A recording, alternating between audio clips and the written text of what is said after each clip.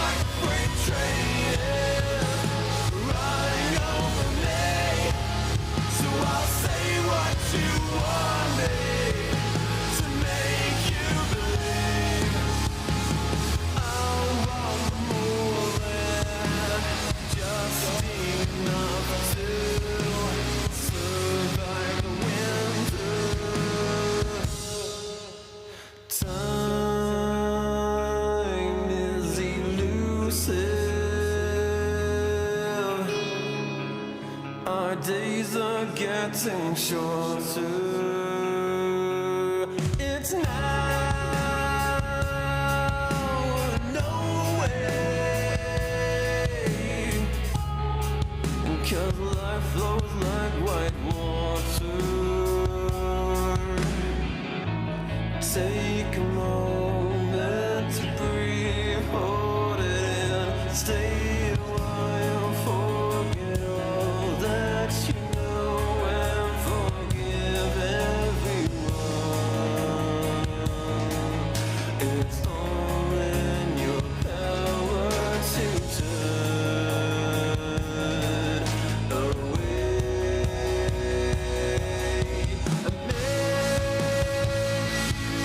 I've been blinded, 'cause all I see now is a fairy tale ending. It's not in our course at all.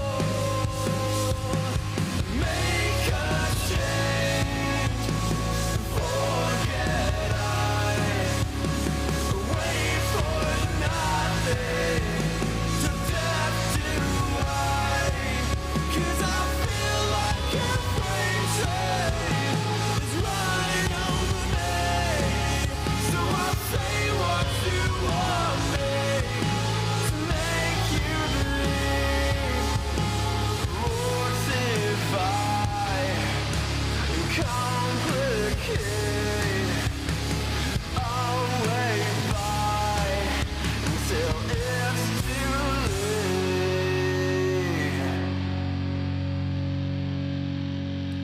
But I think that you know much better. Wait forever. My head is on straight for once, and you will pay for it.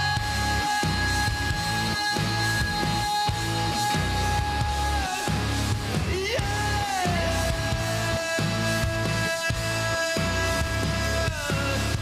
Caught in a landslide, first I take, and I can't wait to finally get out of here. And I feel like a freight train is running over me, 'cause I know like I know everything to make you believe.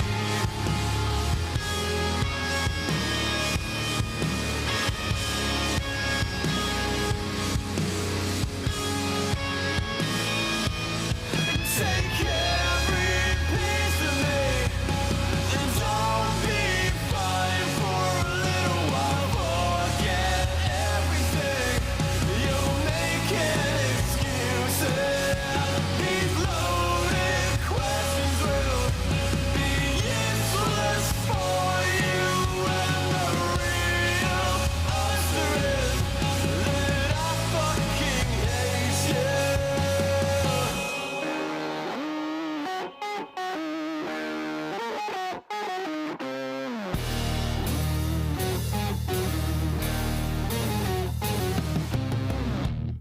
I'm a creature with no skeleton inside your hands.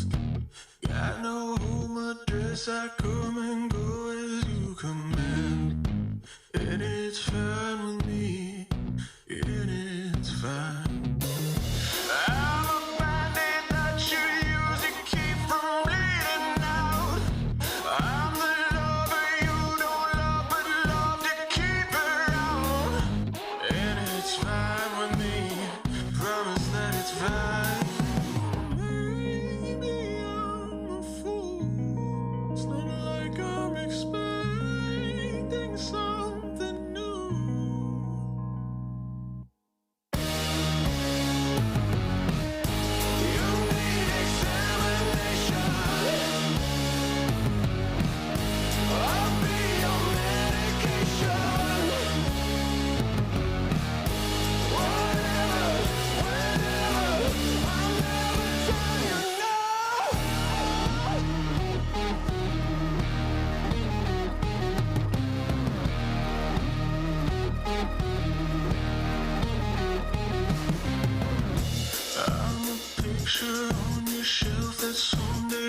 makes you smile.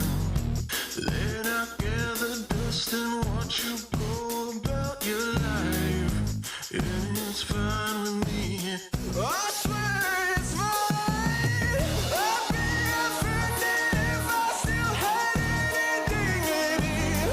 Instead of savoring the drink, it's slowly killing me. I said it's fine with me. Tell me that it's fine. I'm such a fool, but I don't have the will to run from you.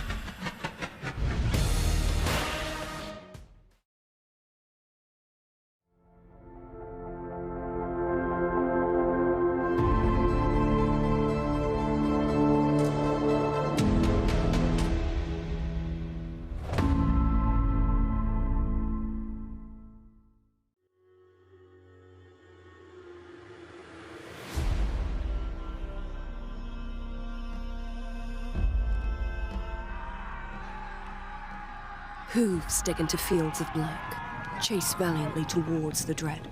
Shield and armor aglow and bright, countless hearts and lances keen.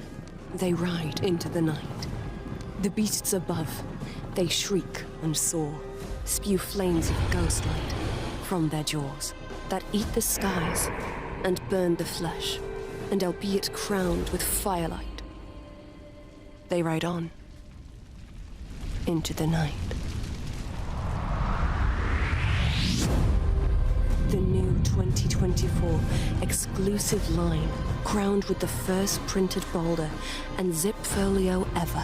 An astonishing artwork made by one of Magic the Gathering's most beloved artists, Dominic Mayer.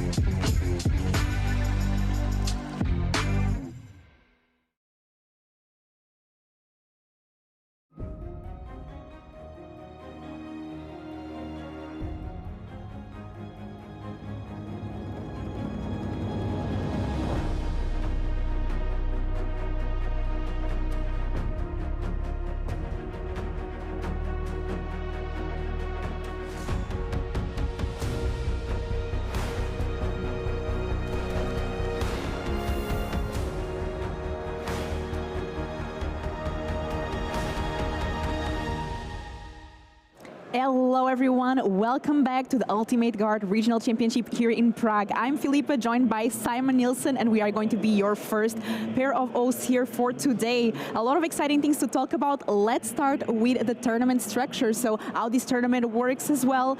Yesterday we had 996 players coming here to Prague to compete in this event, and today we only have 131. Yesterday we had 8 rounds of Swiss and players with a 6-2 or better score qualified for day 2, so 18 plus points. Today, day 2, we have 6 rounds of Swiss and followed by a cut to top 8, single elimination.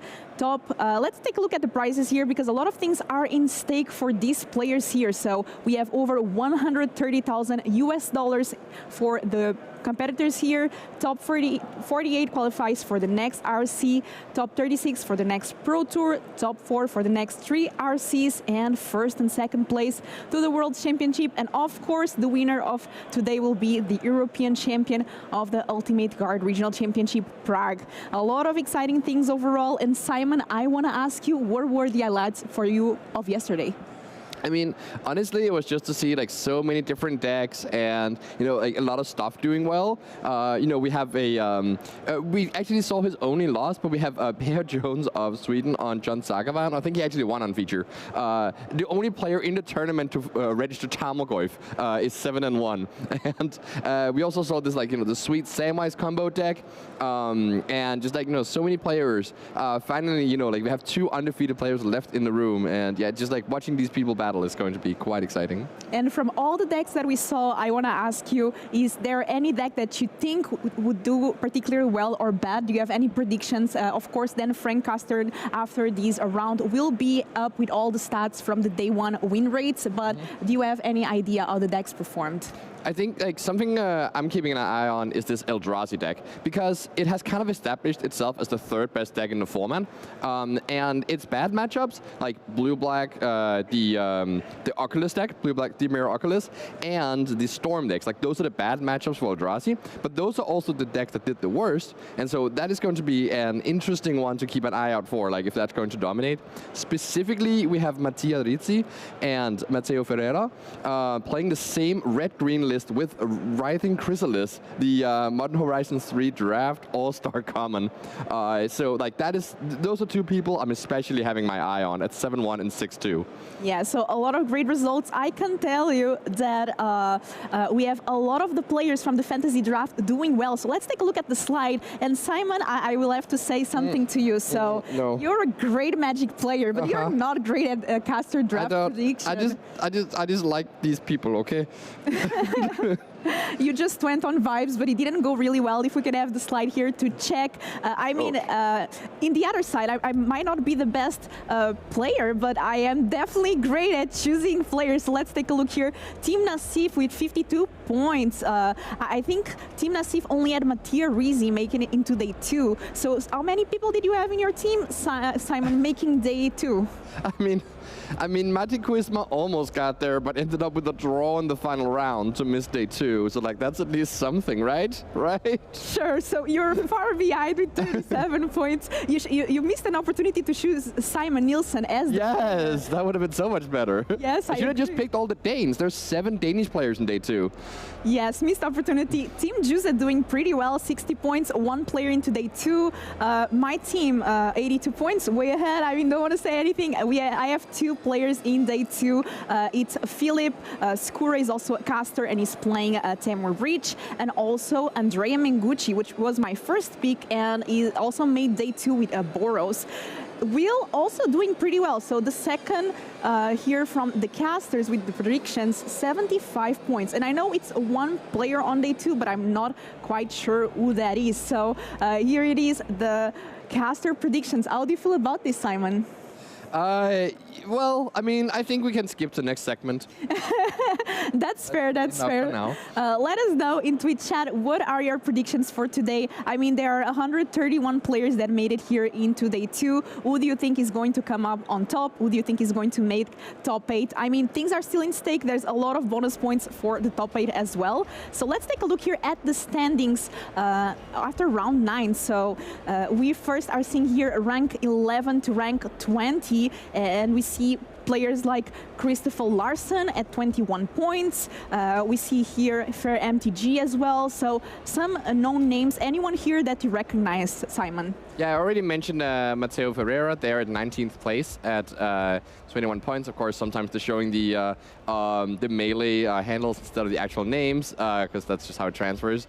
You also see Alexander Rohan. Like, Alex Rohan is like one of these young British players who's already played a handful of Pro Tours and has been quite impressive. So, you know, next to my, you know, countryman, Christopher Larsen, who, by the way, got in the very last LCQ yesterday at like 11:30. Is 7-1 now. And here we have the players 1 to 10. And again, like any name here that you recognize that's doing well here in day 2. Yeah, well, I want to point out Przemysław Olszewski, who is the Belgian player we saw yesterday, actually lose against Boros, but did pick up wins in every other round. And this is a, you know, Magic Online grinder and like previous regional championship finalist. So that's definitely someone I have my eye on. He told me that like he's playing the Belgian deck because he saw a meme with a cannon and he wanted to replicate that. I just want to say I see there are a couple of Portuguese players like Luis Gobern, so rooting for them as well. And I think we are ready for round 1 because I know everyone is looking forward for Magic. And of course, we had to bring the undefeated players here for round 10 or 9 here of today. So let's take a look here at the players and what decks they are bringing. So first, not very surprising, we have Temur Breach by Callum. And why do you think that Temur Breach is doing so well in the meta? Yeah, I mean, first of all, like the Breach deck, just like once it got the Mox Opal, just got like both the power, resiliency, and the speed it needed. Like Callum said that he had turn 2 kills yesterday. It happened twice that he killed on turn 2. And he's also been someone who's been playing the Breach deck even when it was bad. So it was so easy for him to pick it up now. And all these like, you know, weird, tiny decisions you can make, he has been on top of that all weekend. And of course, that propels him to this 8-0 start to the tournament. Great start here for Callum. Now, on the other side, the other only player 8-0, we have a more interesting deck, or at least an interesting choice here by Luca. Mardu Energy. And why do you think Luca deciding to bring here Mardu instead of Boros? So one of the big advantages of playing Mardu is that you can either go for like, you know, Bowmaster stuff and be better in the mirror, or you can go for like Thoughtseizes and be better against combo. And Luca has gone for like the kind of anti-combo version here with the 2 Thoughtseizes main, 2 Thoughtseizes sideboard, but also has 2 copies of Overlord of the Baelmerk, which only like a handful of Mardu players decided to play, but kind of importing that like card advantage engine from these black-white Blink decks with and Overlord, which is so great in these mid-range matchups to like try and dominate the mirror that way. And it's worked out so well here. For Luca, who actually beat 5 Breach players yesterday. And is now looking to, you know, beat another one. But of course, Callum, who is, you know, at this point, maybe an expert with this deck, is probably going to be the hardest task so far for Luca to beat. Definitely an interesting match, and I have the information that Luca took a mulligan, so they are here choosing, taking the mulligan decisions. And I have to ask you, Simon, so we talked about the cards that were added in black, but what cards were removed from these Boros? Oh, looks like we are right into the action, so we have here already starting pretty strong with 2 artifacts and Emery already milling here for Callum's side. We have that Mox Amber, Mishra's Rubble, and Emery. 4 cards are milled. One of them, I think, Thassa's Oracle. Yeah, so fortunately for Callum, Luca does not play any main deck graveyard hate, so that Thassa's Oracle is going to be safe and sound in that graveyard. Those are definitely good news here for Callum. Again, this is an open deck list tournament, so players are aware of what's in each other's deck list. By the way, to answer your question before, Luca does not play Ragavan. That's the main card that is missing from this deck, replaced instead with more Philias and the Overlord. Perfect. And we saw that Galvanic Discharge taking care of that Emery right away and making some energy in the process. Yeah, definitely want to like kill off that Emery, especially when you see the Mox Amber, because not only is it providing mana through the Mox, but it is also just a card draw engine combined with Mishra's Bubble. And speaking of Bubble, we had the Mishra's Bubble draw and also draw for the turn. I see a Preordain in hand, but we go for Rumble here. So let's make a little spawn, mill 4 cards, and let's see what column is able to choose here. From these options, Luke's going for like the Mox Opal here. Yeah, they definitely having the Mox Opal as, you know, just this extra like way of explosiveness. Of course, it is not turned online yet. Needs a 3rd artifact, but this deck is flush with those artifacts, and just makes it like a lot easier to like use the mana. Also, we see here like Callum with this Shifting Woodland able to copy anything in the graveyard. So if he eventually mills over a breach, that's another way where he can access the combo. That's perfect, and Luca here getting land from the deck after fetching and going down a bit on live. And we have Totsis here, one of the reasons why Luca is playing Mardu instead. And now taking a look here at what column has in end. And from these choices, I mean, we have the Preordain, we also have the Mox Opal. What do you think Luca might take here? Yeah, so honestly, this hand is obviously looking very, like, you know, bleak here. You probably have to take the Preordain unless you have a specific reason to take the Sink into Stupor. But Callum's hand is, like, not actually that action-heavy. And this is also why that Malevolent Rumble we see now was a bit of a whiff, right? He could pick between a land and a Mox, and, like, neither of those is really what he wants right here. So he's riding pretty, like, high on that Preordain, getting him to something good. But it seems like Luca is really having a think. And I wonder if that means there's a Flage. Yes, there is a Flage in hand. The reason that this would cause a think is that Sink into Stupor is a way to interact with the Flage, where you can return it to hand as it comes back from the graveyard, meaning that it's just so hard for Luca to actually establish it. So Flage and this one Guide of Souls are Luca's only threats. So if you take away the Preordain, you just don't have very much pressure. Whereas if you take away the Sink into Stupor and hope that Callum just bricks a little bit, then you have an avenue of getting a Flage into play 2 turns from now. And looks like Luca here taking a decision. There's a Guide of Souls in hand as well, a Flage, as you said. Decides to take the Mox Opal. Okay, that's definitely something that was not on my radar here.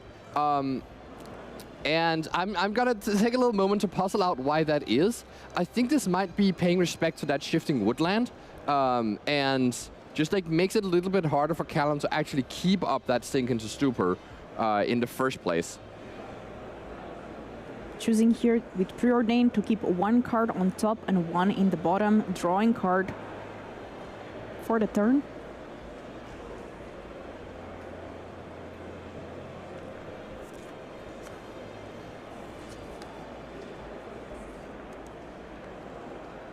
All right, so we see the Emery here, and it crucially mills over Underworld Breach. So that actually, like, you know, now the Shifting Woodland is online, but of course Callum has been robbed of that resource from losing the Mox Opal. So it is not for sure that he can do that much, but of course this Emery can just rebuy that Mox Opal right away. So Luca, like, is probably pretty happy here to have this Flage to be able to deal with the Emery, but might have drawn something else that could give a different line. Like right now, Luca is checking, you know, do you have Delirium? Do I actually enable your combo by killing the Emery? I think that just awareness of, you know, these game pieces and just seeing if, like, the obvious decision is not the correct one is something that you definitely want to keep in mind when playing these high-stakes tournaments. In this case, killing the Emery is totally fine, probably a really good idea. Getting some energy and life in the process as well because of Guide of Souls. And let's here see what Callum is able to do. Callum did put 1 card on top with that Preordain.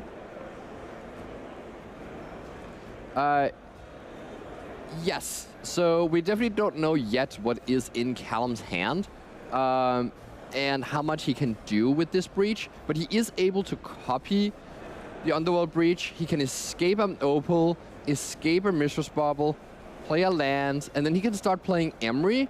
And because he has access to, I see just 1 Opal right now, so he would need a 2nd Opal to really start to loop things, but he can probably get pretty far throughout his deck here that it's worth activating this Shifting Woodland now that Luca has given an opportunity. So here we see Shifting Woodland copying the Underworld Breach, and this is like, you know, when the combo is going off here. Yeah, and We had that Urza Saga enter the battlefield as well this turn. Yeah, so land has been played for turn, and we see an Escape of the Mox Opal as the first thing. It is not live yet. Second thing, you tap your one resource to be able to play the Emery. This turns on the Mox Amber to be able to be activated now. Keep in mind Trigger from Emery. that the breach, ooh, that is a grinding station. That is exactly what you want to see. And with that second Mox in the graveyard, and the second Mox in hand, you can just play that grinding station right away. That's game. Yeah, Callum was looking to like dig through his deck even more with the help of Emery, but just ended up winning the game here. This combo, by the way, the grinding station, is sacrifice an artifact to mill a player for 3. And Underworld Breach says you can play a card from your graveyard by exiling 3 cards. So if you have a 0-cost artifact, well, you can keep playing that 0-cost artifact from your graveyard by playing it, exiling 3 cards, sacrificing it, milling 3 more. And so this is a loop that will eventually win Callum the game. And then how do you win? What is your win? Well, there's the Thassa's Oracle we saw milled on turn 1 that says you win the game if you have no cards in your deck. And so he'll just mill over his entire deck, generate a lot of mana with these Moxen, and win the game through that. I was talking with Frank that talked with Colum, and apparently Colum said that yesterday he did have some turn 2 wins, so that shows why this deck can be very powerful as well. And I have to ask you, Simon, a question as well, which is how do you know when to go for the combo and when to wait? Because it's a very tricky decision, right? Yes, I think a really key thing to Callum's decision there was that he had the extra resource with the second Mox Amber in hand. But basically, he looks at his situation, and having 2 Emerys and 2 Moxen to loop, he counts the number of cards in his graveyard, and if you know the deck well enough, you can kind of deduce how far you can dig into your deck towards that grinding station. And once you have that answer, you can then deduce if it's like reasonable to try and go for it. There are 3 grinding stations to try and find. So basically, you have to take stock of like the exact things in your graveyard, and then also how much pressure you is on, or if the opponent is just giving you an opportunity. Luca is playing 2 copies of Thraben Charm, and they were not open here, so this was an opening that Callum could go for it, and reason that he was likely enough to get there by going for that plan. And can we now take a look at also the sideboard to see what Luca here on Mardu Energy might bring now being on the play, and after this defeat against Callum, what are we going to see in the Mardu sideboard? I mean, we can absolutely see that Luca is super prepared for this matchup. 2 Stony Silence, 2 more Thoughtseize, 2 Wear and Tear, 2 Nihil Spellbomb, 1 Surgical Extraction even on top of it, and maybe also bringing in Graveyard Trespasser. And on the other side, Callum, what do you think Callum is going to bring against this Mardu Energy? What do you think it's the sideboard plan? So part of it is that you definitely want some whip flares. Sweepers in general have been quite good against Boros. We've seen them go super wide with cats before, and so that's something you want to stop them from doing. And then you also want Nature's Claims and Boseiju, so you can answer those Stony Silences. That is the most impactful sideboard card in the matchup. And looks like players are taking a mulligan decision. Luca seems to have kept the end, but Callum taking a mull here. And how important is the mulligan decision in these games? I think the Breach deck mulligans relatively well. You want to try and go for these like explosive hands that have these Moxen or have the ability to grind. Another card that Callum is really looking for here is Tamio. It's a great card at stopping a little bit of early defense or early offense. And if Luca has a draw where he has a lot of hate, then Tamio is one way that you can kind of sidestep that, transform the Tamio, and that will become a huge problem for Luca. Of course, Luca is playing a Thoughtseize deck, so you can't necessarily mulligan to one specific card and hope that's good enough. So it's kind of a mix of things. You just want to mulligan until you have a hand that has like good enough resources to be able to develop a game plan, even if you don't necessarily have the combo. And let's see if Callum is able to find these here and keep this end after the mulligan. We see a Preordain there, a Rumble. Okay, decided to put 1 card in the bottom. There's also Mishra's Bubble, and I think a couple of lands. Thoughtseize. Okay, we are going to be able to see exactly what Callum has, so that's the turn 1 play. So 2 lands, and Holy Eat, Mishra's Bubble, Rumble, and Preordain. What do you think Luca might choose here? This is a like super solid hand here. It has two different modes of card selection here, the Rumble being the more powerful card, and then also the Mistress Bauble. So kind of like with the Preordain and the Bauble, this hand has two cards that Luca does not yet know what are. And kind of the Rumble as well, that's also going to replace itself. So you could either go for taking the only piece of interaction with that Unholy Heat. If your hand is specifically weak to a heat, or you think you can put on a lot of pressure if you have something survive, you might take that one. Otherwise, I would recommend going for the Malevolent Rumble, because that is the most powerful card in Callum's hand right now. In general, with your discard effects, you want to either take something that is unique from the opponent's hand, or take the most powerful card. You could think, well, you could take away the Preordain and maybe Callum will like stumble or not be able to use his mana on turn 1. But using your discard spells to like, take cheap and ineffective cards is not necessarily the best way to utilize them, especially in a hand like this, where Callum has, you know, still a lot more going on. So let's see what Luca decides here. Also Luca that has a Johnny in hand, Philia, the Spell Bomb. Luca takes the Preordain. You know what? I mean, Luca's keep proving me wrong again and again. The advantage of doing this is that you kind of rob Callum of the ability to spend a mana on turn 1, especially if you are not going to present a target for that Unholy Heat. And we see here Philia in Luca's hand. So that is a way where you can pass the turn, waste one of Callum's manas here, and then end of turn flash in that Philia, which then Callum will have to answer with Unholy Heat. Yeah, and a land for the turn. Mishra's Bubble just pass. Land is the draw for Luca. Playing land and pass.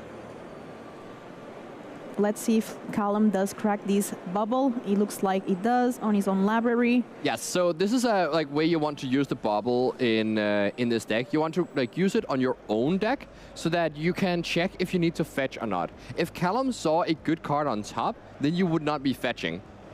And so like that's a way you can kind of like optimize and get a little bit of card selection out of the bubble, more so than just replacing itself. And now getting even more value here with this survey land as well, being able to look at also one more card. Yeah, exactly. I'd actually have loved to see the Mistress Bubble on Callum's own main phase for that reason, so that if he sees a card on top, he can then still draw a card in the opponent's turn and then also fetch the Surveil land. But you play into Thoughtseize more that way, so that's an actual decision. Okay, Steam Vents here, paying the 2 life to enter untapped, 2 mana for Rumble. So let's create a little Eldrazi spawn and mill 4 cards. Whew. There we have some choices here. There we have the Breach, which I think would be Callum's first choice here, but he might have drawn something different in the meantime. I see a Whip Flare and a Tamio in hand, on top of a second Rumble. So most likely going for the Breach here, but being aware that it's like not necessarily an obvious choice, because of course Breach is also the card that is most vulnerable to hate.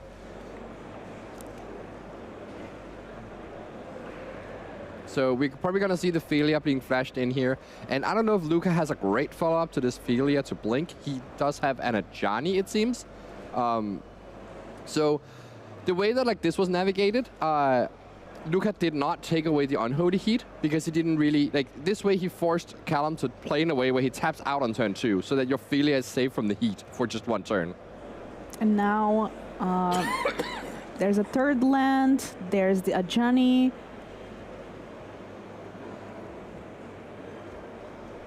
And I think there's a Graveyard Trespasser as well. That would be an interesting one as well, to blink with the Philia, exiling 2 things. You might want to hit both of the Baubles in the graveyard, or you might want to hit the Rumble and the Emery, which are the cards that let Callum dig even further. I think I actually like hitting the Emery and the Rumble. So let's see here if that's exactly what Luca is going to do. You also see the painful mana base of this Black Splash, but of course, that's why the version here is better in stuff like the combo matchups. It's because you don't care as much about your life total. That makes a lot of sense, and I think we are probably going to see here exactly what you said. Oh. Right, another thing that Philia can do is just blink the Eldrazi spawn. So still going to play out that Trespasser, but yeah, I actually like this play. You get rid of the mana here, and instead of exiling another card from the graveyard, you know, basically disrupt Callum more directly by hitting his mana. That makes a lot of sense. And now let's see what's the follow-up that Luka will go with. It seems like he hasn't actually decided on that Trespasser yet, just making sure that the play is what he actually wants to go for. I think he actually has 2 Trespassers in hand.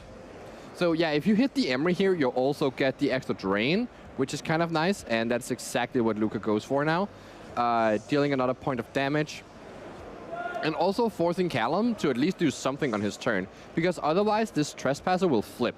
This is the day-night mechanic of, we can see here, Luka making his own day-night token. So the Werewolf comes into play, and now it is day. If any player does nothing on their turn, well, that's because they went to sleep, and now it's night. And so the Werewolf transforms into a much scarier threat. That's exactly how that mechanic works. And it's a little, it's a little wonky with like having to have a token representing the day and night. And like once someone plays 2 spells, well, that means they've woken up again. And so the Werewolf will transform right back. But it is an incredibly flavorful mechanic and kind of cool to see it like, on this big stage in a big format like Modern. As you said, difficult to track, but because even if you kill the Graveyard Trespasser, you have to keep tracking. Yes, it. Because like Luka might draw the second Trespasser at any moment, right? And if he draws it while it's night, well, then he drew a Werewolf. Yeah. Okay, 2-mana Rumble. Let's see what this Rumble is able to get, creating that spawn. Yeah, so this looks like just a couple Tamios and a Mox here, and once again, Callum going for the extra resources of the Mox. I think his hand is pretty action-heavy. Yeah, he does have a second Tamio anyways, so there's no reason to grab that one. And even though he doesn't have any artifacts, actually has no lands here. Yeah, that is not that great for Callum. No. But having this Mox with the Breach might mean that he could go next turn, reach and just play 2 Mishra's Bubbles and then play something else from the graveyard and just get a little bit of resources, kind of like a value breach that just sets up his Mox Amber to tap for mana. Let's see here what Luka decides to do. There's Philia, there's the Graveyard Trespasser in hand, there's another Graveyard Trespasser, another Philia, I believe, Johnny, Spellbomb. Going for the Spellbomb first. Yeah, Spellbomb is kind of like a nice insurance, especially when you know that the breach is there. Philia once again taking care of that Eldrazi spawn, and we'll see if like Luka goes for damage by exiling the Tamio. This is not disruption because, I mean, the second Tamio does nothing in the graveyard, but of course it is affecting the clock here, putting Callum down to 8 life. And if there's a follow-up creature from Luka here, that does mean you're representing lethal damage next turn. And I think this Ajani is exactly doing that. And Callum only has 2 lands, so actually these attacks from Philia getting rid of the spawns have been pretty impactful. And we see here Ajani making a little cat. Yeah, and so now Callum, I mean, does have this Unholy Heat, right? And has to use it right now on the Philia. Ooh, or this Whip Flare that was drawn. Yeah, that's a great one, but also kind of like showcasing the strength of Graveyard Trespasser, dodging this Pyroclasm effect of Whip Flare.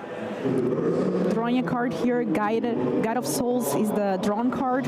Second Trespasser. Yeah, and you might just like start just like taking all creatures and really draining Callum's life total.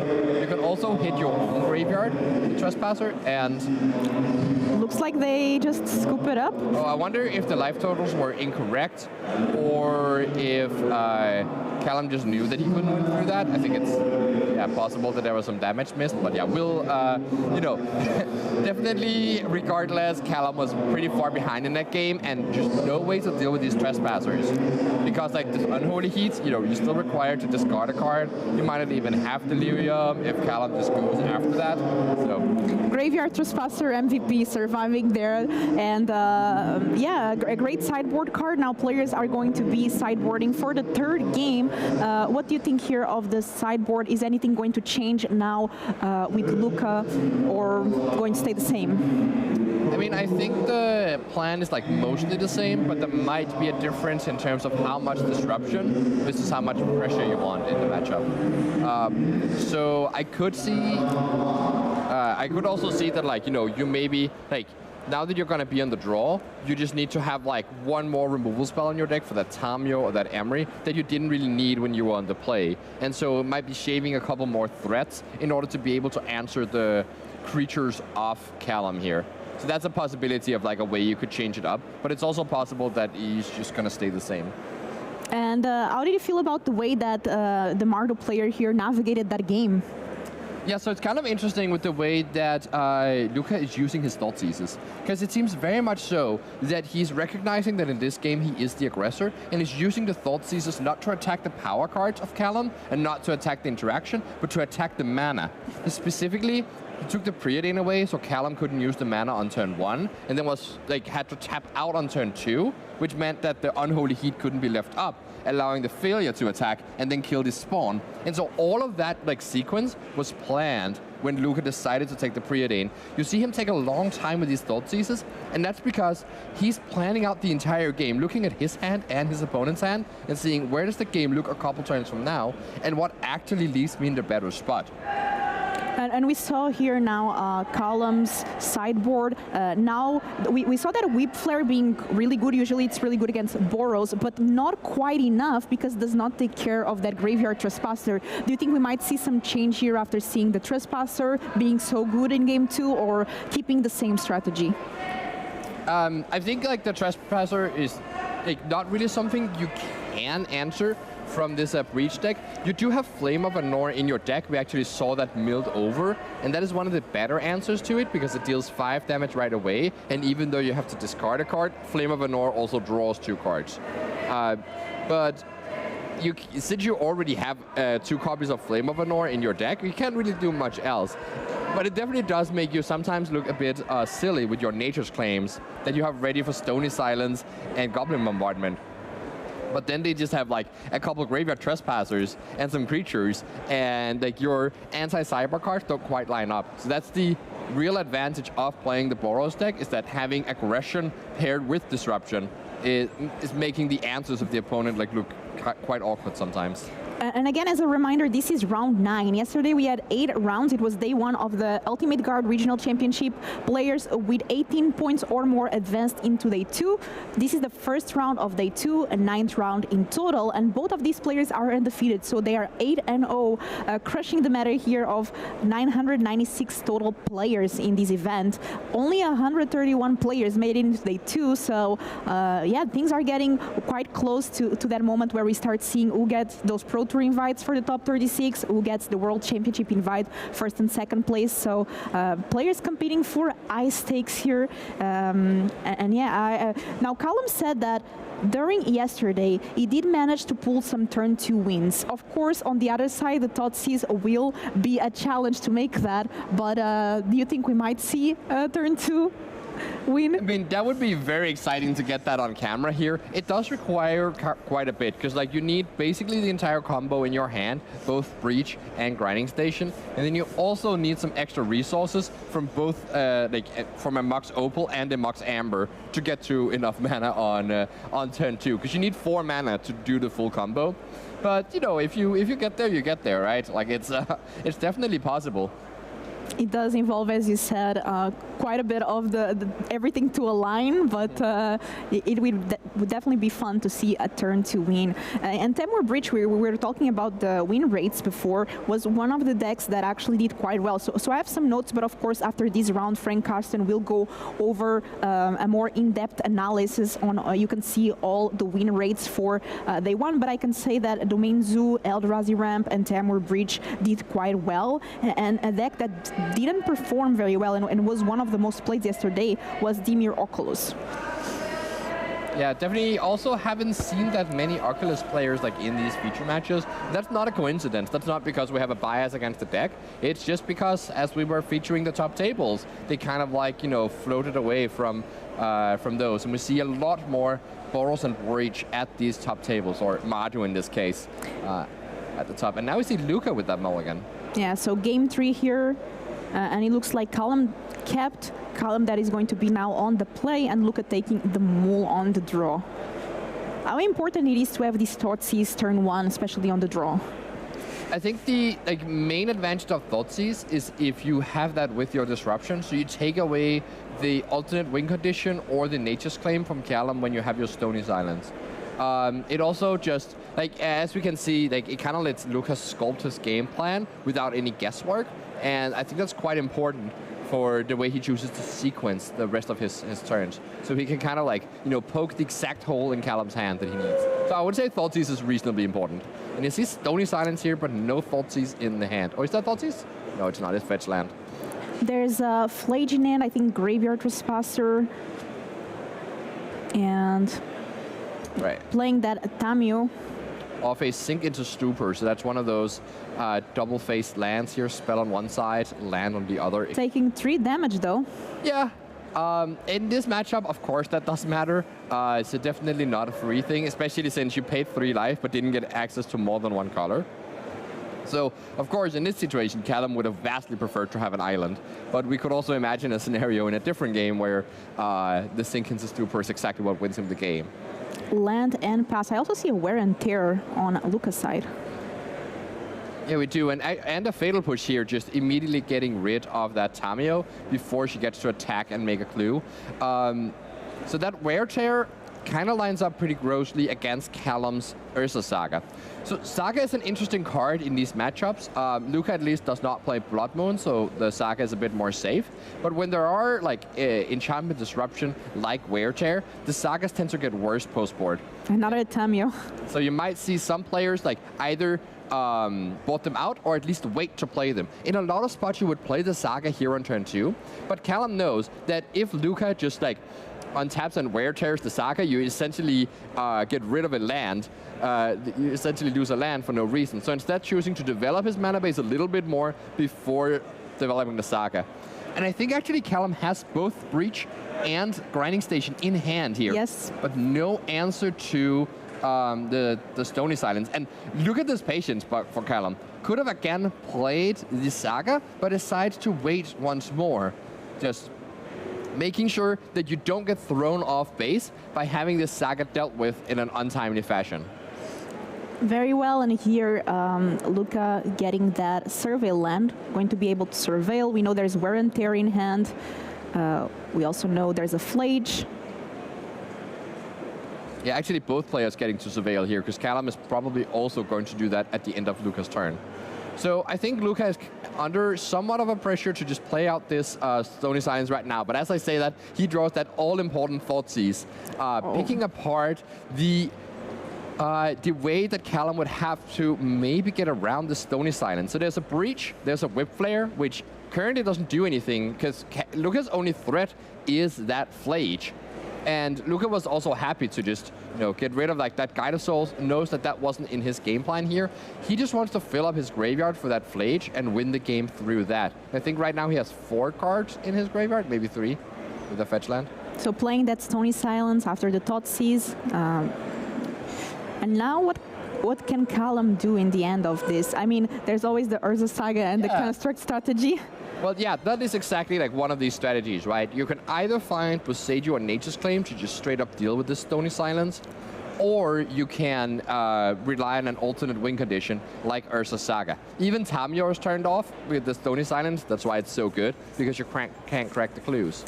However, this Ursa Saga is being targeted by that Wear Tear. So we really see this disruption lining up well from Luca. Both the Thoughtseize and the Stony Silence, and then also the Wear Tear to try and deal with the alternate modes of winning. And then seeing that there's only Whip Flare in Callum's hand, so you know you're not supposed to prioritize small creatures and just try to win with Flage instead.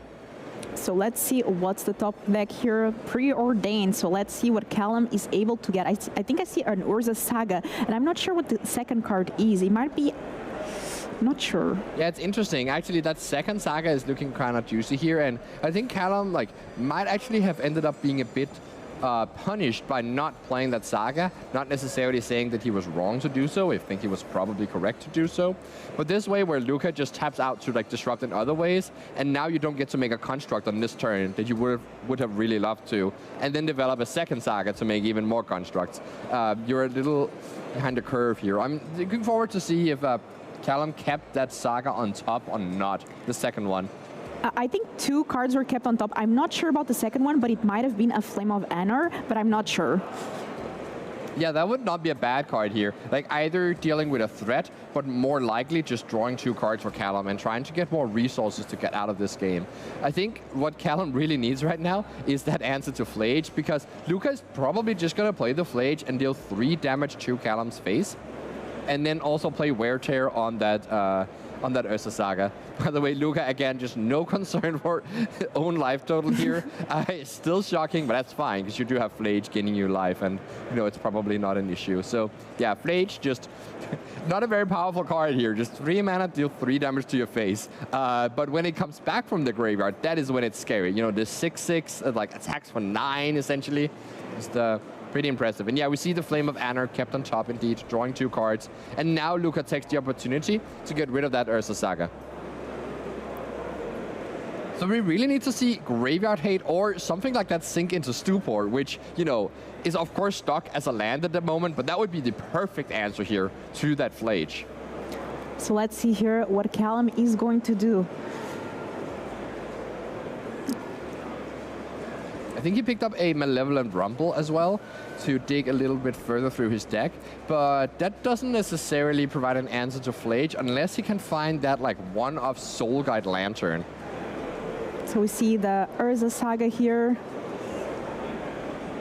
and the Rumble that you were talking about. So let's make a little spawn, mill 4 cards. And see if we can find that Graveyard Hate. There is a Shifting Woodland, which might end up doing something. But the issue is that there's just not many like exciting things in the graveyard. Of course, again, you can copy the Breach, and that might end up being Callum's plan out of Desperation next turn. But you're not comboing. Like, even though he actually has access to the full combo right now, you just don't have an answer to that Stony Silence. So maybe that is actually what Callum is hoping for. You pick these Shifting Woodland here, and you hope to top deck a way to answer the Stony Silence, and that way you can win before the Flage kills you in. Luckily, you have actually 1 extra turn. Callum's life total being 13 here is extremely important, because Flage comes back and deals 3, and then essentially attacks for 9. So in 2 turns, Callum is still alive at 1, and can potentially, you know, eke out this game. Also, of course, has the like spawns and the constructs to jump block with. So Callum has a little bit of time at his hands here, and this Shifting Woodland might prove super valuable at being that like remaining combo piece.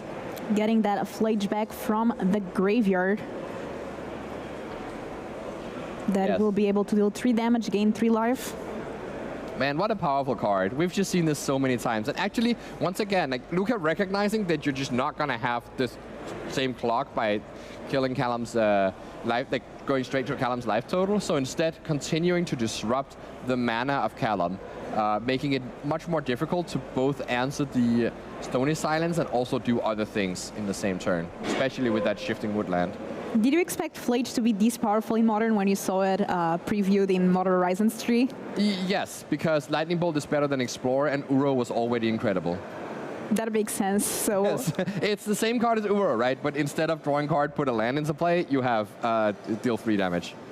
I guess Explorer is more powerful than Lightning Strike if we compare that way, so maybe not quite the same. But at least, you know, you can see how they're super comparable. And it was all just about like finding the right homes. So an already like pretty great red-white base deck available in the format just makes Flage go kind of crazy.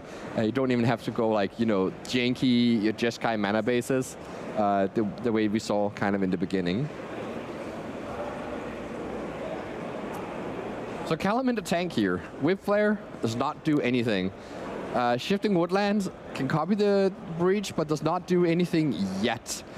So you might just want to like make a construct and jump block and wait it out. Oh, I see a Breach in Callum's hand. That definitely requires a pause here, because maybe you just play the Breach for value and you flashback Preordain a couple times just to like dig for that answer to Stony Silence. It looks like that's exactly what Callum is going to do here. So I guess you start with the Malevolent Rumble. You can also hit Boseiju. So this is, since you're only going to be able to cast 2 draw spells anyways, it might make sense to just start with the Rumble here. But of course it is awkward if you do hit that Nature's Claim. Looks like 2 Emrys, 1 Tamiyo, and Mishra's Bubble. So you the bubble doesn't really do anything because it's still under Stony Silence. And the Emery and Tamio don't really do anything because they're just going to get killed by Flage. So it's not necessarily an envious position here for Callum. But something that does happen if he takes one of these creatures and plays them is that like the Flage is not going to the face, and you might save yourself a little bit of life total. Or you save your spawn, which can then chump block the Flage. I think realistically, you might just want to take one of the legends anyways and not play it right now. Instead, flashback in that preordain, again, looking for an answer to Stony Silence, and be well set up to try and win later. So Callum now has access to one more land and also that spawn for mana. Yeah, so can actually flashback the Malevolent Rumble once more, which I wonder if he's trying to work towards some other way to deal with this scenario, where he might have some specific permanence he's trying to find to deal with that Flage, because it seems to me like what he actually needs is an instant sorcery in the Nature's Claims, if he boarded them in. I mean, I would expect that he did board them in, but sometimes it's kind of tough to bring in Nature's Claim against Burrows. Instead, you might just have to hope that they don't have Stony Silence, instead of risking being stuck with a dead card in your hand. So, if he did not bring in the Nature's Claims and only the Boseiju, you might want to see him just play the Malevolent Rumble, knowing that there's only one out he can dig towards. It looks like that's exactly what Callum is going for here, playing that Rumble, sacrificing one of the spawns, but making another one. And Grinding Station, Mishra's Bubble, Flame of Honor, and another Rumble. Yeah, so again, you can take an artifact, but it just doesn't really do anything. And what Callum is actually doing here is just trying to find a reason that one of these is better than the other, because none of them actually do very much. He said he would like to have taken a Rumble if he could, but yeah, can't. So yeah, just grabs the artifact. At least the upside of taking these artifacts is that the construct that he might make next turn will be bigger. So one way he can get out of this situation is if he can get a construct up to 6/6. He's a bit away from that, but it's possible he could get there. Let's see here what Luca is able to do, attacking with that Flage, taking care of that little spawn, and now Callum is going to take 6 damage, going down to 7. Yeah. Playing Ocelot as well, and that does not trigger here because the spawn was sacrificed, so no life gain for Luca. Notably, again, that's another spot where you definitely have to kill the spawn, because otherwise Callum can just choose to jump block the Flage and prevent even more damage. But also, if he decides that he really wants the spawn, you just give him a decision you don't need to give him. So yeah, once again, if Callum just makes this... actually, if he makes this construct here, it's a 3/3, then Saga finds another artifact, becomes a 4/4. 4/4 is enough so that Flage can't kill it, which means that you actually do survive yet another turn. But your resources are kind of depleting. I mean, you lose a land from the Saga here, and you can't really find that many impactful artifacts of the Saga right now. so looks like making that construct here. Might just find like a Haywire Might as another jump blocker that can gain him a little bit of life. But again, like, even though Haywire Might looks like an answer to Stony Silence, it actually isn't. And I also could see him having, yeah, he'd probably even boarded out the Haywire Might, because the only thing you would want to kill is a thing that shuts off Haywire Might, so it doesn't really work. Another Mishra's Bubble, but those are not doing much right now. No, it's literally just to pump the power and toughness of Construct. And then if you do get rid of the Stony Silence, well, you have a few extra card draw. All right, so this is actually a huge Construct now. It's a 6/6. So that's great for Callum, because 6/6 is enough to block and trade with that. Oh, we see the Nature's Claim milled over. That's not the worst though, right? Because if you find a green source, oh. Philia can't, that's so close. If Callum had found a green source, he could copy the breach, flashback that Nature's Claim and win the game. But unfortunately, fortunately in this case for Luca, having the Philia to just shut off that door and making sure that Callum couldn't win. Super well played by, I think we're showing the wrong winner here. Shit. Super well played by Luca Beretti on Martyr Energy as the winner of our match here. with, you know, just like using these dot seizes to pick apart Callum's hand, making a game plan, and then deciding on a threat that lines up with that. Seeing Whip Flare in Callum's hand the entire game, just goes for Flage as the only threat, and that is good enough. And we now have one player that is 9-0, and it's the only player with this record. And Mardu Energy, what a deck. I mean, most people decided to bring the Boros, but in this meta here, the Mardu Energy working pretty well. So very nice and very well played from both players. I mean, Callum, even though he did lose this match, still has a lot of chances to make it into the Pro Tour, top 8. Now X and 1 is still a great score for the day. And yeah, I mean, great way to kick off the day here. Yes, absolutely. I mean, you know, like you're already 8-0, and then like you start your day winning another match. I mean, you just feel on top of the world at this point. So yeah, I can definitely, you know, like sympathize with Luca here. Just, you know, kind of just like, you know, taking over the tournament slowly. I mean, something that is like really important to keep in mind is that you still have matches to play. Like you probably need keep an X and 2 score, so that would be 12-2 to make the top 8, and you're at 9 wins right now. But it means you still need to go 3-2 in the next 5 matches. So that's no like easy task. And of course, like, you know, you've demonstrated you could beat 6 Team of Reach decks. But what about these Eldrazi decks? What about the other things that are going on at the top of the meta game? What about these Domain Zoo players that no one was prepared for, but are doing very well? Pretty well, yeah, exactly. So yeah, Luca's still got to keep the head in the game here, but if he does that, he can definitely get himself into a top 8, and definitely is very close to that Pro Tour invite. I think he just needs to win like 1 more match maybe to get there, or 2. And I have to ask you, Simon, because we saw the Mardu here, we also saw this Tamur Breach, but there's a lot of different decks in day 2. Any highlights of decks that made it into day 2 that maybe people might not be expecting to see, or that we might see eventually here in the feature match area? Anything that is catching your attention? Yeah, so the most cool thing here is, I mean, I've already mentioned the Samwise combo deck. We also have a couple Brute Scale players, which you're going to see in a moment here. We have a Merfolk player at 6-2, still rocking in here. I think at this point, Junt does qualify as a Brew, and we have exactly 1 Junt player, exactly 1 player with Tarmogoyf at 7-1. And then we also have a mono-black Necro deck.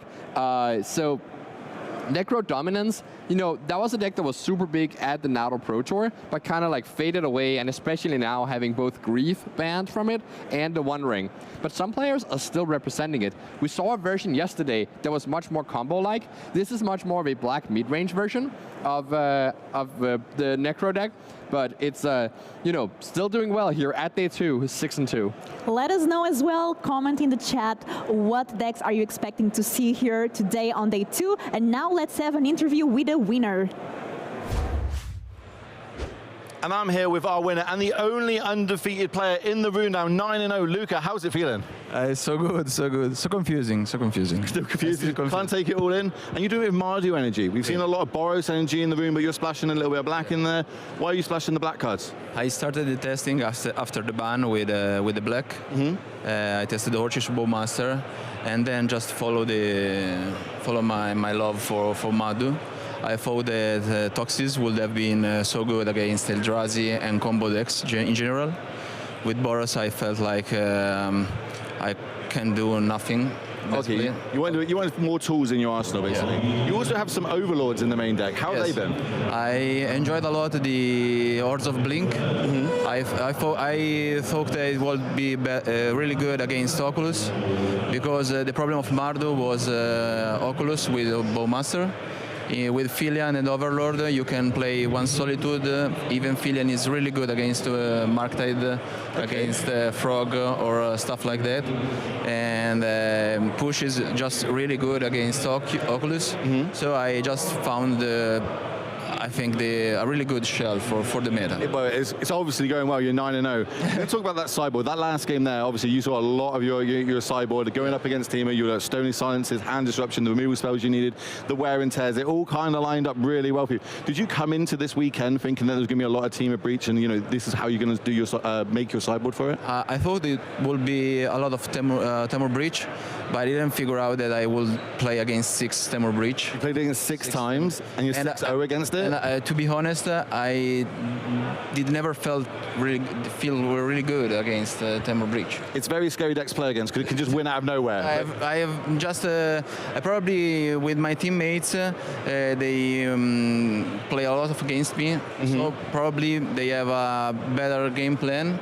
But I always lose against my friends, and then we Practice is paying off. Oh, well, that practice that you're doing is Graveyard paying off. Trespasser has been so unbelievable good against Graveyard Trespasser. against Temur breach.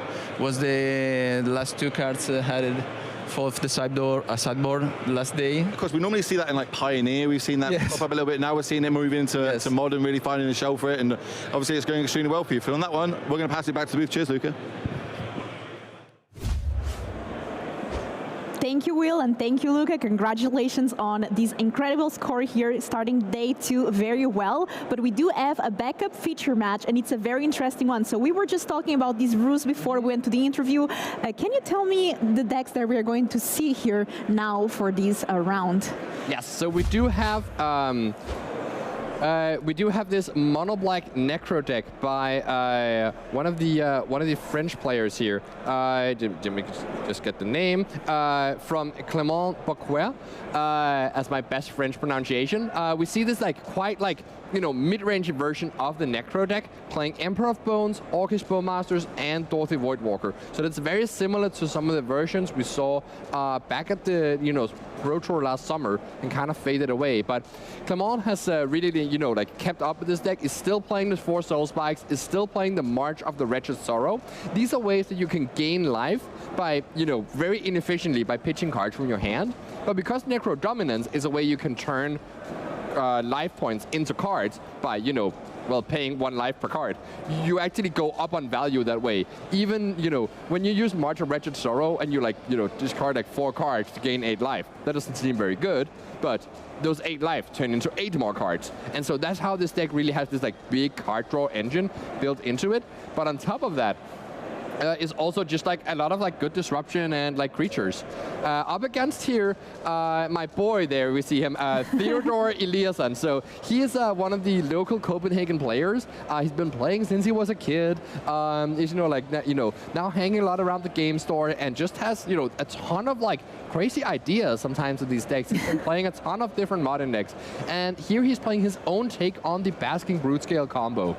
So this is a deck we have not seen much before, but it's Blade of the Blood Chief. Whenever a creature dies, you put a plus counter on the equipped creature. Brutescale says when it gets a plus counter, you make a spawn, which can sacrifice itself, thus making a creature die, putting a counter on Brutescale. Oh, Brutescale gets a counter, make another spawn. So you make infinite Eldrazi spawns, which is going to be infinite mana, so you can make a Walking Ballista for very big, or you could do Kozilek's Command to just search through your entire deck to find the kill, or even Glaring Fleshraker. Whenever another colorless creature you control enters the battlefield, deal 1 damage to each opponent. So the Fleshraker is another big piece of this deck. You see almost the entire deck there is colorless. But instead of playing an artifact base like some of the Brutescale combos with Mortropal, Theodore is instead doing very much Eldrazi focused, with stuff like Thought-Knot Seer and Eldrazi Temple. I also see an Emrakul. I also see an Emrakul here, so very nice to see it. Yeah, actually, Theodore was telling me that he, pretty late in the process, he added 1 Traverse the Ulvenwald and 1 Emrakul just to have a bit more late game against these decks that try to interact against him. And I really love this kind of sideboard juke. It's a main deck thing, right? But it's a way to get a different game plan sometimes. And I watched him just absolutely dominate a Yawgmoth player by playing the Emrakul.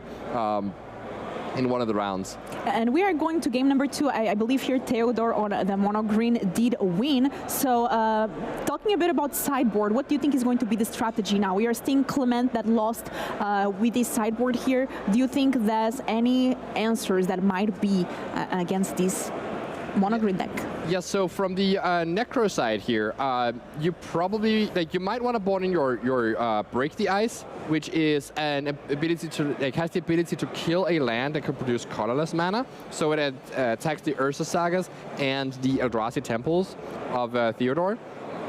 But you also have stuff like, engineered explosives, or maybe even 2 copies of Illness in the ranks. Creature tokens get -1/-1. That is a way you can kind of disrupt Theodore's combo, or at least make all of his spawn generation a lot less effective.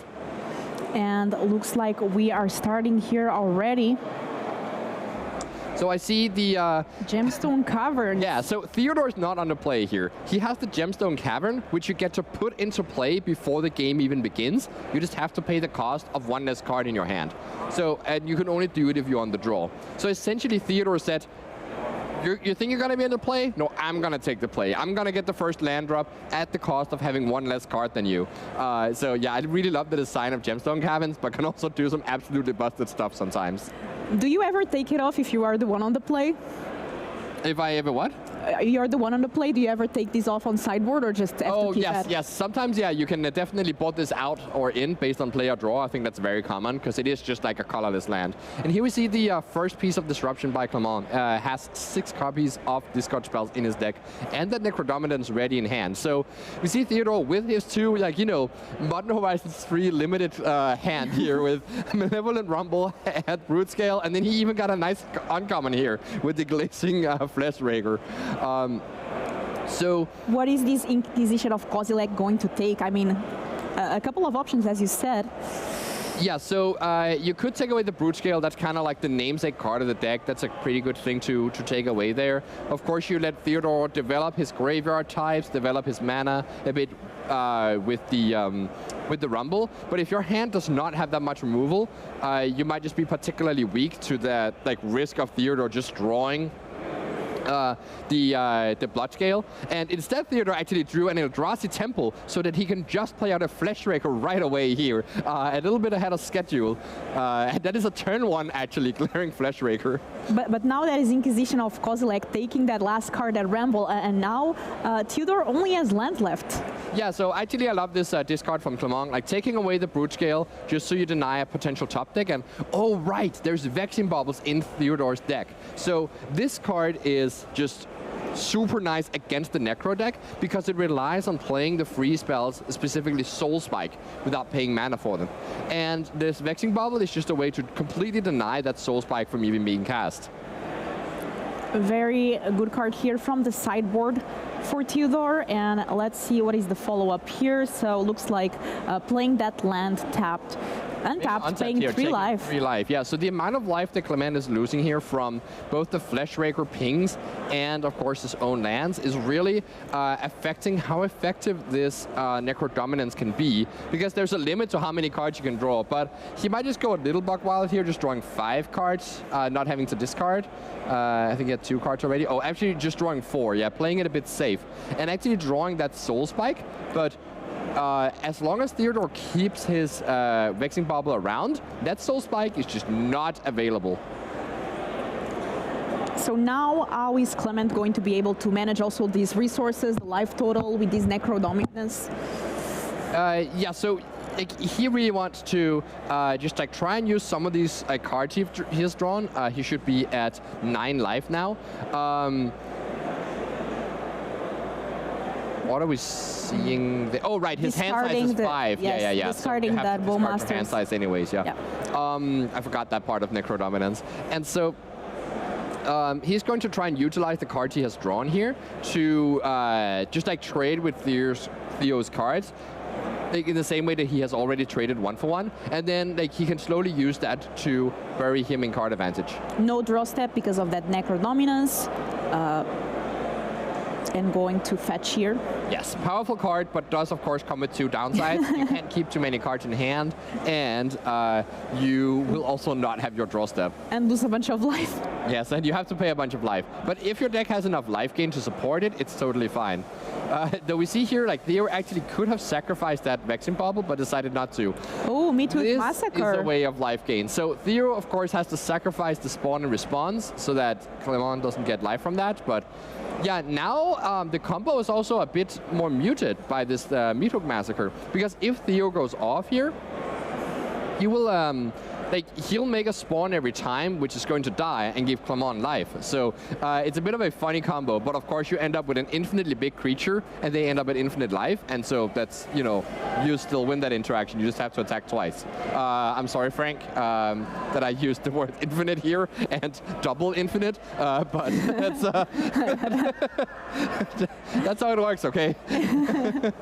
And looks like Clement here deciding how many cards to draw from that Necro Dominance. Yeah, drawing 3 more cards there, going down to 7 after the life gain, or maybe going down to 4 after the attack. And discarding the second Necro Dominance there. So now we see the Blood Scepter drawn there from Theo. That is, like, of course, the combo piece. And so now, like, the Blade of the Blood Chief. But so now he just needs to draw the other half of the combo, the Brute Scale. So that it is, but without the creature is not much, as you said. So yeah, exactly, yeah. Always when you play against this Necro deck, you just hope that they just, like, draw a lot of, like, useless cards and have to draw more cards, going to 1 life, still not finding any gas or life gain, and then you stick them on 1 life with the Necro. In reality, that just doesn't happen. So we have Void Walker there from Clement. Again, skipping the draw step because of that Necro Dominance. And these Void Walker used to play a lot in some of the Evoke decks. And now they are no longer in Modern, at least not this one. Yes, exactly. Kind of another, like, you know, favorite of the Modern format that has, like, you know, kind of like glided out as Modern Horizons 3 has glided into the format. So you think it's dead after all? It is. Yes, I definitely think the Rakdos Evoke deck is dead after all. And let's see here what is the follow-up after this Void Walker. You know, a great draw here would be Kozilek's Command. That would be something, because Theo has 2 Eldrazi Temples, so the Kozilek's Command is going to be a lot, and like just lets him kill a creature and just scry through his deck. And with Clement at like 3 life, you know, it's definitely not easy. When here we see Theo take this opportunity in response to the Bowmaster to finally crack that Vexing Bubble. Of course, this will also unlock Clement's Soul Spike here, which, again, you can pitch 2 black cards from your hand to gain 4 life. And yeah, I think Clement was actually pretty happy to see this go away, because if you deal 4 damage to Theo and gain 4 life, well, then you can draw more cards with your Necro Dominance. And Clement starting to apply some pressure here with the creatures. I mean, Theodore also quite unlucky. There's a Boseiju in end, though, but that's... Oh, so he drew a Boseiju, so he can actually get rid of the Necro Dominance here. But of course, it's already done so much damage. I mean, I haven't tracked how many cards Clement has drawn of it, but it's like probably like, you know, 10, maybe? Based on the 3 life, a lot. And Clement just saying, yep, I'm just going down to 1. That is a classic Necro Dominance move. And we see an Ancient Stirrings now, so that is one way that you can try and find your Brute Scale. And of course, poor Theo doesn't know that there is an answer available. You can also find the Kozilek's Command. That's super powerful. What can this Kozilek Command do here? Because this card is pretty flexible, but how do you think Theodore can take advantage of it? Yeah, so the Kozilek's Command can, first of all, you can use the Eldrazi Temple to play it, and then it can kill a creature. Like, if he plays the Boseiju there and spent all his mana, it would be able to kill a creature and scry 5, draw a card. So that really lets him dig through the deck. So this is a Glaring Fleshker. Yes. So this can deal 1 damage, right? Whenever another colorless creature enters the battlefield under your control. Oh, right. So if he just times this right, he plays the Fleshraker now, and oh yeah, we're just like keeping track with that Dorothy Voidwalker. And if Clement is not careful here, like, you know, we kind of have a like, you know, a mouse and cat dance here. Because if Clement goes for the Soul Spike, he probably even has to just do it in response to this Fleshraker, honestly. Because if he lets it resolve, whenever Clement wants to go for the Soul Spike, Theo responds with a colorless spell and makes a, you know, makes a spawn and kills him. And if, of course, Clement has and if, of course, the Theo blinks first, then Clement in response gains the 4 life. So what breaks off this stalemate if Clement lets it resolve? Again, he's probably going to respond. But if he responds here, then the Fleshraker gets to survive instead of being killed. So yeah, Clement just lets that resolve. Tries to rely on the fact that he has 8 power in play. So he can put Theo down to 4, which means that he's in range of that Soul Spike. So if Theo draws a colorless spell, he can force Clement to blink first, and then, oh my god, this is just beautiful. I guess you can't even attack with the 1/1 there. So just attacking for 6, Theo says, yep, I'll take it. I'll go to 6.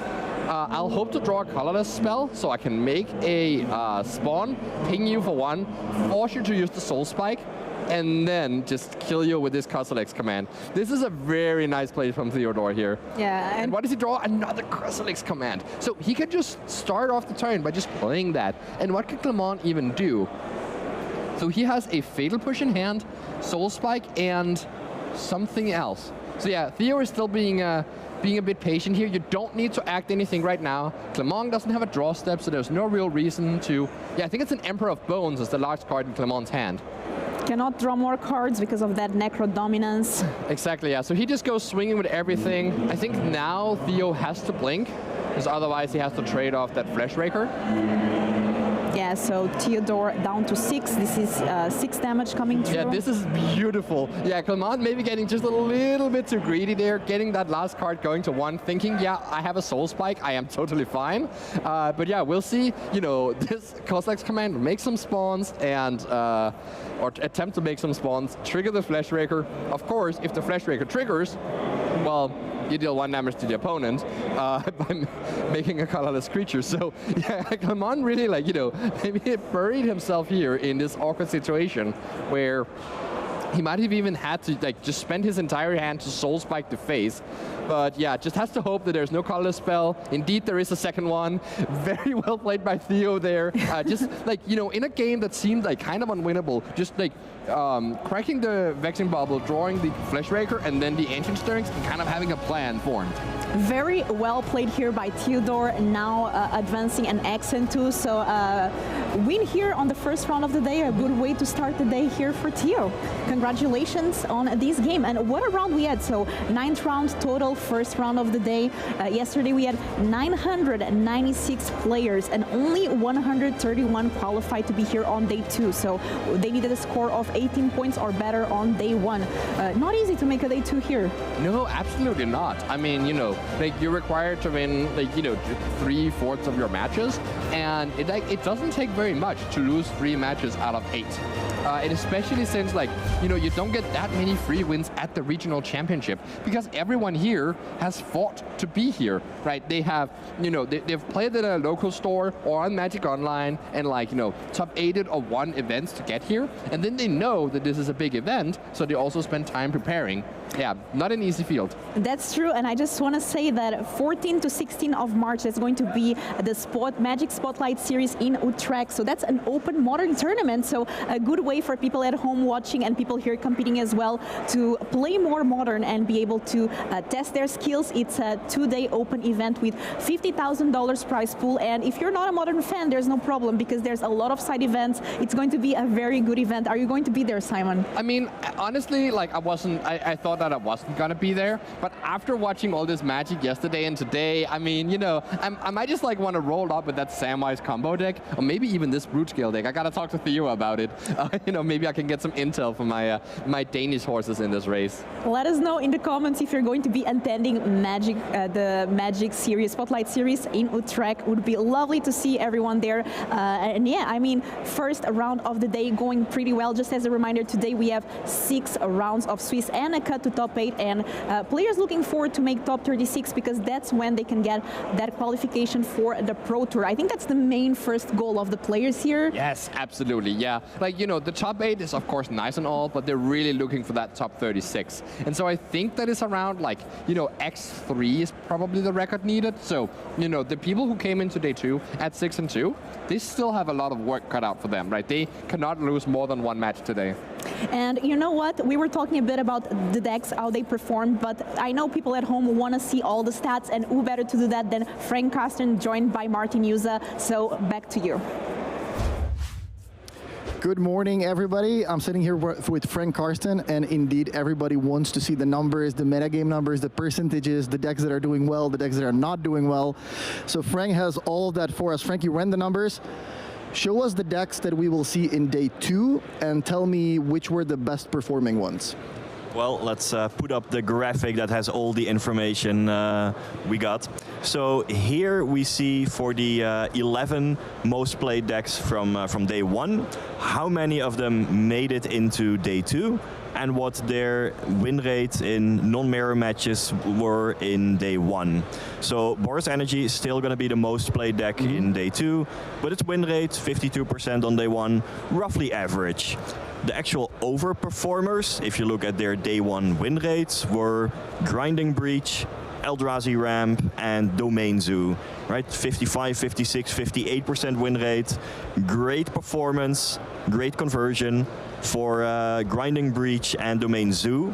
That is in particular on the back of a favorable result against Boros Energy and Dimir Oculus, which were the 2 most played decks yesterday. And for Eldrazi Ramp, it was particularly crushing the Grinding Breach decks using Karn and all the disruption they have.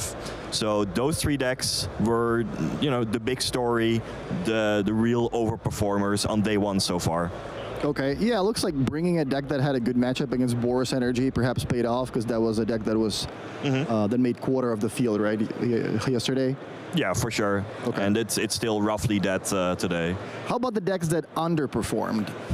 Yeah, some decks indeed didn't do all that well. If you brought Dimir Oculus or Ruby Storm, you typically didn't do so well. Dimir Oculus only had a, 45% win rate, and Ruby Storm even less than 40%. Those 2 decks, actually, they were doing well against Eldrazi Ramp, but against almost all the other popular decks, they just didn't put up good results, and yeah, had a terrible conversion, terrible results on day 1 so far. Now, if you're sitting at home and you're thinking, okay, what can I take away from this? What does it mean for my next FNM next week, or for my big tournament that's coming up? What can we take away from these results, from all these matchups? What does it mean for next week?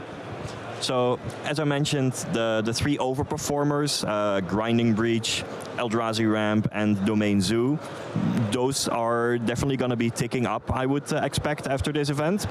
Out of those 3, Eldrazi Ramp seems particularly well positioned, because it's kind of its bad matchups, which were Ruby Storm and Dimir Oculus.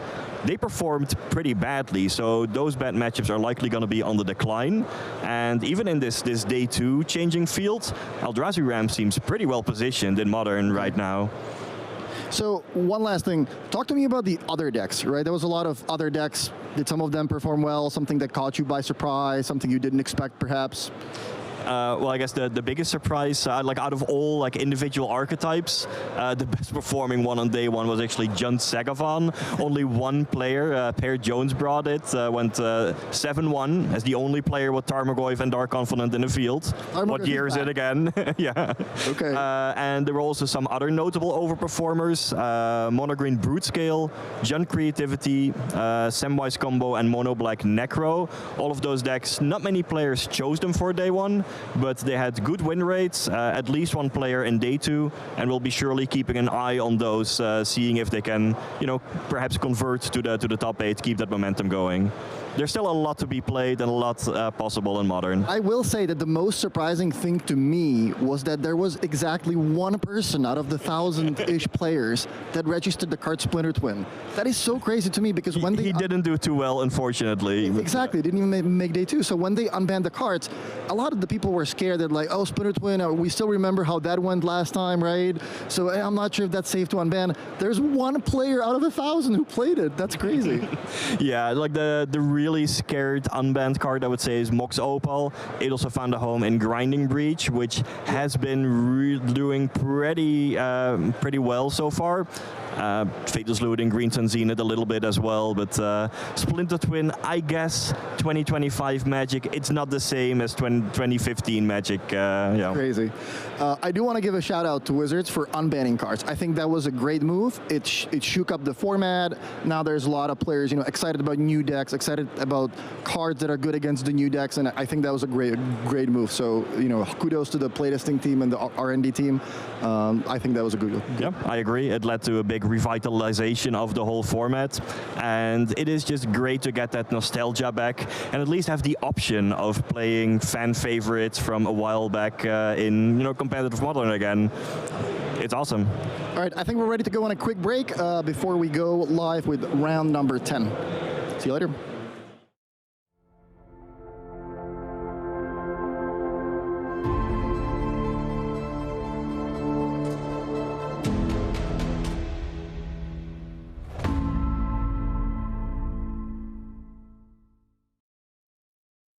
And I'm here with our winner.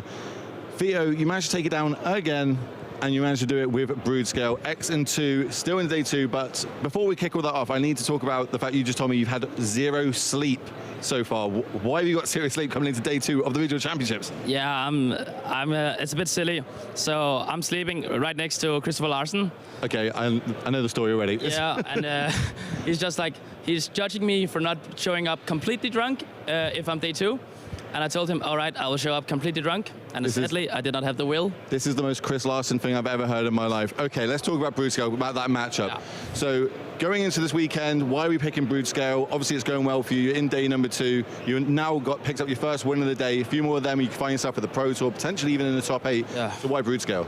I mean, I think the best part about Brood Scale is that it's a combo deck that doesn't use the graveyard, basically. So a lot of interaction that people are putting in their main deck, like the Nihil Spellbound. That's actually a really good smart. Yeah. You just don't care about that. There are dead cards in game 1. So that was like kind of one of the primary things that are making me wanting to play the deck. And I like having a combo against like the other combo decks with Coast Commands, because Coast Commands is like so good in the It's very good, yeah. in the mid-range games where you're just going for value, but also in the games where you're playing against a combo deck, it can just turn 2 ramp me, turn 3 kill you because I have the extra mana. So like the deck can like really play both mid-range styles and a combo style. It's interesting that you said that. Like, a lot of people coming into this weekend, I said to them, like, you know, graveyard hate is going to be huge. Like a lot of the best decks all involve using the graveyard. You've decided to literally use that to your advantage. I've got a combo deck so I can race them. I've got a mid-range package so I can do this. You've got access to some good sideboard cards, some great powerful cards in the main, in things like, you know, there's the Sagas and moving forward. So how coming into this weekend, do you ever got any Spursy one-offs? Did you test anything that? Yeah, oh my God, this is great. So I saw Matt Nass, like a very famous combo player, playing the deck in a challenge. The founder of the deck, right? Like he came up with it. No, he founded KCI. Oh, okay. Yeah, but like he's like, I saw him playing it, and he was playing one of Traverse with the Ulvenwald and one of Emrakul the Promised End. And I was like, well, why are we playing this? We are a combo deck. We cannot never make that much mana. But actually, the deck makes so easily Delirium, because Ursa Saga, Codex Command, and Walking Blister is 6 types on 3 cards. Okay, yeah. So the deck can easily play the Emrakul, and it just kind of gives you some free wins. Like the first match on the game 1, I'm just going, I'll count. Oh yeah, I have 14 mana. Traverse, find my Emrakul, cast it, and just won me the game. And it's like, it's been really, really good as a plan C. So you have the combo plan 1, the Coast Command, you do my stuff, get value game plan B, and then you have I'll just find Emrakul and put it into play. And because the deck doesn't use the graveyard, people really don't think about that your graveyard actually matters a little bit. I only have 2 cards that matter, but if I draw the Traverse, I draw the Emrakul, I can very easily play it. And with the spawns as well, you can very easily cast it. One time when I was in testing, I managed to cast it on turn 3. Okay, nice. But because I just had 7 types, and then I made Codex Command and some spawns. So that card's really been really good for me this weekend. The deck is awesome. I love watching it. It's one of my favorite decks to play as well. Yeah. So congratulations. Hopefully you're going to keep running forward, and we'll get you back in this booth later on. On that one, we're going to throw it back to the booth.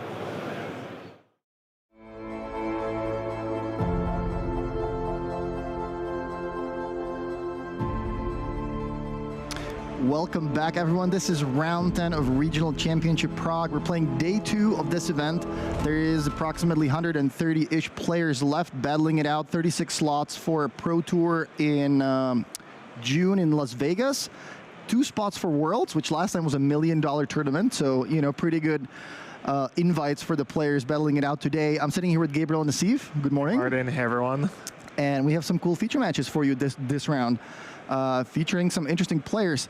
One of them is my favorite. It's Hollow One, playing against one of the best performing decks of day one, which was Eldrazi Ramp. Yeah, Eldrazi Ramp did really well. We heard Mengu in an interview say how he underrated the deck and was impressed.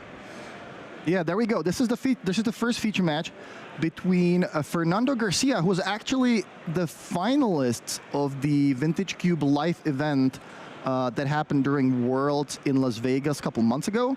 And he is up against Don van den Hogen from the Netherlands playing Hollow One, which is the deck that I was rooting for yesterday, but it did not do particularly well. Still, there's a couple of players in day two, so, you know, still a fairly reasonable deck.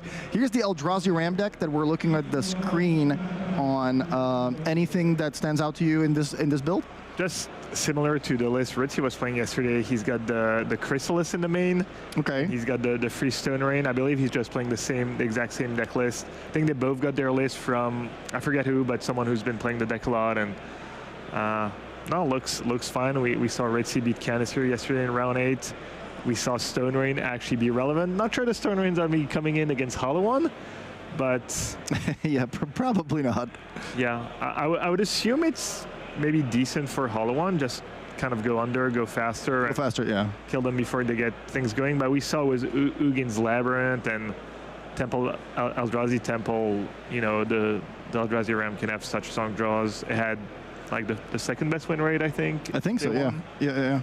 It was the main zoo and then Eldrazi Ram at 56% and Team Up reached 55. Yeah, there was a couple players that just said that they kind of, you know, underrated the deck and thought it was a little slow, maybe. It kind of does look a little slow on paper, but then, you know, if you take into account the fact that they are playing 8 lands that produce 2 mana, then, you know, things get very different very quickly.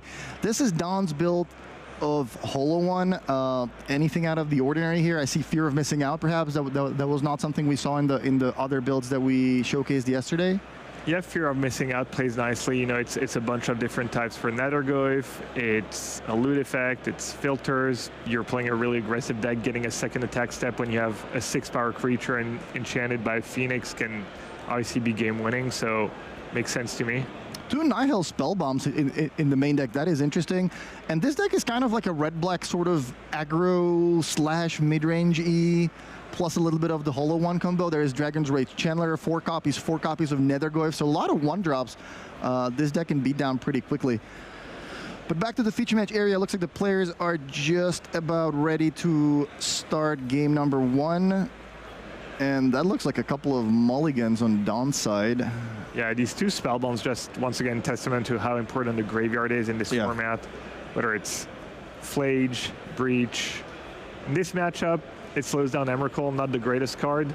But yeah, we see, you know, an aggressive deck. You've got no synergy, you know, you've got no way to recur it. You have no way to tutor for it. It doesn't combo with your loot effects. Just, you know, I need Graveyard. It's just that good right now. We see the blue-black Oculus deck playing Spellbomb in the middle of the time. You know, Cling to Dust is a card we haven't seen much, but I think that card's really strong if you're playing a slow control strategy as well. And all right, let's see spin the wheel. Let's spin the wheel. Yeah, Burning Inquiry, one of the better cards in the Hollow One deck, not only allowing you to instantly drop a Hollow One on turn 1, should it stay in your hand after the, you know, wheel spinning, but also it can kind of disrupt the game plan of your opponent. There's nothing better than the feeling of, you know, seeing your opponent discard their 2 Tron pieces or, you know, part of their combo and kind of just sink it to the chair. Oh, those are my only 2 lands. Let's see what happens here. Yeah, it's pretty frustrating when you're on the other side and you lose your, you know, your good cards. You feel like, oh, I discarded all the cards I needed. And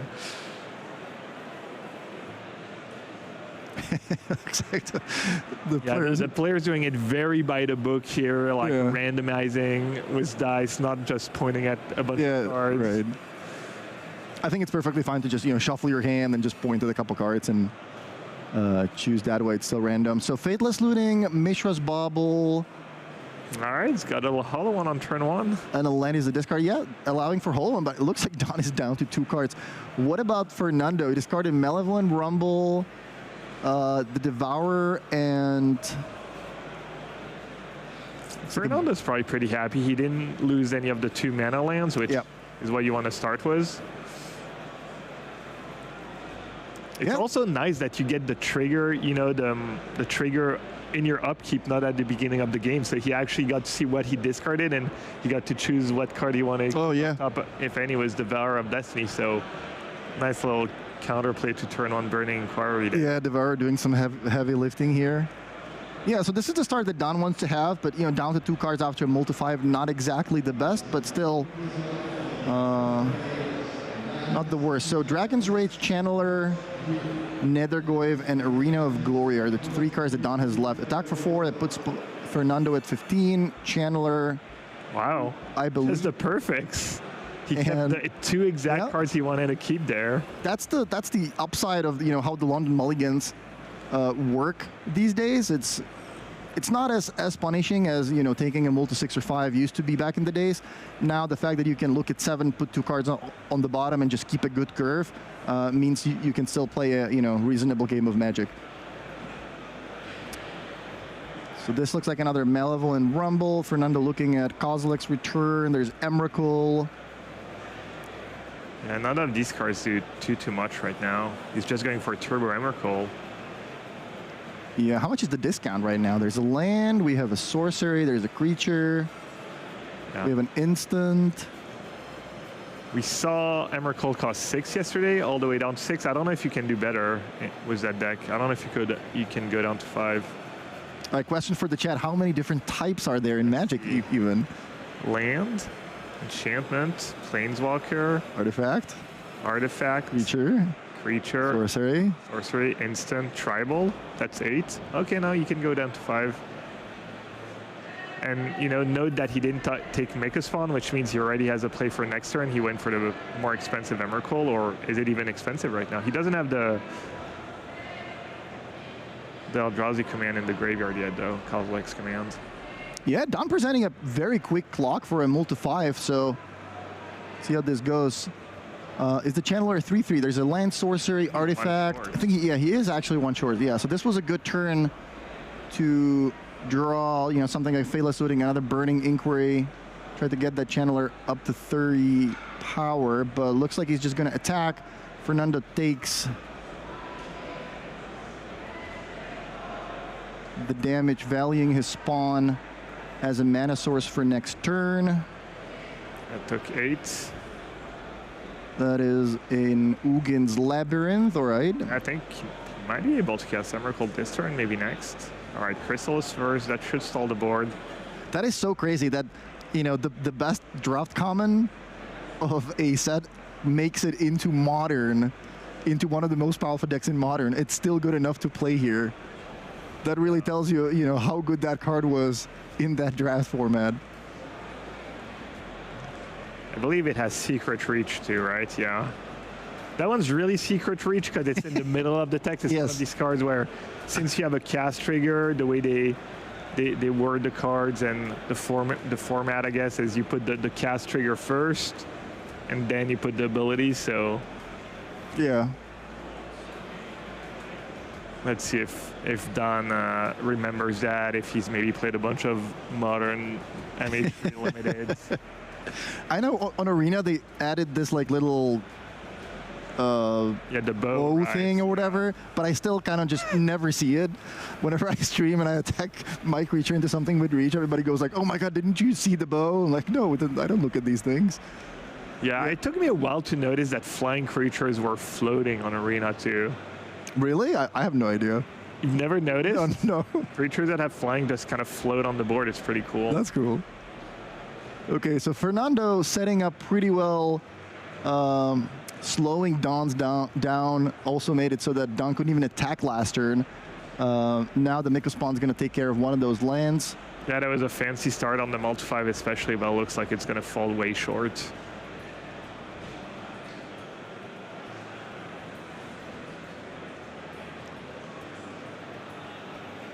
I don't think the life totals are right. Yeah, I think Fernando's down to about 12-ish life.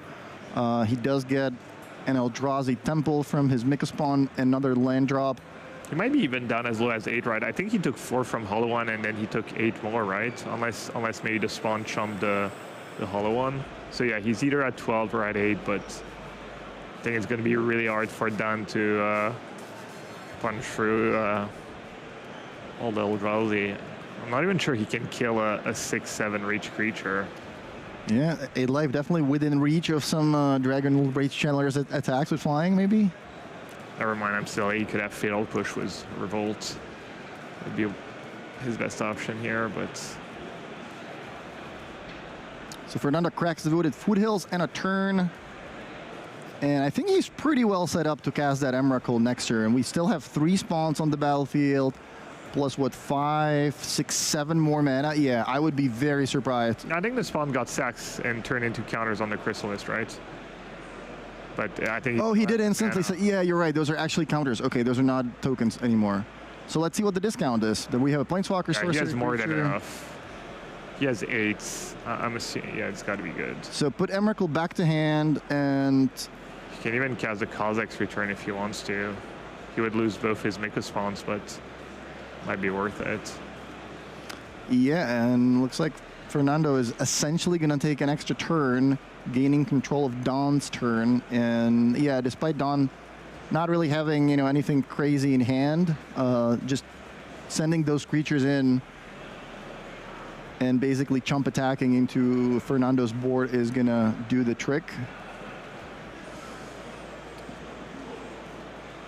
Oh, and he even sacrifices the Sanctum of Ugin to find another Emrakul for good measure. Yeah, passes the turn back, and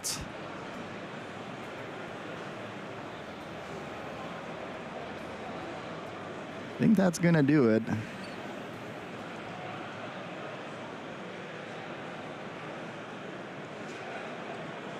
Yep, I'm done. Back to you. Show me what you got. There is a Detective's Phoenix, another Channeler, and a land. So can't really do too much with the hand, but sending the creatures in. Yeah, just make all your creatures chump attack. Should do the trick here. All right, life totals updated. For MTG is down to 6 life. Yeah, Emrakul being the endgame, I think, is what really makes this Eldrazi deck powerful. Like back in the days, we used to have, that Thought Nazi or Reality Smash, or kind of like an aggro-y finish, Karn Liberated. But those cards don't really end the game, in all types of situations. So just using Emrakul to really, mess up your opponent's board is what is, I think, putting this deck over the top. Yeah, I mean, it's hard to pinpoint in all these modern decks which card is the card. They're all so good. The lands are so important. I'd argue like Kha'Zix, you remove like Make a Spawn or Kha'Zix Command, you have a different top end than Emrakul. Yeah, the deck becomes much worse, but Emrakul is a nice way. Not a ton of ways to get around it. You've got Solitude. So looks like there's going to be a judge call. I'm getting the word from production. And the judge call is going to be, the players are asking, if you're controlling your opponent's turn with Emrakul, can you bestow on any creature? Oh. What do you think the answer is? I mean, I don't think so. That would be really weird. Well, I don't know how bestow is worded, but... Okay, I'm going to quickly put one of those cards on the screen. That would seem like something very unmagic-like, rule-wise. Wait, let's find the Phoenix. Okay, let's put it on the screen right now. There we go. So, oh, it's not actually explained here. I'm going to tell you that the answer is yes. You're guessing? No. I have the update from the judge. Oh wow. Here, the answer is yes. So Fernando's going to be able to do that.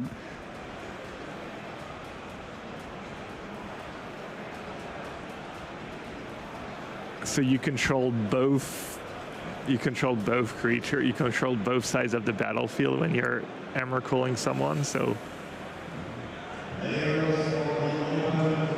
We had an interesting situation with Emrakul yesterday where I think player A was controlling player B's turn, and player B cast, let's say they found a land with Surveil. Do both players get to take a look at the top card? Do you get to take a look at the top card? How does that work? It's just a one player, right? All right, looks like Fernando is doing the let's see what happens if all of your creatures attack. Can you bestow on your opponent's creature in general? You can't, right? Well, I don't know. Turns out you can.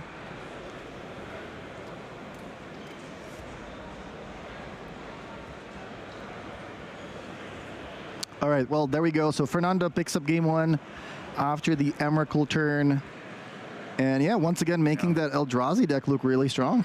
So you can bestow even if there's no Emrakul, right? Bestow on your opponent's creature. It's not that Emrakul changed the way the cards work. I can't find the exact wording, but but these days, all the cards these days are worded, you know, bounce a creature your opponent controls, or you know, do something to a permanent your opponent's control. So I wouldn't be surprised if the auras also said enchant the creature you control, or you know, something along those lines. Either way, Eldrazi Ram. Here's Fernando's build. We're gonna quickly also take a look at the sideboard, but anything that you think might be too slow for the matchup, perhaps something you would board out, expecting Dawn to also come out of the gates really quickly again in game number 2, and something that you think is probably coming in. That Dismember is looking good, perhaps some graveyard hate cards. Yeah, Dismember is looking nice. Obviously, losing 4 life against a really aggressive deck's not great, but it's probably better than getting smashed by a cheap Hollow One.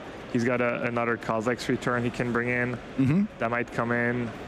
He might bring in some of the current targets, but none of them they're appealing. He has 3 Stone Rains in his sideboard, but not a card you want in this matchup specifically. Yeah, there's Stone Rain and Stone Brain, and neither of those cards should be coming. I think there's actually a lot of players who might be thinking, hey, this deck is kind of like a sort of a combo deck. Maybe I can bring in Stone Brain to get your Hollow Ones, but that's not really what you should be in a matchup like that. You probably, I don't know, I was going to say maybe you just board out Karn, but Karn can get Ensnaring Bridge. Ensnaring Bridge, yeah. So probably just trim, Emrakul, World Breaker, just the most expensive stuff. And when it comes to Hollow One, I think those Fatal Pushes maybe is not exactly what you want. You maybe don't want to have as much removal. Thoughtseize is looking pretty good out of the sideboard. I think you need to keep Fatal Push. You just can't beat a Chrysalis, right? And killing Makaspawn's not the worst thing either, probably. Yeah, I guess. It's not like he has a ton to bring in. He has 3 Thoughtseize. It is true that reach is actually so important here. You can't just use Detective's Phoenix to fly over the big Eldrazi threats. Yeah, I guess reach does kind of make me want to keep that failed push. I think he's going to board out the 2 spell bombs, even though he quote-unquote lost to Emrakul, and Kozilek's Return's all scary too, but I think he's just hoping to maybe try and kill Fur before he gets to cast anything big. So he could just board out 2 spell bombs and a Tarfire and bring in 3 Thoughtseize, keeping all the pushes. That seems reasonable to me. All right, Don taking a look at his opening hand. I think he declared a keep.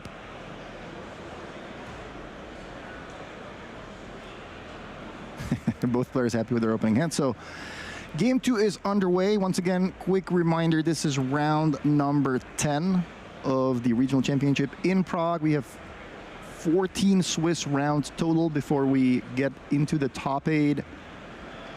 36 slots for the Pro Tour, Final Fantasy in Las Vegas in June. 2 finalists, they both get invitation to Worlds, and the winner is going to get the title of the European champion. Quick reminder that I was 20 years old 20 years ago. No, nice. Old. All right, there's Utopia's Prawl for Fernando on turn 1, staring down the Nethergoyf. Yeah. Mishra's Bauble, that's going to work pretty nicely. Nice little start for Fair both games, turn 1 Sprawl. It took a while for the consensus to become, play Sprawl in your Eldrazi deck. It wasn't super common at first.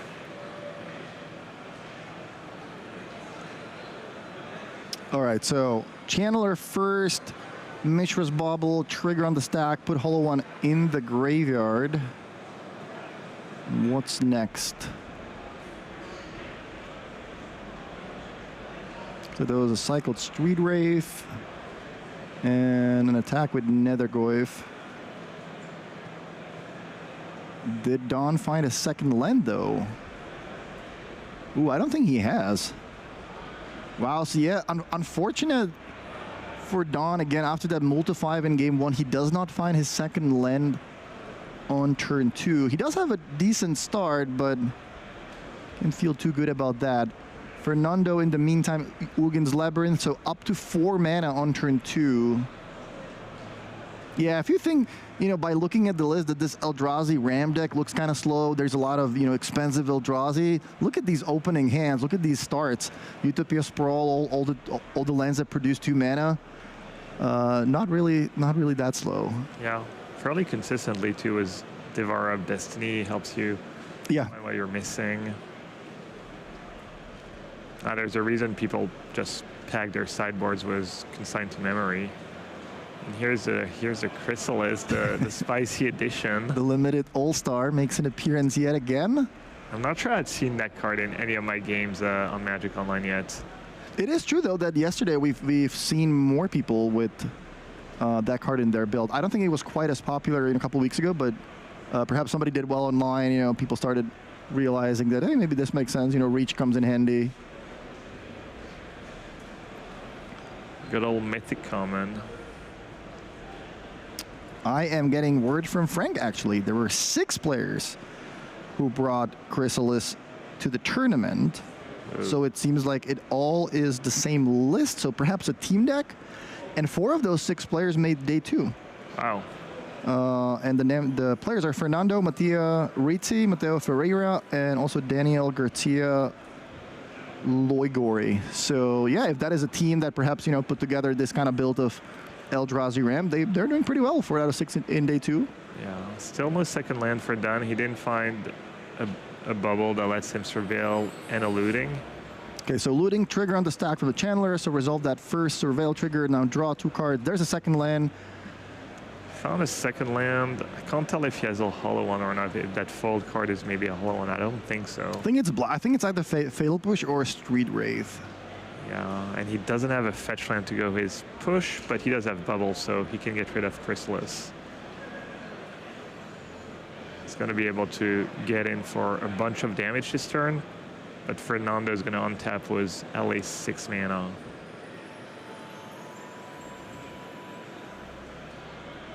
So it looks like Bowmasters and Fateless Looting are the 2 cards that get binned. Looks like Don is doing a count for the Goyf here. We have an artifact, creature, sorcery, land. Does he have access to Detective Phoenix yet? Can't quite tell, but I think Don has both Delirium and the Goyf. I guess the Goyf is not quite big enough to get through the Chrysalis, no. Oh, why? Does he not have Fatal Push? Oh my god. Did he just... Oh, the secret reach. No. Like this. Oh no. I mean, to be fair, Don is not the first and not the last person to miss the fact that the card has reached. It has 100% happened to me multiple times when playing that limited set. Yeah, that how do you say, formatting or the way the text is laid out is just not ideal. There's a Myco Spawn, gets rid of the Blood Crypt. Oh, fair, it has to attack. Oh, you're right. Oh, okay. Silly us. He did still look surprised to be in our defense. He did look surprised. Listen, Chad, it's round 1 for us. Yeah, I think we kind of reacted to the fact that Don was surprised, right? Like we kept talking about that for so long that it kind of played right into our narrative. So, all right, apologies to Don. That was a forced attack. But yeah, I think if you go through the tournament area and ask all the players how many of them know that this card has reach, I think you're gonna get the answer from maybe less than 50% that they actually know that. Kozilek's Return. And a Karn for good measure. You're jinxing the Hollow One players, I think.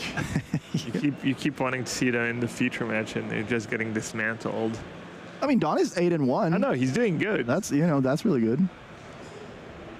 Just saying, Liquid metal coating is the pickup from Karn and an attack from Fernando. And yeah, that coating is going to be able to take care of that land next turn. So very quickly, Don can become the one with nothing. Yeah, I think we're just kind of witnessing the variance of the Hollow One deck and just seeing the pretty mediocre draws. It is certainly a deck that you have to sort of mulligan aggressively with. There's a Bowmasters in hand for Dawn, but I don't think that's going to do it. Especially if Fernando starts with that liquid metal coating to destroy one of those lands. He's going to have to play that at instant speed before combat, so it's not really even going to take Fernando by surprise.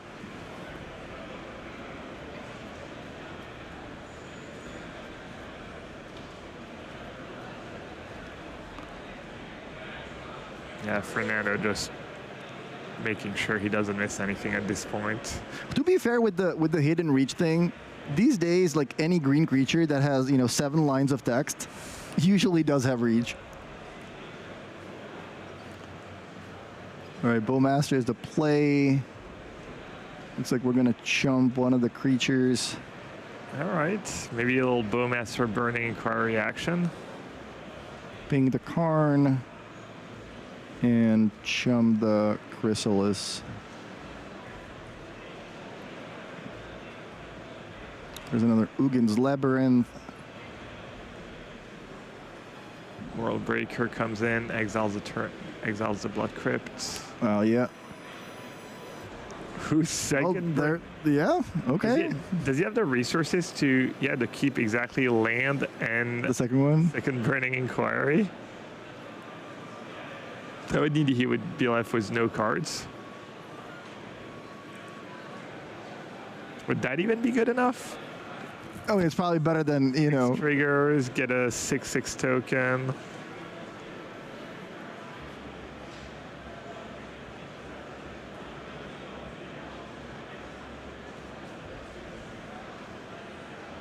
Yeah, 2, 4, 6. So the middle card gets discarded. Let's see. Probably just roll the one that he keeps. Yeah. Nice. All right, Dismember, Coating, and a land discarded on Fernando's side, and... he allows the Burning. Oh, both of them. Oh, he has a Phoenix in the yard, though. That's not too bad. He keeps land and Spell Bomb, so 3 triggers on the stack. All right, so he did keep in Spell Bomb in his deck, which is not looking great here against the Karn.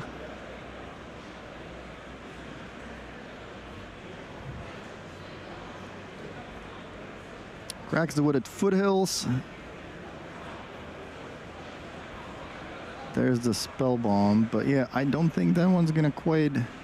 Yeah, unfortunately he couldn't get rid of Karn, right, and he had to get rid of one of the attackers, and maybe Ballista in the sideboard is gonna do it. Oh, Explosives. Explosives, all right, so Explosives is the pickup from Karn, and Fernando's playing so fast that I think he can see just lethal. The writing on the wall. All right, there it is. There's a handshake. Congratulations to Fernando Garcia, moving to 9-1 with his team's take on Eldrazi Ramp. And yeah, once again, the deck looked really, really good this round. Yeah, a little too little, too late for Dan here with the Bowmaster Burning Inquiry synergy. I mean, but shout out to Dan anyway. 8-2, Hollow One. One of the, I think it was 7 or 9 players total in the entire field registering that deck, so not all quite lost. Still has a chance to make the top 8. For top 36 to make the Pro Tour, I think you're looking at X3, X4 maybe, depending on how the tiebreakers look towards the end of the day. I don't think X4 makes it. I don't think it's close. It's like It's 1,000 players, right? It's like X3, maybe X3-1, but yeah, no, that third loss is okay. It's not over yet, but got to win out for Don. Yeah, it looks like we have an interview ready with Fernando Garcia, the winner of the match. So let's toss it back to the interview area, and then we can come back for feature match number 2. And I'm here with the winner, Fernando, doing it X1 now, but I need to talk to you. Rising Chrysalis, you've got that in your deck. Only 6 people brought it this weekend. Is that a team choice? Is that your choice? Why are we bringing that? Honestly, I have no credits for the cards. A friend of mine tested it, and another friend of him was like, why this card is bad? Okay. Right? Like ramp you for 7 mana, allows you to play just red-green, so you don't have to splash consensus to memory in the sideboard and etc. So it's like a good enabler and a good threat. And with Cothilet command, it's like you can want to kill, just put tokens, a call, like you can recycle all the commands and have a big threat. And the reach is important in the format. Yeah. Like Get of Souls, keep flying, against blue black is good. Like it's very good card. Has it just overperformed all weekend long? Would you try and pick more copies in the deck, or? I wanted to play the third, but I have 0 rips with the deck, so my friend didn't allow me to play the third. But he told me this is the deck, this is what we have, and if you want, you play the third, but I trust in my friends. Would you say this is a good deck for like people to pick up at home? Maybe they're trying to look to get into Modern. They will try and find a deck that really would suit them. Do you think this is like an easier deck to pick up opposed to like something like Team of Breach, which can be a bit more? Yeah, I mean it's an easy deck, but while you playing it, you learn like in being some other spots, and more times you are in those spots, you are better playing it. Like the worst thing about the deck, the most complicated thing, is about the keeps. Okay, like you can keep a mediocre keep. You have to mulligan aggressively, try to have like 4 mana ideally in turn 2, and cheat the things into play. And I'm going to touch on this. So, like, what's your? You look at your opening 7. You don't have 4 mana on turn 2. How low are you willing to go on cards in your opening hand to get to that? How powerful and how needed is 4 mana on turn 2? Like for example, if I have a hand like Eldrazi Temple, a Green Source, and a Talisman, it's already fine because in turn 3 you have 4 Eldrazi's, so you can ramp to Mycos Pound and search another land. And the best card to have in hand is the Devourer of Destiny. Like if you need one piece to be nuts with your hand and you have the Devourer, you have to keep it and try to draw that card. I don't think Devourer gets enough credit for how good that card is. For me, it's insane. It's always been, every time I've had it like cast against me, I'm like, oh, they get to look at extra cards. Now they get to play it, they get to destroy something, it's a threat. If you don't like any, you exile the 4 and you draw the card, so you just throw 4 cards you don't want from the top of the deck, and it's the only card in Modern that do that. It's like Once Upon a Time vibes, right? Yeah, know how good that card is. But this card made 2 mana with the Temple, with the Labyrinth. Oh yeah, you can exile it. So it's like insane in the deck. Why do you think it's kind of like, I say the breakout deck this tournament? We all knew it was a deck, we all knew it was but we don't think we knew how good that deck was until this weekend, and now it's really picking up good results against some of the best decks in the format. For me, have been like probably the 4th best deck. But you have already fine matchups against the 3 decks. Like for me, the best 3 are Breach, Oculus, and Energy. So if you have like 50-50 matchups against those decks, you are already fine. Like you are gonna win the rest of the meta, ideally, and then you fight against those 3 decks. So. Interesting. I'm going to give one more question before we go. Obviously, we've got like the Spotlight Series coming up in Europe. That's going to be Modern as well. If the Eldrazi Ram deck is going to be the breakout of this tournament, what's the best way to kind of counter it? What's the decks that you are trying to dodge this weekend? Probably or just play the deck or just a deck with 4 consigns in the sideboard. Okay. Like you can still lose, but this is the best card against this deck. Fine talk. I love it. Thank you very much. Back to the booth. Thank you. Thank you, Will. Good insights from Fernando. Play 4 consigns in the sideboard. You're going to still lose, but at least you have some cards that you can bring in against the deck. Something I want to touch on is Fernando mentioning that he mulligans really aggressively with the deck. And I think that's just a good insight to have in general, because lately, after the London mulligan rule change, now mulliganing is not nearly as hurtful as it used to be. So, recognizing when your opening hand doesn't have that fast start, doesn't have 3 or 4 mana on turn 2, which is what this deck wants to have. Fernando just says, hey, toss it back, draw 6, or draw 7, keep 6, and just try to find those opening draws. And do you also feel like that? Because from the past, I remember we used to have team discussions, and we have people like Kai or Seth Manfield that would just kind of keep most of the hand, saying, hey, I want to work with 7 cards. The resources are extremely important in Magic. Sure, you can mulligan, try to hope for a faster start, but I'm going to be up a resource, right? Where do you stand on that? Yeah, no, it's tough as our, second feature match starts, but when you, grew up and learned how to play the game with the old mulligan rules, you had to keep way more hands and accept, okay, I have a 2-lander. If I'm going to miss my 3rd land drop and lose some of the time.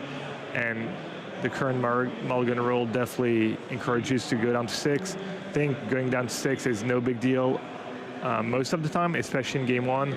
There's some matchups where being down a card does matter. Something like maybe a blue-black mirror match, you know, when you're trading a push for a creature, counter for a creature. These kind of matchups super grindy where every card matters, every land drop matters.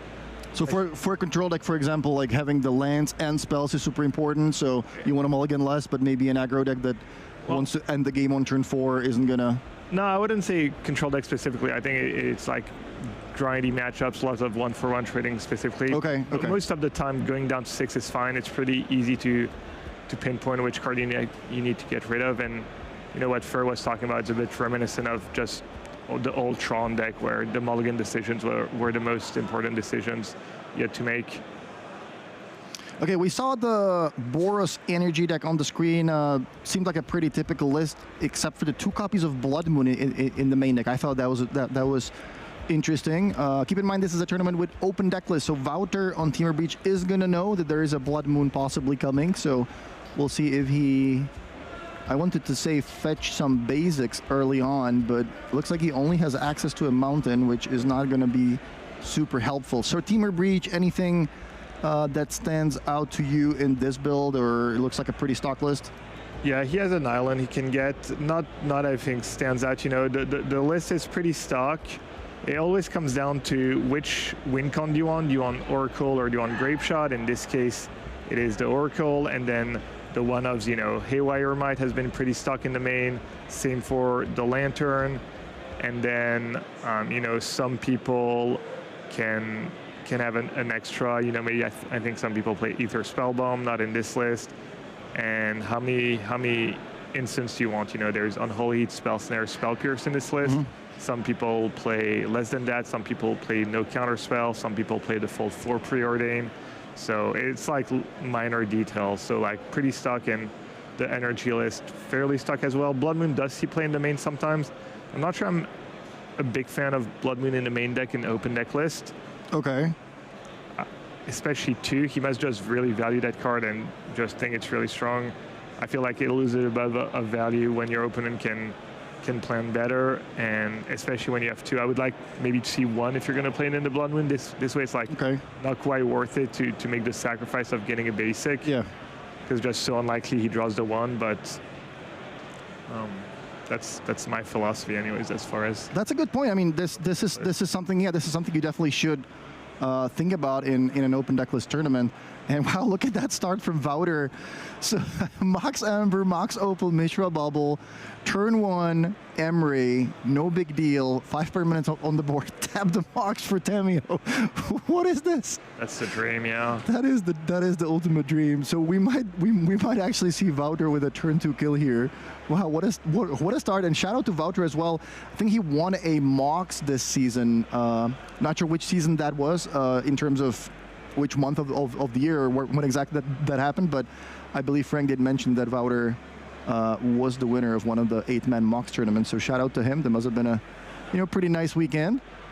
Yeah, kill turn 2 or not, that starts so good. You just basically have double hauling mine in play. You know, you're getting an extra card every turn for Emery. You're getting an extra card for Tamio, and it should be trivial, especially on the play for the Dutch player to just win game 1. I'd be shocked if he loses after that starts.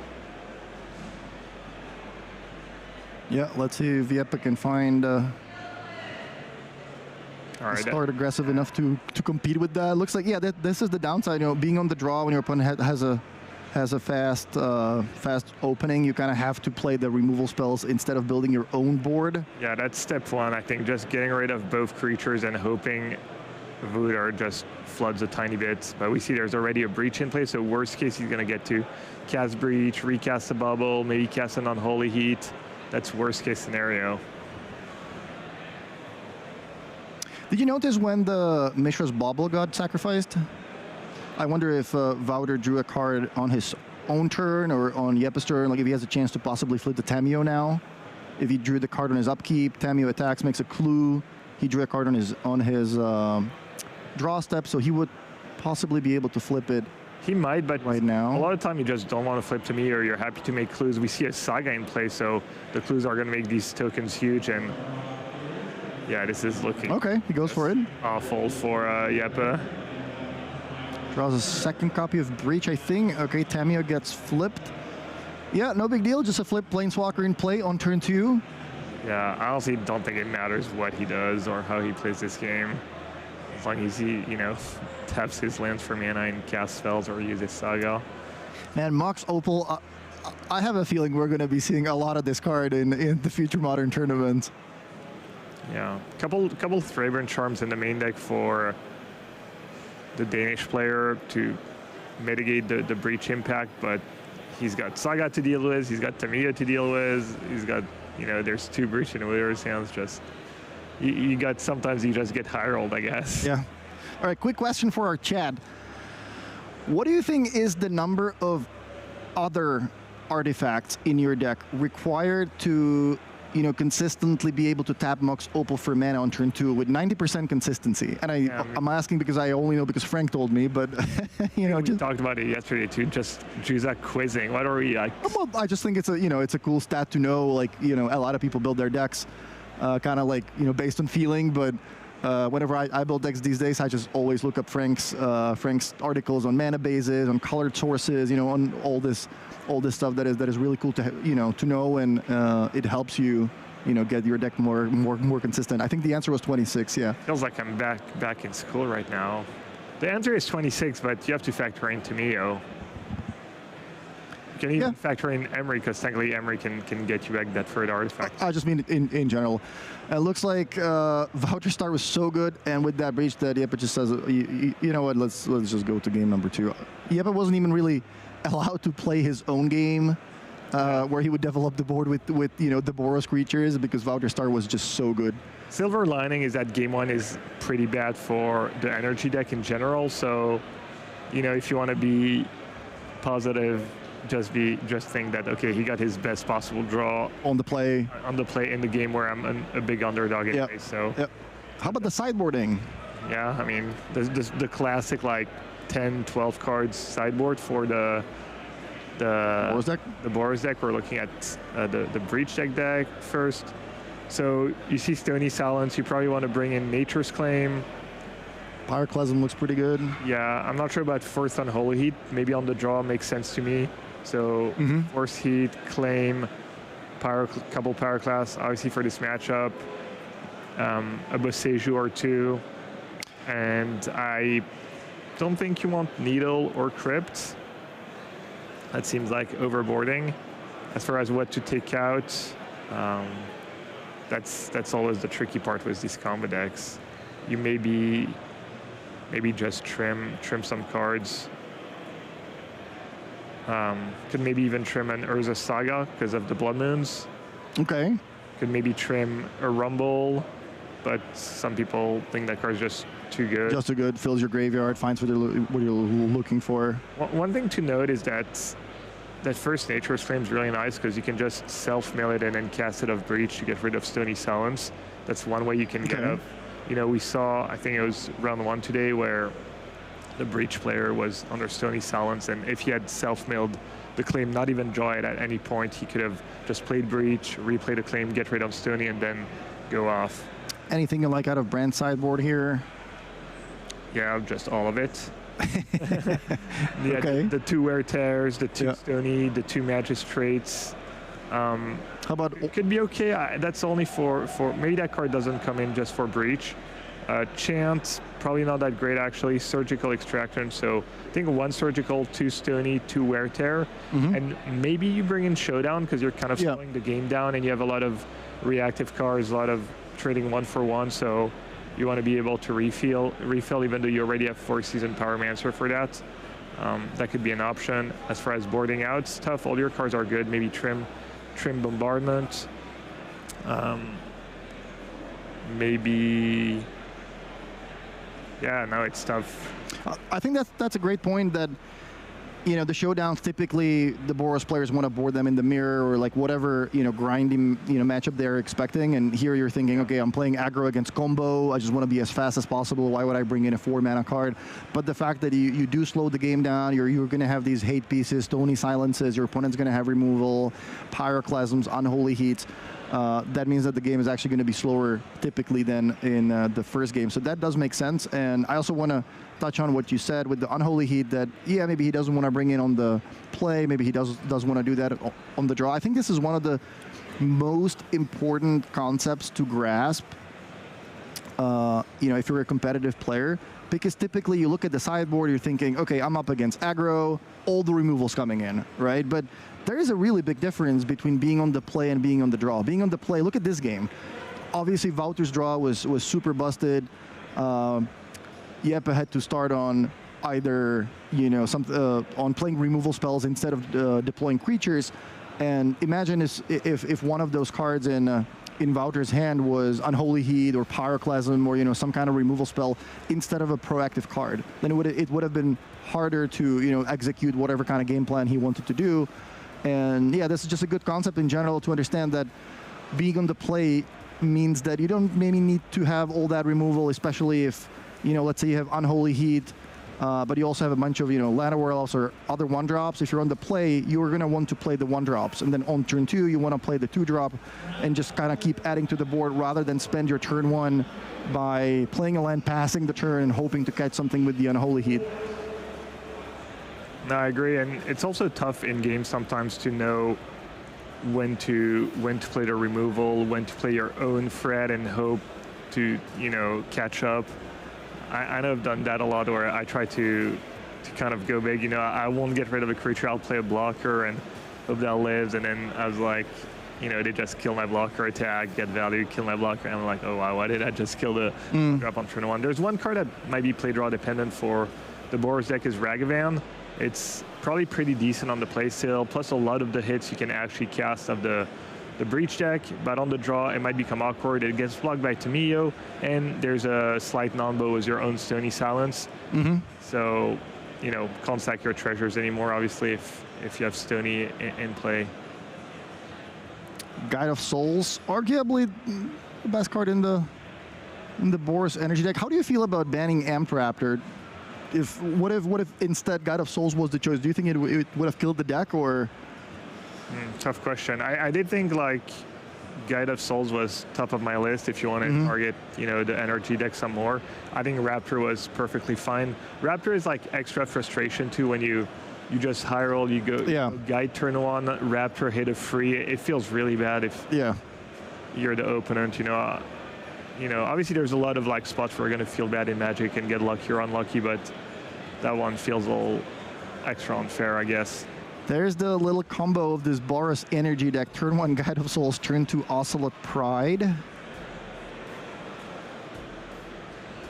Meanwhile, Wouter once again had a decent start with both Mox Opal and a Mishra's Bauble that got instantly sacrificed.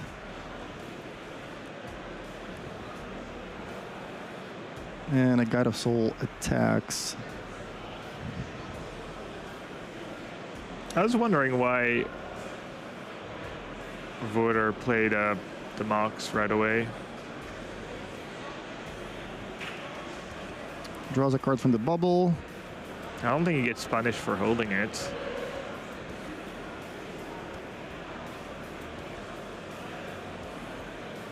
Yeah, reminder, putting dice, on the top of your deck or some kind of a little reminder, perfectly reasonable to, help remember paying for a pact or drawing a card from Mishra's Bauble. Delay trigger. Looks like we're gonna see an Emery here on turn 2. Trigger on the stack. Milling a couple lands, and there was a Whip Flare? Or Pyroclasm, rather. End of turn, Galvanic Discharge takes care of the Emery. Extra energy for Jeppe, untaps. Let's see what we have here. Something like a Blood Moon could be nice. It looks like we might just have a couple one-sided games in this match so far. Yeah. Turns out being on the play is really good. There's still a chance for the Breach deck to just go off, if Jeppe doesn't have any hate, any graveyard hate, any artifact hate. As impressive as his start is. Yeah, this Guide of Souls and Ocelot Pride start is just so powerful from the energy deck. Guide of Souls number 2. you remember how good that card was in Limited? For a 1-drop? that was... Yeah, I think it had the highest win rate of any card in the format, or it was like top 3 maybe. Better than pretty much every Mythic and whatnot. All right, yep, it comes in. Pride as well. Pride as well was right there. Yeah, that card looked very unassuming at first. And then somebody built the Boros energy deck and, you know, realized how good those cards are together. Yeah, it was the same thing on Arena and Historic when you could play some silly combo decks and somehow, you know, just white-red energy was probably the best thing you could do.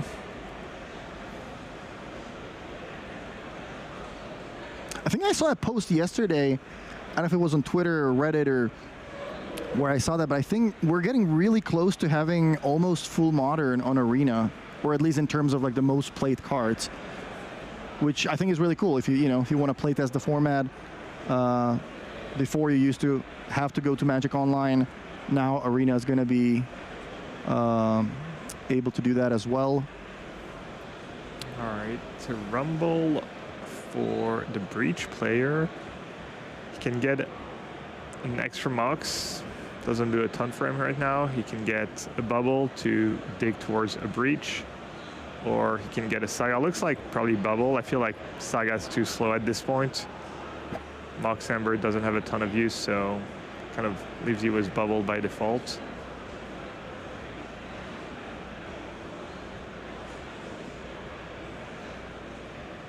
Yeah, I think Vod really wants to get that Mox online. I don't even think he has a...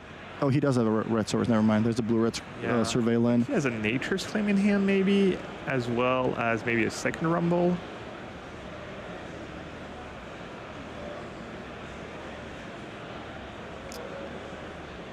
He has Auto Aurora as well, but that's going to be a little slow. Pay 4 mana to bounce your 1-drop, not very appealing. Look at all the cards from Modern Horizons 3, just completely changing Modern. I wonder what's going to happen if we see Modern Horizons 4. What are going to be the cards there? We started with free cards, Force of Negation. Now we had cards like Necrodominance, like all these free spells. What's going to be next? What's going to be Modern Horizons 4? Is it going to be Dark Ritual plus draw 3 cards as well, or where do we go from here? How do we make these cards better? I don't know. It's not my job. They might just add try to help like some tier 2, tier 3 archetypes. Add some cards like that, maybe come up with another modern level power synergy, like the some or take an old mechanism, kind of like what they did with energy, right? They just took energy and really pushed it. All right, back to Jeppe here.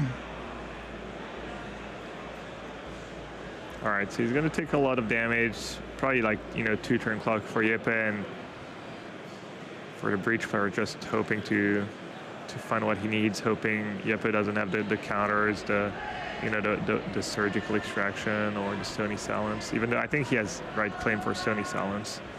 What does Voucher need to go off next turn? I see a grinding station already in the graveyard. Feels like just a Breach, honestly. Yeah.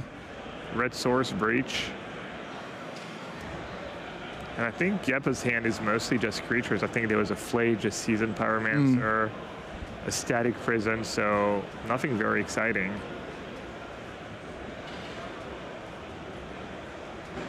Given the choice, he might actually just play Static Prison here, just get rid of Mox Opal and an attempt to do what he can to disrupt Wuto. Yeah. Not very exciting, but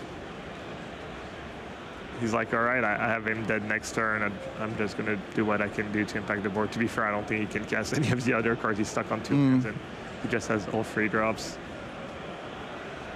All right, so Nature's Claim deals with Static Prison, so the Mox comes back.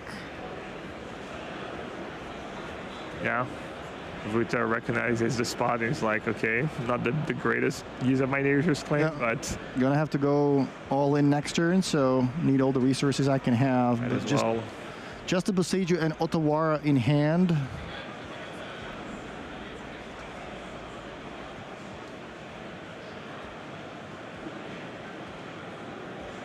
Looks like Wouter is at 3, and Jeppe passes the turn. So yeah, let's see if Wouter can find that breach. So double cracks to bubbles. So it's going to be 3 cards drawn for Wouter here. Let's see. Ooh, Pyroclast is huge. Oh, breach. Wow. Does he have the reds first, though? Mox Opal, but... yeah, I think there is a blue-red Surveillant under the Boseiju. So I think he does have a red He does source. have the red first. My bad. Let's see. Well, Tawara is the land drop for the turn. It's like game to me, right? He has to worry about potential surgical extraction. Mm-hmm. So maybe he can maneuver around it, but... If you have to go all in, you have to go all in, right? Basically, he can play the Grinding Station. He has enough cards to play the Grinding Station, play any random 0-mana artifact. The Mox Opal taps for mana. You start tapping the Mox for mana, mill yourself, bring it back.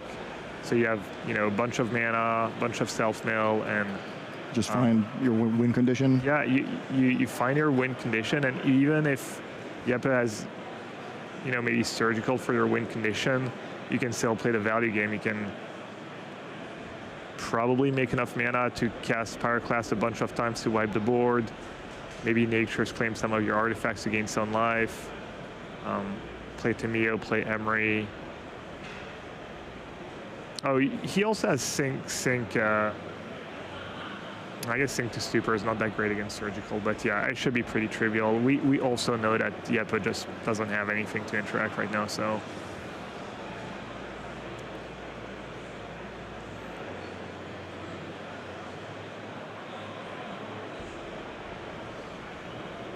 Yeah, looks like Wouter's is going to be going through the motion. I don't think there's anything that can go wrong here. Plays an Emery, mill some more cards.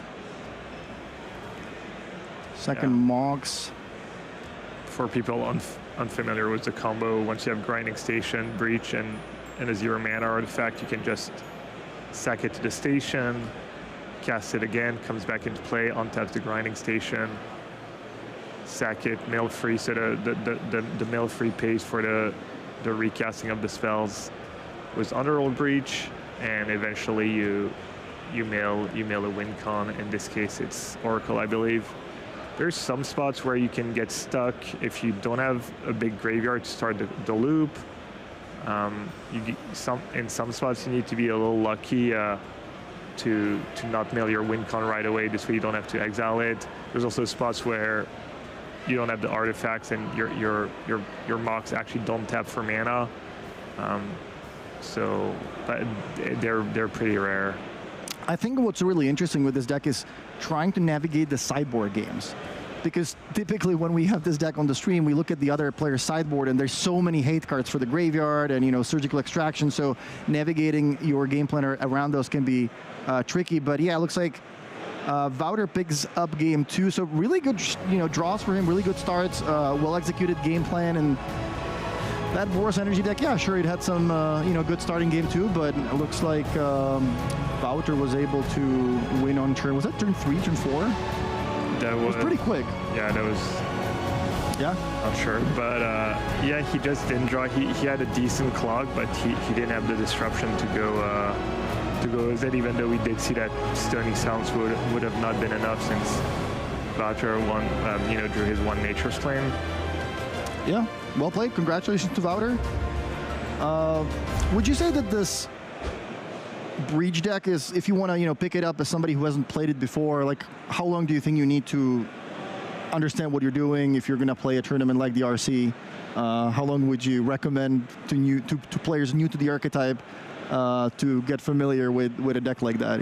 Is 5 games enough? Is roughly 20 games? How what would you say? Probably a decent bit. I know I was playing the deck on Magic Online, making a bunch of mistakes. I was also timing out on Magic Online. It's all click heavy. But yeah, maybe more than your average modern deck, I would say, for a deck like Team or Breach. The sideboarding is tricky. The sideboard games, yeah. Yeah, the sideboarding, the sideboard games, and most of the time it's trivial when you have the combo, but there is these, corner case spots where you kind of have to know what you're doing, and I think there's some spots where you have to stack properly, etc. So. Okay, looks like we have a winner's interview ready. So let's see what Wouter has to say about his build, about how his tournaments has been going, and yeah, let's toss it back to the interview area. And I'm here with our winner, Were, taking it down against Boris Energy again, the most played deck in the room. Did you expect to see so much energy coming into this weekend? Yeah, I expected this to be the most played deck, and yeah.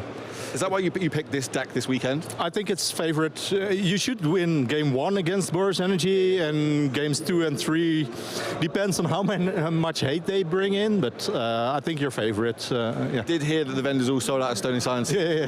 So you know what I mean, like all the team of Preach plays like. Yeah, that can be rough, but you have a fair plan as well, and I think that takes the deck to the next level. What do you think now? Mox Opal's obviously been unbanned. It's a clear 4 in the deck. Like get them in there. It makes it so good. How much better is the deck now that it's unbanned? It's way better. It's like way better, and I think it's a risky unban, but so far I think it's decent. It's like it asks to be banned again, but not at the moment, I think. Not at the minute. Wait till after today, and you've got yourself back on that Pro Tour. Yeah, that's going to be sick. I was speaking to you just before this, saying that you know I've seen you at every RC. Like you are a regular in Europe at the RC circuit, and you're always at the top tables. You're doing something right. What do you put that down to? Do you do a lot of testing to come to these? Are you part of a team? No, not that much for this event, but usually I try to lock in on a deck as soon as possible, and then play it well, and it works out so far. So obviously, once we got the bans and the unbans, is that kind of where you start going, right, well, how am I going to use these, or did you try some? I'm not much of someone who can build decks, so I just net deck a deck and play that as well as I can. Well, and it's obviously going extremely well for you now. Still live, potentially try and get yourself into that top 8. Try and get yourself Let's hope so. 2 slots. It'd be sick to see. I'd love to see it, my friend. So on that one, we're going to pass it back to the booth. Good stuff. There you have it. Pick a deck early and learn how to play it. That's a tip from Wouter, and I think that's going to be it from us for round number 10. We're going to have Philippa and Simon in the booth after a short break, so don't go anywhere. We're going to be right back.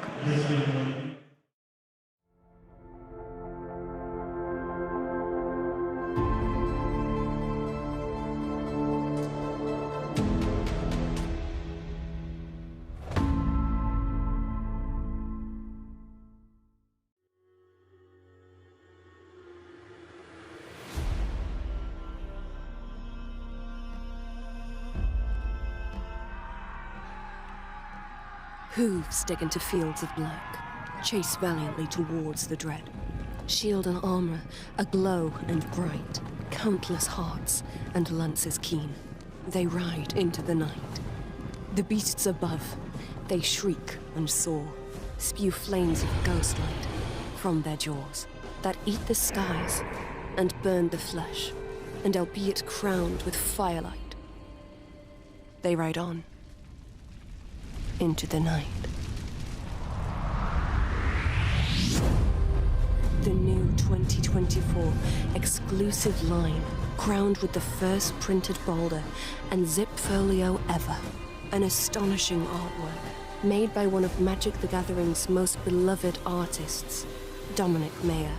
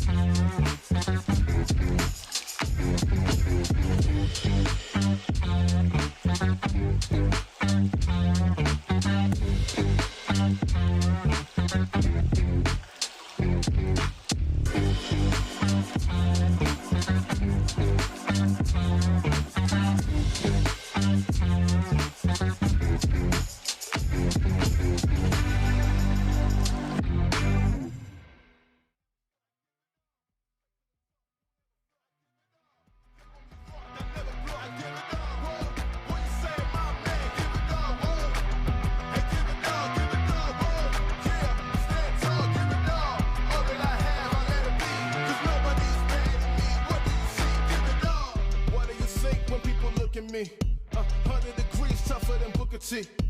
Couldn't agree more, but could it be? I think higher than them all. Truthfully, my pen fire and then some. Apply the addendum. Take this whole thing for ransom. Give it all I got for attention.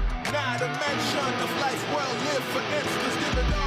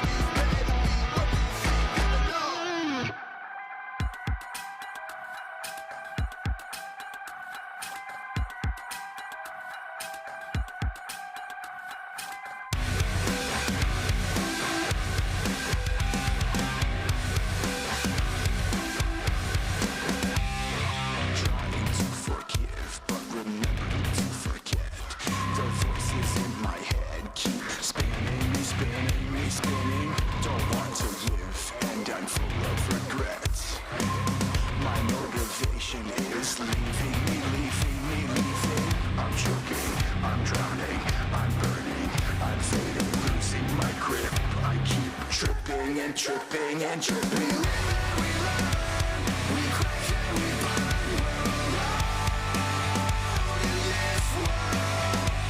We rise and we fall.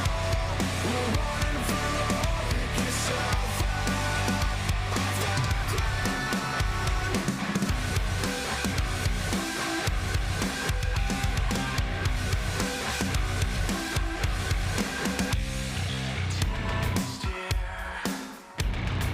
Bitter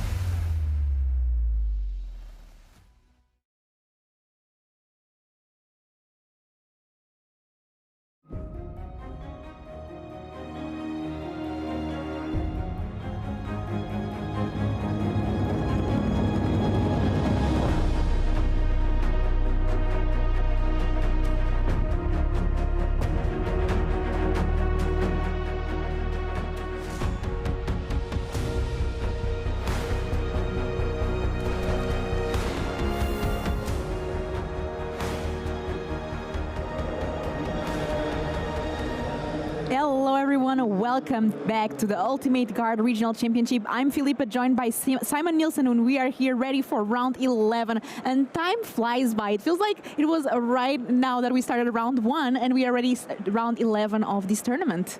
Yeah, I mean, like, obviously round 1 was yesterday, so, I definitely remember it as not being just now. I don't know how your, sense of time is. I thought mine was pretty bad, but that's fair. Admitting that to all our viewers, sure. Filipa does not know what a day is. It's just because I'm having so much fun, and I mean, Modern is so fun right now, and let's take a look at the tournament structure to see exactly what we've been through, so nobody forgets. So day 1, yesterday, we had 8 rounds of Swiss players with 18 points or better qualified for day 2. There were 996 players on day 1, so almost 1,000. Today's day 2. We have 6 rounds of Swiss. Right now, this is going to be the 3rd one of the day. Then a cut to top 8, and it's a top cut single elimination tournament. So very exciting things. Let's see what these players are exactly playing for and take a look at the prizes. So cash prizes, we have over 130,000 US dollars, but I think a lot of these players are looking for those qualifications. So we have top 36 Pro Tour, we have 1st and 2nd place get an invitation to the World Championship. So a lot of things at stake, and I think it's this time that they start doing the math, right? You said for the Pro Tour, maybe they could make it X and 3? That's at least would be my assumption here, but maybe someone can make it with a draw as well. We'll see exactly how it lines up. I haven't done the math personally. That's not my job yet. I'll probably make it later, or we will make Frank do it. But definitely, looking forward to that last stretch. There's so much on the line for these players. And even the ones who lose the first round today and start the day at X3 know that they have a battle to go through, can win the next 5 matches. One of those players, by the way, is Andrea Mengucci, losing the first 2 rounds today. Oh, wow. A rough start there for Andrea Mengucci. And people have been asking to see some different decks. So we decided to bring that for you all. So let's take a look here at what our players here for the feature match are playing. So starting here, we are seeing both players. One of them is Per Jones. And what is Per Jones bringing? Yeah, so this is actually 2 players we have already seen, and it is 2 Scandinavians. Per is the only person in the tournament to register Tamagorf, and he even went a step further and registered Dark Confidant as well. So this is Jund Sagavan, just like, the old Jund core, really good creatures, Nethergorf as well, and then Ursa Saga and Renan 6. And he's up against here we see the deck from Per. Very interesting list as well. As you said, we saw it here yesterday. And why do you think it's doing so well here in the field? I don't know. I do not know.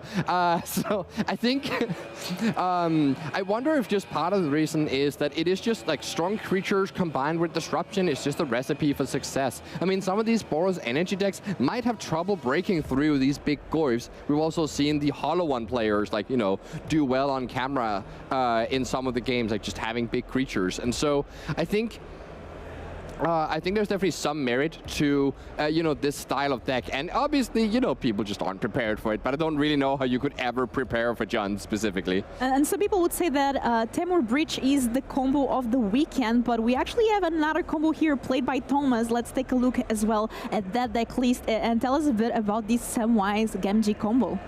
Yes, so Thomas Munch is another Danish player who we have seen before. He ended up winning the Nordic Masters last August here, where I was also in the booth to witness it. And it is a combo with the Samwise Gamgee. Green and white for a 2/2 that says whenever a creature comes into play, you make a food token.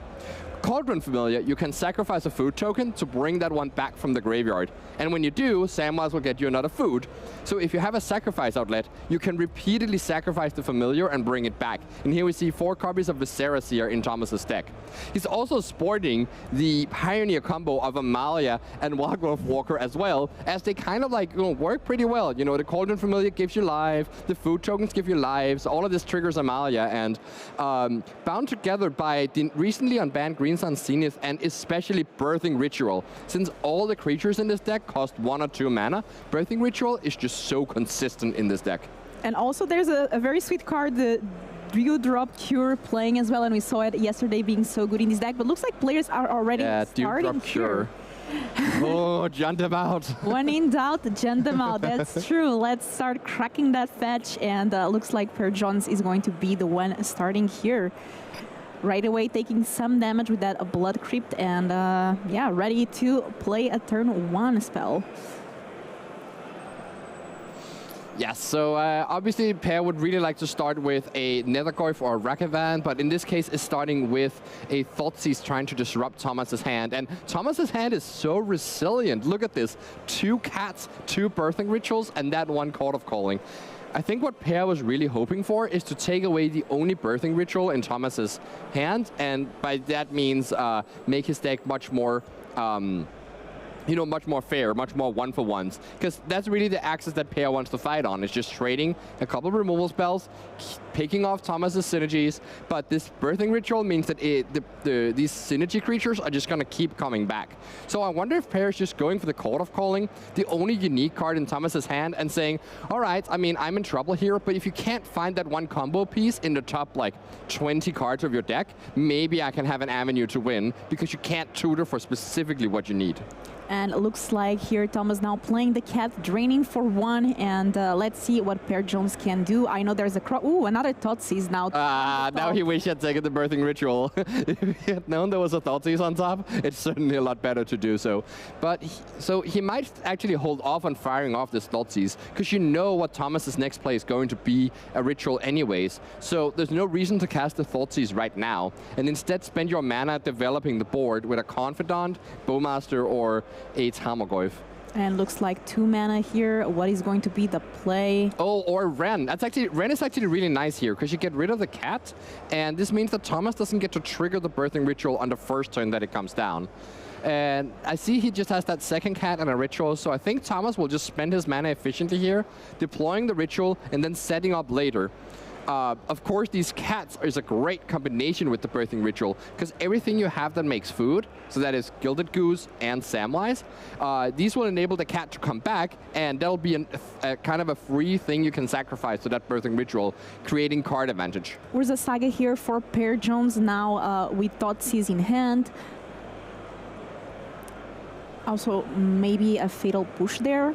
Yeah, so I wonder if Pear's plan now, you know that they have 2 birthing rituals, maybe you can just keep Thomas off of creatures completely. So you might see him Thoughtseize away this Cauldron Familiar, leaving him with 2 birthing rituals. Of course, it is a bit risky because this Windstripped Heath can go get that Dryad Arbor, which is another creature for the birthing ritual. So it's not, it's not super easy to do. And again, if Thomas ever draws a Gilded Goose, you're really in trouble. But yeah, he does take away the birthing ritual. Okay, recognizing that it's probably a bit too unrealistic to try and deprive Thomas of creatures, and instead just trying to make his his deck a little worse. And here we actually see the Court of Calling, which could get that Gilded Goose in a turn. And without here having access to sideboard yet, what do you think Per Jones might have to deal even with these birthing rituals? Yeah, so let's see here what his deck does have. And he actually has, I think, the only answer to birthing ritual will be Boseiju, which he has 1 copy of. Of course, if he does find that, well, he can retrace it with Ren and 6. There's also an A-Wire Might, so that might also show up. All right, so we see here Thomas is, oh, this is beautiful. So Thomas is playing the cat, and Pear says, yeah, I'll shoot that cat so you don't trigger your birthing ritual. But then Thomas can just go right ahead and get that Dryad Arbor, and is now going to look for a 1-drop in his top 7 cards. He's really looking for Gilded Goose here. That is the best hit, because that lets him get back these cats. So let's see if there's here that Gilded Goose to be able to produce a food token. He does play the full 4 copies of the Goose. Let's see what's able to find. You find a Viserys here. So another thing you can do with this deck is that you're not forced to pick a creature just because you can. So he might say that he'd actually rather have a Dryad Arbor than a Viserys here, but staring down that Renan 6, and you know it's just going to get pinged off anyway. Actually, I wonder if Thomas might have made a bit of a risky play here, because if you don't get that Gilded Goose, or at least a Delighted Halfling, you just made yourself quite vulnerable to, like, you just lost a land drop essentially for not very much gain. And now you can't go Court of Calling for that Gilded Goose next turn. So, yeah, taking the point of damage there in response, Thomas is sacrificing that Viserys here to be able to scry 1. Oh, and it's even more punishing because Thomas has a Goddess Shrine in hand, so doesn't even have the triple green for that Court of Calling. So let's see what's the top deck here. All right, Wildgrowth Walker is at least okay. It is safe. I guess Thomas is expecting Pear to activate the Urza Saga and start making some tokens, but... land tap there. Actually, I think there's also a Haywire Might. Yeah, there is a Haywire Might for Pear to get. So this Birthing Ritual is actually going to die pretty soon. And yeah, once again, Pear denying the trigger there of that Birthing Ritual. And now Thomas is really in trouble. Just with a single Court of Calling in hand, he can't even cast it. If he draws a land, he'll be able to play it for 1, and like now he can get the Gilded Goose, but that's not really impressive anymore because there's still the 2 cats. So I think maybe what Thomas has to do is just hope that the clock is, or calculate whether or not the clock is fast enough that he can just hold this Court of Calling until he draws another land, and like maybe he can just set up the combo right away. Like he basically just needs to top deck one of the combo pieces. Making the construct there from the Urza Saga, and I think now making another one. So there's 2 constructs right now, and that Urza is going to go to the graveyard. Let's see what might be the pickup here. I think it's definitely going to be a Haywire Might here, so you can kill off that Birthing Ritual, and like all that time you've spent delaying. We might also just get the Nihil Spellbomb, and like that's another way to insulate yourself against the combo. It is a bit risky though. Because like Thomas's deck can go off at instant speed, so if he can create multiple food tokens, you can kind of like get these cats out if you need to. So getting the Urza Saga there from Ren, and now going to attack with the construct. For 3. Yeah, so the advantage of doing it this way, he was actually not able to leave up Fatal Push and use the Haywire Might, so that's why he's saying he'd rather just get this Nihil Spellbomb and attack the graveyard, attack the cats in the graveyard. If Thomas draws a land here, he can go Court of Calling for that Gilded Goose now. It's not that great, but it at least forces, like you kind of get into this like mouse and dance situation with the Nihil Spellbomb. Very important draw here for Thomas, and it's a Boseiju. So it is that green that allows you to get that court, so let's see what exactly Thomas is going for. That Gilded Goose is here, making a food.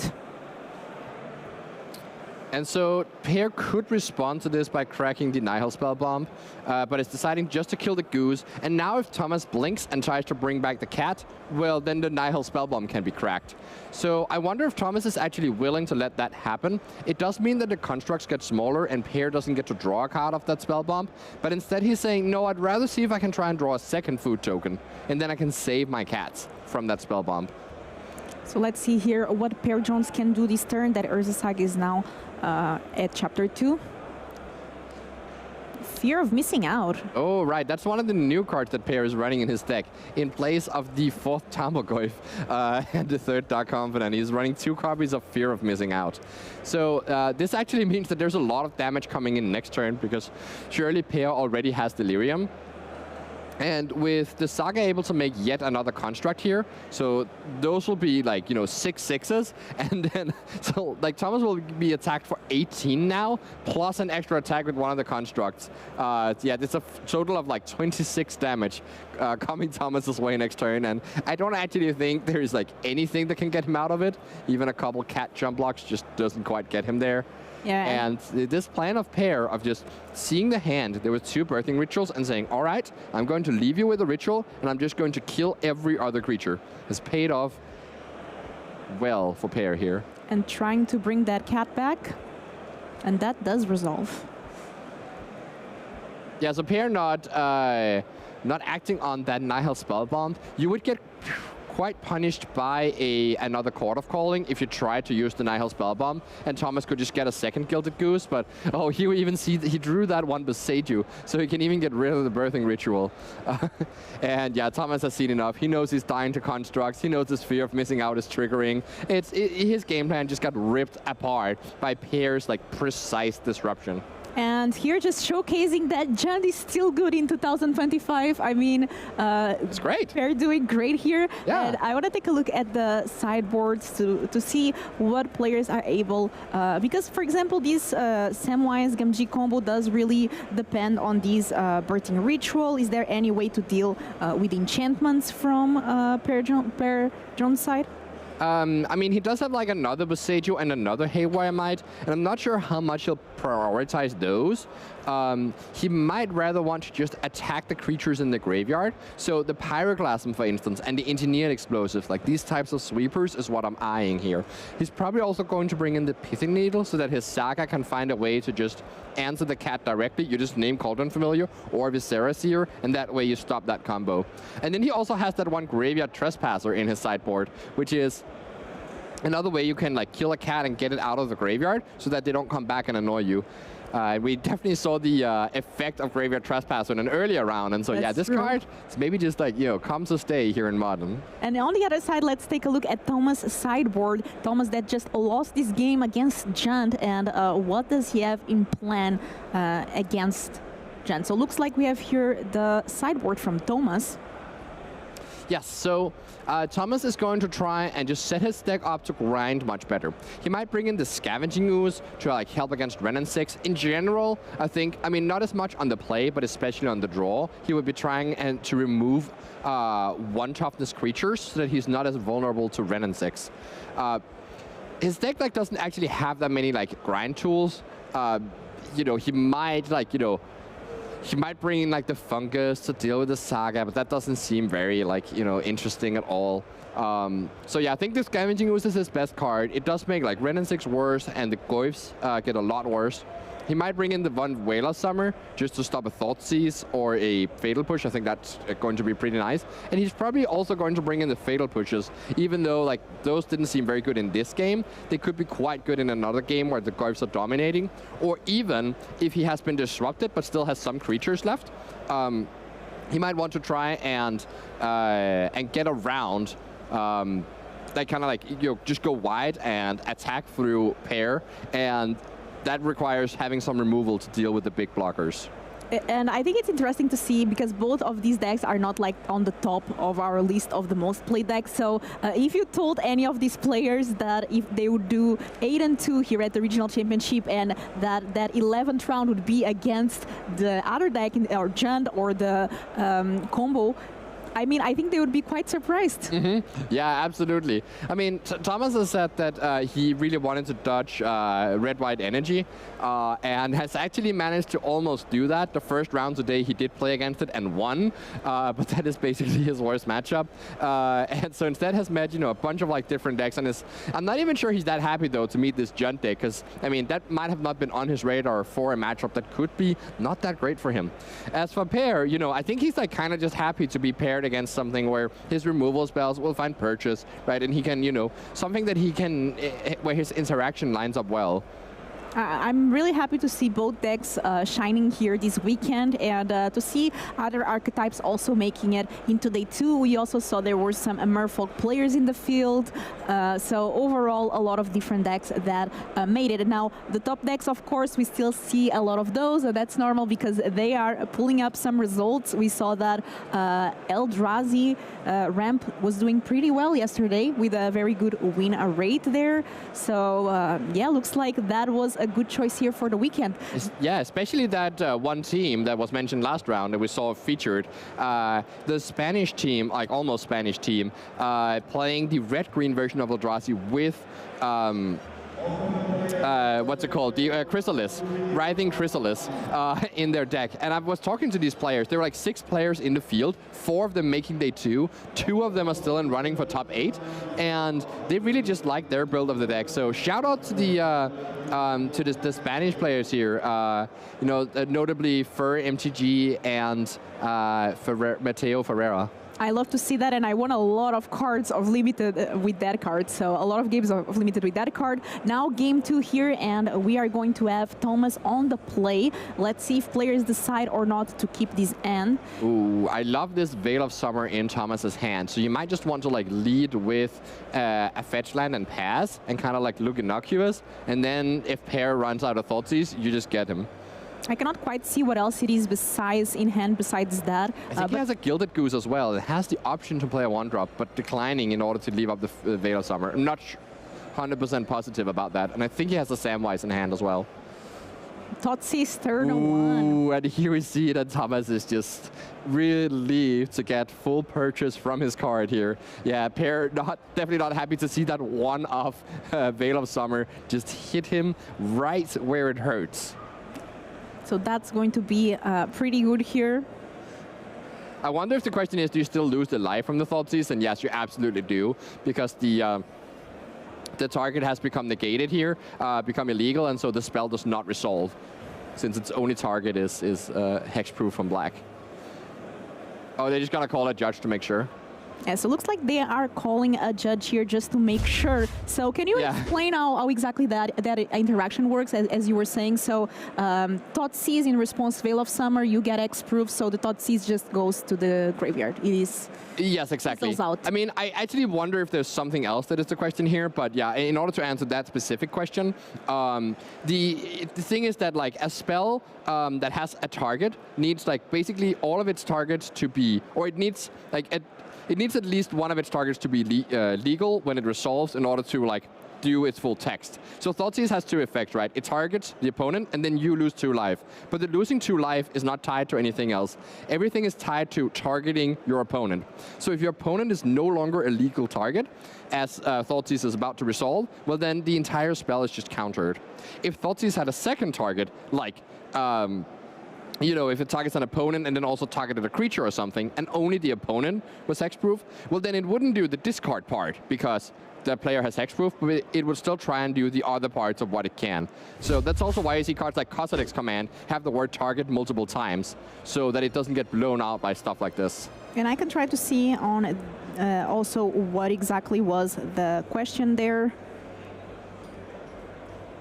It seems like we have a judge in there just correcting the life total, and all is well and good. It might have just been exact that question, but it feels like there might have been... the players would probably already know that at this point. I will tell you exactly what it is. So the question is, do I lose life for Thoughtseize if my opponent casts Veil of Summer in response? The answer is no, because the spell has no legal target and will not resolve at all. So. Yep. Exactly what he said, Simon, and it looks like that was the question here. I think at this level of ice stakes, even if you're almost sure... Yeah, you could see it on their faces. Yeah. They were like kind of, you know, they seemed like they already knew, but it was like, I guess we might as well just make sure. Yeah, the pressure is very high right now, and you don't want to look back later and make a mistake. Yeah, just like take the time, call a judge, it's fine. Oh, it was actually Sylvan Safekeeper, not Gilded Goose, in Thomas's hand. And yeah, this card is quite interesting in the matchup, allowing Thomas to protect himself from the removal spells of Pear.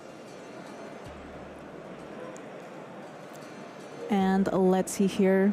So you can sacrifice a land, target creature you control gains Shroud until the end of the turn. Very nice. Mm-hmm. Yeah, and I wonder if Pear is just going to try and go for that Sylvan Safekeeper right now, forcing Thomas to either sacrifice a land or just let it go. And even if he doesn't try and protect it, that's still totally fine. It did its job by baiting out a removal spell. But in this case, it's the Orcus Bowmaster. And actually the same scenario comes up again here, where if you give the Sylvan Safekeeper Shroud, you stop the Bowmaster from making a 1/1 army, and that is not the correct Bowmaster that is being shown on screen there. That is the arena version. There we go. So yeah, Thomas does give the Safekeeper hexproof, and that means the entire ability of Bowmaster does not resolve. So that's why you see Pear not get an army there. But having to sacrifice a land in the process, so... It is costly, yeah. Yeah, it's quite costly. Attacking with the cat there, now getting that second land into play.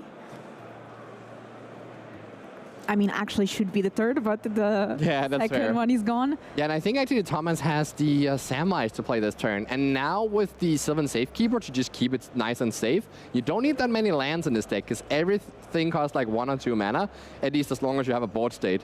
Oh, but it's instead a Scavenging Ooze, the other card I highlighted as being kind of key in this matchup.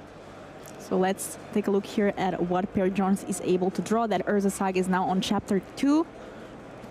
There's a Fatal Push in hand, but again, like the Shroud there. Land for the turn. Look at all that shininess from Pear's deck. Like, this is really pimped out. You can see that he is a Jund mainstay. Yeah, I mean, I feel like many years ago when I started playing Modern, every Jund player was known for having these kind of decks. That's true, yeah. Because why else would you play Jund unless you love it? They were also the most expensive ones at the time. So fear of missing out here.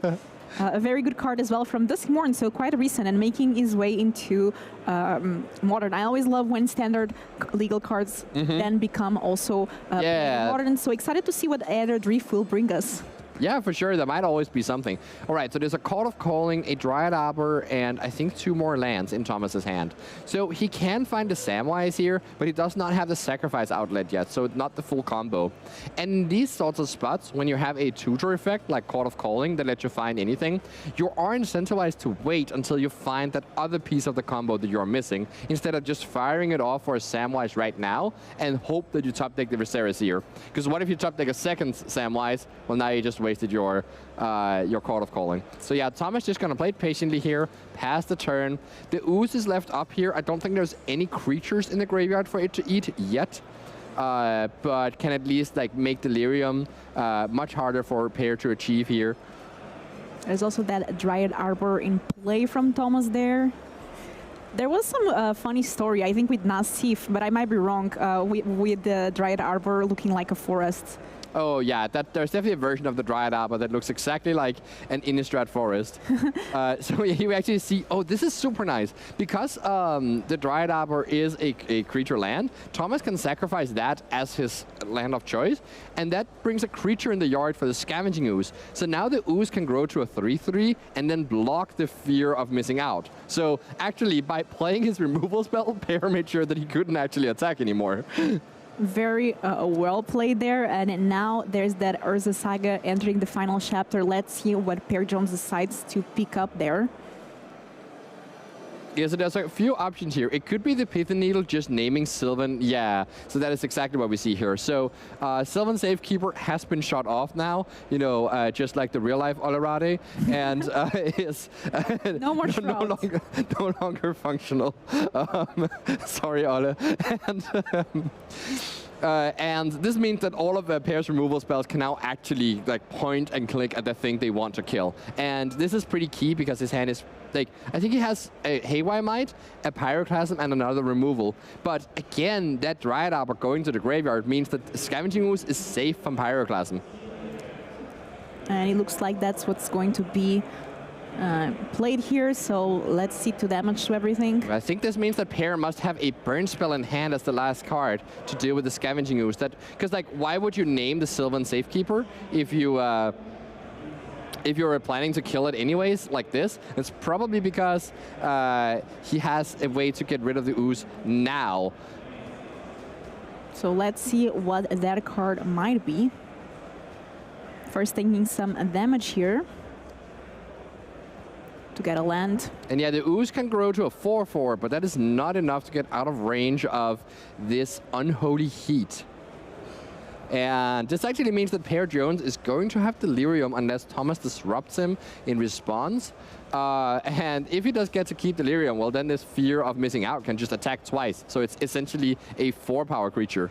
Oh, it's a Tarfire. Right, so that makes it really hard for Thomas to get rid of Delirium because that Tarfire is Kindred, so it does count as multiple card types. And yeah, Thomas will just get rid of a creature here, but I think we have I think we still have 5 different card types in Pair's graveyard here. So, oh, this is the 1 mana that's floating from the Urza Saga, by the way. Do not forget. So that Aurora Might was played for that mana floating. Now attacking with Fear of Missing Out. There's Delirium. And attacking once, untapping, and attacking twice. So the players are just shortcutting here and just attacking for 4 damage with that Fear of Missing Out. And not bad for a 2-drop. Yeah, let's see what Thomas is able to do now. I mean, after the board was completely wiped out, and it looked like Thomas had a pretty good synergy going on. Things were going ahead towards the combo. But this deck from Per Jones just does a great job at removing everything, I guess. Absolutely. Survey land there. And let's see what Per Jones gets. I mean, something like a Croxa would be very interesting. That's true. That is actually present in his deck list. I actually think Pear doesn't need that much else. He just like, if he can just keep drawing removal, he'll be fine. Because his clock is so great here. You notice him though not attacking with the Haywire Might. I think that is because he's playing around Bowmaster. Now getting to add a Goyf to his side. So shiny. Yeah, and Thomas is just sitting on lands here. Again, can call off calling for one, but it is just not very impressive at the moment. And how big is this Goyf? It is big enough. Was that what you said? It's a problem. Yes, it's a problem. Yeah, that's right. I mean, at this point, Thomas down to 15 alive, but more importantly, not really having anything going for the combo engine and just depleted of a lot of pieces of the puzzle, let's say. Taking damage here from that Godless Shrine, so... I think the Goyf is a 6-7 right now, and if that Haywire Might dies, it's going to be a 7-8. So Thomas shocking here will obviously must have something, maybe like a... Well, it is the Court of Calling, yeah. So, but he can get a single one-drop is not very impressive. Still... You know, you just got to do what you got to do here. And now you attack with the fear of missing out and makes the Tamogorf attack again. So this brawls in for 6 damage and gets to attack a second time. I'm really unsure why this Haywire Might is not getting in the fray. But I guess because you get a second attack step anyways, it doesn't actually matter if you attack with it now or attack with it in the second attack step. So right now, if Thomas just goes and gets a 1-drop and trumps the Tamogorf, he takes 2 damage down to 7, and then the Goyf plus the Haywire Might attacks for 7. So he needs to, basically, he needs to get a cat here to even stay alive, because then he'll gain the 1 point of life.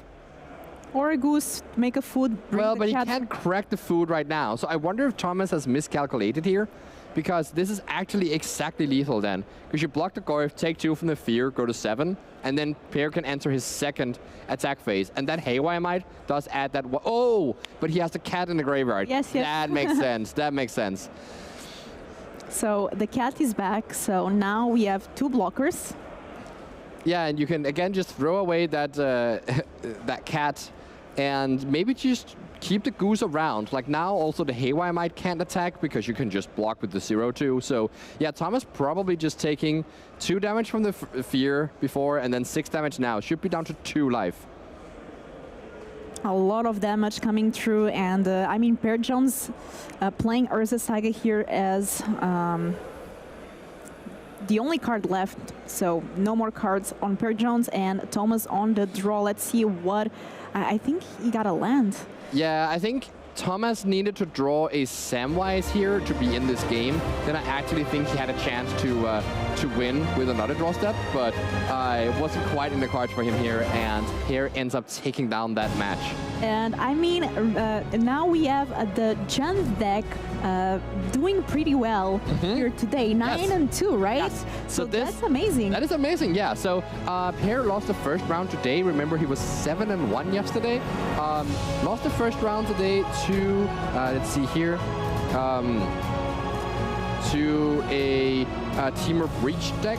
No, wait, he lost to Boros Energy. But otherwise, actually, it has otherwise won most of his other matches and is now looking, you know, like we are going for like X2 to make top 8. And so Pear here still needs to win the next 3 rounds to at least guarantee a spot. Maybe can only win the next 2 and it's fine. But yeah, that is, you know, kind of an impressive result for this Jund deck. Very impressive. Love to see Jund back in 2025. Let us know, chat, if you're happy to see Jund back as well. And I mean, love to see these different decks making it so well here this tournament. I mean, we've talked about it multiple times. There are so many different decks here, and we saw the meta breakdown for day 1 as well. There were 4 decks. There were the main play decks with overall 55% combined percentage, but there was a lot of different decks also playing with less percentage, but a lot of variety. Yes. How do you feel about Modern right now? And after we've been here for 11 rounds, I have to ask you, what would you bring to play knowing what you know now? I mean, okay, watching this match was not the greatest indicator, but I actually really like the Samwise deck from Thomas. And so I think maybe I would at least try that out online, see if it's a good version. I would also try out that red-green Eldrazi deck that, you know, Mattia Rizzi, Matteo Ferrari, Fur MTG, etc. are playing in this tournament. These are you know, Spanish online players who grouped together, you know, got their minds working and it built this like version. They just said that, well, this blue splash in the Eldrazi deck just makes the mana too bad. Just play Stone Rain. Just play Stone Rain. And I want to know more about these Per Jones and the Gen deck, so let's take an interview here with Will Hall. And I'm here with our winner, Per, taking it down with Jun Sagavan, now X&2. I know, look, the thing on my mind right now is, we've got Tarmogoyfs. In 2025, you're bringing it back. You're doing it for all us boomers. Talk to me about that. Why have we now got Tarmogoyfs back in the deck? We're playing Tarmogoyf because that's the only deck I know how to play. Okay. So I've played Jund for quite a while, and that's what I do.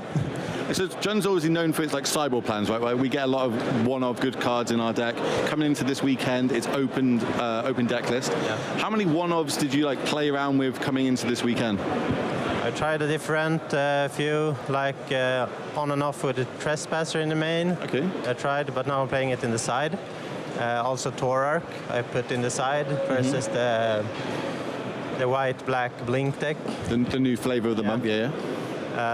But I think open deck list favors Jund because we know how to keep our hands and we can just keep Ragavans versus... You kind of know what you know what your opponent's got, so you know what answers you need to bring in. So kind of a big advantage to Jund. It was always its strength back in the day. Yes. So you say it's your deck. You've played this forever. This is what you know and how the only thing you know how to do, so to speak. So coming into this weekend, it wasn't really about the meta. It was more how you are going to evolve to the meta. What sort of big meta choices did you bring? Sorry? What meta choice? What cards did you bring for the meta that you were expecting? Well, I played 2 Dark Confidants. Let's go. Bob is back. Okay. Bob is back. Because not many decks play Bowmasters anymore. True. And not many decks play Ren and 6 anymore. Tell me it's been good. Tell me Dark Confidant's been good. It's been really good versus the Breach decks. Oh, so it's hard for them to get rid of it, yeah? It's a bit clunky versus the energy because of bombardments. They just sack the tokens. Is what it is. Yeah, but we're kind of favored versus that deck anyways, post-sideboard. So, obviously there's a lot of Teamer in the room. So you think, would you want to get paired against Teamer? Do you think we've got a good matchup in Jund Sagavan? Yeah, I think so. And also like a bit favored against energy. Our only bad matchup is like Eldrazi, but I was about to ask you that. I have dodged it so far. Okay, well, hopefully we can keep that running. So on that one, we're going to pass it back to the booth. We are back and ready for more Magic, Simon. So we are going to be having now players that are doing very well in this tournament. So we are going to see Gonçalo Bragança playing here Boros Energy. I mean, the most played deck of the weekend, to be fair, and doing fairly well. I mean, the win rate from day one was not incredible, but it was also not bad. How did you feel about how Boros is performing here this weekend? I mean, it's kind of like expected. When a deck is 25% of the field, it needs to be absolutely broken to get a lot more than 50% win rate. And here we see the opponent of Gonçalo, which is Christian Rodriguez Palacios, playing this kind of like old school version of the Eldrazi ramp. And when I say old school, I mean like 4 months ago rather than 2 months ago. Or not even, right? It's like the ban was like a month ago. So the metagame is shifting quickly. But this version not playing Karn, instead playing the Ancient Stirrings that most other people have cut. And we actually also saw this version being played at the Magic Online Championship. Now we hear, we've talked a lot about like these Eldrazi decks, and Christian is actually our only undefeated player right now at 9-0-1. Has that draw, but not really, much of a blemish on this like pristine record up against Gonçalo, who is I think 9-1. No, I actually got that wrong. I'm sorry. Playing actually against a different deck. So playing against, I believe, Leo, playing Domains. Oh no, we are right. Okay. Yeah. So we have here Boros Energy, and I mean, it was the most played deck of the weekend. I mean, what do you think of this deck list? Pretty stock, anything that you see that is different? Also, I wanted to ask you about this Showdown of the Skalds and what role does it play in this deck? Yes, so like Showdown of the Skalds is the like main thing that is different from this deck. Gonçalo choosing here to play for Fable of the Mirror Breaker. I think the Showdown version is another thing that has kind of emerged in the Magic Online challenges throughout the last week here. And essentially what it says is that you make the deck have like this bit of push into like the mid game. We have more sources of card advantage. One of the issues with the Boros deck is that if you don't have a Flage active, you kind of run out of stuff to do if your opponent just interacts with you a little bit and you're initial first turns aren't good enough to overwhelm them. And so the showdown is certainly a card that can overwhelm the opponent. You essentially just draw 4 cards and then you distribute 4 or 5 plus counters as you wish among the board. So it's quite powerful, and I think especially powerful in mirror matches where the sizing of creatures can matter a lot as well. Maybe not going to be as relevant here, but what you can do with the counters of showdown is navigate your creatures so that they dodge Kozilek's return. 2 damage to every creature, or 5 damage to every creature if you get to get the Kozilek's return from the backside. So that's something Gonzalo is going to think about if he gets to untap with a showdown of the Skulls. And Christian here starting this game. So being on the play, how important it is here for Eldrazi ramp. I mean, the goal for them is to get as much mana as possible as soon as possible. Yes, I mean, they definitely would like to, go first here. And especially, what's nice about going first with the Eldrazi deck is that you have a small land destruction package. You have, nice. I love these cards here from our spotter. You have this land destruction package with Sowing Microspawn that can kick to kill a land, and Worldbreaker that is just 7 mana can destroy a land. And so, the nice thing about Christian's about this version of Eldrazi is that when you're on the play, the land destruction is just much more potent because you can ramp pretty heavily and start doing these things as early as turn 3 or 4. You can play these 6, 7 mana spells and you really stop Gonzalo's deck from working. Looks like we see here Ancient Stirrings and getting that Devourer of Destiny. Yeah, that's not the greatest card to get here, but I wonder if that's because Christian has the UGEMS Labyrinth in hand and just needed a 7-drop to be able to exile with that one, and it seems like that is indeed the case here.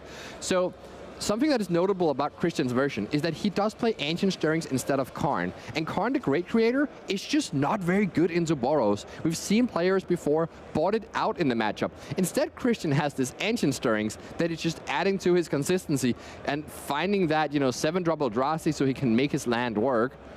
And I have to say here, this Rumble is one of the cards of the weekend. I just feel like this card is putting work in so many different decks. I mean, every deck that plays green is almost playing this card, so very nice there. Yeah, very powerful card. Again, Christian choosing to take another 7-drop Eldrazi there with that Null Drifter.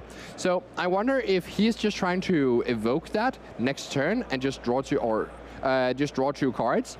Or if he's going to wait until he can play it for 7 mana, or even if he decides, no, I'd rather have this one be exiled by my UGEMS Labyrinth, so I can play my Devourer of Destiny to kill a threat from Gonzalo. And let's see also what Gonzalo can do in the face of these. Starting to ramp Christian here with this spawn. Let's surveil. I mean, these surveil lands are so nice. They just added a lot to Modern as well, playing in a lot of different decks. Yes, absolutely. I mean, one of the most impactful additions to Modern in recent times. Essentially, you just say that every deck gets to play Consider, because that's what happens when you fetch a Surveil land. You get to Surveil 1, and you didn't spend a card doing it, but you spend a mana. That's literally what's happening whenever you fetch a Surveil land. And that is really powerful. Turning all your fetch lands into having a Consider attached just increases consistency, makes that these late game top deck scenarios, you're just more likely to find the card you need. And of course, sometimes you're just gonna get a Flage in your graveyard directly from the top of your deck. Or just fill up the graveyard to get the Flage. Gonzalo playing land for the turn and tapping that 1 mana. And there's a Static Prison that it seems like Gonzalo is, pondering about. Are you supposed to just clear off this Eldrazi spawn right now? Guide of Souls instead. Yeah, Gonzalo says, that's probably a bit too greedy. I can maybe save this for bigger Eldrazi. But it is good to be aware that these are options you can take. And you should definitely spend time considering your options like this. And we saw a game that, with the Mardu Energy player, really prioritizing taking care of the spawns against, I believe, Breach. Yes, it can definitely be, kind of important to get this spawn out of the way, either to get a chump blocker out or just, reducing the amount of mana that Christian has access to. But Gonzalo saying, if you spend that mana right now, you can't do anything too scary. You can play a Sowing Myco spawn, but it's just a 3/3, and maybe you'd rather just get rid of that one. So But here we see something big. So Christian is choosing not to pick an Emrakul here, despite having a pretty full graveyard at this point.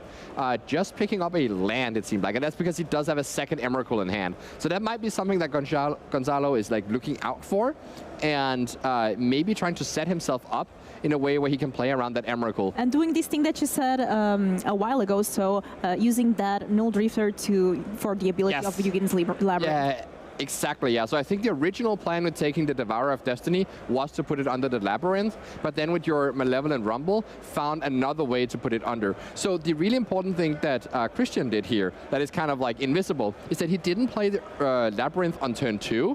That's an option you could have taken, right? Play it turn 2, get that extra mana. Maybe if you find a Talisman, you can play it right away. But instead saying, no, if I hit a different 7-drop, like a second Emrakul or something, I would rather put that under my Labyrinth. And so waiting until the moment where you kind of have like a few extra cards to know exactly which card that you want to get rid of. Showcasing a lot of experience with the deck, and here Gonzalo, again, another survey land and putting that showdown on the graveyard.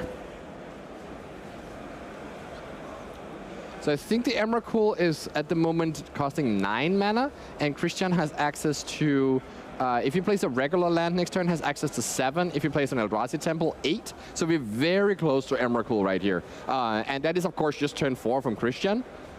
And I would love to see it. I mean, we've seen a couple here this weekend. We've even seen Emrakul not be good enough in round 1 yesterday. That's true, against Mengucci. Yeah, it feels like it was just a moment ago. I told you.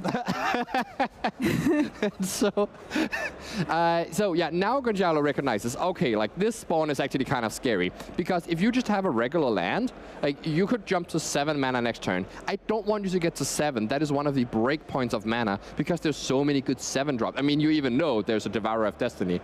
So Static Prison there, then taking care of that spawn, and now, as you said, Christian doesn't quite have enough to be able to get that.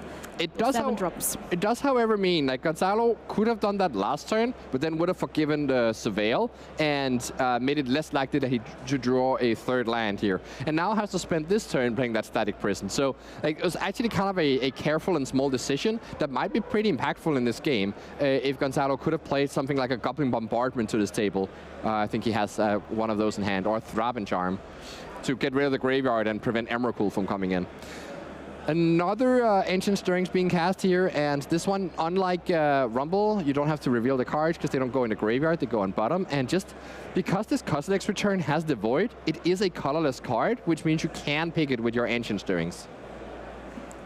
So let's see here what Christian decides to do. Just passing the turn here. And we see a little bit of the mana inconsistency in this Eldrazi deck. Deciding to play both red and blue means that you can't actually, there's only one land that produced red and green, so you couldn't do Ancient Stirrings and also play that Kozilek's Return.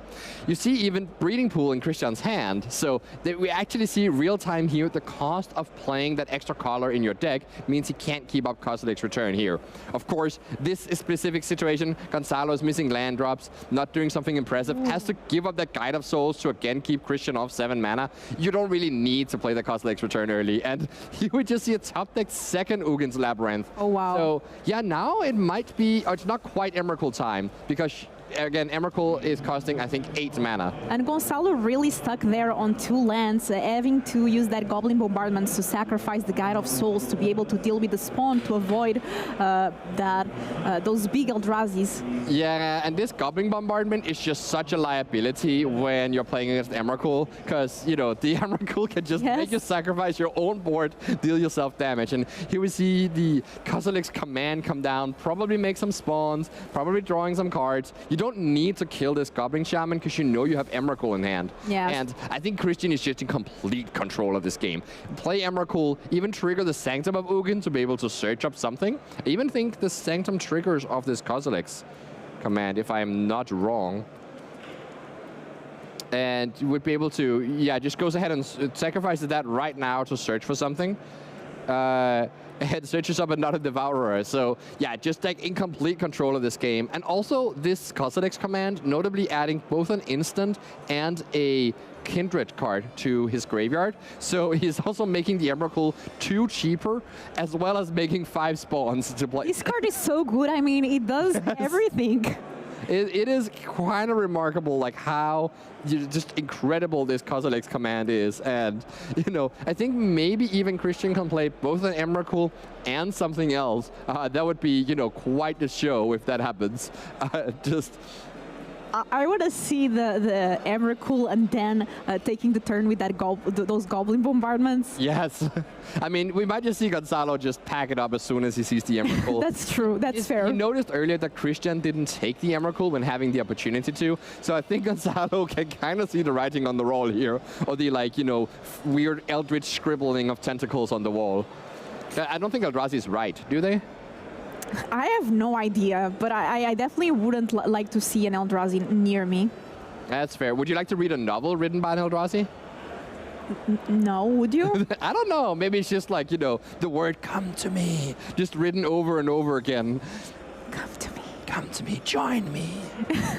One of us. That's what Emrakul is, right? Just, oh yeah, I guess Gonzalo can take matters into his own hands and just sacrifice that Goblin himself, knowing that he's not long for this world anyways. And yeah, everyone has to bow for the Emrakul, the promised end. I mean, it's the promised hand, so it has to be the end. Such a cool card. I'm so glad that it's seeing modern play now. Yeah, it's a great card. So let's see here, Fable of New Year Breaker here. Christian could just choose the best cards and discard them. This is also really a card that has been enabled by this Malevolent Rumble. And yeah, absolutely. Like the Thraben Charm you're going to want to keep because you can use that to kill your own Fable. And you might not actually want to discard the Flage because then Gonzalo can bring it back. You could also remove your own graveyard from the game, actually. So that might be even better. And let's see here what Christian can do with Gonzalo's turn here. I mean, it's going to be quite interesting to see. I think you're going to use the Static Prison to kill off one of your spawns so that it's not used on the Emrakul. So it looks like that's exactly. And then you're going to use the Thraben Charm to exile Gonzalo's own graveyard. Yeah, so that is, you know, kind of a weird play by Gonzalo here. Why would you just kill a spawn when there's an Emrakul? Why would you exile your own graveyard? It is super odd what we're witnessing here. It almost feels as if Gonzalo is being controlled by an alien entity. It looks like exactly that's what happened. And I mean, I don't know how Gonzalo can get out of this. But let's see what he, yeah, just scooping it up. I mean, that's fair. Yeah, Eldrazi is pretty good, not going to lie. And that's going to be here game 1. Do you normally lie, Philippa? No. Why did you have to express that you're not going to lie about that? No. That is very concerning. Now I have a lot of distrust for you for everything else you say. Busted. Let's take a look at sideboards and also what players can bring here for game number 2. Here we have Christian's sideboard. I mean, Christian that just completely dominated that game and was able to play the biggest Eldrazi sideboard against these aggressive deck. What's going to happen? Yeah, so the 4th Cossadex return is definitely coming in, and probably also that Dismember, really important to take care of Guide of Souls, because that's one of the ways that Gonzalez can kind of like grow his board out of range of that Cossadex return. And other than that, I don't really think you sideboard much, right? Like the Consigned Member, you actually see just one card. You can see him just putting one card in his deck, that is the 4th return, not even bothering with this member, and yeah, very light sideboarding, because Christian's deck is just well set up. The Eldrazi lists that are running Karn need to have 4 cards in their sideboard that they can bring in for the Boros matchup, on top of also having a Karn sideboard. So it's much more awkward for them to navigate in this matchup. But for Christian's version here, that's the advantage of playing without Karn, is that you're just so much better set up into these Boros energy decks, knowing that they're going to be 25% of the field and having a fairly good win rate. And now let's take a look here at Gonzalo's sideboard. And Gonzalo is actually Portuguese. The flag is not correct there. So Gonzalo Bragança is a Portuguese player. And let's take a look here at sideboard, what options we might bring here for a game 2. Yes, so the 4 copies of Obsidian Jamor is going to be the key card in this matchup here. I think there is not a single, there's no Blood Moons in the entire 75, and I think that's actually fine. The Blood Moon is quite good against Kozilek's command, but otherwise not the best in the matchup, whereas the Jamor actually targeting the UGEMS Labyrinth and the Eldrazi Temples really slow down that Eldrazi deck and also gives you a clock. So like those are going to be quite important, and on Christian's side actually is going to determine how he sequences his lands, because he's going to try and avoid playing too many colorless lands and making that Jamor cheaper. Okay, looks like players are shuffling up here and getting ready for these game number 2. A lot of ice takes. These players are doing very well here in the tournament, and yeah, it's a very decisive round here for both of them. And look at those beautiful deck boxes there. I know. We got a couple yesterday as well. Which one did you choose? I chose the Supreme Verdict, but you know what? I'm seeing the one, like, you know, the blue one with the pattern. I've been eyeing that every time they show these boxes. I'm like, I chose the wrong one. I also chose the Supreme Verdict one. I think it's pretty nice. I'm not going to lie. It's kind of funny. Yeah, it's just a big monkey, you know. We were talking about at dinner how, like, that artwork does not revoke Supreme Verdict at all. Like, it looks like, you know, this overrun effect, or like just big monsters crashing down on something. But yeah. And let us know in the chat which one would you choose from these 3 deck boxes. I mean, they are all pretty nice, but let us know which one is your favorite. That's definitely the advantage of coming out here to Prague, is that, you know, we get to have this, like, you know, special exclusive merchandise that you cannot get anywhere else except in this building right now. And so even if not playing the regionals, like, there's just so much else going on. Like other tournaments, last chance qualifiers you can try your hand at, just side events galore. So plus these like exclusive products from Ultimate Guard. So yeah, these shows are like really big and impressive. And you know, you could also come watch the live stream, like, you know, on a big screen here next to the feature match area, which just looks so pretty. A lot of things going on in Prague. Yeah, it's pretty exciting. Friday I had the chance to play an Innistrad Remastered draft that was super fun. So the side events are also very fun to be a part of. And yeah, everything looks really nice here in Prague. It's a lovely place to be, and nice to be back here. I was here last year, and always great to come back. Yeah, so some players have been here, like, you know, 3 times in the past few months because of the amount of tournaments that are in Prague, because it's just such a good tournament city. Yeah, that's true. I mean, it's a great choice. And it looks like players here are taking mulligan decisions. Christian putting 1 card on the bottom, and we have that beginning of game action. Devour of Destiny. But yeah, remember, that happens in the Christian's upkeep, actually. So we're going to have to wait just a little while before he gets to do it. And here, meanwhile, we see the best 1-drop Gonzalo can ask for, because there's no defense against the turn 1 Ragavan. Oh, he forgot the trigger of that Devourer of Destiny. Oh, wow.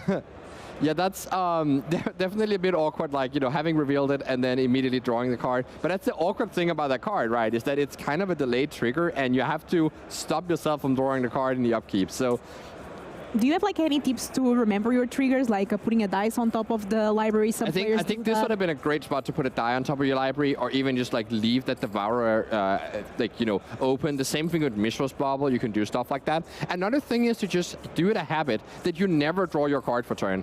You always just take a breath, just check if there's anything you need to do, and then you draw your card. And you just need to spend 1 second every turn, and then you can like. And then you can kind of navigate, then you can kind of realize if there's anything you're missing. So there was an Ancient Strings there. Mm-hmm. Picking up a Kozilek's Command. Again, just so nice that your Ancient Stirrings can find these interaction spells, these removal spells of like Kozilek's Return and Kozilek's Command, because they're colorless. Quite a nice, you know, like way that this Eldrazi deck has come to be constructed. Attacking with a Ragavan, getting that on top of your scroll. Oh, but it can only enchant a forest. That's true, so that's not going to quite work here. I saw Jose Neves actually play a Naya version of Boros Energy, splashing green, maybe for this exact situation, where if you steal an Utopia Scroll, you can still use it. I mean, still getting the treasure tokens are not too bad. Yeah, that's the main payoff of Ragavan, right? And also making sure that Christian didn't get that piece of ramp. That's true. I mean, it seems like he does have a second Utopia Scroll and has an Eldrazi Temple, so actually Christian's hand is just flush with ramp right now. And deciding just to go land pass here. So Yes, okay, so the reason is here that the Eldrazi Temple taps for 2 mana, so he can play the Kozilek's command to exile a 1-cost creature and scry 1, draw a card. Those are probably the 2 modes we'll see. He might make a spawn if he really needs to. Okay, so we do have there that survey land, and we can see if Gonzalo decides to keep it on the top or put it in the graveyard. It would be very nice to get a Flage out of that. Yes, absolutely. Just getting that little bit of extra value, but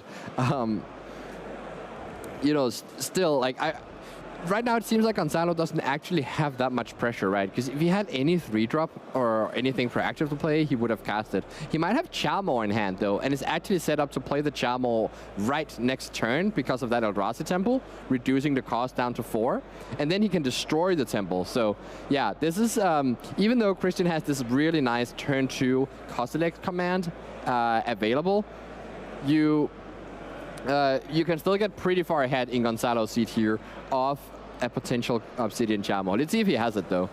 So yeah, so taking care there of the Ragavan before it gets even more advantage. I mean, these Monkey can definitely start getting some advantage. So that's exiled now. Yep, Christian deciding to keep, I think, that Ancient Stirrings on top. Kind of makes sense, but it's not always a given that you have that 1 mana. And it seems like Gonzalo does not have a Chalmor. Has to instead just play out a Ocelot Pride and pass the turn. But we saw how that card can quickly get out of hand with all the cats starting to spawn. Yes, absolutely. Of course, it is a little slow to get going if you don't have a Guide of Souls to trigger it immediately. And also, Gonzalo knows that there's a Kozilek's Return in Christian's hand, because that was picked off... oh, does he know? No, that was last game, yeah. So, doesn't know about the Kozilek's Return in Christian's hand, but we know. And that is obviously going to take care of that Pride whenever Christian feels like he needs to. But right now, doesn't really need to act on it. It's just a 1-1. They'll make a couple more 1-1s. So you can wait a few turns and see if Gonzalo adds a bit more stuff to the board. So getting a land there from that fetch. Okay, playing it untapped.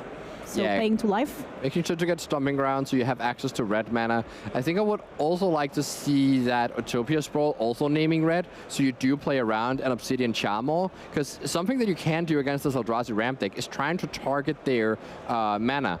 Like, we actually saw the team that is playing just the red-green version with Stone Rains. They said the way they beat the Mirror is by just Stone Raining their blue lands. Oh, wow. And then you take them off the mana to play Condemn to Memory. So, yeah, that is... you know, just the pawns plan. Yes, exactly, yeah. Okay, so here we see a nice, you know, speedy play. Utopia Sprawl making the forest able to tap for 2 mana immediately and then playing that Malevolent Rumble. And let's see here what Christian is going to choose from those cards. We see the Null Drifter, we see another Utopia Sprawl, we see the Emrakul. Yeah, this Emrakul is going to cost 6 mana if it is picked, so it is able to be cast next turn here. Oh, again, wow. Turn 4 Emrakul. Making a spawn there from the Rumble. Yeah, this is again just the advantage of Kozilek's command being 2 card types at once, and 2 card types that you don't normally see in these Eldrazi decks. Like, really, you know, the Kozilek's command and the Malevolent Rumble, like those cards combined is what makes Emrakul the promise to end this force it has become in Modern. Yeah. So playing another Survey land. I mean, definitely taking a lot of surveils here. Yeah, it's because I think Gonzalo has a very interactive draw. I think I saw a Wear Tear in his hand, and maybe even a Galvanic Discharge.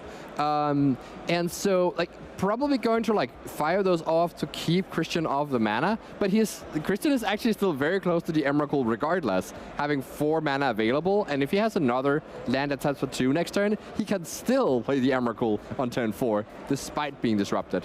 So let's take a look here at the Surveil, keeping the card on top. So let's see what that card is going to be.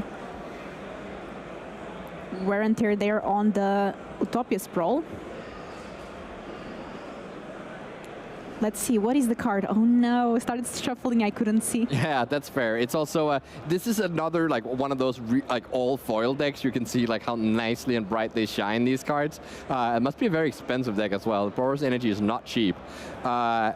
And that, of course, makes it a little bit harder for us in the caster booth to recognize the cards as they enter the hand. Looks like a static prison, though. They're taking care of the sprawl, and again, like prioritizing, disrupting there the ramp. Ooh, and now we see the Arena of Glory being activated on that Obsidian Chamo, killing off the Eldrazi Temple and getting haste. That is a complete turnaround of the situation that we saw before. Gonzalo just, you know, removing 4 of Christian's mana in one fell turn cycle. That was a great turn for Gonzalo here, doing exactly what he wants to be doing, also making a cat in the process. And I mean, that's why these Obsidian Charmo plays in the sideboard of these Boros lists. Absolutely. And yeah, we see the Kozilek's return in Christian's hand. I don't actually think there is an untapped land even. So you might want to Ancient Stirrings to look for the UGEMS Labyrinth, because that's the sort of ramp you need to get into the game. Play that Kozilek's return, and they take a bit of damage off the board. Let's see if he does find... He finds 2 Eldrazi Temples. That is not bad, but it means you have to let this cat live for 1 more turn. Because the Kozilek's return, unlike Kozilek's command, it's not itself an Eldrazi spell. So Eldrazi Temple doesn't tap for 2 mana. Oh, wow. And somebody was saying in the comments that we were talking about the Gonzalo's deck being very shiny, that he has this expression in Portuguese, but it translated in English is, if it doesn't shine, it doesn't enter the pile. But it rhymes in Portuguese, so it's better. Se não brilha, não entra na pilha. But yeah, that's just a fun fact, so... If it doesn't shine, it's not going to be mine. Oh, that's a good one. Yeah, I love that translation. So all the foil players can start using it. Yes, you're welcome. And I love Arena of Glory as a card overall, like such a great addition as well for these Boros decks. Yes, it is like kind of scary how much work it does. I actually like the way that Christian ramped here, finding that temple and the talisman is right back at potentially 6 mana next turn. I think he needs to draw an untapped land because he only has a Paducah Bog in hand right now. Also love that Talisman of Impulse artwork we see there with the guitar on screen right now. So he does have access to 6 mana next turn, and I think that still means Emrakul. No, I think maybe Emrakul is 7 mana at the moment. Let me count. Maybe actually Emrakul is 8 mana. So yeah, we might still be a little ways away. Unless there's a I think there is a creature in the graveyard as well, yeah. So 7 mana for the Emrakul next turn. And a Johnny here. This attack actually being huge here, putting Christian down to 4 life. So that means the Kozilek's return is not going to save him from dying to that Obsidian Chamo. And yeah, of course, you know, just a bunch of tokens coming into play. So yeah, Christian needs to do this Kozilek's return, but also needs to do something else to get rid of that Chamo, and I just don't think that's really available to him here. Like, he has, I think, 6 card types in the graveyard. So he needs to draw a land that taps for 2 mana and then play an Emrakul.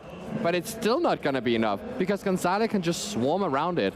So I actually think that there's just like no moves around the current situation. I mean, you can play a Devourer of Destiny maybe, but it's not even, yeah, it's just too much stuff. Like you can't, the Obsidian Chamo with haste was really the difference maker here. Would have thought that a sideboard card made for specifically a matchup will be amazing against that particular matchup. MVP here, no, I actually think Arena of Glory was the MVP. Oh. That extra 4 damage from that Chamo means that Christian is at 4 here instead of 8. If he was at 8, he could just Kozilek's return now, next turn play the Emrakul, and it would be game over.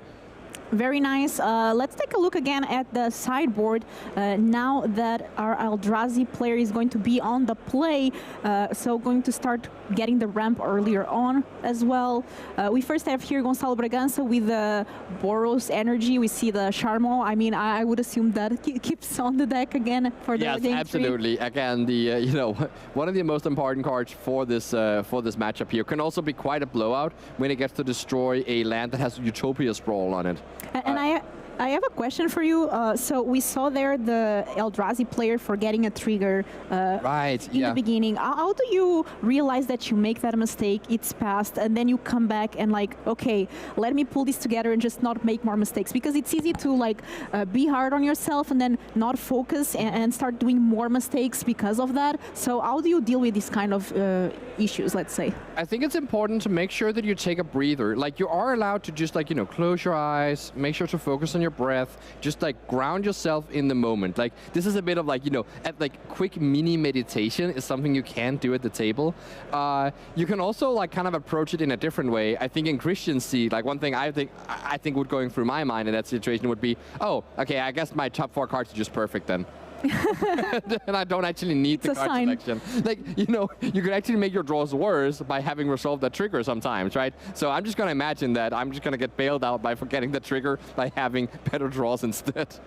Yeah, I mean, it's a lot of pressure to be on these feature match and knowing that your game is being recorded. And also, I mean, these players are doing pretty well at this event, so they are getting closer to that Pro Tour invite. There's not only the Pro Tour invite at stake, but also a big prize pool and 2 World Championship invites, so a big tournament here this weekend, and looks like players are taking the mulligan decision here for Game 3, 1-1. Both these players 9-0-1, so the only undefeated players remaining, I believe. I think Christian has a hand here that is very land heavy, but has 2 Eldrazi Temples, an UGEMS Labyrinth, and a Kozilek's Command. And I think maybe the Command is the only, I think Command might be the only spell in Christian's hand, but because he has so many lands to tap for 2 mana, it's actually worthwhile keeping a hand. Oh, he also has a Malevolent Rumble. Okay, that makes it much better. So yeah, he has these like ways to search for big things, but right now he has no big things to actually play.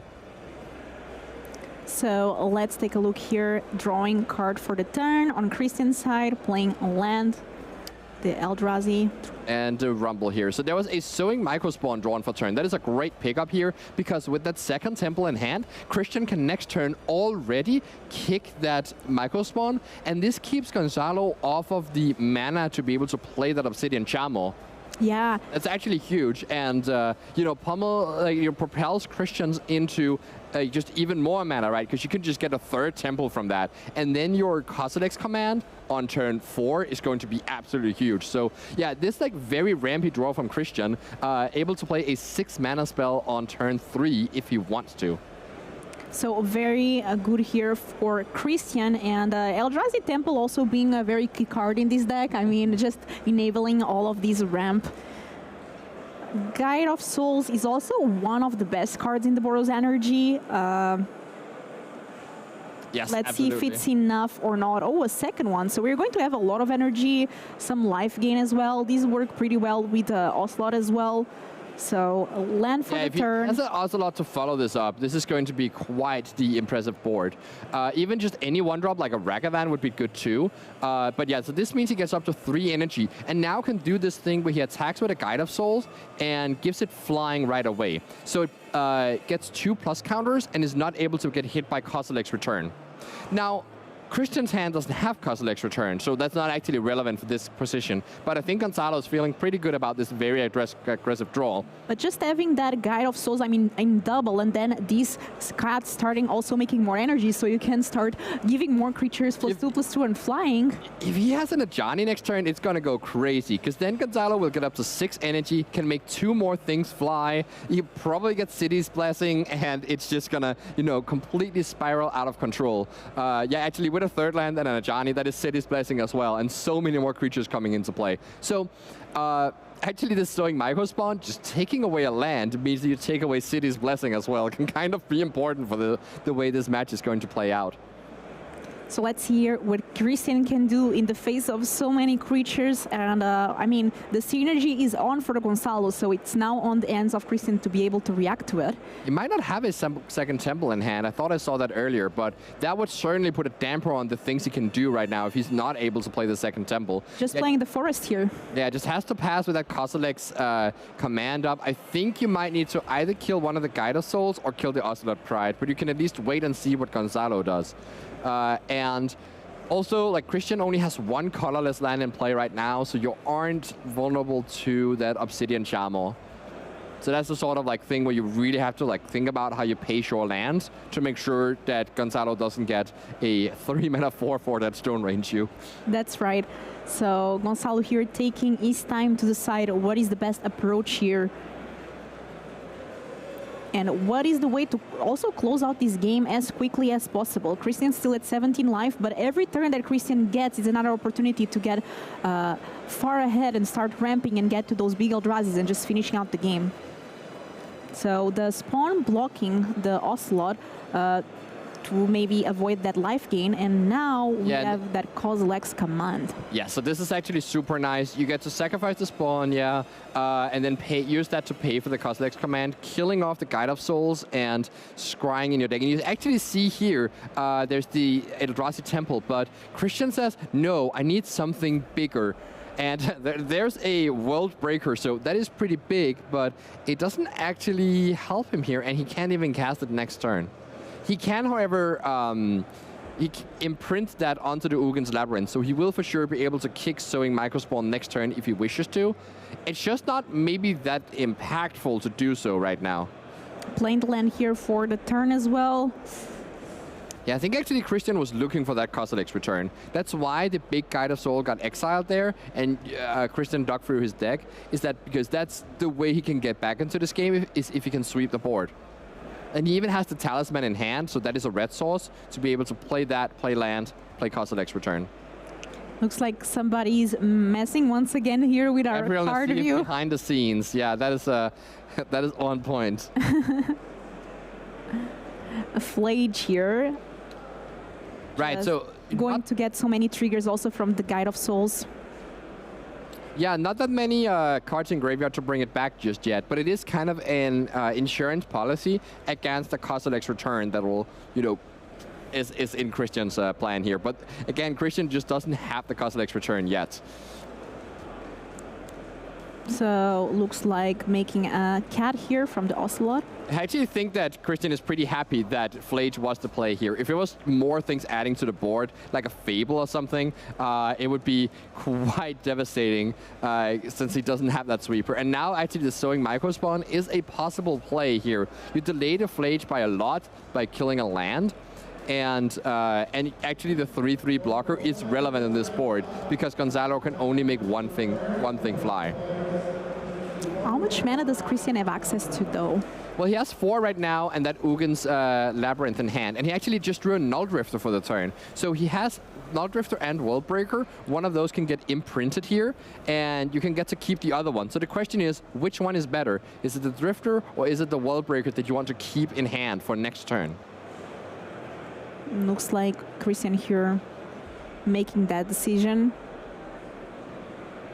And it's not easy because the things required to make that decision is being able to visualize how the game will go and what could happen to you.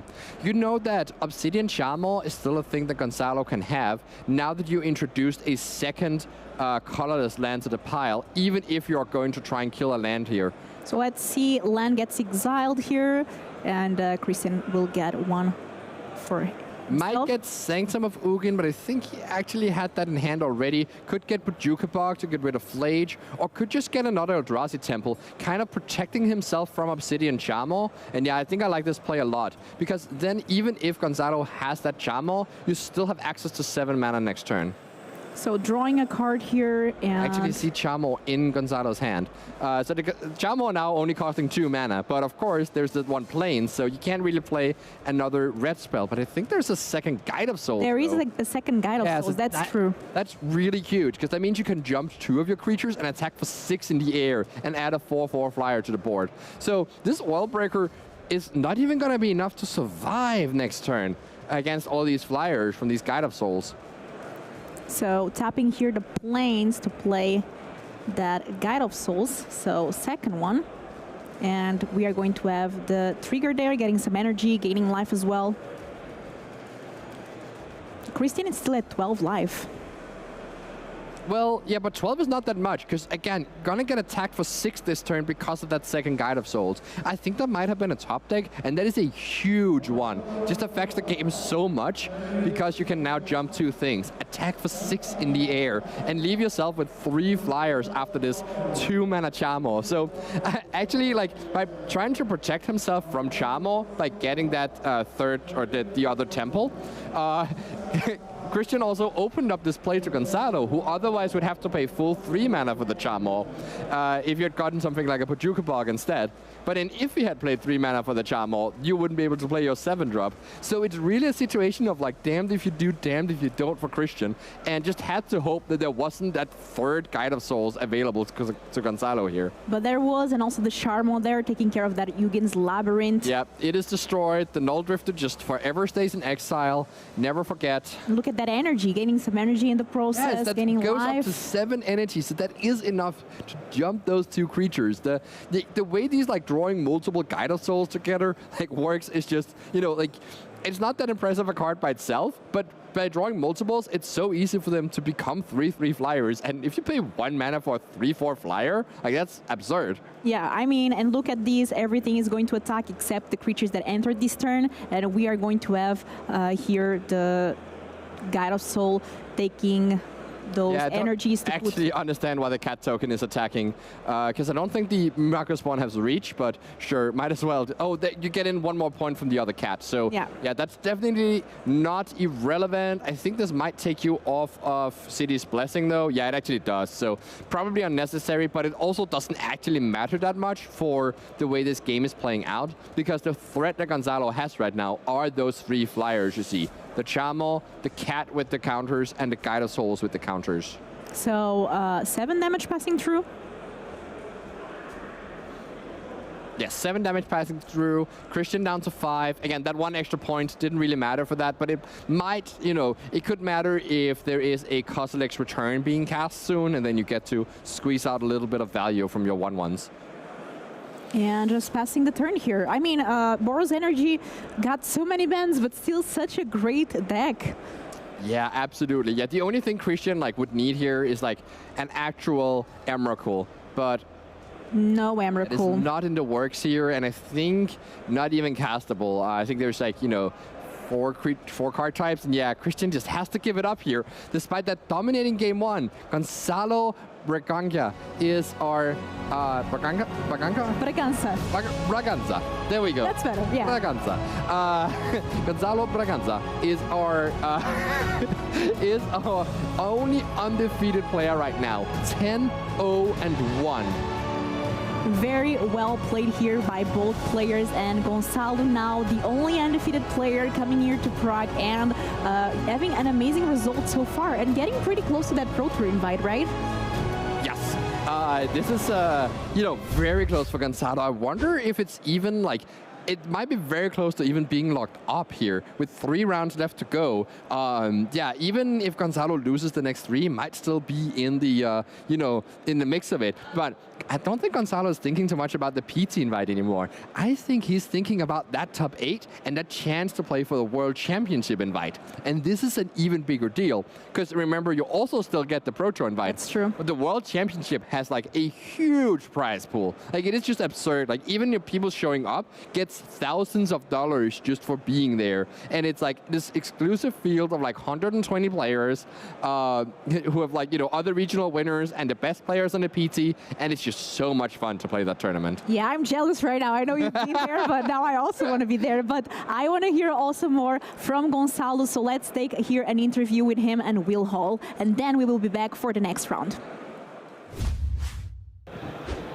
And I'm here with our winner, Gonzalo, still undefeated. Yes, you got that draw, but that still means you're undefeated, and you're doing it with Boros Energy, the most played deck in the room. You had that absolutely amazing game 3 there where you were just like, oh yeah, I got double guide into Oscar's Pride, I'm living the dream. Just got to dodge that 1 card, Kozilek's Return. Exactly, yeah. How did it feel when they passed the turn after turn 3 and you're like, oh, I'm untapping? When he didn't play the red land, I was really happy. I knew he had the red talisman, but he needed to have something to like produce 2 mana and then clear. And then I would still have my guide, which already had the counters on. So I think I was in a fine position. I had the Charm already in hand for the crackback. So that Charm was actually quite key to the hand. It really shut them off that extra turn, which gave them no outs. It shuts him off of the Emrakul turn, so it puts him back a lot. Watching that game, I felt like you were really kind of attacking the mana. You understood that your opponent needed either 7 or 5 or whatever mana it was in each turn, and you were able to. You were like, I'm going to commit my resources to slow them down for that extra turn, and obviously it paid off because you're still undefeated. But talk to me about that line and that line of thinking. So like, their main chokeholds are like the 7 mana points, so like they have a lot of 7 mana creatures which are really good, and then if they stick or if they cast them, like I don't have much to do. Like the Devourer is really tough. They can just exile the Bombardment, the Fable, or any of my good cards. So yeah, I think you need to attack the mana and like make them stumble on their turns, make it hard on them to have the right amount of mana to play their big cards. Coming into this weekend, we all knew that Boris is on the radar. Even though it's had 3 bans, it's still the most played deck in the room, still extremely good. Some people would say it's the best deck in the room still. Coming into this weekend, did you like what cards did you bring in extra? What cards were you like, oh, this is going to be great for the mirror if I play against it? This is what's going to give me the edge? Or was it just win the dice roll, as Mengu says? It's not like I have the Showdown of the Skulls main deck. I have 2 copies of it, which is I think it's a really key card in the mirror because like in the mirror it sort of does the same thing as One Ring did. So like it's 4 mana, basically draw 4 cards, and it puts you ahead a lot on card advantage. So I think it's really key in the mirror. And then there's sideboard. There's Wrath of the Skies, which is it's a huge blowout. Maybe people like just watching or just picking up Modern or kind of don't understand about the Wrath of the Skies. When are we bringing that in? Are we bringing it in on the play, the draw? Are we like, when are you using it? In the mirror always. Like if you have it, you just play around it. Like try to you pass with open mana, make them think you have interaction. They play into the board to play like. They start playing their Guide of Souls so that you can kill it and so they can stick their threats, and then you just clear them all at the same time. Obviously it's a great sweeper, adds to your balance experience as well, with all the energy you got thrown around. I did see that on that last turn, the last question, you were pretty far ahead anyway, realistically, because you had that Charm Wall. When you just did the all-out swing, if you didn't attack with the tokens, you would have been able to get the City's Blessing at the end and got double tokens. What was this kind of thinking behind that, or was it just you feel like you had it wrapped up at that point? I have a Flash in the yard, so I think I just need to push damage. Oh, like you won't care about anything, any sweeper, like, you've got a Flage. The amount of tokens doesn't matter because if he has Kozilek's return, they just all go. Like, it's 2 more energy, sure, from the Guide of Souls, but I don't think it mattered that much on that place. Flage is such a good card, man. It's such like a good backup card. Oh, you don't have my board, well, here's a big 6/6 Titan. Honestly, I think it's probably the best card in Modern at this point. Like, it's just so good. It really is good. I think it's better than Uro. Like, I think it's a tough one. Chat's gonna go off for now. That's what I want. That's what I want. I want chat to be mad about it. But like, I think in the context of the current Modern format, I think Flash is, especially with the Arena of Glory. Yeah, I think it just puts the card over the top. It really, really is good. And of course, it's the art and on the deck boxes and the mats. It's really, really cool. The boxes are beautiful. Like, sweet. Well, we're going to see how it goes forward. Hopefully, you keep winning, keep going undefeated, and we see you in today's top 8. So on that one, we're going to throw it back to the booth. Welcome back. This is round 12 of the regional championship in Prague. We're playing Modern today. 6 rounds. This is round number 4 of day 2. So after this round, there's going to be 2 more rounds before we get to the top 8. This round, we have 2 pretty cool decks in the feature match area for the first feature match. And one of those decks is what Frank highlighted in the earlier segment as the deck that he recognized as one of the better decks from yesterday. It's going to be Domain Zoo, which I think had a 56% win rate. 58. Or 58 even. And I think Frank highlighted that it even had a good matchups against some of the most played decks. This round, we're going to have Leo Chappelle piloting the Zoo deck, playing against Marcus Leicht on Orzhov Blink. That's a deck that was doing really well online. I think Theo Jung did win 2 challenges in a row, and Marcus is somebody you can also recognize from streaming on Magic Online. I think he streams a lot with Elementals, Omnath, those types of decks. He loves, him and Marco Vassallo, they love Omnath, they love Elemental. He was wise enough, I would say, to not bring it at this tournament, He did win a big Modern tournament in Prague with Elementals, I think a couple years ago. But here we have the Domain Zoo deck. Talk to me about this one. Yeah, for those of you who were with us yesterday, we actually saw that list in action. It was another French player, so they probably worked together, Leo Chappelle, playing today in the feature match. It didn't go well yesterday. It was a match against the Black-Green Reanimator deck, and we saw the French player not able to stick a threat ever, never able to connect with Psychic Frog or Kavu. But yeah, slightly different build. No 1-drops, no creature 1-drops. And I think the idea is to usually get a Surveillant or a Triome on turn 1, play a threat, whether it's Kavu, Scion of Draco, Bowmaster not always super threatening, or the Frog, which is a card you don't see in all the domain decks. And then it lets you on turn 3 hopefully play another 2-mana threat with a 1-mana removal spell or Stubborn Denial. So kind of makes sense to me, to just get rid of all the creature 1-drops. They're kind of awkward later in the game. They're kind of awkward with, the Surveillance and the Triomes you want to get on turn 1. So kind of interesting build. And here you see the kind of the new deck to Modern. Why is this deck so popular online? It's just good, it's fun, it's different. The Black Overlord is just a messed up card. It enables a lot, and yeah, these reasons, it is in theory pretty bad against Breach. That's probably the one big downside. But I would say with how good Breach is, it's slightly underrepresented. It was only the 3rd or 4th most played deck this weekend. You had, on the other hand, a deck like Blue-Black Control that was probably overrepresented, didn't do well, and this deck is especially good against Blue-Black because the Black Overlord just dodges almost every counter spell. You have Ether Vial. It's just solid against energy, solid, across the board. Slightly, bad against Breach, but if you can dodge Breach, you might be in a decent shape. And I guess it kind of plays like a mid-range deck, so it makes sense that Respect the Cat, Marcus, who likes to play Omnath Elementals, picked up this deck for this weekend, decided probably that Elementals was a little too cute and not good enough, and wanted to give himself the best chance to win, so he went with a similar strategy. So the game is underway. Marcus is going to start on a Surveillant. How do you feel about this matchup? Is it going to be another game where it's going to be really hard for the French player to stick a thread, considering all the cards like Skyclave, Apparition in Marcus's deck? Yeah, someone who played the deck a lot described this deck as, Solitude deck. You just cast Solitude over and over again. Getting back with Overlord, you blink it, you have Ephemerate. You can bring it back with Emperor of Bones as well. So it might be tough. I'm taking a look at the, what does the White-Black deck have to get rid of Leyline plus Scion. That can be scary. And not an awful lot. There's 4 Witch Chanter, which is the double face card, but that can take a little time to get online. So I guess like in a lot of matchups, what Leo was looking for was Leyline Draco, ideally. But yeah, 3 Fatal Push, 4 Solitudes, the, couple White Orchid Phantom in the main, 2 more in the sideboard to attack the 5-color mana base. So I would assume the Blink deck has an edge in this matchup. Or it looks like Territorial Kavu is the play for Leo on turn 2.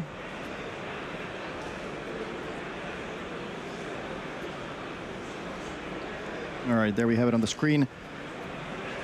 And there's the Overlord.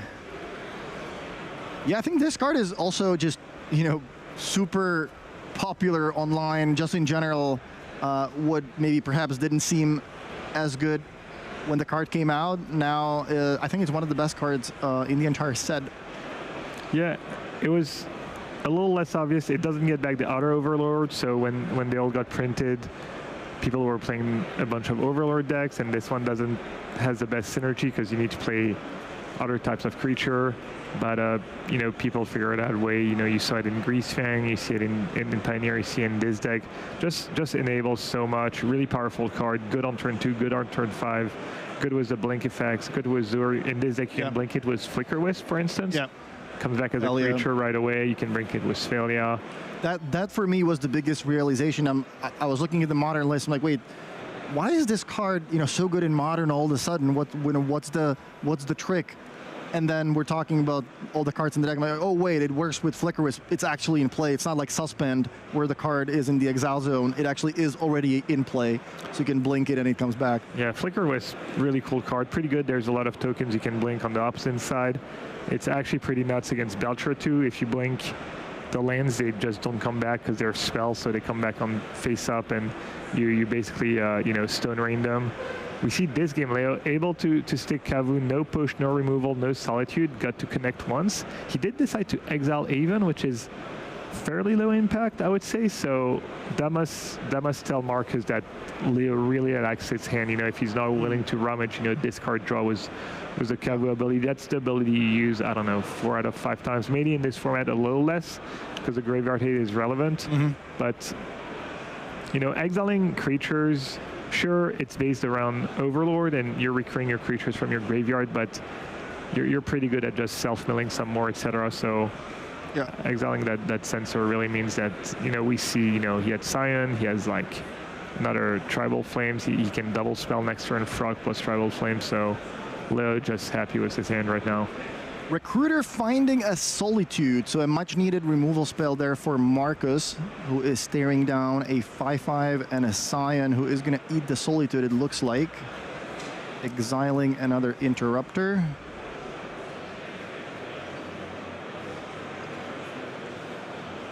Okay, looks like that resolves. Leo gains a little bit of life. And Marcus passes the turn. Yeah, I'm not sure there's a strong reason to just do it main phase, but if you think you're going to do it no matter what on the Draco, why not? Counter spells on Leo's side is 2 copies of Stubborn Denial, 2 copies of Spell Snare. Yeah, Spell Snare not all that effective, right? There's a lot of 3-drops. You have Either Vial as well, which is really good against counter spells just in general. Yeah, we see Recruiter chumping, no trample on the Kavu. And there's a Frog. Yeah, it looks like Leo decided to go with the exile effect again. I do like exiling a Solitude a little more than I like the Even Man Sensor.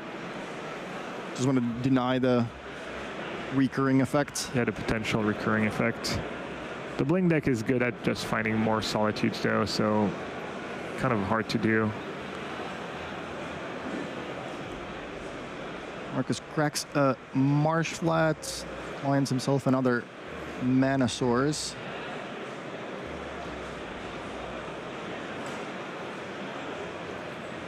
Yeah, still a full grip. Every card in Marcus draw just replaced itself so far. I think I do see a couple of Flicker Wisps. Flicker Wisp would be huge, right? Yeah, get that Overlord into play. You could be worried about Leyline Binding. Wide Orchid Phantom.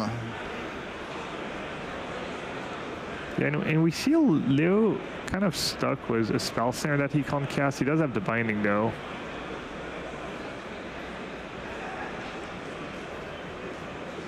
All right, so Binding takes care of the Overlord here. Prime is gone. Yeah, it's tough. Leo feels like he has to use his Binding, and the Overlord is a better target right now. The problem is he's setting himself up for potential disaster if, you know, Marcus has Witch Chanter down the line, destroy the Binding, get back my Overlord, get the trigger, get it, you know, as a creature.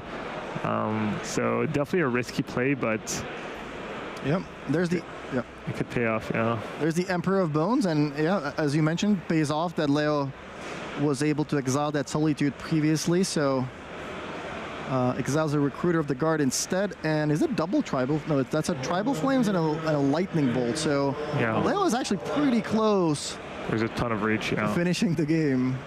Yeah, kind of a quote-unquote naked Emperor of Bones. He played it, but didn't have the mana to activate it right away. Could be a threat next turn, so we'll see what's the sequence here. Does he go for creature removal? Does he try and burn Marcus out? Maybe a combination of both. So Lightning Bolt takes care of the Phantom. Yeah, he's getting rid of the Phantom because the Phantom has flying.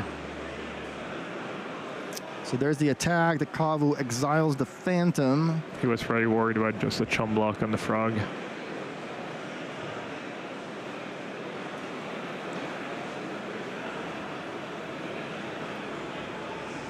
So 6 points of damage coming in.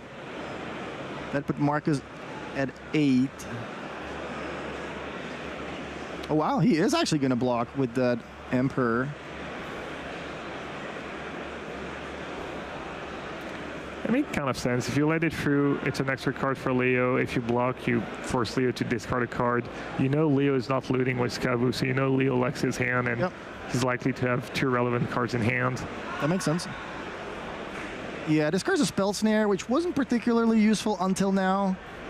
So that makes sense for Leo as well. So the Frog grows to 2/3. That takes care of the Emperor.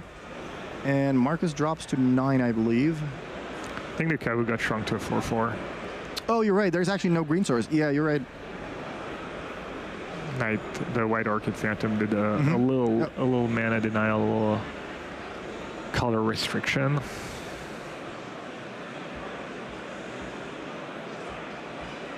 That's a Skyclave Apparition and one-off in Marcus's deck. Looks like that's going to take care of the Frog. Yeah, he had a couple options. He could have played Flicker Waves, Bling the Frog, reset it as a 1/2, and potentially try and block it. He could have Bling the Binding just to get the Overlord trigger, but then you get to bind the 5/5 again. Leo continues attacking, exiling Marcus's creatures from the graveyard. It looks like Marcus is going to chum block again, so really valuing that life total, you know, recognizing the power of Tribal Flames. Leo's going to make a token here. Yeah, I feel like that one might be a little conservative. Can you tell if the Cavu is back to a 5/5? It's still a 4/4, right? Yeah, I think that's a Steam Vents, Blood Crypt, and a Plains. Yeah, that one, I didn't mind the block on the Frog last turn, or I guess I didn't mind the Bolt on the White Orchid last turn, because that would have been a decent chump. I didn't mind the Emperor chumping, but that one seemed a little weird to me. Just feels like maybe if he gets to untap a couple more times at a decent life total, he's going to win. And that's, you know, I think that was a top deck. I think that's the play I was, you know, we're talking about, and that's just a massive blowout. The Witch Enchanter here, absolutely brutal, destroying Leyline Binding. Now the Overlord comes back. Emperor is the pickup from the graveyard for Marcus, and he passes the turn back now with a great board position. Wow, Leyline, not exactly what Leo wanted to see.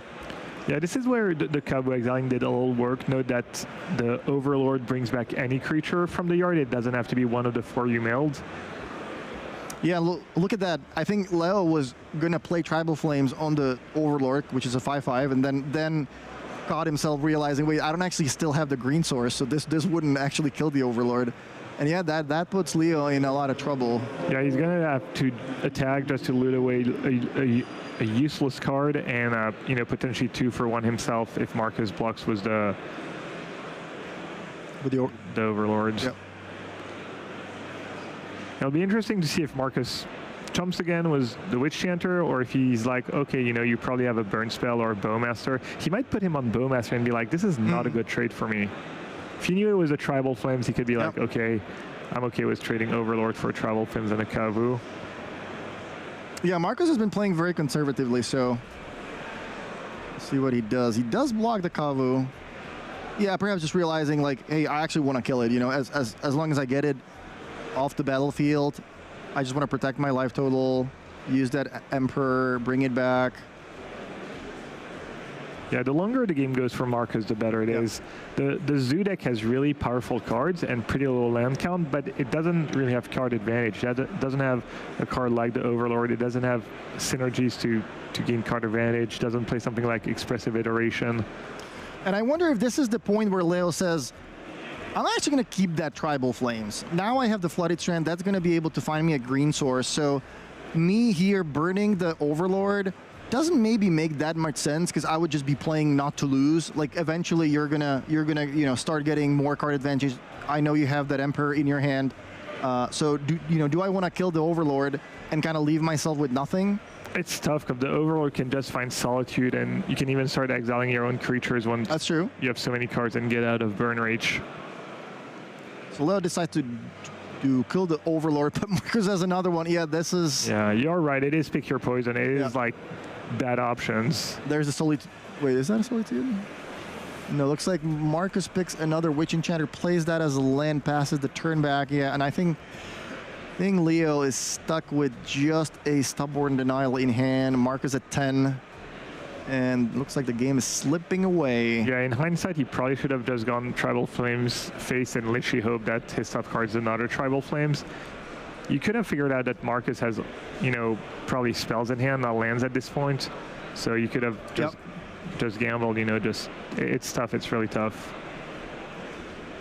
Leyline and not the best draw for Leo, passes the turn, and now I think Marcus is pretty quickly going to be able to turn the game around. Yeah, you can't even assemble a Scion node that you can flicker wisp your Witch Chanter, that's a land, and it comes back as a creature. That's a cool play you can make. You kind of, you know, play them as the land early in the game when you need the mana, and then down the line you can... doesn't work with Ephemerate, obviously. Doesn't work with Philia, because Philia is non-land, but it does work with Flicker Wisp.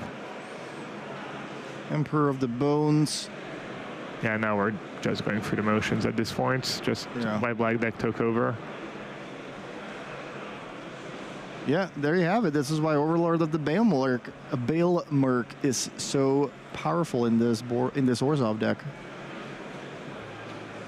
Yeah, Leo sees the writing on the wall and scoops it up. So yeah, that was a pretty good game one. That was really interesting. It was a lot of tough decisions, I feel, on Leo's side, whether to loot, whether to, you know, try and keep the binding.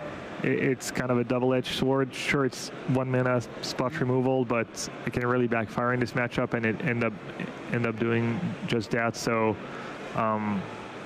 just kind of tough spots, and I'm not sure other decisions would have, you know, led to a win there for the French player. It looks like Marcus's conservative play really paid off, you know, recognizing that I don't want to get burned out by the burn spells, and if the game goes long, I think my cards are going to be able to take over. I have so much value that I can just throw away a couple of creatures to chum block at, you know, 10 life or so. And yeah, that did pay off, because that Tribal Flames was just, you know, a couple damage short. Here we're taking a look at the sideboard. So this is what Marcus is working with. Anything that stands out to you that you think he might be bringing in for this matchup?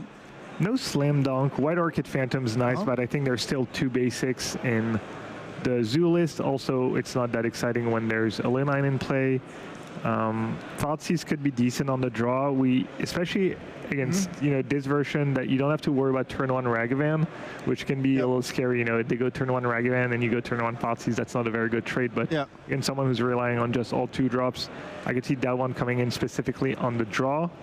And Plague Engineer, not the worst. Gets rid of Bowmaster tokens, you know, the orcs, and gives you a Death Touch blocker against Kavu specifically. Wrath the Sky is all expensive, all awkward. That's not for that matchup. So yeah, nothing super exciting, but probably doesn't need a ton either. Yeah, I like the thought process here. You know, normally playing against a Zoo deck, probably don't want to put in a card like Thoughtseize that, you know, makes you lose a life by casting your own card. But if you're playing against a 2-drop dot deck, that does actually make sense to bring in a Thoughtseize and try to disrupt that curve. Here we're taking a look at the sideboard of the Domain Zoo deck. Anything you like here? Domain Zoo sideboard. Consigned to Memory is maybe needed. It's good because it counters the Ether Vial, and it's especially good because it can counter the blink back effect, meaning that if you blink an Overlord or a creature with Philia or Flicker Wisp, you counter the return trigger and it just stays in exile forever. So if he feels like, you know, he has some weakish main deck cards, he might go for that angle. I don't think Rest in Peace is worth it. Stubborn Denial, not very good. Wear Tear, you know, Disenchant on the Overlord. That doesn't feel like a winning play, but it does get Vial and Enchantment, so, you know, I could see 1 or 2 coming in. And I don't think Pyroclasm is how you want to attack that deck either. It's somewhat situational and not always going to be high impact, but maybe, you know, maybe a one-of can be decent. Yeah, I really like that consign trick. I think a lot of players might not be familiar with how exactly that works. So the fact that there is a trigger when the card is coming back from the exile zone that you can counter, that is just a super cool interaction that, you know, a lot of people might not be familiar with. Yeah, for Leo, he has 2 main decks, Stubborn Denials and Spell Snare. They do stuff in this matchup, but it can be a little awkward to keep blue mana up. It can be a little face-up as well. You know, in theory, Denial can counter an Ether Vial on turn 1. It can counter a push and Ephemerate down the line, but, you know, against heavy removal, it can be hard to have the Stubborn Denial be an actual negate. And Spell Snare feels a little too narrow for me in this matchup as well. Shout out to our Twitch chat. I see you guys have been really enjoying the show so far and really enjoying, interacting with Gabe and, all the emotes. And looks like everybody's having a good time.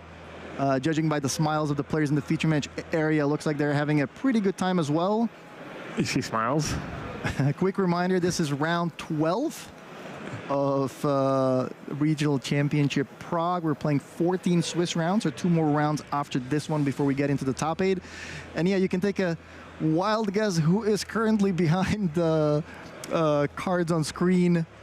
Who's the operator of that behind the scenes? Yeah, the players, good record so far. You know, playing for that top 36, so they need probably X3 or better. $20,000 for the winner. Yeah, that's a lot of money. Trip to Worlds. Yeah. I wonder where Worlds is going to be. I hope WotC comes with something really cool, like, okay, guys, we're doing Worlds in the Bahamas, or, we're going to Dubai, or something super cool. Yeah, free Pro Tours in the US this year. I wouldn't mind the US again if it's Hawaii. Right. Oh, Hawaii, yeah. One of the players' favorite destination, maybe the best, Pro Tour destination. One can dream. All right, game 2 is underway. Marcus once again starts with just a tap line. No either vial. And Leo also doing what you highlighted earlier. My first instinct when seeing this Domain Zoo deck was, why no 1-drops? Where's Wild Nakadal? Where's Ragavan? Where are all these cards? If you're aggressive, you really want to start on a 1-drop. But what you said really makes sense.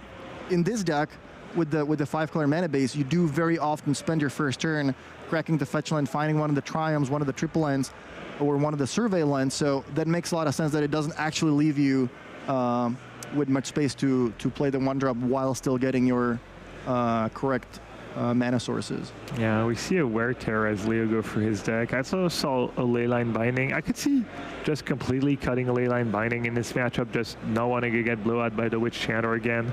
A bit of an awkward card, especially the longer the game goes, the more likely this sequence, might happen. So it'll be interesting to see if Binding helps Leo at all this game. Kept in Stubborn Denial. Yeah, interesting. He might just have trimmed, kept like a bunch of 1-ofs, a bit of everything, because you're okay drawing, the situational cards as a 1-ofs, but if you draw multiple and they're dead, then that's when it's really, being down a card or a card that doesn't do much in your hand is fine. If you have multiples, that's where things get really bad. I like that you have the Kavu. You can afford to keep in a couple of the situational cards, because at least with the Kavu, you're often able to rummage them away. Although keeping a creature alive against this Orzhov deck has proven to be quite hard. So Thalia is the play on turn 2 for Marcus. Instantly eats a Lightning Bolt. Yeah, it doesn't want Marcus to be able to save his creature with an Ephemerate. Great, with Solitude, with all the synergies, but sometimes it's just, save my creature for 1 light. Yep, makes sense. There's their Overlord, so let's take a look what Marcus mills over here. There's a Vial, couple land, Bowmaster, Solitude. Okay, so Solitude is the pickup, perfect card for Marcus here, who just wants to keep Leo's side of the battlefield clear for the time being. See a Flaich in hand. Oh, that's a good draw. Psychic Frog. The question is Leo going to be able to stick a threat or like protect those creatures against all the Solitudes and Skyclaves and ways to bling those cards? Yeah, I feel like we got Domain Zoo in the feature match area twice, and both times it kind of played an impossible matchup, right? The green-black deck with 4 copies of Abrupt Decay, like, good luck trying to protect your creature with Stubborn Denial. Now it's Orzhov Bling with, all these ways to find Solitude and all these ways to remove the creatures. Just kind of feels like an unfortunate pairing. Yeah, no, not what Leo is hoping to expect. I think you're hoping for combo decks a lot with the Zoo deck. You stick a creature engine and then you just have a couple counter spells, a binding, a lot of interaction, burn them out. So you have a fast clock, you have a bit of card advantage with your creatures and some counter magic. Then you get more good options after sideboard. But these mid-range matchups or decks filled with removal, just kind of a nightmare.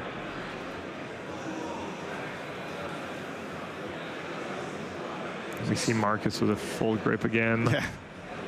18 life. Just Leo praying that somehow his cards in hand line up well, but I don't think that's going to be the case. All right, there's the play you highlighted earlier. So Overlord of the Balemerc in play. That's the key part. It is actually in play. It is not suspended. So there's a Flicker Wisp, and Marcus is targeting the Overlord. So, and this is where Consign would be amazing, or at least, you know, really helpful for Leo. And, you know, maybe if you haven't played that matchup, or I know that when someone mentioned Consign as a good card against the white-black deck, when I was playing the white-black deck, I hadn't realized, you know, the whole, like, counter the comeback effect. And it might not be intuitive if you've never played the deck or haven't discussed the matchup that you should be bringing that card in the matchup, that it's probably better than something like a Binding, something like Stubborn Denial. Imagine if he had Stubborn Denial instead, he's not exposing himself to the Witch Enchanter blowout. yeah, I think you only really know this if you play a lot of Magic Online, where the triggers, you automatically see them on the screen when they happen. Yeah, that makes sense. And here Leo was able to exile the Overlord in response with the Leyline Binding, but he can't feel too good about that because the Overlord has already given Marcus value in the form of getting him a Solitude. So there is a Flage that takes care of the Flicker Wisp. Okay, that's going to allow for the Psychic Frog to attack and perhaps draw Leo a card, unless Marcus decides to cash in the Solitude here, but with no mana left over for a potential Ephemerate. I was going to say, I think it's the first time the Frog draws a card in the 4 games we've seen. Yeah. Nope. Frog denied once again. We did see the Kavu, you know, trigger a bunch in game 1, but that was not good enough. So Marcus decides to 2-for-1 himself. And he knows what's coming, right? Marcus just played Witch Enchanter as a land, so he knows Marcus has something really good. Yeah. There's the Emperor of Bones. And we're going to exile that Flage. Thank you very much. That's a classic sequence in Modern right now. Just sandbag your Emperor of Bones until Flage goes to the yard. You know, make sure you get at least that value. And that's another huge blow for Leo, who's kind of, you know, you can tell from the body language here, not loving life right now. Yeah, you're so close. You're like, oh, okay, just give me 2 more, you know, Boros deck, something aggressive. And yeah, okay, well, it's a removal dot deck. Yeah, Domain Zoo, once again, best win rate on day 1, 58%. Not a deck I expected, honestly. It was arguably the best deck in Modern at some point in the past year. Yeah. I think maybe before Nadu, before the One Ring. I forget the time period, but it was everywhere. Then people had to adapt. You know, you saw these sideboards. There's 4 Pick Your Poison to get rid of the Leyline Draco. There was a lot of, you know, I remember I was playing, you know, sweepers were decent. A card like Supreme Verdict was another way to get around a Leyline plus Scion of Draco protection. But I don't think players expected that deck to be popular at all, and it might be a decent counter to Temur Breach. But I think this is just Modern in a nutshell. I think that's, you know, that's what makes the format both beautiful and also sometimes frustrating at times, is that there's so many different decks. You can prepare for a tournament and say, okay, I have a good matchup against, you know, most of the tier 1 decks. I'm feeling really good about my choice. And then you get paired against something you maybe didn't expect. But there's, you know, 40 different decks that can win a Modern tournament on any given day. So it's just really hard to prepare for everything. You only have 15 sideboard cards to work with, so sometimes you're just going to run into a bad matchup. Fatal Push deals with the Emperor. Looks like Flage is... There was another Flage put into Leo's graveyard, so yes, that's a plan. So he used a Flage on Emperor to make Marcus tap out and potentially bait out an Ephemerate, and then use the Fatal Push, just because he wants to get the Flage in the graveyard anyways, and he's like, okay, I'm missing out on free damage to Marcus's face, but I'm not valuing that right now. I'd rather make sure the coast is clear, make sure I don't get blown out by Ephemerate. So Flage makes it onto the battlefield. End of turn, Marcus flashes in Athalia. Yeah, now Leo's got to feel like he finally got something going, right? But he's got the Flage, but I think Marcus just drew a Witch Enchanter, so he can destroy the... Yeah, destroy the Binding, get back Overlord, get back a Solitude the Flage, playing the Overlord, get it over, yeah. Man, Marcus really likes value. Judging by the decks he's playing, all the Omnath and Elemental stuff, and all, you know, this white-black deck, he really likes value. Yeah, and you gotta wonder, the percentage points Marcus won this weekend from people. It's not a new deck; it's a known quantity. If you pay attention to what's going on online, Magic Online results, but maybe people have been. I'm not even saying we haven't exactly seen every card in Leo's deck. Maybe he did bring in the consigns, but you gotta wonder if people are not like misboarding in the matchup. Yeah, that's possible. That is also a beautiful thing about Modern. You can bring a deck that's perhaps not on everybody's radar, and then they're not going to know exactly how to play against that. Yeah, it is a huge point. Like Consign is in. If you're playing blue in Modern right now, you have Consign in your sideboard, and if you keep playing against people who don't bring that, early, their best tool against you after sideboard, it's a huge win. So yeah, Marcus pitches a Solitude into a Solitude, gets rid of the Flage, attacks, gets a bunch of value, and I think the writing is on the wall. There's a Kavu and a Tribal Flames for Leo, but looks like he's just kind of trying to survive. But given how many cards Marcus is working with. Yeah, that was just methodical, this match, honestly. Just Leo never really saw the light of day. It looked like he maybe kind of came somewhat close in game one, but I think Marcus's hand has 2 more Solitudes. I think Leo is hellbent, so oops, all Solitudes. Yeah, oops, all Solitudes. XDD time for the sewer deck. I'm kind of offended. Ors of Blink. I think it was who was it online who was saying I'm not gonna call it sewers. All right, more blinking action with Thalia attack. Leo had a pretty high life total, but yeah, the game is slowly slipping away. Maybe not that slowly. And now we're talking about when end of turn triggers. End of turn has already started, so if I flicker wisp this now, it comes back at the end of your next turn. Ooh, Leyline. Not what Leo wanted to see. Now the Kavu comes back. Can literally feel Witch Tanner to get rid of it. That was another Overlord for Marcus. Yeah, I mean this game really makes the Orzhov deck look really good. But that also looks like a very good matchup for it. So Overlord milling a bunch of creatures. Looks like the Enchanter is going to be the pickup. Yeah, it's going to get pitched into Solitude. Thank you very much. Yeah, I think Leo is really hoping for the Leon Sign Draco draw, because it can take a little while for the white-black deck to get rid of the synergy, but yeah. Congratulations to Marcus. That was a clinic. There you have it, black-white mid-range. This is why the deck has been so popular on Magic Online recently. Yeah, it's really fun deck to play too. Yeah, lots of stuff going on. Like if you like doing all the things, if you like value, if you like getting a lot of value from all of your cards, if you like being able to outgrind the other grindy decks or long games, then this is a deck for you. Yeah, just dodge the breach players and you'll be fine. So a quick reminder, this is round number 12. That was our first feature match. Marcus moving to 10-1-1. There's going to be 2 more rounds of Swiss after this round before we get into the top 8. Yeah, now let's see. I think there is a second feature match we have for this round, but before that, I think I'm getting the word we have an interview ready with Marcus. So let's take a look at that. Let's have Marcus explain us, why he's been liking the black-white deck so much. And I'm here with our winner, Marcus, better known on the internet as Respect the Cat, taking it down with this like a black-white. Are we calling it Death in Taxes? Are we talking black by Blink? What? I don't know how we call it. I always call it taxes, but then people say the deck doesn't tax, so I'm not sure. I'll tell you what it is. It's very good because it's got you to an X and 2 record. This is like kind of the newest deck, I would say, in the format that's really sort of picking up some good results in challenge, etc. Obviously, you're now doing extremely well. A lot of streamers seem to be picking this up this weekend that I've been speaking to. Why is that? Do you think it's really good in the meta currently? I don't really. I think the deck is really good. I've not played it for long. Why do you think it's really good? I played it now for 1 week, maybe. Okay. 1 week before the RC, and you were like, that's it. This deck's so good. On Monday, I played the Magic Online qualifier. Mm-hmm. I got top 8-1 in the Swiss. Nice. And I thought, I guess this deck is good. On paper, it looked not very good, but when you play with it, you see just keeps winning.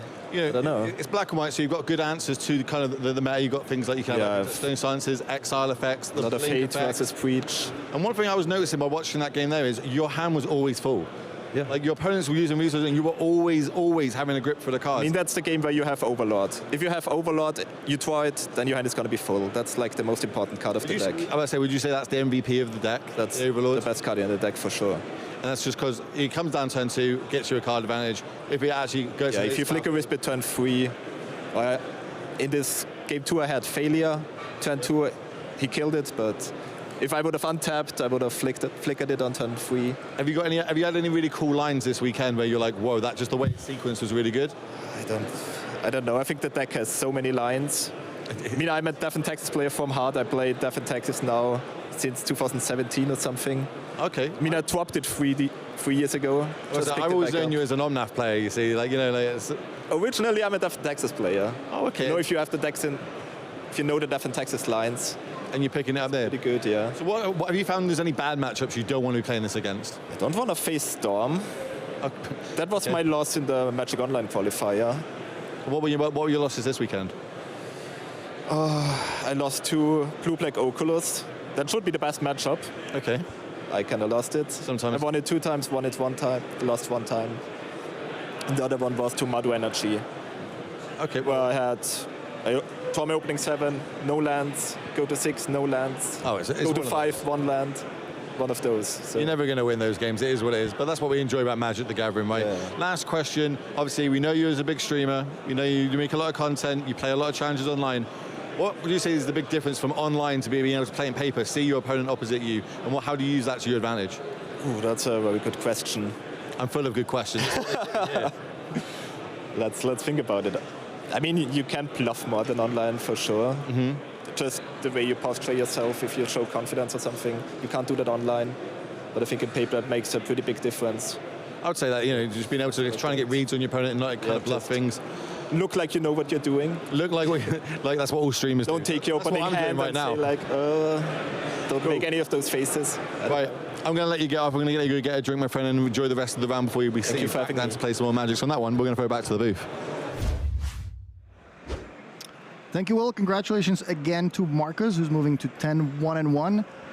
I think we're going to be ready to move on to the second feature match. I think we're going to be starting in game number 2. Shout out to our production crew, CSL, for making sure we were bringing you all the action, all Magic games, no downtime, pretty much.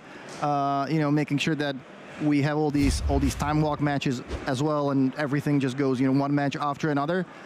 In this match, we have Chris Larson, who we told you yesterday was the last person to grind in literally the last chance qualifier of the day. There were only 2 players and a judge left at the venue, playing against Przemysław Olszewski, who is on...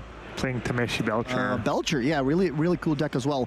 So this is what Christopher brought to the tables today. It is Eldrazi Ramp. Anything out of the ordinary here, or is this just a stock list? No, we saw Chris in the feature match yesterday, and that's what we've been seeing, these current main decks. There's slight variation. He has a couple Null Drifter, he has some blue cards, he has Consign in his sideboard. So that might come in handy actually against Belcher. Should be, I think, a decent matchup for the Ram deck. I think at some point they didn't always have Karn in the main before maybe the Mox Opal unbanned, before decks like Belcher got popular. And I remember playing this matchup from the Belcher side, and I felt like, you were fast enough, you had enough counters to set up your combo, and especially if you had access to Consign to Memory after sideboard. But I have the feeling that the fact that Christopher has access to 4 Karn main, some more hate after sideboard. He has some consigns, might be tough. We do see, as we're in the sideboard games, we do see the Belcher player does have his own 4 consigns in the sideboard, so that's going to be just a really important card. Obviously, you want to try and keep Karn up the board and hope for a little luck. Lotus Bloom in your opening hand is pretty key. But this version is cool. You can get the Lotus Bloom with Whir as well, so not as bad if you don't have it in your opening hand. So yeah, you're usually looking to either have Lotus in your opening hand or Weir for Lotus on turn 3. Maybe have Tameshi to make a lot of mana, and it's a great deck.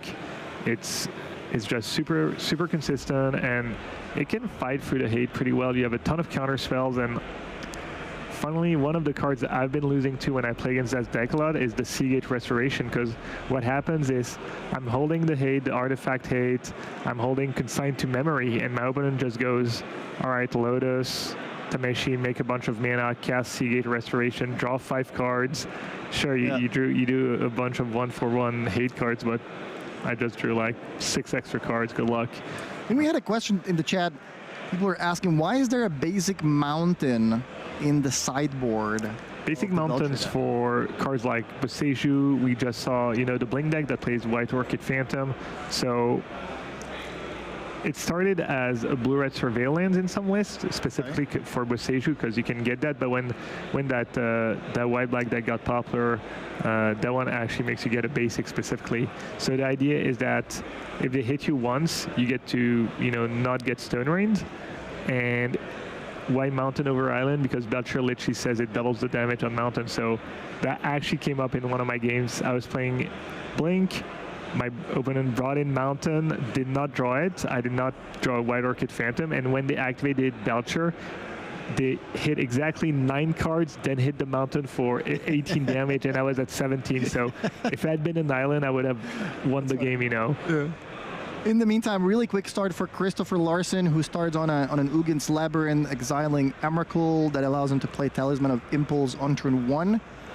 And here's a Malevolent Rumble. Some quick notes from Frank Carson on the players. This is Christopher's second RC, or no, excuse me. He has previously top 8'd 2 RCs, and in one of them, he actually played against Przemysław in the top 8, where Przemysław ended up being victorious. I think he ended up losing in the finals, which qualified him for Worlds in Vegas. So both players have actually already played against each other in the top 8 of a previous RC. It's a bit of a grudge match. Yeah, Christopher's one of these guys where you feel like he's always doing well. Every time there's a tournament, you're like, yep, Christoph's in day 2. Christoph's doing well in the tournament. Just always somehow. there. Yep.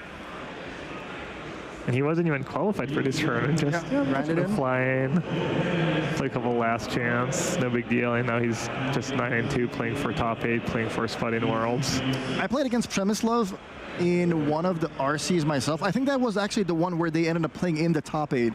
We played like with 1 or 2 rounds ago, and he played really well too. I was not surprised that he ended up qualifying all the way for Worlds. So 2 very good players facing off here in round number 12. There's a Kozilek's Command currently.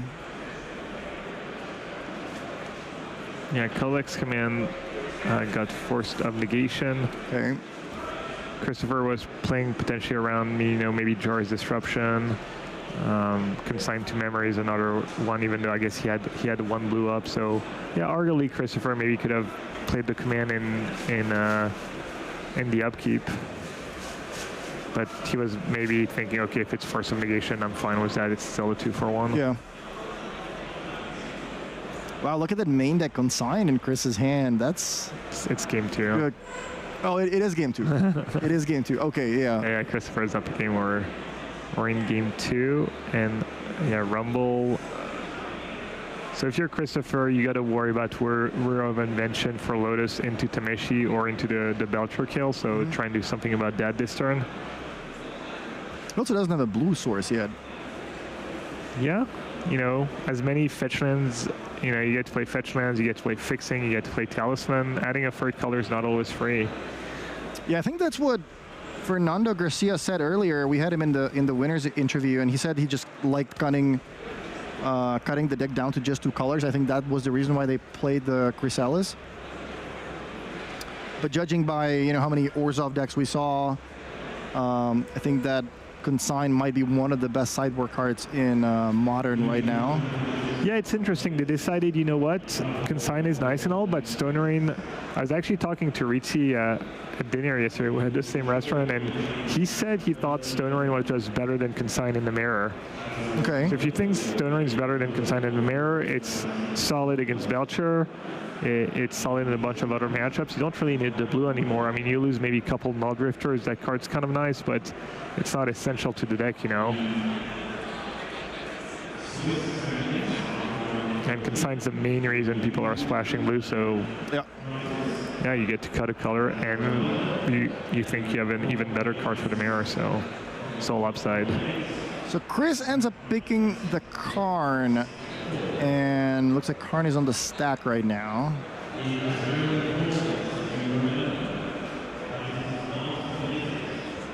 Karn, the great creator. What does Karn do here? You know, grabbing something like a Stone Brain. You know, if you're Przemysław here, are you really scared? Do you feel like you get one more turn? Well, it stops your whole deck. It stops Lotus and Belcher for one, so it's kind of a nightmare if it resolves. And yeah, you can get the Stone Brain, you can get Coding, start attacking the lands maybe, but you know, there's a bunch of combo decks that don't care about Stone Brain. We talked about how Titan, you know, can beat a Stone Brain pretty easily. Belcher, you're probably not beating a Stone Brain on Belcher. I mean, maybe you can go off with Tamil, Lotus, you know, cast a Seagate, maybe you brought in the Harbingers and kind of counter every spell after that. I could see it happening in some weird games, but overall, Karn's just massive headache. At least a card you can bounce, but I mean more like, you know, is there a card that's just going to completely stop you from being able to win no matter what your draw steps are? So basically, do you have a secondary win condition? You know, if your Belchers get exiled, is there a way you can still win?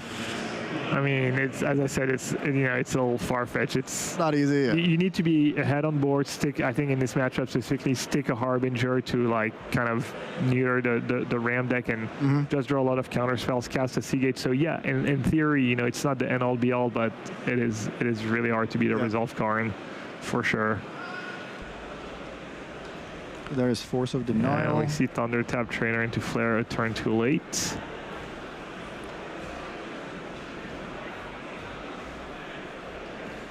See, I believe 2 Belchers in Przemysław's hand, which are no use right now. Yeah, and that Karn really came in clutch because that was exactly the play you highlighted. Yeah, it's tough. And get the Lotus. You know, I don't. In hand. Yeah, I don't think he could afford to let that Kozilek Screamman resolve. You know, that's just so much mana, so much value. I think you just have to counter it and hope you try into either more counters or that Christopher has maybe an underwhelming turn.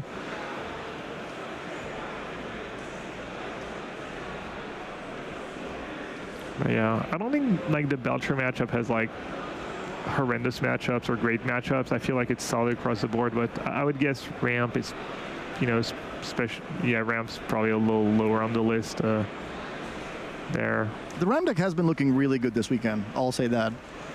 All the 2-mana lands, you know, Karn doing really good work in a lot of matchups, you know, good against Breach, great against Belcher. Yeah, I feel like us specifically, we've seen that deck win a lot in the future match. I'm not sure if it was the same for Simon and Felipe. I think we were watching our off rounds and the Ram decks was struggling a bit, but yeah, great win rate on day one. We heard Mengu say he was really impressed. It was definitely a deck that slowly gained my respect as well online. You know, you keep seeing it do well, showing up in tournament. You had a Govern from Portugal, who I think was doing well on day one. Yeah, he was 6-0. Yeah. Yeah, you know, came up with a Tomb, has been crushing challenges on Magic Online. Yeah, shout out to Luis Gobern, by the way, someone who's been carrying us in Counter-Strike every now and then. Oh, you play Counter-Strike with him? A little bit, yeah. Like every now and then we fire up a game or two, and yeah, he's a lot better than most of us. All right, here's the Harbinger. That's like step one at this point for the Polish player. Yeah, so both players with, you know, a piece that's really, really good against the other deck. Harbinger against all the non-basic lands that Christopher is running, and Karn basically turning off Belcher. Yeah, we might see Karn grab a Soulless Jailer here, because this deck doesn't really get great mileage out of a card like Walking Ballista. That's a card you traditionally see in you know, Karn boards, or you'll see something like a Wormcoil engine, maybe the new one now, the new Wormcoil. But if you look at Christopher's sideboard, just the only creature he can get to block the 2/2 and protect his Karn is Soulless Jailer. Explosives doesn't look like a great option. I guess you could get Ensnaring Bridge if you're low enough on cards in hand. He can play explosives for 3. He Yeah. does have blue, green, and the talisman. Yeah, we might legit see just tutor for Bad Wall of Omens. Let's see. Jailer probably does a little something in this matchup. Permanent cards in graveyard can't enter the battlefield. So that stops Temeshi Lotus, which is all something, I guess. Players can't cast non-creature spells from graveyard or exile, so it stops Lotus Bloom too. So who knows, maybe he doesn't even have them in his board. Maybe he just brought them in to have them early in the game. Because you could be like, okay, Karn Resolves are in a good spot anyways, so I don't even want these jailers in my sideboard. I just want to draw them. So he might not even have the jailer to get here, and we might see like a bridge. Okay, he gets explosives. He does have forest, island, and the talisman. Okay, so Next is 3. I don't think he quite has the mana to use it this turn, but either way, I think. Oh, he does actually. Okay, that's kind of a funny spot, and pretty much left probably a little disappointed here to see that Christopher had the extra land. Are they checking something? Maybe adjusting the life duel or something like that. All right, Chris goes for the explosives. That gets rid of the Harbinger.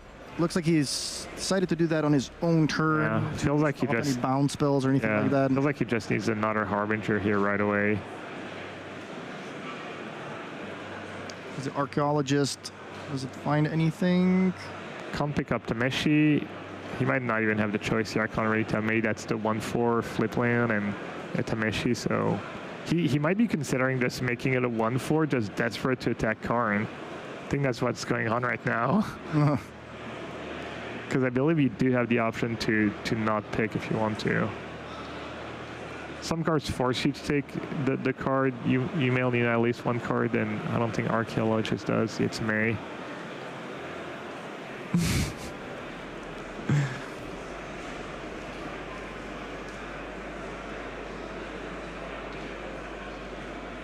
Yeah, it looks like Chris is relatively far ahead. Doesn't really have much going other than the Karn, but the Karn alone is able to just completely stop. Yeah, he still has these threats under the laps too. All right, decides to take the land, play it untapped. I believe that's because he has Consign in hand, be able to build the replicate cost. Okay, back to Chris. That'd be kind of an amazing win if he could fight through multiple Karn activations and come back. Unlikely, but there's still a little hope. Malevolent Rumble for Chris. That's a good pickup. Let's see if he finds a thread. Bunch of lands and Utopia Sprawl. Not really what he wanted to see, but at least it kind of feels like drawing 4 cards because you're going to skip that in the next 4 turns. So yeah, you did not want to draw these 4 cards. Not too bad. Sure. Takes a breeding pool.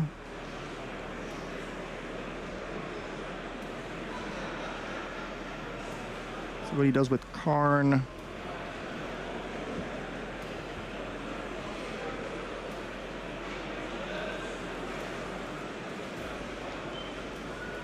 All right, Karn goes +1 and pass.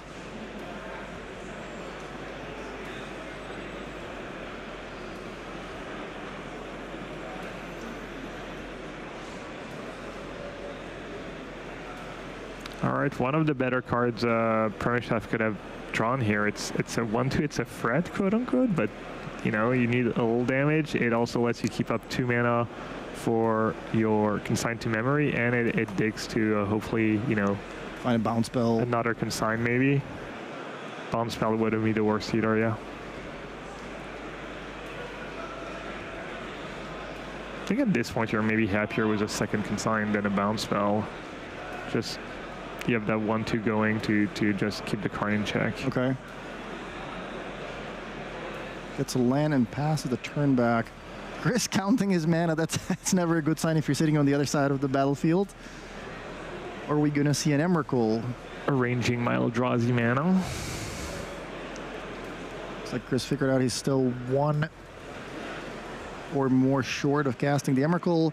Activates Karn and gets the Stone Rain. All right, there we go.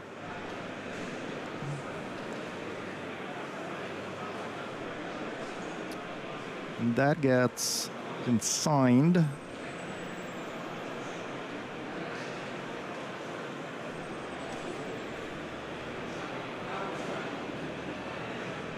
All right, Landon pass. Now Karn is down to 1, so we might actually see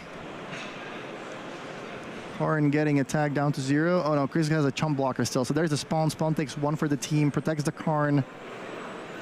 Limping at 1 counter right now. Stopping Przemysl for being able to go for the Charbelcher kill. If that's at the Mio for Przemysl, that might be one of the better cards he could have drawn here. Nope. Must have not been just a Belcher. And that gets countered by Chris.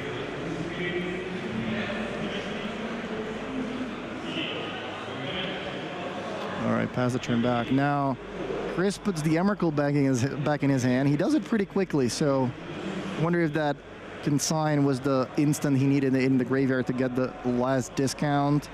Looks like he does have enough mana. So Emrakul, the promised end, hits the battlefield. Yeah, I think it's finally XDD time for XDD time. Christopher here, yeah. There we go. Big bad Emrakul in play. What you got? Another Belcher.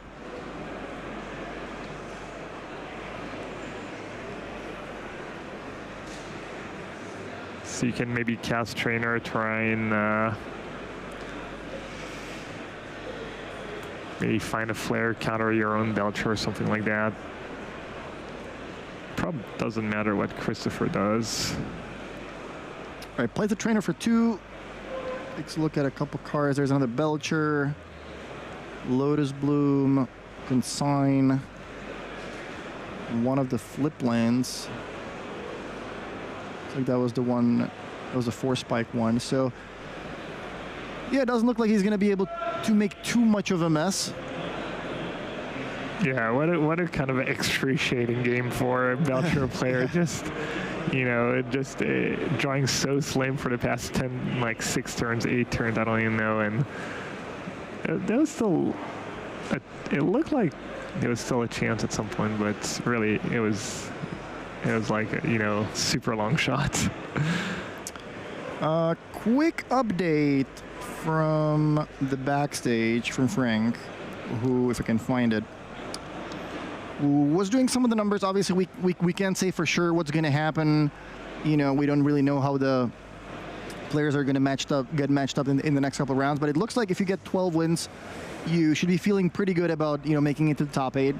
And after that, if you have 11 wins and a draw, or 11 wins and 2 draws and 1 loss, then things are going to get interesting depending on the tiebreakers. So, you know, if you're following your friends, 12-2 should be, you know, very, very, very high odds of making the top 8. 11-1-2, you're going to have pretty good tiebreakers. Yeah, and I'm assuming 11-3 is a lock for top 36, and then maybe 11-3-1 for some players is good enough. All right, he gets his post-Emrakul turn, plays a Belcher. He's at 14, so not dead on board.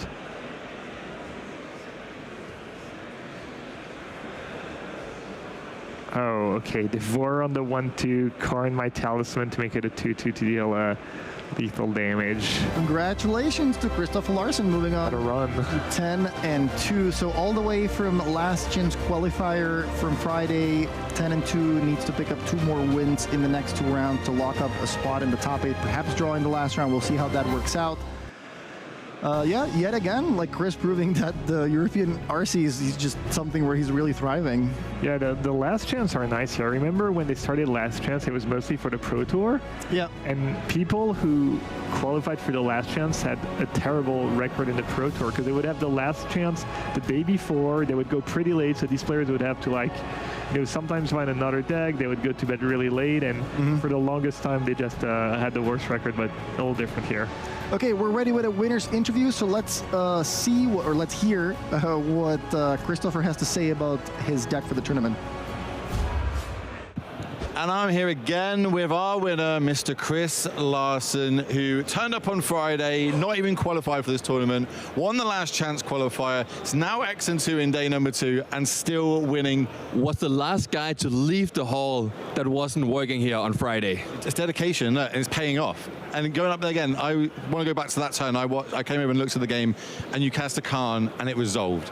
How good is that feeling, knowing you're against Belcher, everything's an artifact and it really is important, and you're like, this resolves? I would say it's high up there on like things I want to happen in that exact match. That and Breach are like, whenever Khan gets to stay on the table, you're like, all right, now we're actually balling. This is nice. And obviously, then we had the Harbinger come down. I've lost more games to that card than anything else from MH3, I think. But you were able to go find an answer to it with the explosives getting out of the board. I liked that you were still able to have 3 types of mana. That forest off the top was actually really key. I can't remember, I think I had a land in hand, but the fact that he made my lands islands, I was also thinking about not killing it because I didn't have a blue land for the consign. Oh, yeah. So I was thinking about letting him play. And also the fact, if he has a counter, I actually just lose on the spot. He'll likely kill my Khan, but he didn't play like he had another force of negation. I assumed he didn't, and I was correct in this case. And it worked. Going back to game 1, you Emerald, and you took the turn and you went, cool, pass turn back. That's not how it's meant to go. You know what he said? He wanted you to just play the land and the Belcher, right? Yes. Yeah, and you know what his argument was? What was it? For the crowd. Come on. For the people. Stream? For the people around here. Come on. Like let's see them how to turn my whole deck upside down. It would have been one of those highlight moments if you did just let them have it, and then like I don't know what you could untap with and store it, but it was interesting. You managed to get it down. How many Emeralds do you think you cast this weekend now? Not enough. Not enough? But a lot.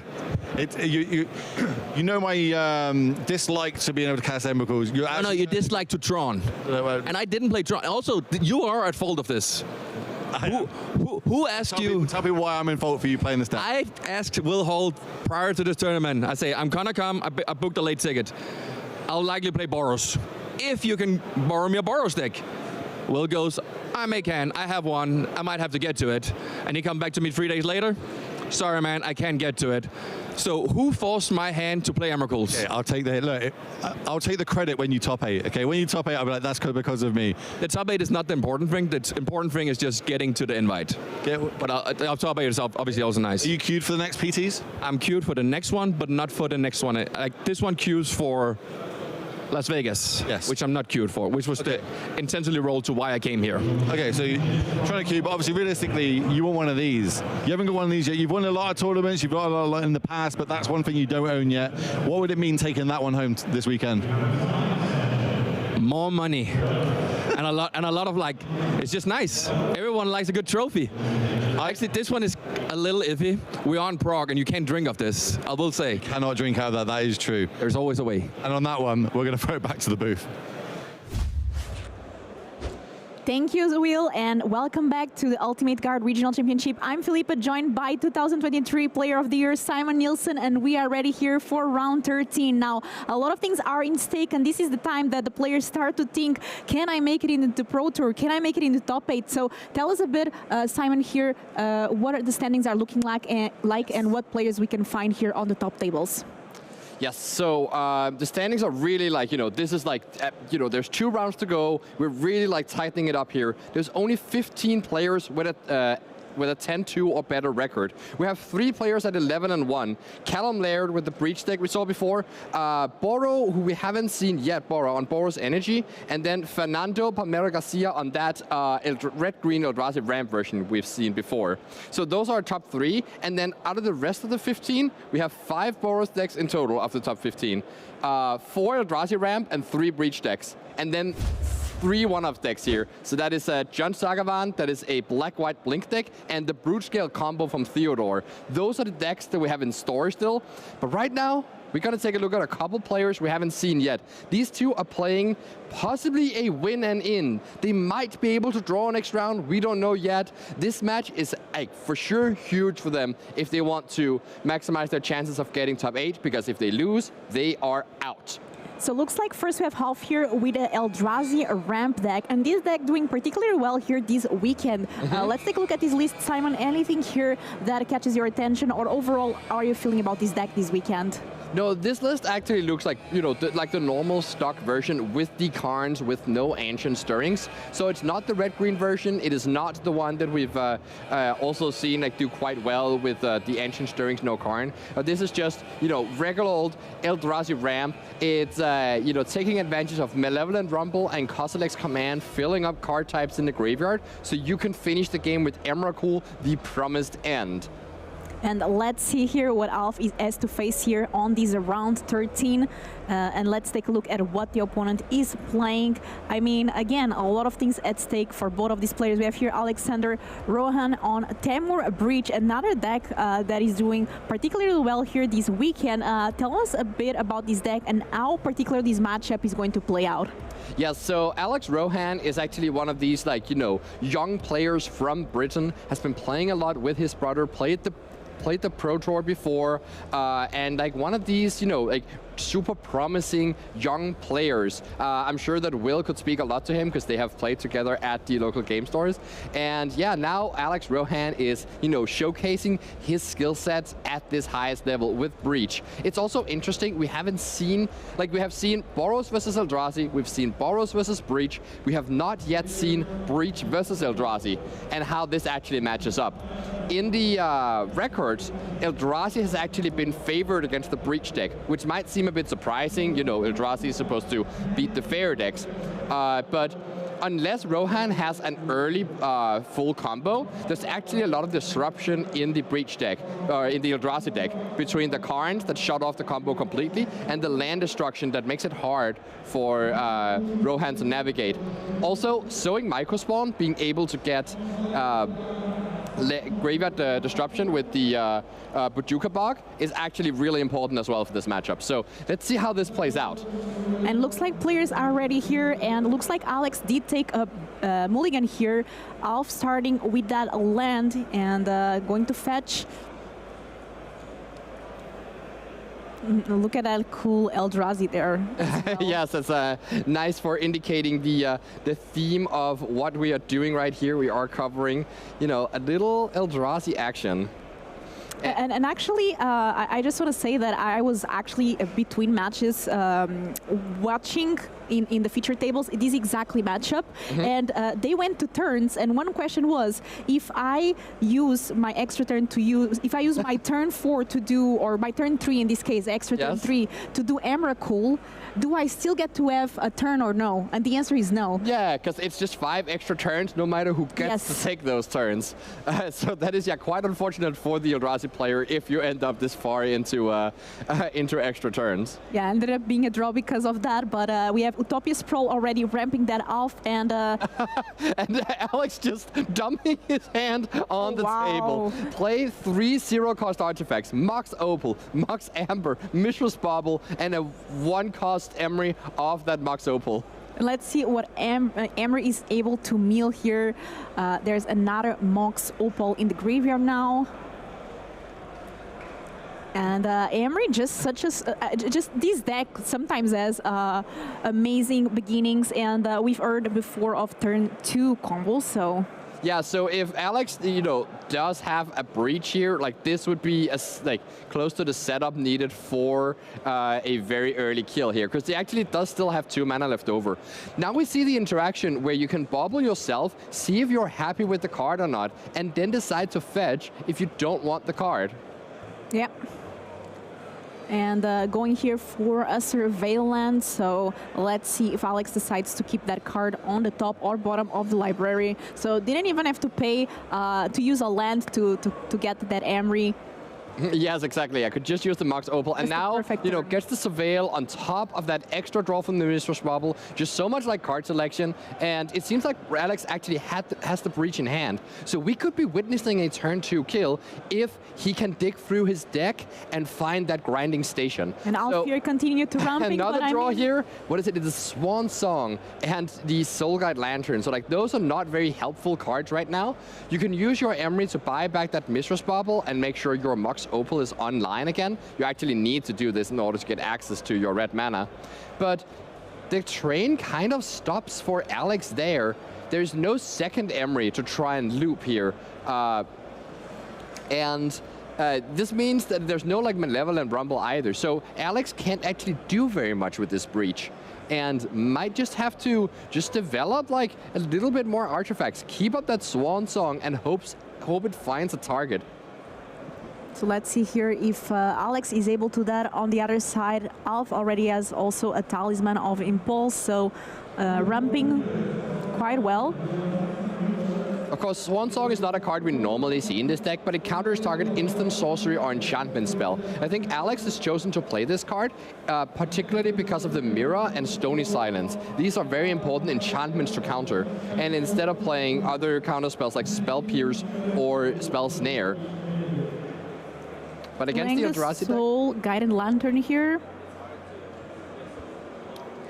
this enables the Mox Opal to tap for mana now. But again, can't actually get that much value out of using the breach. So Alex is carefully considering, are we supposed to sacrifice the Soul Guide Lantern right here? Might end up just doing that to see if you can find a second land drop. Maybe you can find another Surveil land and dig a little bit deeper.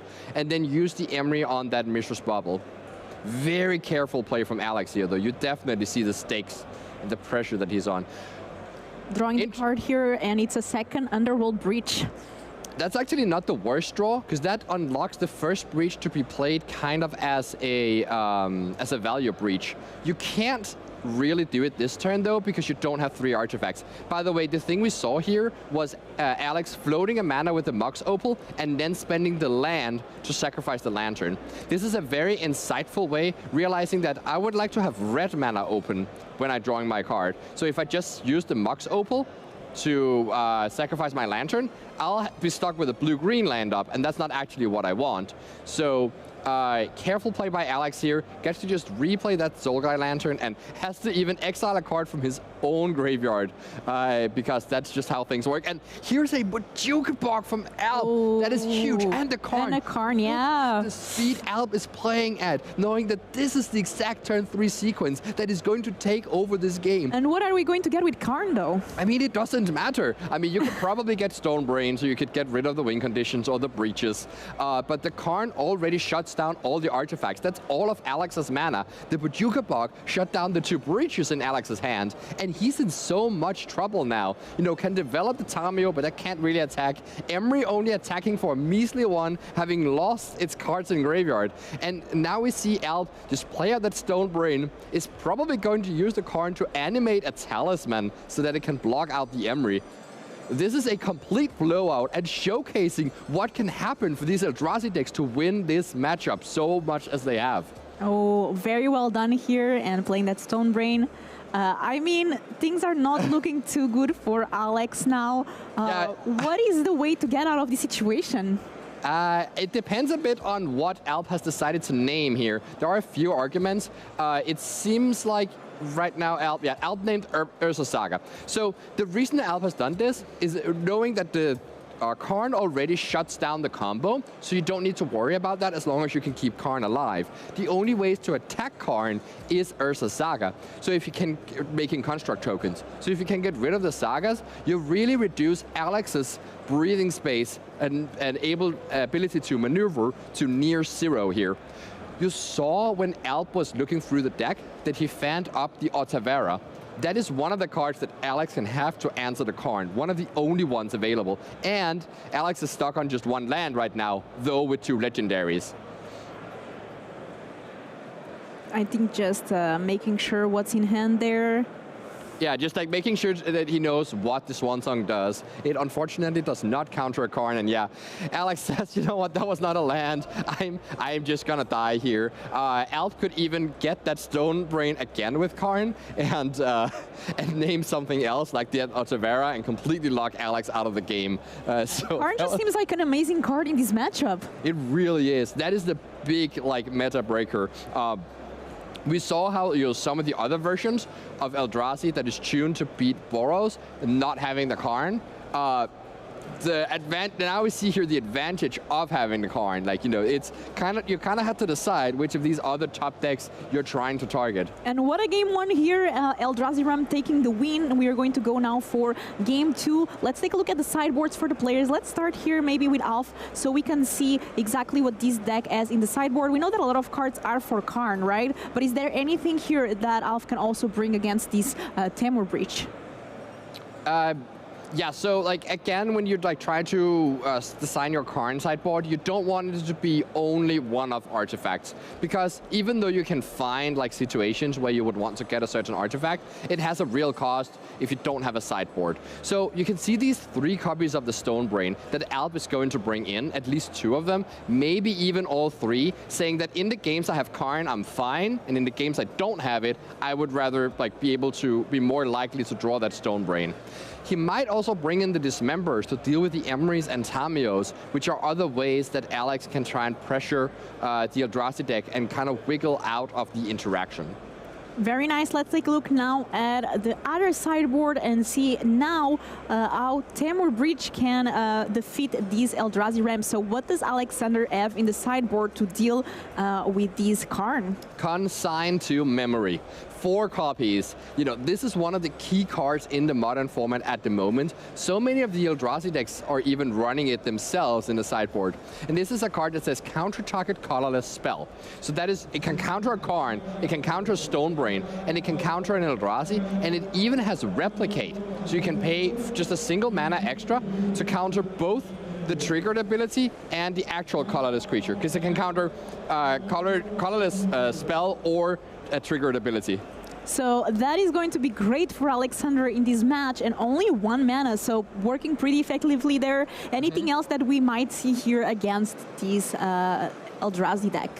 Yeah, so other than that, you're going to try and find other ways to stop the Karn. So there's also the Spell Pierce potentially coming in. You could do the Nature's Claim to try and disrupt the mana production, Utopia Sprawls, Talismans, and even sometimes if there's a turn 2 Stonebrain, you can hit that with the Nature's Claim.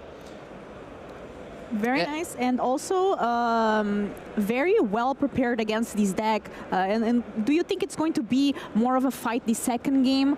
Would you think has the advantage post sideboard? No, I think definitely the Eldrazi deck has the advantage post sideboard, because in order to bring in all these cards, Alex has to kind of butcher his deck a little bit. He does have some like removal spells he can cut, like Unholy. Yeah, he actually only plays 1 copy of Unholy Heat, so not even that much. You know, he can maybe cut the Aether Spell Bomb. He's going to trim a little bit on these artifacts that are going to get hit by Karn, but that makes his deck less explosive, less consistent, and in order to be able to answer the hate, he's just going to become a worse deck post-board. Whereas from the Eldrazi side, I mean, obviously you're bringing in the Stonebrains, but those are just absolute bombs in the matchup. And you're not really cutting anything that is super important, because you have these 3 copies of Kozilek's Return that just don't really do that much in the format. So it's a very easy swap for Alp to do. Just cut 3 Kozilek's Return, bring in 3 Stonebrain, and just be ready with a clean and consistent deck. So it's going to be interesting to see if the Eldrazi Ramp deck can take game 2 as well and take a clean 2-0. I mean, both players very looking forward to win this game. It's a very important one because, again, we have a total of 14 rounds of Swiss. This is currently round 13. So after this one, there's only 1 more, and then there's the cut to top 8. So things are getting pretty close, and both of these players, I'm sure, starting to feel the pressure of getting closer to that moment. And yeah, the stakes are high. We see on the alls, everyone trying to look at these top tables, and eyes are all on these players. Absolutely. It also kind of like shows the interesting story of the format here. Like on day 1, we saw Boros, obviously the most popular deck, and then Blue-Black Oculus as the second most popular. Then as the day went on and we were traversing the top tables, we saw just like very little Blue-Black, but so much Breach, and obviously still a lot of Boros. Then as we enter day 2 here, this is a field that is so well set up for these Eldrazi decks, and so not having to like, you know, contend with the Blue-Black decks anymore that have fallen fallen out of favor. The Eldrazi decks were able to really, like, you know, beat up on all these Breach decks, and now we see Eldrazi more copies represented in the top 15 than the Breach decks, despite Breach being more popular than Eldrazi to begin in the tournament. So it's kind of like a nice 1, 2, 3 metagame evolution we're seeing here, and yeah, it's just playing out right in front of our eyes. These Breach players at the top really have their work cut out for them if they want to get through the Eldrazi's that are terrorizing the top 8 here. That's true, and this is also going to start shaping the modern meta, as this is going to be one of the first RCs of the season, and we have there the Devourer of Destiny that's going to be in the opening end. Alex here having that Tamio, and yeah, playing it right away with that Mox Opal as well, passing the turn, and we have now the trigger from the Devourer of Destiny. Yes, so gets to look at the top 4, gets to keep at most 1, but can also just choose to exile all 4 of those cards. Now we see here Alex doing something pretty smart, taking a look at what those 4 cards are and asking himself, what does Alp's hand look like if he wanted to exile those 4 cards? If he doesn't need Karn, he doesn't need land, like what does he actually need? And it gives Alex a fairly good idea of what is going on in Alp's hand. Tamio also one of the cards of the weekend. This card has been, we have been seeing it a lot in several decks, making a clue here. There's a Flame of Einar in end, also the Boseiju. Yeah, so crucially, this Utopia Sprawl is being played on a basic forest. So Alex can't just go ahead and Boseiju that forest, because it's a basic land, and get rid of the Utopia Sprawl. And of course, Boseijuing the Utopia Sprawl does nothing, because Alp just gets another land. Yes. So we might just see Alex here play out a Soul Guide Lantern just to turn on that Mox Opal, play out the Boseiju as a land, and plan to crack the clue end of turn, finding some more gas. His hand is not actually that impressive at the moment. The second Tamio doesn't really impact much. Oh, you cannot do that, Alex. I think Alex is thinking, no. Has to play the... Yeah. look at the on Alp's face. He's like, "Are you sure you're gonna do that? Are you sure you're gonna tap that Mox Opal?" And yeah, no. Alex caught himself, realized that, oh yeah, that is not how things work. If that was the case, probably the card wouldn't have been unbanned, right? Oh yeah, Alex actually has the option to just like, oh, is he trying to Boseiju the basic land? I'm pretty sure you cannot do that. No, you cannot. It says discard. Yep, non-basic land. An opponent controls. Yeah, it looks like we have a judge. Yeah. Now, I'm not sure if Alex is trying to use the Boseiju on the Utopia Sprawl. Yes, so it definitely seemed like he was trying to use it on the land, because otherwise there wouldn't be a judge call here. So the issue is that Alex thought that he could use Boseiju to clear up that forest and killing the Utopia Sprawl with it.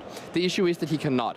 So he tried to, it's the same as trying to cast a spell where the target is illegal, like lightning bolting a red creature. You already paid your mana. The way we fix that is that we rewind and put the spell back in the hand, untap the land, everything is good. Channeling Boseiju is an activated ability that has a single target and works the same way. So what's going to happen is that we again will just rewind. Alex will get the Boseiju back in hand, we'll untap the Mox Opal, and the game will play on. So he isn't forced to kill the Utopia Sprawl, and he doesn't just lose the Boseiju and getting nothing for it. Yeah. Because the cost to activate this ability is discarding the Boseiju, so that's why it just goes back in hand. And do you think this might be like the nerves of also being like, it's already round 13, it's been a long weekend, being on the feature match? It could absolutely be. We also saw Alex there like tapping that Mox Opal, carefully considering, and it's another thing that is like, you know, I think he wasn't able to do at that point in time. So, but yeah, we see here the Boseiju back in hand. Alex will also get a warning for trying to do something he's not allowed to do. And funnily enough, Alp now knows that there is a Boseiju and still just runs out the Stone Brain, saying, yeah, if you want to ramp me by killing my Stone Brain, I do not care. I do not care a little bit. He could have even killed the Tamio before playing the Stone Brain so that Alex wouldn't have that legend, reducing the cost of Boseiju. And I think Alp is actually saying, please, please kill my Stone Brain. That is what I want you to do, because he played it this way. And I think Alp is actually missing a land here. So, Alex is not going to bite, though, this time, realizing that that is a weird way to sequence things. Probably means that you would actively like me to use my Boseiju on your Stone Brain. And Dismember, they're taking care of the Tamio, so yeah, let's see what Alex does. Fortunately for Alex, drawing another land here, so now he's able to use Flame of Anor to get rid of that Stone Brain.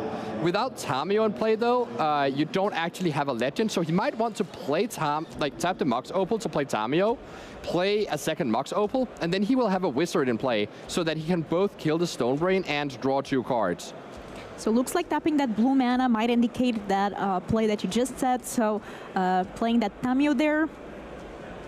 Yeah, floating the Mox, playing a second one, 3 mana, Flame of Anor, kill, and draw 2 cards. Essentially turning your additional Mox Opal into 2 cards and a Tamio in play. It is a pretty good deal, I would say. That was a pretty good turn for from Alex. And oh yeah, immediately flipping the Tamio as well. So now we have that clock going. You know, in 3 turns, that is going to be able to ultimate. And I've never seen a player survive a Tamio ultimate. That's true. I mean, we've seen a player survive an Emrakul, but not a Tamio's ultimate. So Alp just drew another land here and is actually able to play the game now. This is even an UGEMS Labyrinth, so can imprint that 7-drop, and now just playing the Kozilek's command while Alex is tapped out of Consign to Memory. So let's see here, putting 3 cards on the bottom and making the 3 spawns as well, drawing a card here. I think it's another Dismember, and Alex is going to now draw. There's the Awire Might in hand. Mishra's Bubble was the draw for the turn. So what can Alex do this turn with Boseiju, Awire Might, and Mishra's Bubble? Yeah, so the Haywire Might is actually kind of nice here. You get to kill that Utopia Sprawl, but Alp still has access to 7 mana when he untaps with those 3 spawns and the UGEMS Labyrinth plus 2 more lands. So you're not really disrupting that much. So I think actually Alex has to use that Mishra's Bubble, using it on himself here, generally a pretty smart thing to do, because now Alex gets to decide if he's supposed to sacrifice that Clue or that Soul Guide Lantern in his own main phase, knowing what he can draw into. Or he can know if he should fetch, the same situation we've seen before. So you get a lot of like information and mileage out of using your Mishra's Bubble on yourself as an extra layer of card selection or information to how you sequence your turn. And yep, Alf is looking at that Soul Guided Lantern there. Land. And it's fetching right away. Yeah, so Alex did not like the card that was on top here. You definitely, I kind of like this meticulous style of Alex, like really carefully considering everything, kind of seems on top of at least the decisions that are available to him with this incredibly complex deck that has so many lines of sequence available to it. Of course, one thing is like being aware of all these decisions, but the pressure to make all of them correctly is a whole other like question. Yeah, and it's not an easy spot. I mean, we have right. That yes. are Now you can actually Boseiju away that UGEMS Labyrinth, getting Alp another land here, and then you could use the Haywire Might to kill the Utopia Sprawl, and you can bring Alp down to 6 mana so that he isn't able to reach that 7-point threshold that we see the Eldrazi decks be so scary at. And Alf getting that Surveil land now. Let's see if surveilling away or not the card off top. That goes to the graveyard. It was a Talisman. Yeah, I think Alp is once again like looking for lands here. Has 4 card types in the yard, so Emrakul is 9 mana. So we're not quite able to do the Emrakul yet. And the Alex almost passing the turn before using the Tamio, but caught himself right there, remembering the trigger from the Bauble. And this, depending on what he draws off Bauble, he's going to decide whether or not to use the Haywire Might. So that's like a really nice small optimization. Instead of just going ahead and using the Might right away, you actually have a decision. Maybe he drew a Consign to Memory, and then he wouldn't want to use that Haywire Might. So optimal play there and sequencing from Alex. The small things can definitely count. Yeah, definitely we can showcase here that players have a lot of experience with the deck. We have that Kozilek's command now. Yeah, the 7th land is being hit here, but no 7-drop. Instead, just a Kozilek's command, trading those 3 spawns into 4 Eldrazi spawns, and also scrying 5. Just trying to look for that Karn or that Emrakul that can really mess Alex up. But if Alp bricks here, he's kind of under pressure because that Tamio is still ticking up. And we can see there the Tamio's -7 ability, and that's a pretty powerful one. Draw cards equal to half the number of cards in your library. Draw cards equal to half the number of cards in your library? That's a lot. Have you ever drawn so many cards? It's like that meme, draw 20 cards or win the game. Yeah, or the Uno meme. So I think that's kind of what Tamio is doing, but also winning the game. I mean, at this point in this deck, if you draw that many cards... It probably correlates with winning the game, yes. Yes. And yeah, putting that card on the bottom. I think I see a Rumble. Yeah, so it's a Devourer. It's a Devourer here in the hand of Alp, and that is actually an answer to Tamio. So that really puts the pressure on Alex to find that counterspell for the situation, that consign to memory, which will be able to counter both the trigger and the Devourer of Destiny itself. But Alex drew a breach, and so now he's in the tank wondering what can he do with that, because his graveyard is not even that juicy at the moment. I mean, he could do a Tamio and a Flame of Anor, kinda. But yeah, with the fetch land, he has the cards in graveyard to do both of those. But that's like, you kill a spawn and you draw 2 cards. It's not very good. Yeah. There's also the minus ability of Tamio. We never really see him get used. Yeah, and it's possible actually. There is a line where you do get back that Flame of Anor here with Tamio. So that's kind of like a little bit of damage control. Instead of like representing the ability to ultimate Tamio here, you're instead saying it's probably going to die very soon, and so instead I want to be able to draw cards. But I think because Alex has so little going on, instead of giving up one of his avenues of victory to try and look for a different avenue of victory, you might just be better off just plussing the Tamio and hoping that Alp hasn't found that Devourer, and instead spending your time cracking clues and that Soul Guide Lantern looking for consign to memory. So looks like tapping 2 mana here might be for that clue, as you said. Actually, Alex might want to just play the Breach here and just play the Mistress Bubble 3.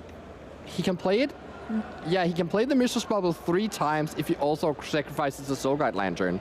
And that way he would be drawing 4 cards toward that consign. So that could be like a way that Alex could navigate this game. It is quite risky because you're giving up your Breach, but the upside is that you get to look at a couple more cards to try and find that consign to memory that is so important in the current situation. Yeah, and in the meantime, Alex also tried to surveil there, but land in the graveyard. So we are not sure what might be the top card now. We have Breach is there. Playing out the Breach, yeah. So is going for that line where you're trying to maximize the amount of cards you can look at. First up, you start by playing the Bubble, bobbling Alp. Okay, because he doesn't need to bubble himself yet. Doesn't really affect many decisions. And so now there's one bubble trigger that is going to happen in Alp's upkeep, drawing a card for Alex. So you see the die put on top of the deck here, indicating that is one trigger right now. And yeah, paying the escape cost. Yeah, so he has to exile 3 cards each time. You can see he can do it twice and has 2 cards left over. But if he sacrifices that Soul Guide Lantern, he can do it again. And this bubble on himself is pretty smart, because if the top card is consigned to memory, then, ooh, he just just uses the Lantern to, yeah, that actually makes a lot of sense here. Uses the Lantern just to exile the graveyard, which makes it cost 0, so you still have 2 mana up, and can like do both sides of the consign to memory. Going up with the Tamio, it's now at 8 loyalty, and now drawing the 3 cards. Drawing 3. The third card was the consign. So this play from Alex, if he just cracked the clue and cracked the Soul Guide Lantern, he wouldn't have gotten there. But this Breach play, giving up his Breach to be able to set up that consign to memory, gave Alex the exact 3rd card he needed to counter this trigger from Devourer of Destiny. I love how this is playing out right now. Yeah, I mean, very smart play and very tight plays by Alex and showcasing a lot of experience with this Tamur Breach deck. This Malevolent Rumble, though, is super scary, because if Alp hit Delirium, which actually he didn't, because he took a land, but if he had Delirium, he could copy that Sowing Microspawn in the graveyard with his Shifting Woodland and attack Tamio for 2. Instead, just saying, yep, okay, I just gotta hope you didn't draw it here.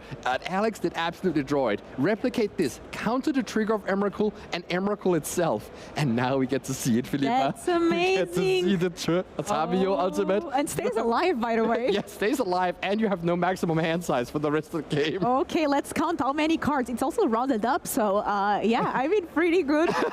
And Alp just has to like sit there and watch and hope that somehow in these top 25 cards, Alex does not find a thing that can kill him. Oh my god, Consigned to Memory is definitely the card of the game. This card is so that was good. so huge, and yeah, like very well like foreseen by Alex that this is the thing that needs to happen for him to win this game. So we have the Tamio there being showed on the screen, so everyone can take a look at that. And look at this hand size. Yeah, that's not looking at the top and scrying or anything like that. No, that's just. Oh wow! I see a breach. I see a grinding stage, and I assume there's a 0 mana artifact somewhere, right? It's like. At least there's the Mox Opal in play. So I wonder if Alex has anything he needs to worry about from the ramp deck, like a Surgical or any sort of like Force of Vigor maybe, but no, none of those cards in Alp's deck. And since this is open deck list, Alex will already have looked at these cards and seen that, yeah, Alp can't do anything. Alp knows this is the case as well and scoops it up.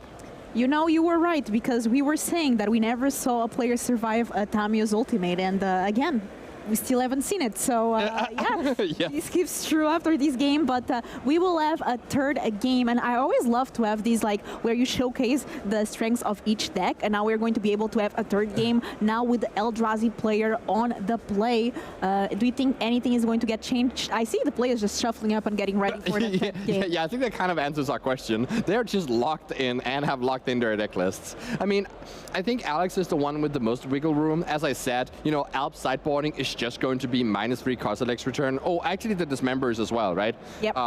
So probably find a couple of other cards for those dismembers, and but like not really, you know, changing very many cards in the matchup. Alex, however, has this delicate deck where you can't cut too much of one thing and can't cut too much of another. You need a bit of interaction. You need your combo pieces. It's a 3-card combo. You need to fill the graveyard. There's so many things going on, and the Breach deck often ends up sideboarding in a way where it just cuts a little bit here and there, and you actually see Alex return to the sideboard here because those small things can matter.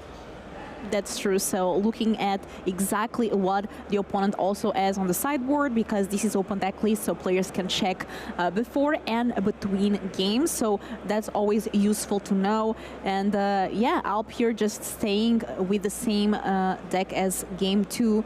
We do know that a lot of the cards are for Karn, but we did talk about these, bringing the Stone Brains, that brains that don't do much, that do a lot in this matchup. Mm-hmm.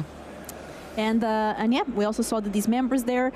Now, Tamio is a very, very good card in Alex deck. And do you think that we will see more of Tamio after, or in more of Breach overall, after today's RC? I mean, like, we have already seen like some Affinity decks try to adopt her.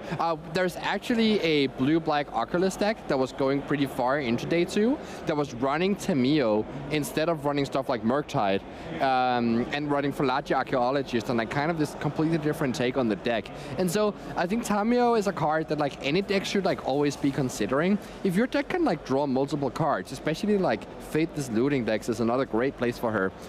Her like backside, the Planeswalker is just so threatening because it's a 1-mana Planeswalker, so you just never invest very much into her. And the like thing you need to do to flip her is to draw cards, which you kind of want to do anyways. And once she is flipped, because she makes it so hard to attack her with small creatures, it's not that hard to defend her until she, like, all you need is time then, and then she does the ultimate, and it, you know, that is a game win. So the way that Tamio can be a 1-mana play that is an entire game plan by itself is a quite powerful effect. And we saw exactly that on game 2, but we are going to have a game 3, so let's see here what our players are able to draw in this game that is going to be very important for them. 18 minutes left on the clock. This is round 13. There's only one more round of Swiss, and then we have the cut to top 8. And I know that top 8 is in the mind of these players. Absolutely. The loser of this one can still fight for that Pro Tour invite, but cannot make top 8.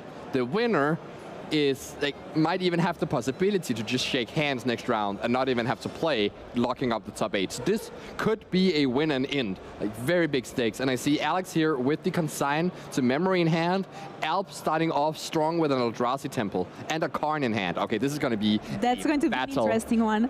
There's also the UGEMS Labyrinth, so a lot of tools. So that's a turn 2 Karn. So if Alex here taps out for a Tamio, which normally would seem safe, he can just get Karned, but he's having none of it. He's not playing a turn 1 Tamio, realizing that Alp could do this exact play. Turn 2 UGEMS Labyrinth, play a Karn.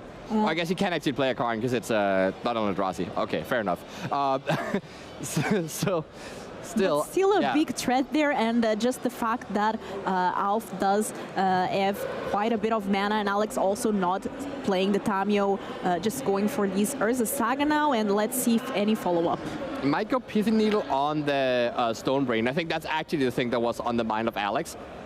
Also having Spell Pierce in hand, countering a Stone Brain or even a Malevolent Rumble with that Spell Pierce makes it so that playing out the Tamio is not that enticing. Actually, Alex's hand is very blue, which means there's not, there's not many lands. There's actually no lands in the hand of Alex. Oh, he also has spells. Spells in air, it seems. Look at this, Alp just putting the Karn straight into the graveyard. Yeah, I mean, just show me which one you have. Just choose one. Ooh, and the third land drawn for Alex here is extremely clutch. Now he can actually start to navigate. He can play out a Tamio and still keep up mana. He could also just play the land and pass, deciding to make a construct instead. And the big value of making a construct is so that you have a third artifact for when you find Mox Opal with the Saga next turn. So let's see here what Alex decides to do, and we have the Tamio now. Yeah, so just going for the Tamio, that means you can get Mox Amber next turn, so it's kind of a similar thing. Of course, this is a little bit more vulnerable to a Dismember, but you do have a second Tamio in hand, so it's not even that bad. So we have... Visita Bojuka Bog, not as backbreaking as it was in game 1 here, just exiling a single card. And I see that Alf has an Utopia Sprawl, but there's no forest, right? Yes, you're right. He hasn't drawn a single forest, not even any green source. So that's the thing that can happen with this Eldrazi deck, because it plays those 8 colorless lands, plus some tutor targets like the Bojuka Bog and the one Sanctum of Ugin. These, it isn't that many lands to have a little tutor package, but it is enough that sometimes you just draw both of them alongside no green source, and you end up with a draw that looks like this, that is just so all in on that Karn. And what do you think Alex might get here now from the Urza Saga? There's 1 mana floating as well because of it. Yeah, I mean, I think it's still going to be the Mox Amber, just making sure that that you have 3 lands and you can play your Flame of Anor if you need to. But might get the Opal if he has, because he has the Tamio to make the artifact to turn on the Opal, so that's even better. And we actually see Alex here not cracking that fetch land. I think a lot of players would have been tempted in end of Alp's turn here to crack the fetch land and get that Surveil. But Alex is not really looking for anything at the moment, not urgently. If he gets a Surveil land, he can get that later, when he has a bit more information on what exactly he needs. Or he could combine it with a Mishra's Bauble if he draws one of those. Okay, so getting that clue here, attacking with that Tamio. And I have to say, I see a lot of people are watching the stream, so hello everyone. I hope everyone is enjoying the stream. We are almost in a finish line, so stay tuned. We have such a sweet match after this. Okay. Will you believe it? It is nice. I said there were 3 one-off decks vying for the top 8 spot, and yeah, we have 2 of those battling against each other. Okay. Win and in. So stick around, after you've watched Alex try to carefully dismantle this Eldrazi deck, or if you're an Eldrazi enjoyer, hoping that Alp can draw that green source and unlock his hand once more. But yeah, now we see here again the Flame of Anor flipping the Tamio. Oh wow, and I mean, these Tamio, what a throwback from last game. But there's Karn on the other side, but guess what? Let's see. There's just another counterspell in Alex's hand. This case, it's probably gonna be a consign to memory, and yeah, Alp knows it. You can see the defeated look on his face. I mean, what can he do at this point, right? It's kind of a you have to try it. And yeah, so Karn goes to the graveyard, and that Tamiyo again, that won the last game, and he might win this game as well. Yeah, so Alex, they're fetching an untapped land now, and you know, I wouldn't necessarily see being paid off for waiting on that Mr. Rainforest, but honestly, just didn't matter that much that he had to do it on this turn. So yeah, always important to remember that you don't have to do anything as soon as you can do it. Sometimes it's just fine to wait. Yeah, patience is key. And actually just drew a breach and has the grinding station in hand, so also just has the full combo unlocked. And yeah, now I think Alex, he's not allowed to check the deck list of Alp right now, but yeah, just saying, yeah, can you beat this? And Alp cannot. So that puts Alex Rohan into a 11-2 score. So that means the 12th win guarantees top 8, probably. But even the 11th win with a draw makes it fairly likely. So depending on like who Alex is paired against next round, he might be able to draw into the top 8. Or he might have to fight for his life once more. Yeah. And if he does, we might put him on the spotlight again. Congratulations to Alex on taking the win here on this match for round 13. Incredible plays, and this was not an easy matchup. As we talked before, Eldrazi was favored, right? The key there was deciding to use that Underworld Breach to flash back the Vicious Bubble 3 times. That was everything. Yep. Right, that's, you know, because the Consign to Memory was the 3rd card, and that play is what won Alex this match, because he was about to lose to that Emrakul if he hadn't done it. That's true, and I feel like with this bridge deck, you have so many micro decisions that maybe not a lot of people would have won that game, right? I think not, yeah. Yeah, I mean, so we saw that payoff. Sometimes it doesn't, but in this case, really paying off there for Alex, and very well deserved. I mean, incredible gameplay, and I'm excited to see more. Now, you were talking about us having some spicy matches. Yes. We are not going to go there quite yet, but but I'm excited to see what that might be. Let us know in the chat what do you think that might be, and what decks do you think that might still be playing. And while you write that, take a look as well at the interview with Alex, our winner for this round. And I'm here with the winner and fellow Brit, my pick on the caster predictions. Alex, congratulations, my friend. Now X2, how are you feeling? I'm pretty good, to be honest. No, like, watching you masterclass that through there, like the fact that you held up that blue mana, you could have played the Tamiyo, you decided to hold up the counter spell. Do you feel like your role in that matchup is you need to be the control match until you can combo off? Yeah, like Tamiyo is the best card of the matchup, honestly. It's the matchup that I played with my friend, shout out Messiah, yesterday. Like, I hadn't played paper Magic since the last RC, and so he sat there like, through me taking 10 minutes on a turn to play like super sloppy, but we figured out the matchup.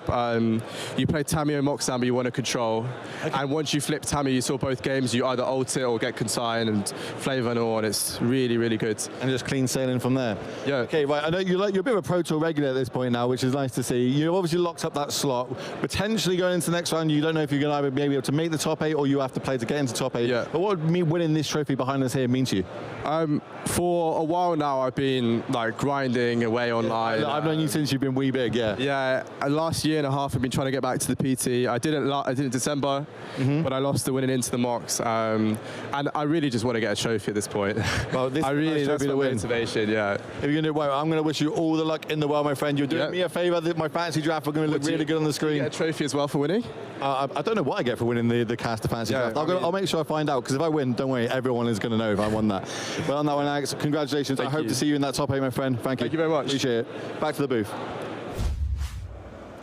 Looks like Will making some serious moves there on the caster fantasy draft. I mean, Alex definitely pushing towards that Will getting the win, but we are ready for more Magic, and we have an amazing backup feature match. Someone that we saw here before. Tell us a bit about what we are going to see here.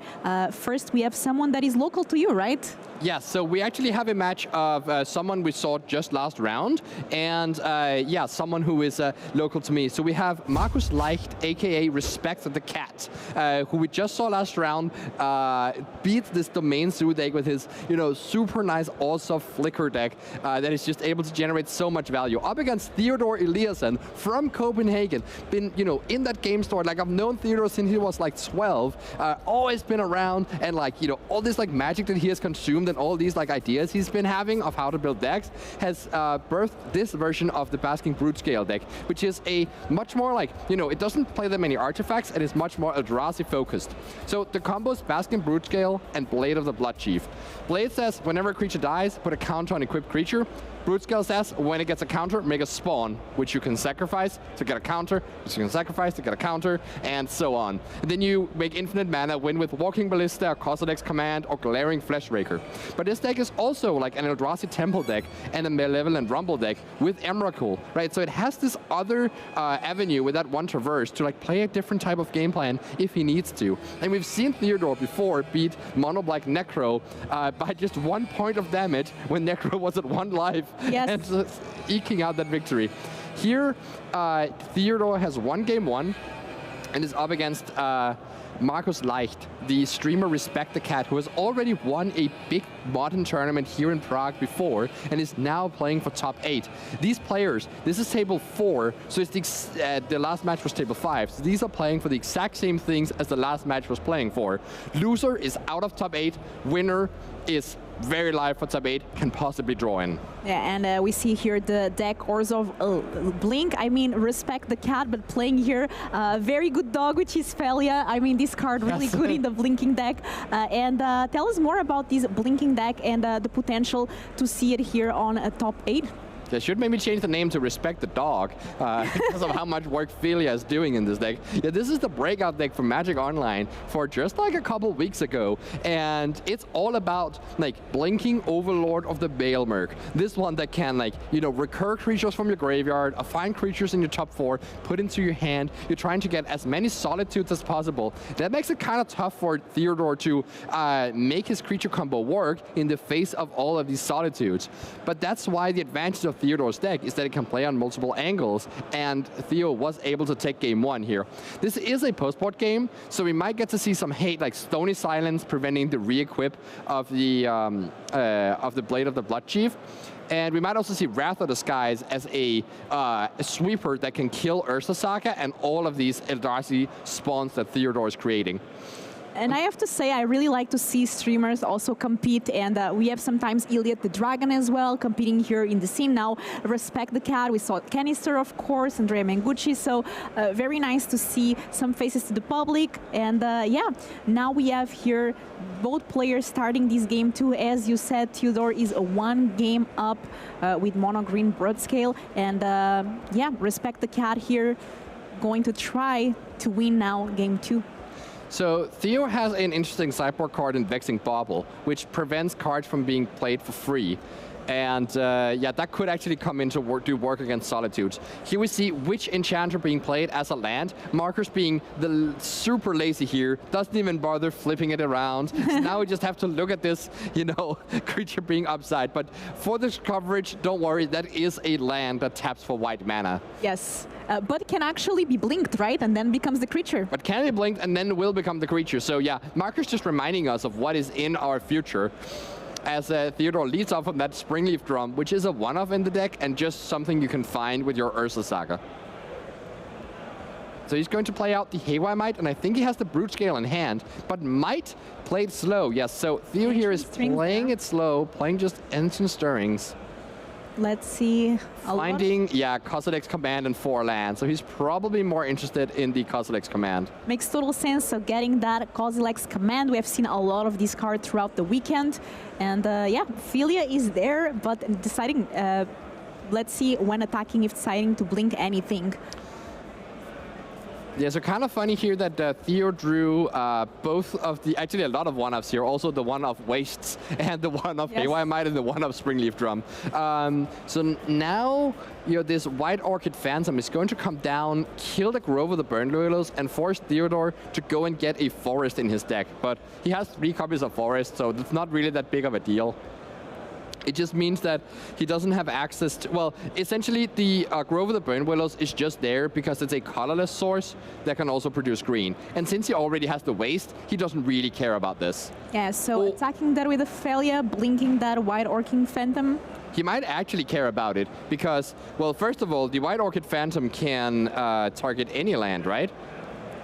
Yeah, enters the battlefield, destroy up to one target, non-basic. Oh, non-basic, so it's the same situation as before. Yeah, but actually, Theodore might not have a second colorless source to be able to play that Kozilek's command.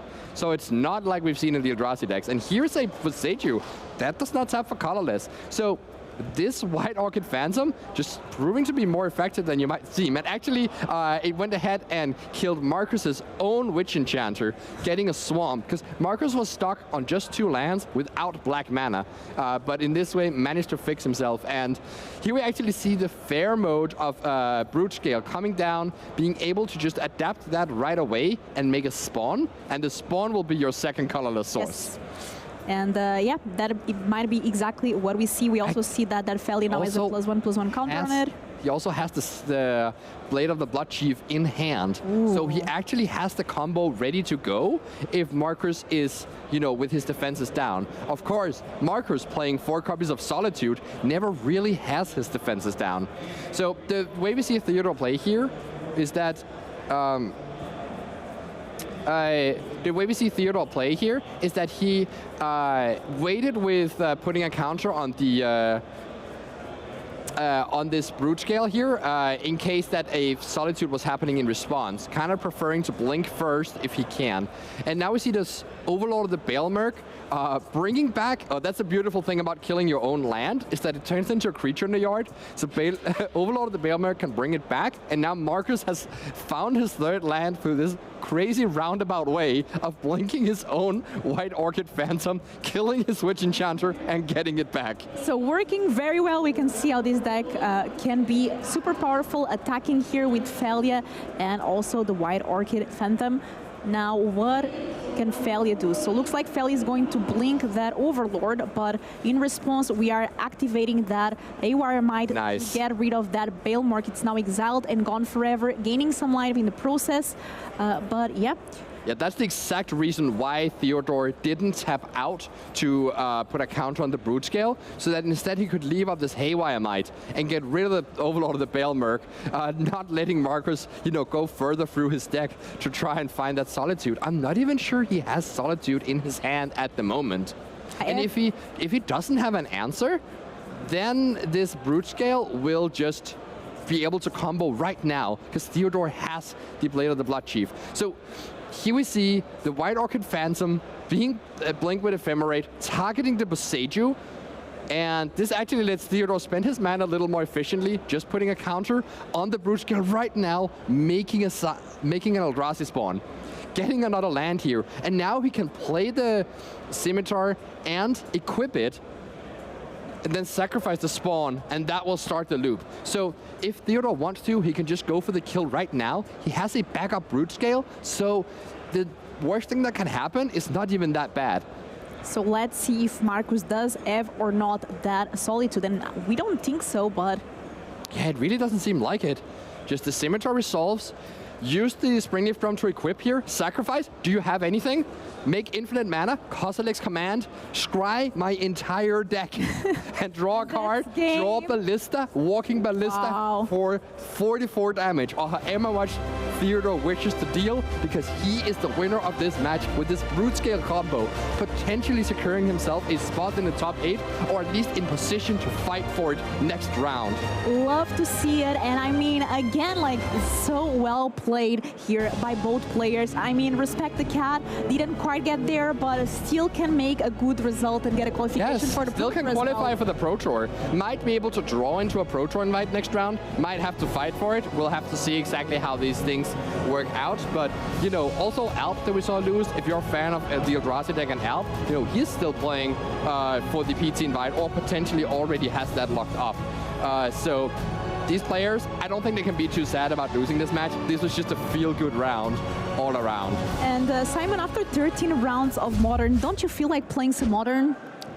I I kind of do. You know what? I mean, I just said I wanted to play the Samwise deck, but now kind of this Brute Scale deck is something else I want to play. I mean, is there like any tournaments? Yes, I mean, tweet chat, if you want to play some Modern, I mean, totally, yes, with Simon Nielsen, you can go to Utrecht, and 14th to 16th of March, there's going to be the Spotlight Series. That's an open tournament, so anyone can go. You don't need a qualification to be there. It's a 2-day Modern event with a $50,000 prize pool. If you don't play Modern, no problem. As long as you play Magic, there's a lot of side events going on, a lot of prizes. It's going to be a lot of fun, so make sure to go. And this is the perfect time to watch the rest of the stream, prepare, see what decks are doing well here. These are going to be the first round of RCs here, so yeah, a lot to learn, but I want to hear more from that deck and these wins, so let's take a look here at the interview. And I'm here with our winner back in the interview area. Theo, you're not losing today. Yesterday, X and 2. Today, completely undefeated. 5-0. You are knocking on the door to get into today's top 8. How are you feeling? I'm so happy. I think I've had luck on my side today. I've won a lot of die rolls, which is important at the point of my deck. I'm super thrilled. I've done the Pro Tour qualifications. I've never gone to a Pro Tour before. Oh, let's go. Congratulations. So I'm over the moon by that. Yeah. So can we get one better? Can we get into that top 8? Yeah. Can we get you to Worlds? Can we get you lifting this trophy? Yeah. All on 0 sleep. Oh yeah, or very little. And of course, I am not recommending this to anyone, but don't listen to Chris Larsen, basically. No, don't listen to Christopher Larsen. When it comes to sleeping, Magic, he's pretty good at that. Magic is pretty good. Yeah. So let's talk about, we were talking about the meta game just before we went live there. Like, you feel like Modern's quite open right now. Why do you think that? I just think after the recent bannings and unbannings, I think there's so many viable decks. I think, of course, there are better decks. Breach is very strong, maybe most powerful, but it's very beatable. Boris is very consistent, but it's also very beatable. Demir can have some really busted draws with Unearth, but it's just like, if they don't have the busted draws, it kind of just fizzles out. So I think there's a room for a lot of fringe decks like mine, like the deck I was playing against, the Black-White Blink, which because they have agency, there's no one busted card you have to play like the Ring anymore, which is super fun. Well, let's talk about that. So obviously we've got a couple of ban cards right now, and Wizards have given us a few more now. Obviously we've got Mox Opal, we've got Green Sun Zenith, Splinter Twin and Faithless Looting. 2 of them are performing quite well this weekend, the other 2 not so much. Do you think that the meta is still open enough in the future we can see those cards do well? Especially, and I like the good thing about these bans, they kind of made the meta so like decks that aren't playing on any new unbanned cards are actually viable. Like my deck, I have none of the new unbanned cards in it. A lot of the versions of my deck play Mox Opal. Yep. I think because of its power, it gets hated out, so I didn't want to play them. Okay. So I just think because of the power level has kind of been spread more evenly around the decks, everyone's not just playing One Ring and Raptors and 3 5/5s. Makes sense. So yeah, I just think you can play anything, and if you're good enough at your deck, if you know your deck, you know your lines, you're gonna have a really good chance. Like, I've definitely gotten some edge today on me knowing the matchups because I play this fringe deck. Maybe they've played versus 1 or 2 times, but they don't know all the lines. I do. What do you think that advantage that gives you? Because you say you're playing a fringe deck, right? Like in a tournament like this, everyone knows what Boris does. Yes. Exactly. Everyone knows what the team deck's doing. Everyone knows what the Eldrazi deck's doing. If they turn up, maybe they haven't seen this deck, they haven't managed to play against it, they haven't managed to have a test against it. Exactly. Do you think you've won some games because of that, or do you think you just got an edge because they don't understand? That. And a deck like mine that has like tutors with Traverse in the one and has like one-offs like Emrakul, and there's like a lot of things to play around, and my combo is kind of when can you combo? Can you do it now? How much mana do you need? Like, I play the deck a lot, and I still have to think about it. So, like when I'm comboing off. So, because of my deck is kind of there's a hard part to it that if you haven't tested or played it yourself, it's going to be hard to figure out on the spot. It gives me an edge in that. I've definitely won some games of just people not knowing when can I combo. Yeah, it's not one of those ones that you can just play 5 games against it and know, oh, I know that matchup now, because it's got so many. Like I say, one time they'll Emrakul you, next time they'll combo off, next time it'll be a fair matchup, and you'll just... exactly. And I've won in every way. I've played as a combo deck, I've played as a fair deck, I've played as a almost control deck, where I'll just I'll play my land every turn, I'll play Kozilek's Command, I'll scry, get some value, 2 for 1 you. At some point I have enough mana to either combo you, play all my combo pieces in 1 turn and kill you, or I found my Emrakul and then I win at that point. So the deck can play in very different ways. Also something that I changed last minute was putting 3 of the Thief of Xenity. It's not a very known card in my Tell us what it does. Yeah, it's a 3-mana Eldrazi for 1 colorless, 1 generic, and 1 green. Hard to cast, but in my deck it's very easy. Yep. It's a 3/4 with the Void, and then it can exile a non-creature permanent that costs 4 or less. And then when it dies, if it exiles something, you draw a card. But the thing about like versus Boars, you can just play it as a creature, and it's just so much bigger. It's got a big toughness. It's hard for them to fight It for. cannot kill it with the discharge alone.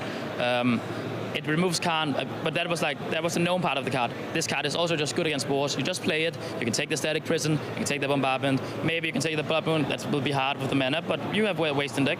Interesting. Yeah. Well, on that one, first off, congratulations for on qualifying for the Pro Tour. And I'm going to cross everything for you, and hopefully we get to see you in today's top 8. I hope so. No problem. On that one, back to the booth. Welcome back. This is the Ultimate Guard European Magic Series. We're playing the Regional Championship in Prague. And we're going live with round number 14 right now. Martin User, this is Gabriel Nassif. And before we jump into the last round, we're still trying to figure out who's going to draw, who's not going to draw, how exactly are the players going to, figure it out in the last round. We do have an interview, a really cool one with RK Post, one of the artists here in Prague at the venue. I still remember maybe 15 years ago, I had him sign a Morphling, I think an Unmask, and one of the Avatar of Vo, or one of those cards from that cycle. Iconic, yeah. One of the most popular artists. So let's put it on. And I'm here with one of the many artists that we've got here this weekend, Mr. RK Post himself. How you doing, my friend? I am good. You are good indeed. I'm very tired, but I'm good. Well, it's because you're one of the most, you travel all the way around the world. Like, I see you on this side of the continent more than I see you on that continent that you live in. Fair enough. That's good. One day I'll find you in Ohio. One day we will be in Ohio together, that indeed. I have a date for you later. Okay, let's do it.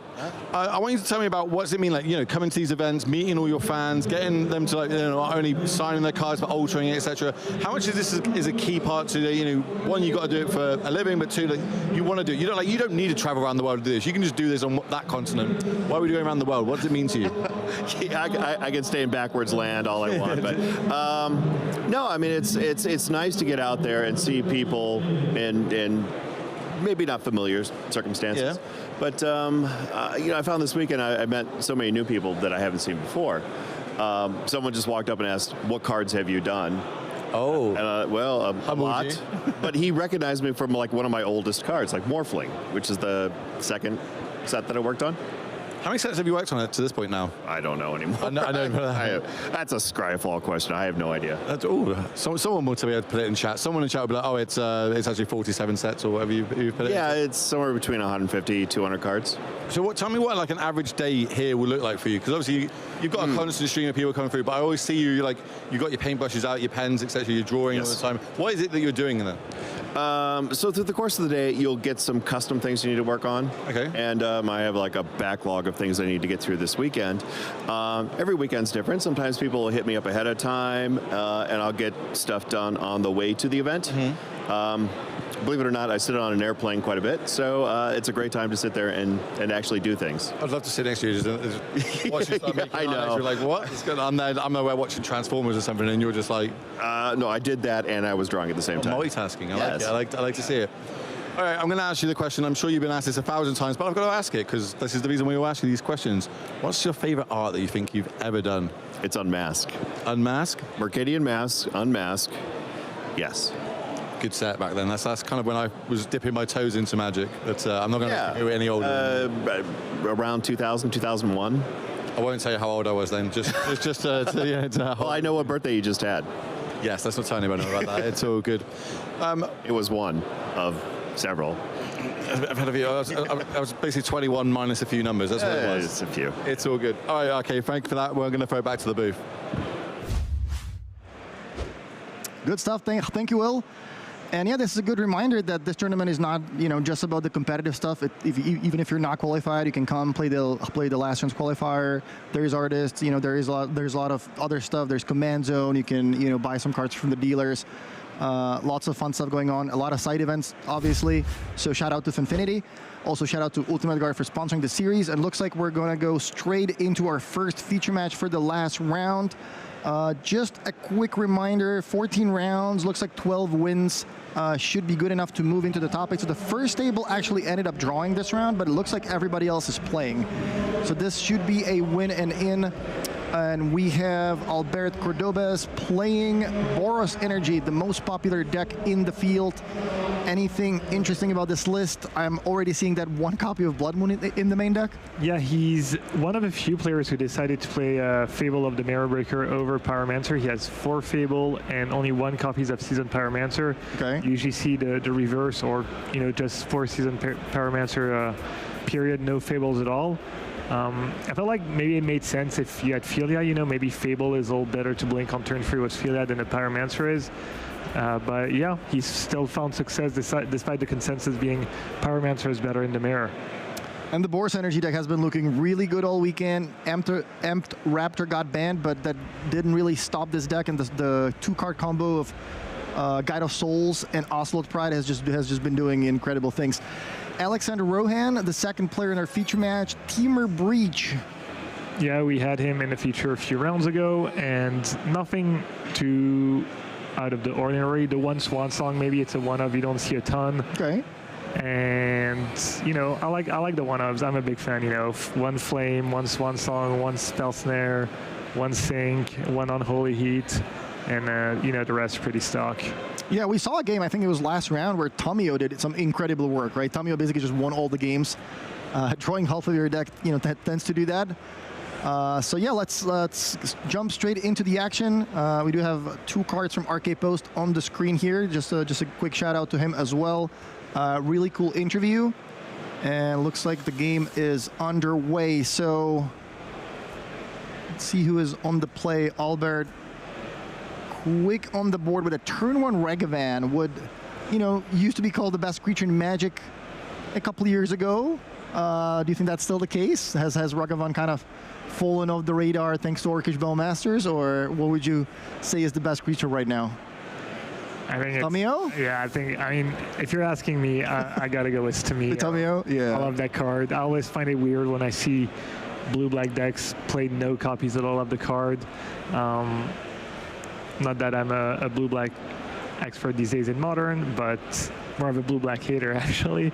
Yeah, I love Tamio. Guide of Souls also tried also perhaps better than Ragavan, but on the play, unanswered, you got maybe a removal to back it up. It still wins solos games all the time. So good start here for Albert. He won the die roll, clean win, and then winner moves on to the top 8. Loser will have to kind of make do with only quote-unquote a qualification for the Pro Tour. That's a great point. Both players are fighting for the top 8, but even if you lose this match, 3 losses should be more than enough to squeeze into top 36 and pick up that Pro Tour invite for the one in June, which should be the Pro Tour Final Fantasy. So that's going to be pretty cool. One thing with Tamio that I really like is the little trick that I forget who was it that kind of showed us the interaction where you can save your Mishra's Bauble crack for your opponent's turn, do it during their turn, which means that you're going to get the delayed card draw trigger on your own upkeep. Then you attack with Tamio, make a clue, combined with your draw step, cracking the clue. That means drawing 3 cards for the turn, so you can immediately flip it on turn 2. So, having a Planeswalker on the table on turn 2, not the worst start.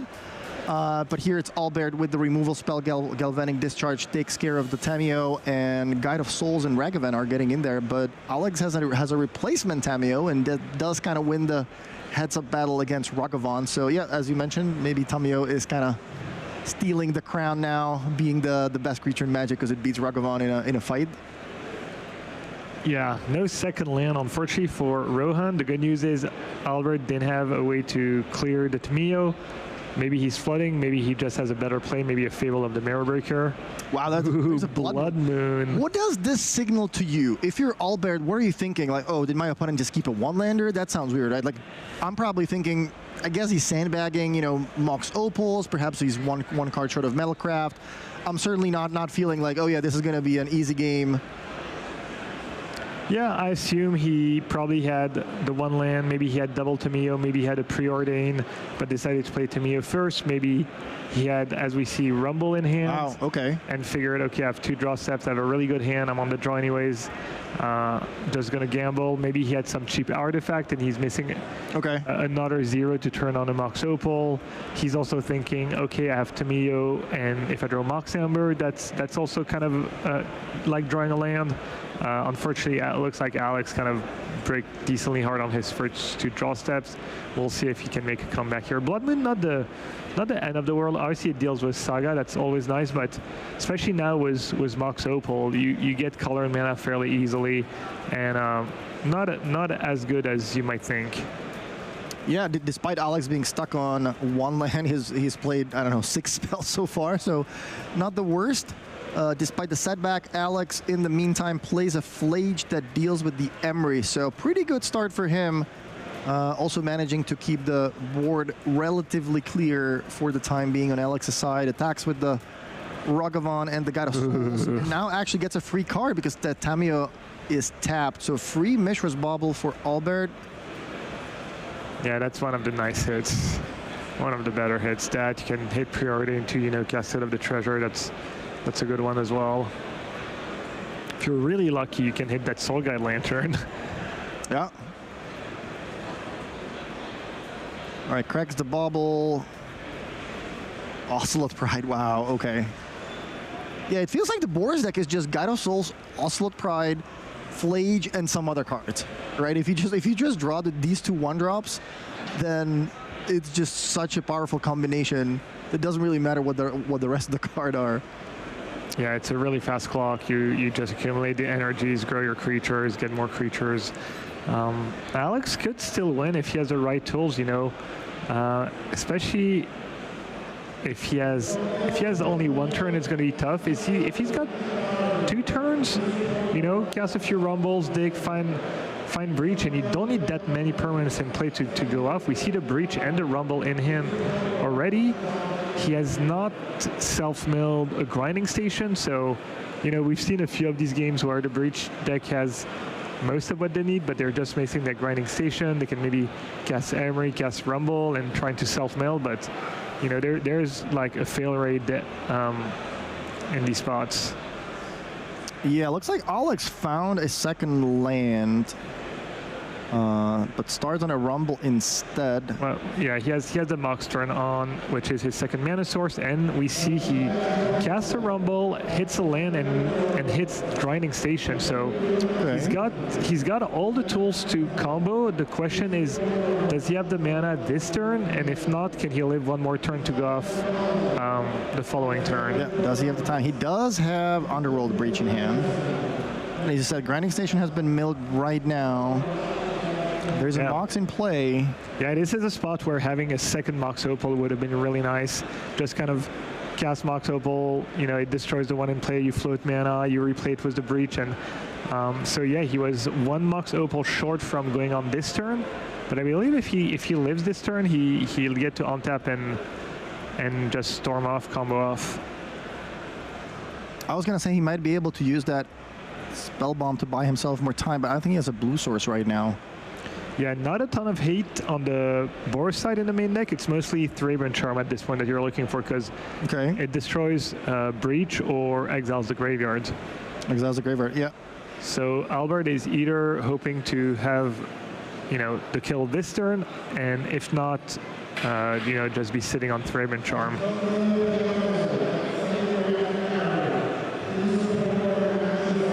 The Boros deck is just super consistent. You know, no wonder why is it so popular. 25% of the field.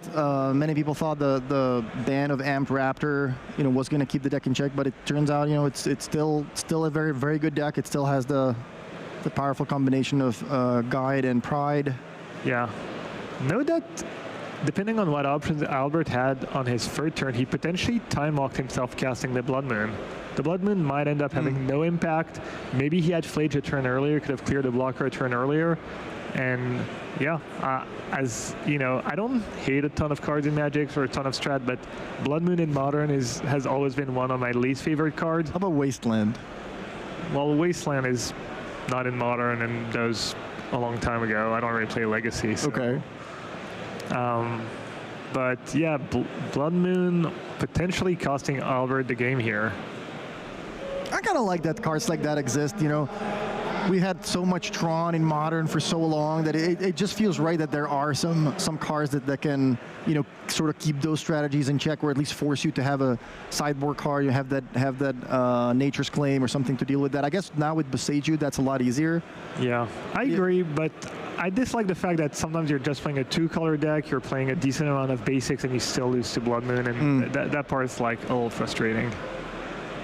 At least Mox Opal should help quite a bit with that now. It's unbanned. In the meantime, Albert turns everything sideways. Looks like Tamio is going to take one for the team. But that should buy Alex one more turn, and that's probably exactly what he needs to start going off. Yeah, we see Fable in hand, and this is, you know, maybe one of the spots where you wish at Season Power you would have 2 immediate look at a Charm. Yep. Modern is just a super fast format, especially Team of Breach Game 1, you know, goes off really fast, and, you know, maybe if this is a Pyromancer and you have a Charm in the top 2, you win the game. Instead, you only get to draw the turns, you know, the cards the following turn, and that might just be too late. Albert passes the turn and crosses his fingers. Please do not go off. Alex has one more land in hand, another mountain, and the Underworld Breach, and taking a look at the battlefield, I think he has enough mana to go off, right? It's kind of irrelevant, but pretty cool, the Oslo Sprite ability doubling the Goblin Shaman tokens as well. Okay. I think Alex drew a fetch land, which was probably a decent draw. Not sure he needed it, but breach up the token, replay Grinding Station, and at this point, I guess Albert can just kind of rep Charm or, yeah, pack them up. Okay, if you can just really quickly explain the combo, to the viewers. How does it work? How does the Breach deck actually win? Yeah, Breach lets you recast cards from your graveyard to get escape free. So what you do is you get that in play, you get Grinding Station in play, you get a 0-mana artifact in play. You sag the 0-mana artifacts to Grinding Station, self-mail for free, which kind of sustains the escape cost. You can replay it, exiling the free cards you just mailed. Eventually, you mail your entire deck and kill people with Thassa's Oracle. If you have 2 other artifacts, your Mox Opal is generating 1 mana every time you replay it and sack it, so you have the blue mana. There's some spots where you can get stuck, but it's extremely rare, especially game 1 when there's not a lot of graveyard hate. It almost never happens. And, you can do the same thing with Grave Shot, just replay the Mox a bunch, play some other spells, Grave Shot your opponent for a bunch. So, yeah, that's why Albert Scoop, we're playing open deck list. He knows what the win con is. A lot of the time online, it's a combo that goes pretty fast, so I'll make my opponent do it just to see what their exact list looks like, what's their win con, what one of they're playing, etc. But no need for that here. All right, Alexander Rohan's list on the screen right now. This is what the Teamer Breach deck looks like. Anything out of the ordinary we're seeing here? Yeah, you mentioned before the Swan Song is not maybe perhaps a card you're seeing in every list, but all those one-offs could be good, especially in the open deck list settings where you're going to give your opponent a reason to play around it. Yeah, it depends a bit on what your opponent has. So I could see Pyroclast is for that matchup. You also want some disenchant effects usually, so 1 or 2 Nature's Claim. Flame of Anara, I'm assuming, is not for that matchup. You can almost definitely bring in Boseiju. You can bring in the next round Holy Heat. You can maybe bring in Spell Pierce in this matchup because of Fable. I'm not sure it's enough to bring it in when it's just Stony Silence and Wear Turn and whatnot. It's not always trivial to keep up blue mana. But if you factor Fable in, the Spell Pierce is tempting. The Pyroclast is good, and then Pithing Needle is probably a little narrow. Here we have Boros Energy. As you mentioned, this version a little bit different with Fables over most of the season. Pyromancers. Also lots of one-offs. There's one copy of Chain to the Rocks just for additional removal. And here we have Albert's sideboard. So what do you think he might be bringing in for this matchup other than the obvious Stony Silence? Yeah, he has 2 Stony Silence, 2 Wear Tear. These are almost definitely coming in. One card that most people don't have is Rest in Peace because it doesn't work very well with your Flage. Also, most people play Seasoned Pyromancer. He doesn't have Seasoned Pyromancer, and you know, he decided that in some matchups, Flage is not that important. I'd rather just take the Rest in Peace. So I'd assume these come in against the Breach deck. It is a little tricky because if you draw too many Rest in Peace, even Stony Silence, you might just lose to Saga making tokens. He has a 1 Blood Moon in the main deck, a 2nd in the sideboard, so could see the 2nd Blood Moon coming in.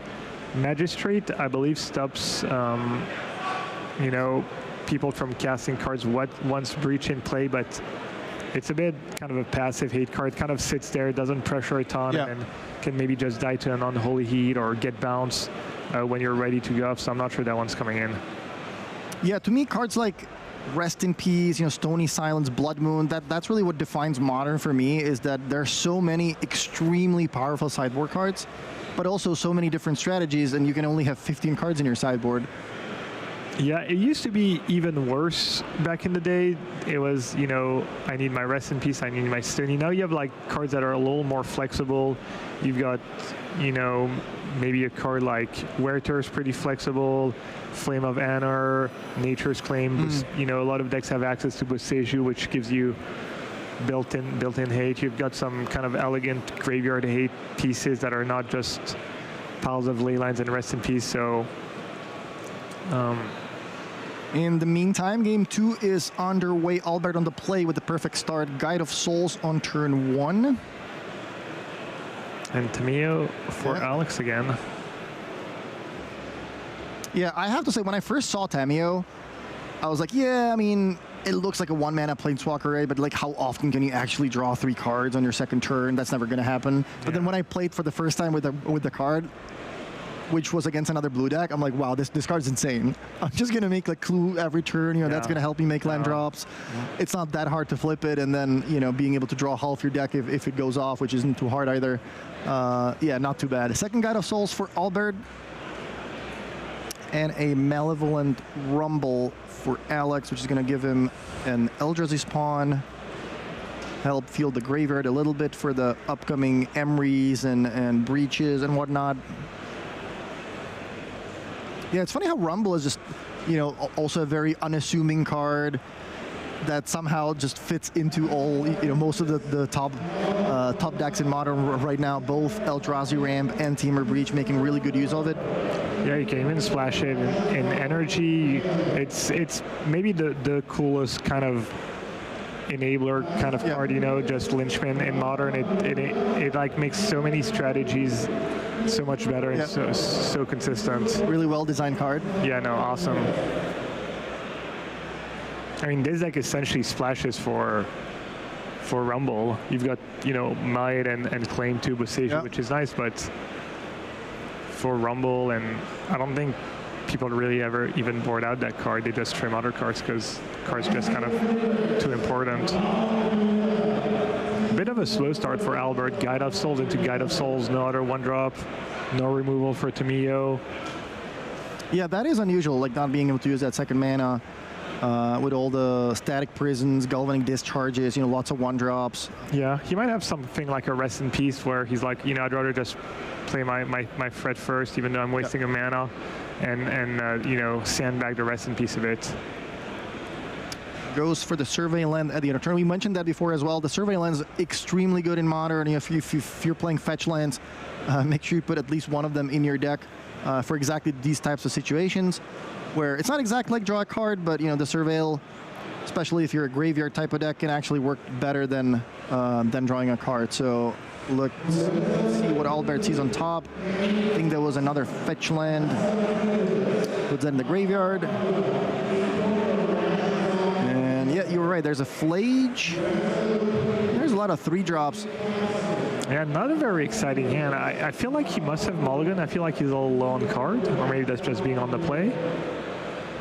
But yeah, we saw his hand. He had a Flage.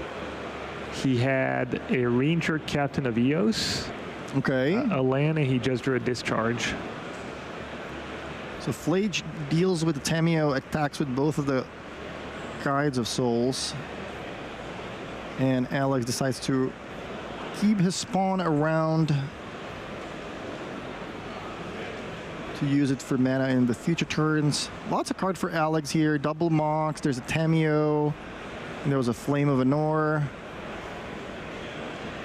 Plays the Mox. Plays Emery with the discount. Yeah, you would expect Ranger Captain of Eos to be able to get some kind of hate there, 1 mana, maybe something like a Haywire Might in some decks and whatnot, but this is just Captain to get, either another Pride, a Ragavan, or a Guide of Souls, and it's somewhat of a soft counter to Breach, so your opponent plays a Breach, you play Captain, they can't go off, but it can still recast creatures, which, not a great trade. You're sacking a free mana card. They invested 2 mana on Breach. Maybe they recast Tameo and Emery, and don't feel too good about that trade. What happened to Esper Sentinel? That used to be a card that all the white aggressive decks played, especially with Captain Ranger of Eos. I haven't seen that card in a while, but it feels like it could be good again, in this format where most players play a lot of non-creature spells. Yeah, no, it's still a decent card. One of the biggest downsides is Orcish Bowmaster, but that card doesn't see a ton of play right now. There's some of the blue-white artifact decks play Sentinel. It's super nice. It's a little pressure, slows people down. It's an elegant way to put artifact permanents in play. And I was trying some, and it was actually really good, even in a matchup like Boros. You think of Boros as a creature deck, but they still have a lot of spells. It's really good against Breach. And the only problem I found in that deck specifically is that you had 4 Sentinel, 4 Portable Hold, you had Tameo and Emery, and you have Saga. So you can be bottlenecked on colored mana if you draw too many of the colored spells and maybe a Saga, etc. But besides that, I thought the card was really good in that deck, and maybe it's just kind of out of sight, out of mind. People kind of forget about the card. Maybe people stop playing Bowmaster as much, and people don't really evaluate cards. There's you were saying earlier how many decks are playable in Modern, how many cards, how many versions, and sometimes some cards just fall off the radar for, on the how to say, just when they shouldn't and when they're actually so good. So who knows? Maybe Sentinel should be in these Boros decks. Even more 1-drops. This is also the first big Modern tournament after the bans and unbans. So I think players are still kind of figuring out, what's good in the format, how does the availability of Mox Opal in the format again change things, and should you be playing combo, should you be playing creature decks? But we're also going to have another big Modern tournament coming up, which is the Spotlight Series in Utrecht, March 14th to March 16th. It's a big Modern open tournament. 8 Pro Tour invites, $50,000 prize pool, so make sure you follow Fanfinity, both on Twitch and also on Twitter for all the updates on all these upcoming Spotlight Series and Regional Championship tournaments. Got Corey Bowmaster in chat who's cursing you for even mentioning the cards, please no. He doesn't want to see people start playing the Sentinel again as a, Oh yeah, I remember playing against Sentinel is always so much pain. You're just oh my god, I don't want to give you the value, but I kind of feel like I have to because, spending that extra mana. Yeah. Now Corby loves the Breach deck. I don't know if he still likes it now that it's actually one of the best decks. Yeah. In the meantime, Alex manages to get a Grinding Station in play, so that is a part of the combo. There's also a Mox Opal in play already, so does he have the Underworld Breach, and would he dare to try to go off against untapped mana from Albert, who hasn't really played all that much this game other than the 2 guides and a couple of removal spells? Yeah, sometimes you don't have the choice, you just have to go for it and make them have it, and I think that's what's happening, and I don't think Albert has it. Have you seen the cards in his hand? Well, we knew he didn't have it a turn ago. But he also didn't cast Ranger Captain of Eos when he could have. Yeah. So he must have drawn something good. Maybe he's just representing something. Maybe he figured out alright rather than cast a... You played a Ranger 100%. He must have either Wear Tear or Fragrant Charm. We're about to find out which one. There's no way you just bluff and don't play the Captain here. That's just not a play. No kind of Soul Read. I think you have it. I'm gonna pretend to make you not play it. All right, Breach resolves, and Albert is asking Alex how many cards he has. You see Jace out of the board, so that's one of the win cons. Okay. I wonder if Oracle's still in the deck. Sometimes, you know, you bring in a second win con, especially maybe if you're worried about Surgical, even though it doesn't sound like Surgical's that big of a deal most of the time. Maybe you swap the two and, you know, Alex actually doesn't have a win con this turn. Yeah, let's see how surgical Alex is going to be in executing his combo here. So even against a Disenchant, Alex gets to play at least one spell, so you want to pick your spell wisely in that spot if you can. There we go. Wear and Tear is the sideboard card that Albert ends up having. And it looks like it's targeting the Breach in response to a Mox played out of the graveyard. Yeah. Albert deciding not to use the Fuse part and get rid of Grinding Station, for instance. I don't know if he's worried about Spell Pierce. I believe that's one blue floating. Or if he just values, you know, Surveil, fetching for another Surveil land more than getting rid of the Grinding Station. I'm going to be completely honest here. With all the different versions of split cards, I think I very likely completely forgot that you confused that. But congratulations to our teamer Breach player Alex Rohan picking up the W here in round 14, which puts him at 12 and 2 and 12 and 2, I think. Yeah, that clinched the top 8. He had the second breach, backup breach. I think given what the numbers Frank was working with in the backstage, 12 wins should be, I don't want to say guaranteed. Oh, yeah, it's guaranteed, yeah. 99.9%. He's 100% to be in the top 8. So yeah, congratulations to Alex. You know, well played. Commiserations to Albert, but I think he's going to be pretty happy about picking up the qualification slot for the Pro Tour of Final Fantasy in Las Vegas in June anyways. Yeah. No, I think he's 100% in top 8 because 9th player before the round was XN2. So, and he just beat one of the XN2 players, so there's no doubt about it. Yeah.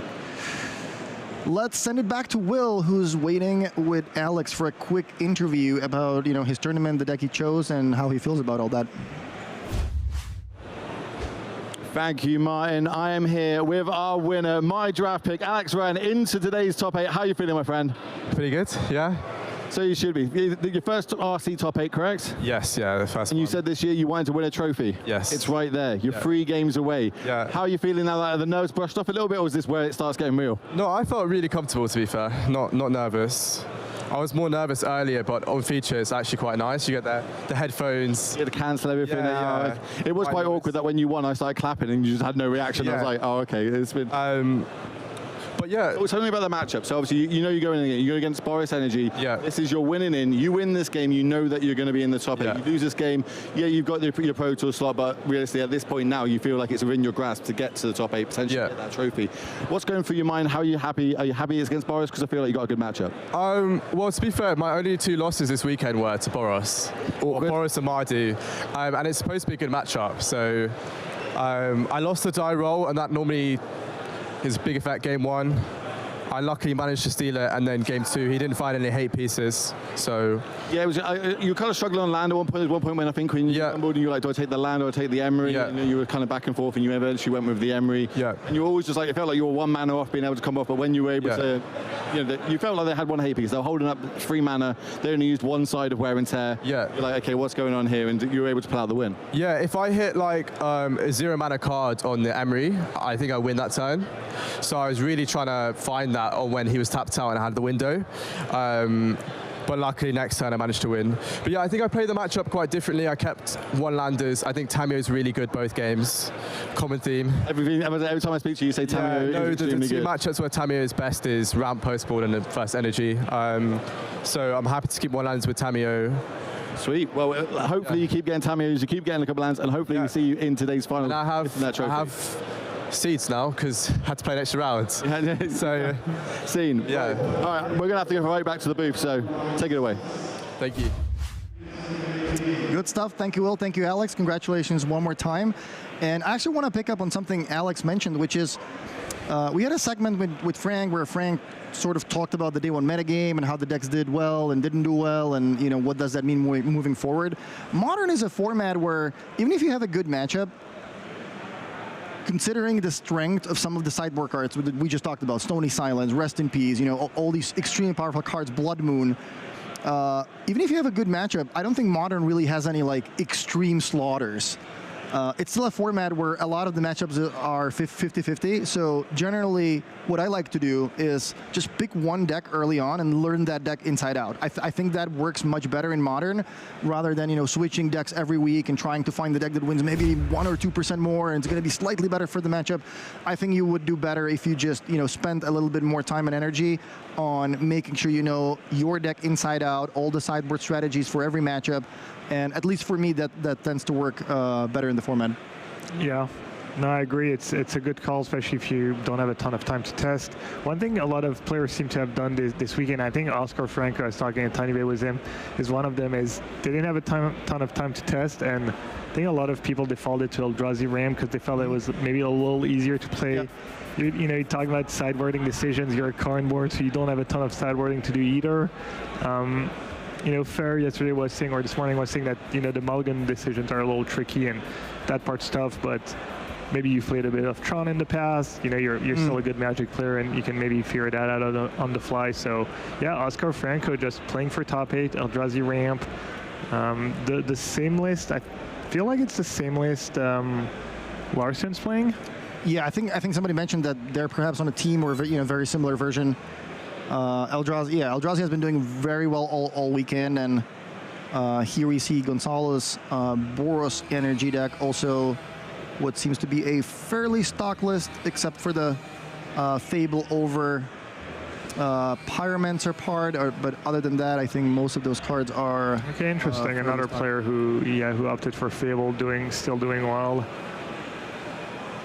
And one more thing to our point about, you know, Modern sort of being a format of like deck specialists.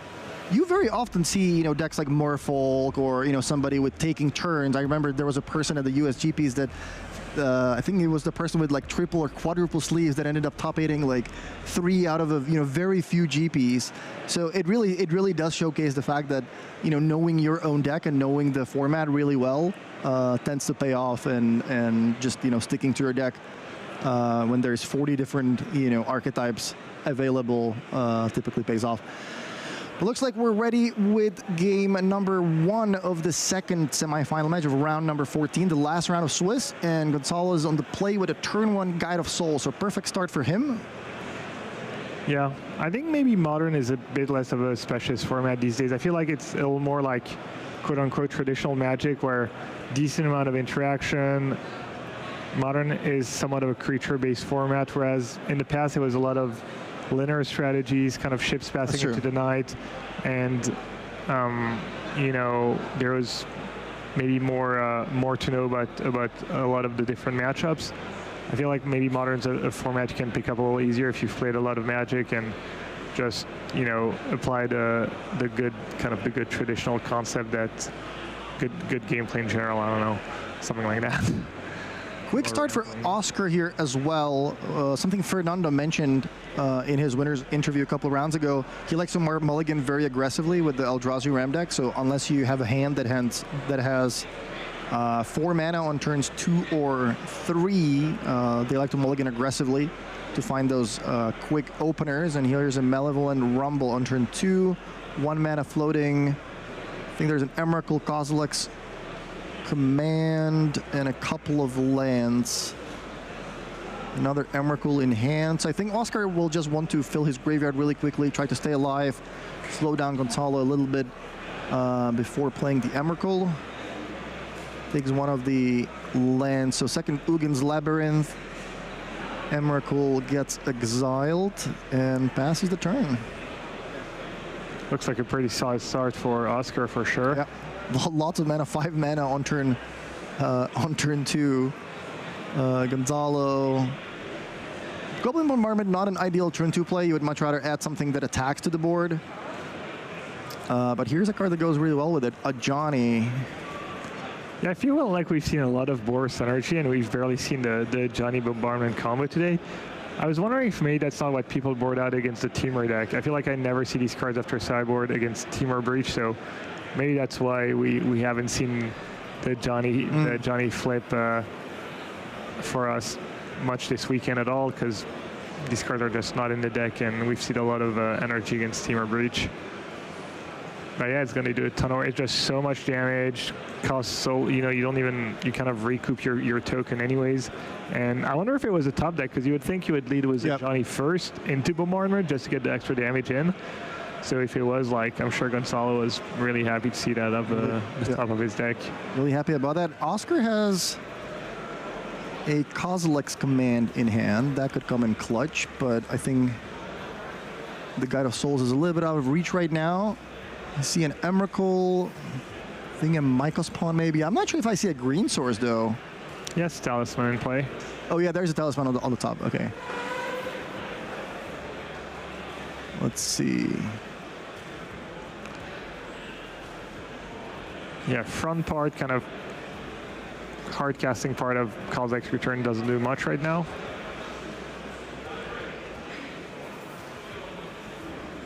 Unless maybe he can cast a couple.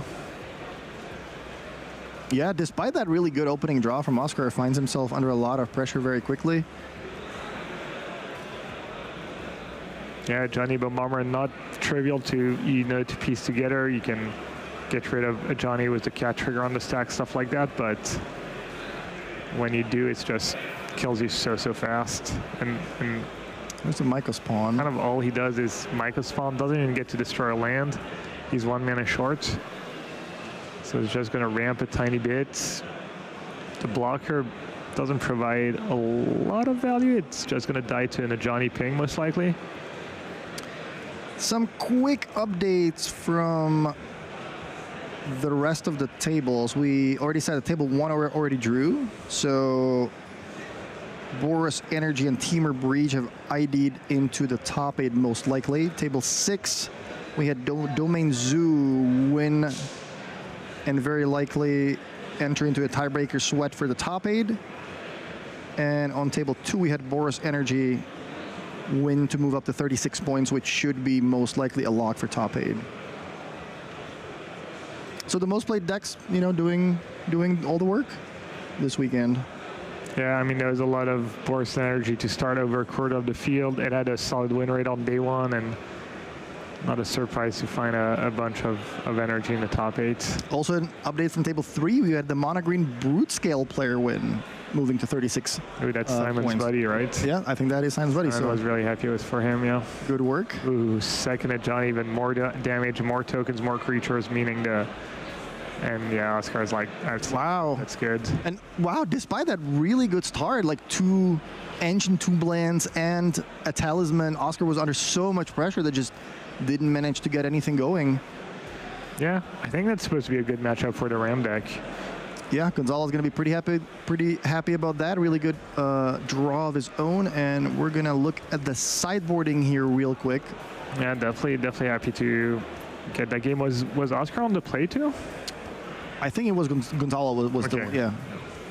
So here's Gonzalo's sideboard. That Obsidian Charmaw must be looking pretty good. Hashtag Mengu was right. I just wanted to win the die roll. I don't really care about the matchup. Let me. Modern in a nutshell. Yeah, for Charmaw, showing some respect. You usually see like 2 or 3 copies, free copies. I think it's stock, but. And Charmaw combined with the early game pressure, I think is what really makes the card good in the matchup. Yeah, and you get to live the dream. Maybe flip Fable, copying some Charmaws. Doesn't take that long to set up either.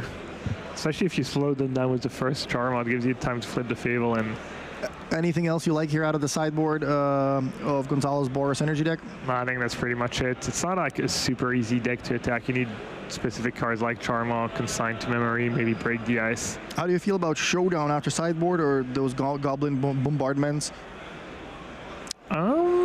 We saw the combo be pretty effective. The Eldrazi doesn't have a ton. The Eldrazi deck doesn't have a ton of interaction, so I would assume you keep it in.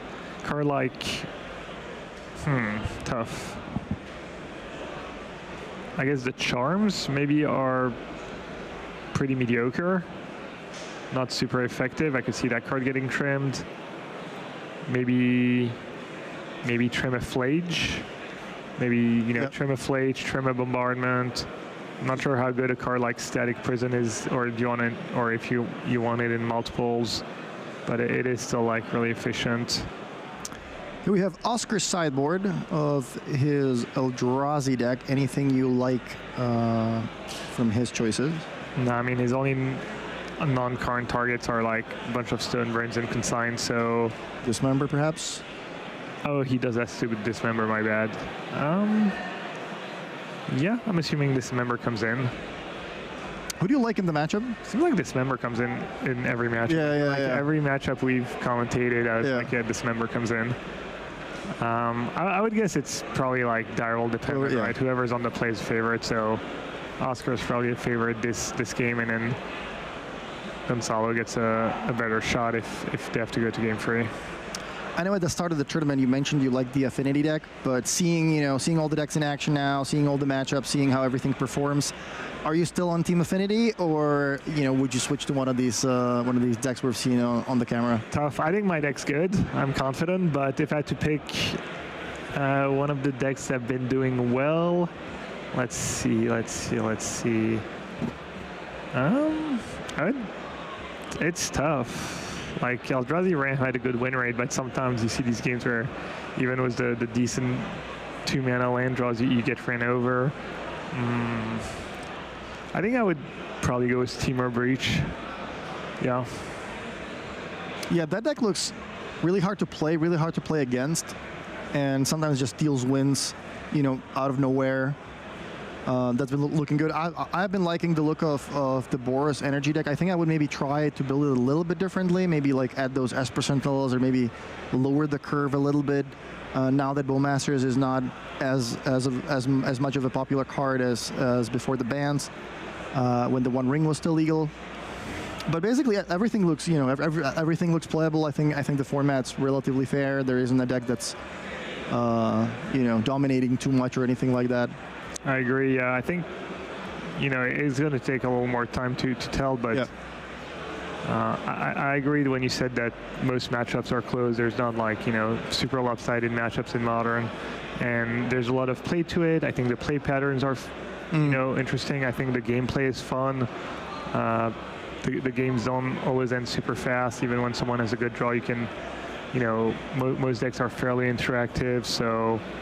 No, it's a really cool format, and there's room to play your brews. I think there's different ways you can build even the good archetypes. You can add colors if you want to or not. It's just like really just find something you enjoy and tune it, and there's so many. I play like 5 hours every day, 6 hours every day of Modern, and barely have time to like scrape the surface. It's Twitch TV/YellowHat. Make sure you give Gabe a follow. Let's go. One thing I would like to see WotC or the play design team explore a little bit is perhaps doing something about being on the play. Like maybe you get a treasure, maybe you get a tapped treasure, maybe if you're on the play, your land comes into play tapped. If you're on the draw, some kind of a little bit of a bonus to not make it feel as bad in the formats like Modern. But I'm not sure, if that's necessary, because Magic is a great game, and yeah, you could try. I mean, they've changed the mulligan rules over the years to try and make it, more of an even thing, and it's been great. You have way more non-games. Exactly. And, if you find the right solution, why not? I would still be curious. I feel like we don't get that stat a lot to see just actual win rate depending on whether you're on the play or the draw. Do you have like any numbers in mind that you've seen recently? What I would do is if I'm running Arena and I'm the play design team, I would just talk to Arena and say, hey guys, try to do this like fun event during the week where it's a free entry fee, or you can win a booster pack, something like that, and you have millions of playtesters that are going to playtest it for you, where the rules of the event is like, if you're on the draw, you get this, or on the play, you get a bonus, something like that. And you can basically do this every week and try different things out without having to try them in tournaments. I think that could be worth exploring, and basically you're going to have a lot of people to do the playtesting there for you for free. In the meantime, Gonzalo is quick to the battlefield with a turn 1 Rugavon, and looks like he also managed to hit with it. Oscar with a Talisman, and looks like Gonzalo's trying to figure out what to do on turn 2. I think the Talisman is just a flip of Ragavan. he cast, I think. Oh yeah, that was a rumble. Yeah. Rumble, and he has the blue dice, which is a spawn. But yeah, what makes Magic fun is that the amount of luck is like well calibrated. I feel that's like why Magic's such a good game, is there's a decent bit of luck, but just the right amount, and maybe just winning the die roll is just another form of luck, and it's just fine the way it is. But who knows? Maybe you can make the game like all better if you find the right fix or the right adjustments. Or maybe just do what they do in chess, right? Just make it so that you are in the play and on the draw the same amount of times. Yeah, people have suggested that. Try to implement it in Melee, especially now that we use, Melee a decent bit for tournaments if you can't like automate it somehow. Micah spawn. They have said like you just get your pairing and it just says who's on the play. Yeah, who won the die roll basically. Oscar, in the meantime, uses his Micah spawn to get another Eldrazi Temple, so getting a little bit ahead on mana. Yeah, and we saw a pretty aggressive play on Gonzalo. He decided to sack his Ragvan to kill the spawn, I believe. An attempt to slow down Oscar. At the cost of his own board presence. Looks like he's going to use Arena of Glory on the Obsidian Charma. Oh, wow. Okay, that's a nice play. And now we can see why it makes sense, right? He's kind of in that mana denial strat. Yep. It might mean he has like another Charma, something like that, because he's like, just, okay, if I can just slow him down a tiny bit, then Charma's going to take over. Make sure you don't resolve anything too crazy on that one turn before I start playing the Charmas. Arena of Glory, also a super cool, upgrade lately to a lot of these red decks. We saw it in the Hollow One deck, for example. Looked pretty good there as well. Micah Spawn gets in there, puts Gonzalo to 14. Yeah, what's the best combo in Modern? Is it Temur Breach, or is it Breach Mining Station, or is it Arena of Glory Flage? How about Burning Inquiry and Hollow One? It's called Hopium, my friend, but I'll let you dream. All right, Utopia Sprawl for Oscar and a Haywire Might. Passes the turn back to Gonzalo. And taps, so let's see if he has another Charmaw here. He has a lot of cards in hand. I think that's 5 or 6 cards. So that would make sense that he, if he didn't really have much to play in the early turns. Probably going to have a lot of expensive cards stuck in his hand, perhaps flooding out a little bit. Probably no Charma. I would assume it would be in play already. You'd see. I'm not sure if he has double red here, does he? Well, he does. He has just the Talisman. Well, the Talisman is blue-green, but I think if he didn't have double red, he would have not exerted last turn, right? If he had the Charma, he would not just gamble and exert the Charma for 4 extra damage. So Charma gets in there. I think I see a Flage. Is it blue-green? Isn't the Talisman blue-red? Oh, maybe. I have a hard time telling. I feel like that's the blue-green one, but I could be wrong for sure. Let's see. Let's see if he even plays. He plays 2 red-green ones and 2 blue-green ones. No, that's the blue-green one. Okay, you're right. So what's the follow-up? It's a question. Looks kind of like a Fable, perhaps? Yeah, no, that's a Flage, so... Flage the face. He also gets a bombardment trigger, so he has to decide if he wants to ping them Might now or just go to face. Yeah, I think that might be a response to the Flage. Haywire Might gets rid of the bombardment, so the Flage comes onto the battlefield. Gonzalo points 3 at Oscar and puts the Flage in the graveyard. Still a long way to go to bring it to the battlefield, although that fetch land should help with that. Passes the turn back. Gonzalo down, Oscar down to 8. Oscar down to 8. He has 5 mana, which is not a ton yet, so I saw a Nemrical in Oscar's hand. That's not coming down right away. I do like that the Boros deck has a lot of different ways of attacking you, sort of. You can win a game really fast with God of Souls and Oswald Pride. You also have Ragavan for that. But you can also very easily win the grindy games. You have Flage, you have Showdown of the Skulls is the new addition to the deck. So even if the game goes really long, you know, normally you would be drawing to more one drops. Typically not a great spot for aggro decks to be in, but thanks to Flage and Showdown, this deck is also really good in the late games. Yeah, and to your point, we see Kozak's return in Oscar's hand, which can be a really good card, but right now it's just big old brick, you know. So it looks like Oscar's draw is a little awkward. Emrakul, no good right now.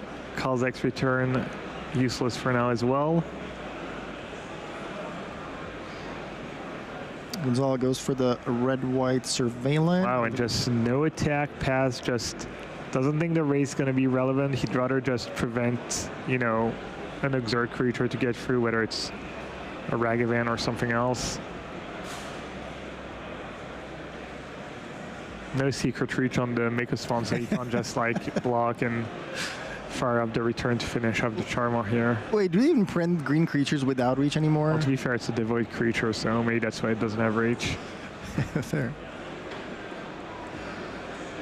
Gonzalo still resolving that one surveil trigger. I think you're very incentivized in putting the card in the graveyard unless it's something really good because you have the Flage in there. Yeah. So I think Gonzalo is looking at something perhaps very situational, but could be really good. Maybe one of the sideboard cards.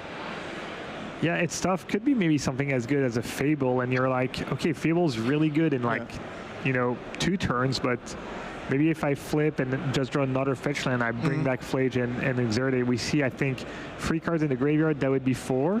So that might be, you know, it might actually be a really good card, but yeah, at Johnny, you know, not the worst card, I guess, when you don't have Bombardment. It's like not super exciting. Wow, he shows him the Flage. Wow, he does have the Flage? Yeah, Arena of Glory, and wow, congratulations. No Kozak's command for Oscar. Yeah. Congratulations to Gonzalo. Kind of a bit anticlimactic there, but yeah, that's just well played, and showcasing the power of Boros energy. Taking a quick game 1 with a fast draw, and then kind of playing a slower game 2 with the Charmaw, and eventually Flage with Arena of Glory takes it down. So there we have it. One more person most likely locking up a spot in the top 8. I don't want to. You really just don't believe me, right? When I tell you it's a lock, you keep saying most likely. It's just that. No, it's fine. You know, I get it. We don't really want to say it's 100%, and then something happens and people are going to go like, oh my god. Nothing can happen. It's math. You just not believe in the laws of math and physics. I do believe in math. Right. Okay. But I think it's still a lot safer to just say, hey, it's not guaranteed, but you know, we'll see what happens. So that was round number 14. So that's another Boros energy deck. I'm going to take a quick look at the standings, how many players are still playing. There's 4 matches remaining. So the top 8 will most likely start pretty quickly. We do have to get the players together, and you know, people have to fill that top 8 questionnaire so that Frank can put it up online and things like that. So maybe we're going to take a little bit of a break, but looking at the standings, yeah, lots of Boros energy, Mardu energy, Temur Breach, Eldrazi Ramp, Domain Zoo. Wait, no, that's from that's the standings after day 1. So let me quickly check again. Round 13. So before this round ended, the standings before this round was Boros Energy, Temur Breach, Eldrazi Ramp, Boros Energy, Brute Scale. We do know that player won, so he's in the top 8. Another breach, Boros Energy, Eldrazi Ramp, Boros Energy, Eldrazi Ramp, Domain Zoo. Yeah, I guess you could say that the decks did kind of dominate the event. It is the first event after the bans and unbans, so it's still, you know, kind of up in the air, and a lot of people still playing the same decks that they've used before, and you know, it's not like we have a pro tour where all the greatest minds are going to get together and really break the format. So I wouldn't necessarily think that this is what the format is going to look like in Utrecht 2 months from now, or you know, at the next big tournament. But it clearly does show that these 3 decks, both Boros, Temur, and Eldrazi Ramp, are clearly very well positioned in the metagame. Yeah, shout out to all the Demir Oculus players too. Good, solid deck choice, guys. We're gonna have a quick interview with you, for you with, I believe, like the Murktide syndrome. Just can't give them up. we're going to do a quick interview with Bora, which is the Boros Energy player from last round, who locked the top 8. And I think Will is already standing by. So let's send it back to the interview. After we're gonna take a little bit of a break, and we're gonna be back with the top 8 in no time. And we are back, and I'm here with Bora, who's just got a 12-2-1 record, which means you are locked for the top 8. How does it feel to do that, and what deck did you do it with? It's incredible. Like, I didn't expect to do so much well, because like I thought I wasn't be able to come to here before, and today also my mother's birthday. So I was thinking I'm just gonna suck at Saturday, day 1. Then I go travel with my mom around the city. It's a beautiful city. But yeah, things worked out pretty fine for me. I played Boros Energy. I really enjoyed the deck. I also played it in the Pro Tour MH3. Okay. It's a bit more powerful then, but like, you know. Yeah, with the Nadu is bringing around, but it has a good, like, decent matchup against it. And I was one of the 3 guys that played Ocelot Pride the first time. And like, the main reason is I love cats and I love attacking, so. And it works out well. I'm going to swing back to that one. You came here with your mum this weekend. It's her birthday. You're like, sorry, mum, I need to play a little bit of Magic. She's like, no, sure, it's fine. And we'll go travel on Sunday. You're like, mum, I actually made day 2. I know it's your birthday today, but now you're like, mum, I've now made top 8 of Europe's largest event. I'm going to have to bring this home for you now. This is going to have to be your birthday present. It's gonna be a good birthday present for him. So I just said, go travel around and pick whatever you want. It's your birthday gift. Well, mate, you are 3 wins away now from lifting this trophy here behind us. So I'm going to wish you all the luck in the world. Thank you so much. We'll see you do that. So on that one, thank you so much. Back to the booth. And we're back. That didn't take too much time. We actually have one more thing for you, which is another segment with Frank Karsten, who's been doing a tremendous job this weekend. Always. Crunching all the numbers, you know, showing us what the cool decks are in the event, who's doing well, who's not doing well. Some, you know, very specific informations about the decks. What I personally found almost unbelievable was that there was exactly 1 person playing Splinter Twin out of 1,000 people. I thought the deck would be a lot more popular now that it got a ban. But speaking of banned and unbanned cards, that's what Frank is going to be talking about. So let's see what he has to say. Welcome back, ladies and gentlemen. Here I am sat with Mr. Frank Karsten himself, and we're going to go over some of the banned and unbanned cards. So, as a reminder, Wizards took away Giganta, they took away the One Ring and Amp Raptor. We're not seeing any of them this weekend. But this weekend, we got 4 more cards into Modern. We've got Green Sun Zenith.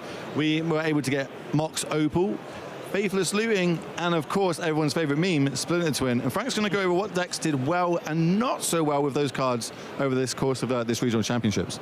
Exactly, Will. Now, I looked at the decks, especially how they did on day 1. Mox Opal was the most played one of those 4 unbanned cards, and decks with Mox Opal did fairly well on average, like a 53% win rate, largely in these Steamer Breach decks. Green Sun Zenith, you know, some reasonable adaptation and like just average win rates. The other 2 cards, though, kind of disappointed. Yeah. Especially Splinter Twin. Yeah, I like a joke on it. Everyone's wanted and called and cried for the unban of that card for so long. Everyone's got such fun memories of it, but it is kind of getting the Bloodbraid Elf effect right now. Right? It was great back then. Now it's not doing so well.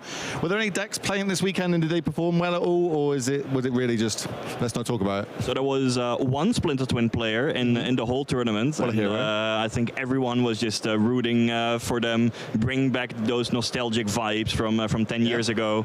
But unfortunately, you know, the first couple of rounds didn't go too well, so they started off 0-3, which meant that already they were out of day 2 contention. But they were getting the memories back, right? Like, you know, it's unbanned, you bought that card, you want to play with it.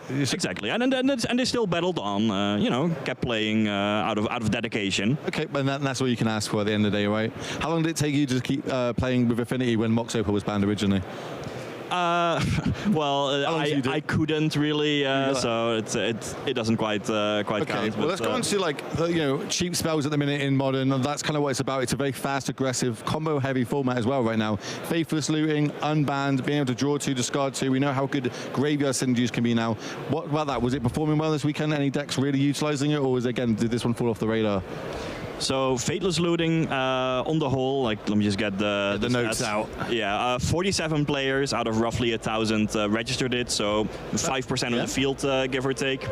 Unfortunately, the win rate on day one of decks with Faithless looting was only 46%, so pretty much disappointing. If I looked at the decks where it did find a home, well, 10 of those 47 were like Ruby Storm players, but often they only played like 1 or 2 copies, and the deck didn't really fare too well overall. Why do we think that is though? Like, is it because there's so much graveyard hate at the minute? Oculus is one of the most popular decks coming into this weekend. Obviously, Unearth is a good card as well. It's just really interesting to see that the Faithless Looting not doing well while we've got a lot of Unearth decks floating around. Like the Ruby Storm decks in particular, which is not like a specific home for Faithless looting. Like many don't even play any, but those didn't do too well because they had actually kind of weak matchups against the most played decks in the field, Boros Energy and Dimir Oculus. And part of the reason could be that there's just too much hate against it. Hate that is perhaps not even geared against Ruby Storm, more against the Temur Breach decks, but all the the graveyard hate, the hate against Storm effects, like even stuff like Orm's Chant, it is also extremely powerful against this Ruby. So no one really came just to stop at Faithless looting. It's just the side effect of all these other graveyard cards that they bought, and it's just it rolls over, spills over, and that's another reason why just graveyard decks at the minute people are really struggling to utilize them to their advantage because the sideboards are just so tailored for them this weekend, I feel. Yeah, I think that's fair to say, and perhaps also the decks that Faithless looting was so powerful back in the days when it featured prominently back in, what was it, like 2018 or so. Pre-MH sets. Yeah. When it was fueling stuff like Is It Phoenix, and well, Hogak for a while as well. Oh boy. Those sorts of decks, well, they're either not available anymore or have been, outclassed by some of the more powerful cards that have appeared in the meantime. But looking back at like Faithless looting at this tournament in particular, some other decks where it featured were 9 Hollow One players, 5 John Creativity players, and one of each of those archetypes made it into day 2. They're not in top 8 contention currently, but still, it's nice to have it as an additional option for those decks. Many players also tried, or many, like 3-4 players each, tried Faithless looting in like Grixis Reanimator, Jeskai Control, Dredge, Grixis Oculus. There were those kinds of decks. Didn't really make it into day 2 either. And like a host of like other archetypes ranging from Esmo Foods to Mono Red Prowess, Phoenix decks, the Reanimator. It came back, but it didn't really perform well. So when the unbans were made, I think some people feared that Faithless looting would be, I don't know, the cards to break Modern, because it has such a strong historical pedigree, and the effect is really powerful. Based on the data and the results so far, that has not really come to fruition. I feel like the cards are so powerful, just maybe we haven't found the right shelf for it yet, or the right home, or maybe we need some cards in the future that will really put out, because it is such a powerful card. Maybe it's the nostalgia talking, but being able to draw 2, hit 2 in your graveyard, there's so many graveyard synergies now, so it'll be interesting to see going forward what Modern's like. Also, I'm really intrigued to how this weekend's going to affect next week, so maybe when in the Spotlight series we've got potentially there, Faithless looting might be coming out, maybe people are going to break the deck there.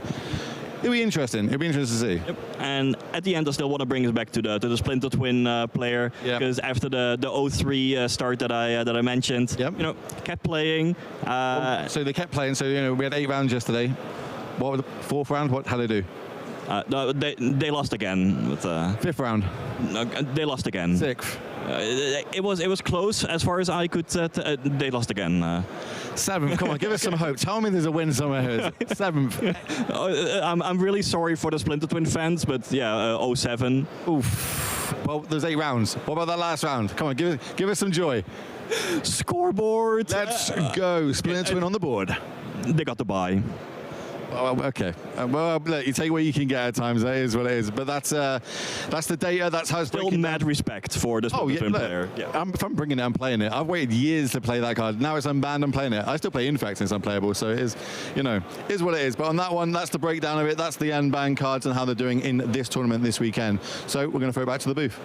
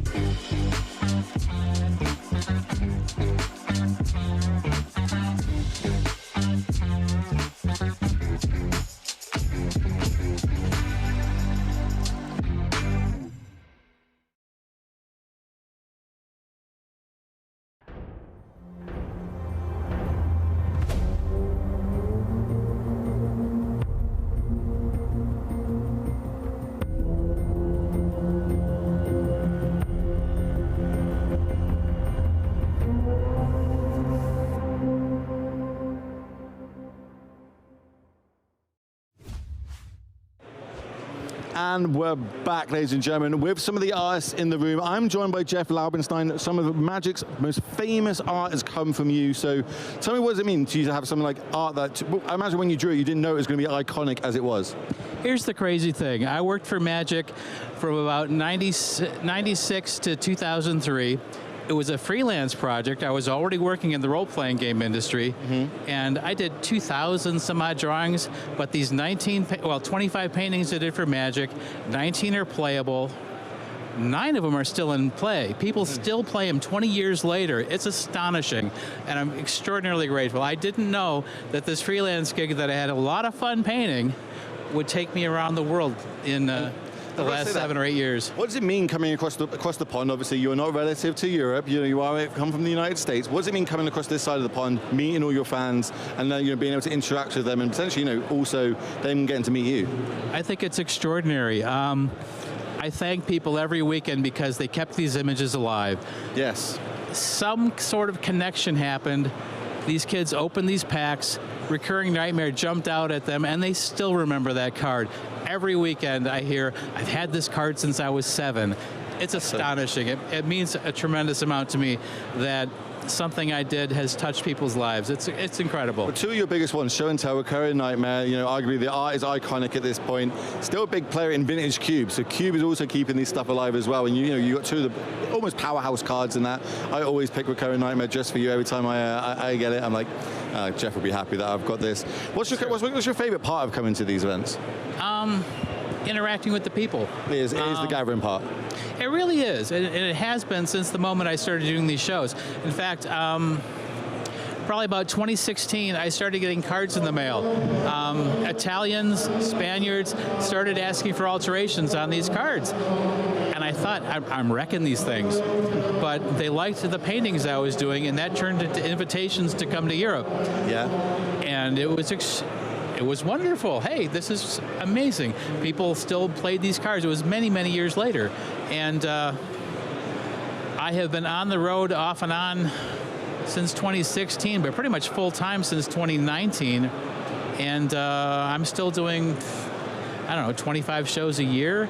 And as many of them as I can are in Europe or Asia. I want to travel. I want to meet people. I want to have new experiences. And so I go to these shows. I'll tack on an extra day because I want to go to a museum. I want to have a bowl of tortellini. I want to listen to somebody play guitar on the steps of a cathedral. That's all part of being here and part of seeing the world. And that's why I think someone gets lost when people go, oh, I'm going to go to a Magic event this weekend, I'm going to try and play, and if it doesn't go so well, they kind of get, you can take it to heart a bit. But we're in Prague, one of the best cities in Europe, so much to see, so much to do. Beautiful city. And that's one, again, it's travel the world, play the game, right? Like they will play the game, travel the world, whichever way it is round. But the big part for me is, even if it goes all wrong, I can still meet new people. Like we met in Europe, and now we bounce back and forth all over the globe, talking to each other, and you telling me all these different stories about food and what's going on. You hit it off with folks, and just like at work or in school, some people you hit it off immediately. It's like you've known each other forever, and those. I look at you like my dad, though. I know. Tell me about your favorite piece of art that you've drawn. Obviously, you've done it. You said you've done 25 in the early days. 19 of them are still playable. Like, which one did you ever get to? And you're like, I actually really like that. It doesn't have to be a popular one, but one that you just thought, I'm really proud of that artwork. Well, it's always hard to answer that, and the main reason it's hard is because we had an extraordinary amount of freedom. Recurring nightmare, the art description was a guy having a bad dream. Scragnoth, I need a monster with a green background. That was it. Do you prefer that, though? Well, do you prefer having more freedom, or do you prefer having more guidelines to draw? Well, having some sort of guideline is good, but the notion that you can add to the narrative, you can help expand the story through something that you came up with, it helps vest you in the game world. It's the same thing with role-playing games. You want to tell a story that exists beyond the picture they're looking at and suggests a bigger world. And that's cool. It's all about telling stories, man. Well, then that's what your art does for us in Magic Cards. It's not just the name; it's also the art. So, I want to thank you, my friend. I want you to shout out all your socials. Where can people find you, find your art, and where you're going to be going to next? Where am I next? I'm in Portland next. I'll be at MagicCon Chicago. I'll be at Viennagon. I'll be at Paupergeddon, the 10th anniversary. Say July. your socials. I need to talk into the microphone, man. Tell me your socials. I know you're really bad at socials. I always hammer you for my this. socials. I'm on Twitter. Illustrator Jeff. I'm in Blue Sky. I'm on Facebook. You can find me. Just look for Jeff Laubenstein, and you'll likely turn up some silly pictures and this goofy guy, and sometimes you too. Sometimes I do take pictures next to you. That is true. Right, on that one, back to the booth. Cheers.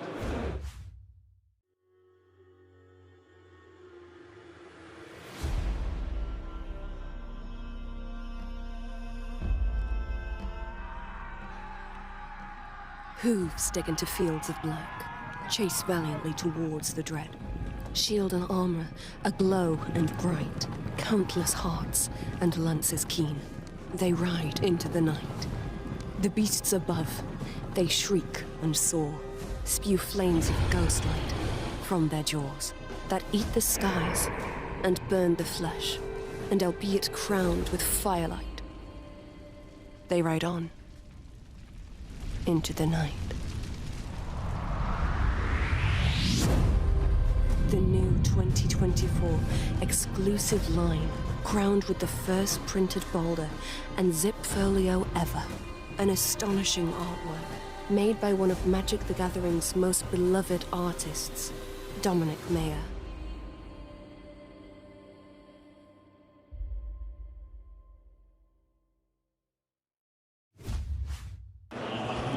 Welcome, ladies and gentlemen. We are with some of the artists. We know that the magic is important, but the art on them is even more important. Magic cards would not be what they are today. So we're joined by Shivering Arts. We're going to talk about what it means to you being here, all the the art that you do, the alterations, etc.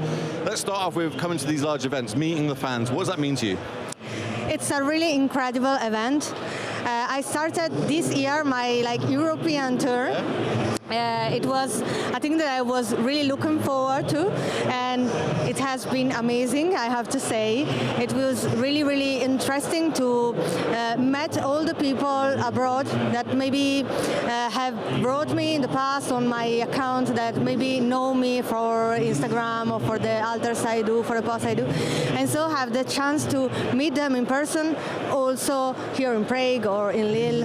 So I am really happy and thrilled about being here because it was really what I wanted to do. Actually, like, get out and see the people, meet the fans. Yeah. It's about the gathering at the end of the day, and we always think it's about the players doing the gathering, but it's also meeting the artists. Like, it's not just the Magic. We get to meet yourself, but some of the other artists. Wherever we go in the world, there's always going to be something. Those Magic cards, they're so unique because of the art on them, and you do like some amazing alterations. Like, Thank you so much. I was just over there then. I saw like the sliver arts that you did on those basic lands. They are beautiful. Have you got like a favorite you do or a favorite style that you do? I mean, I really like slivers. Okay, let's go. Sliver community, shout out to you. Yes, as creatures, I really love them. I have a customer who is asking me to do all his commander. All sliver themed. So I've done like 20 to 30 cards already for him. And those basic lands are for him too. And my favorite style lately is doing like this kind of psychedelic art. With like a lot of really bold colors, but I really enjoy doing all kind of stuff.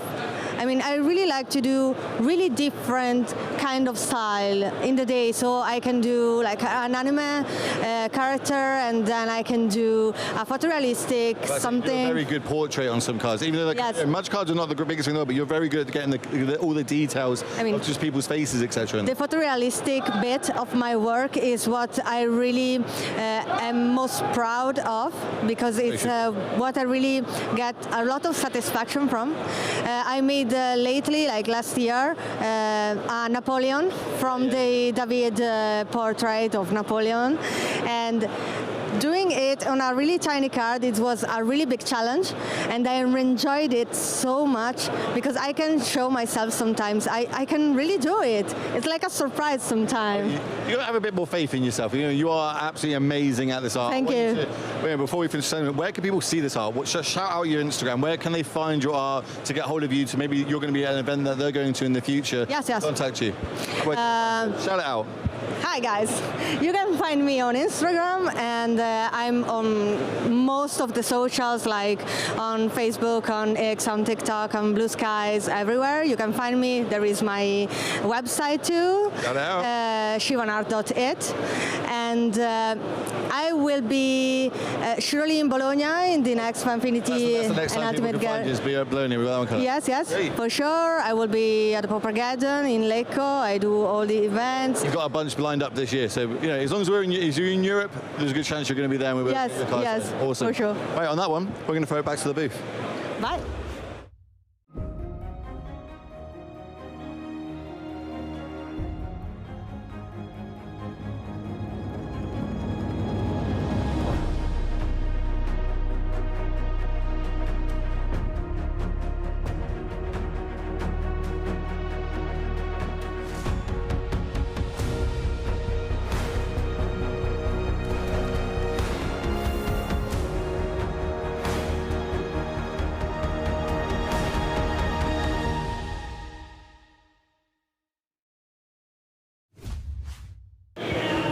And I'm here with another top 8er, and there happens to be another fellow Brit, Callum Led. Congratulations, my friend. You were undefeated yesterday. Going into day number 2, you managed to pull it out of the bag. You are now into today's top 8. How are you feeling?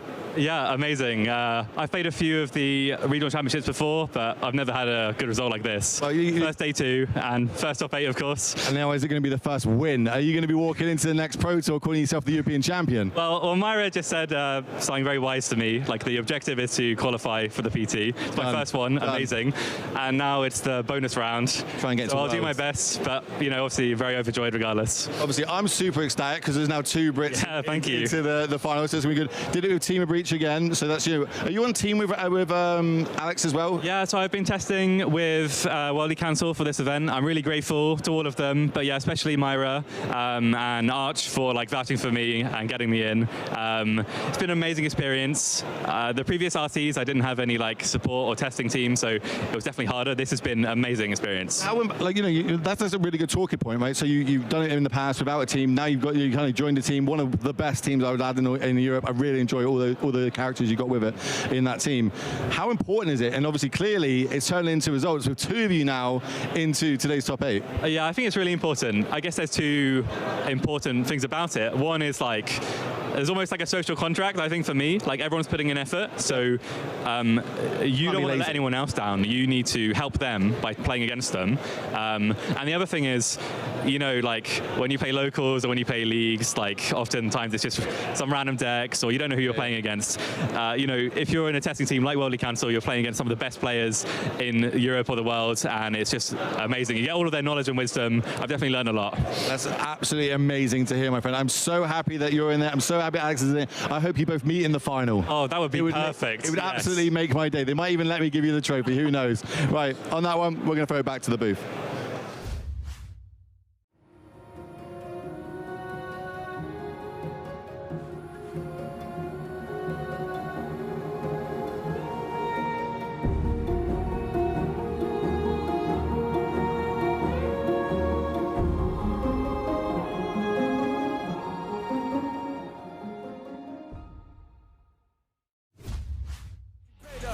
Delay the profit, we go freeway on it. Yeah, no real one, not the copper. If you need reminding, holla at your Siri, ask who I'm. You can find them on the app. Yeah, they call me Peaky Blinders. You bet your bottom dollar, I'm a classic. 64 Impala, me, I been the plug. Plead the fifth when the name they get brought up. Real legend never die. Still with the business, you should cry, let it lie. Side 4 and 9, that's Korea suicide. Tell them one time, forever in my prime. They remember my name. Yeah.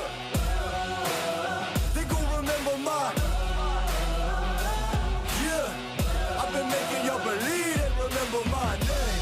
We ain't not the same, no. Real since day one, and I ain't gon' change. So remember my name. Now I was born of the fire, sworn to a higher code. Get light up, lit bit out of your tire go. We gon' level up, corner office the entire flow. Put the B of A on wheels, I ain't do anything on a lighter note. Yeah, hit on brass tacks, fact is kinda dope. Serving people like the Kona stove. You could call me butter, kinda feel like I've been on a roll. Party never over, how the model still go. They remember my name. Yeah, they gon' remember my. I've been making y'all believe they remember my name. We ain't not the same, no. Real since day one, and I ain't gon' change. So remember my name. Yeah. Real legend never die. Still with the business, you should probably let it lie. Side 4 and 9, that's Korea suicide. Tell her one time, forever in my prime. They remember mine. Real legend never die. Still with the business, you should probably let it lie. Side 4 and 9, that's Korea suicide. Tell her one time, forever in my prime. They remember my name. Yeah. They gon' remember my. Yeah. I've been making y'all believe they remember my name. We ain't not the same, no. Real since day one, and I ain't gon' change. So remember my name.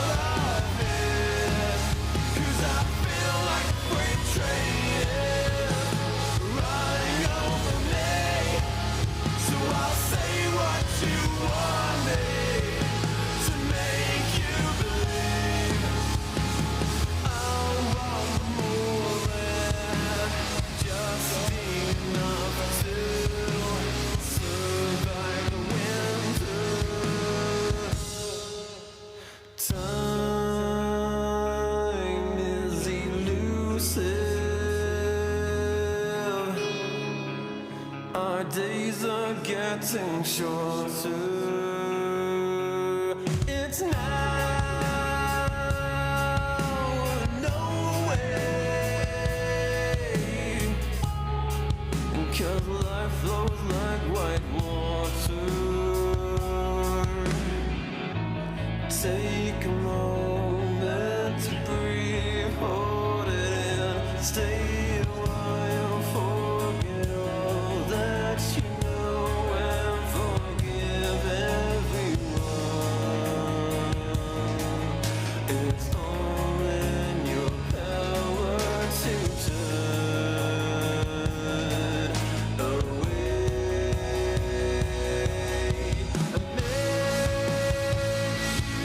I've been blinded, 'cause all I see now is a fairy tale ending. It's not in our course at all. Make a change, forget wait for nothing, to death do I, 'cause I feel like a freight train is running over me. So I'll say what you want me to make you believe. Mortify and complicate. I'll wait by until it's too late.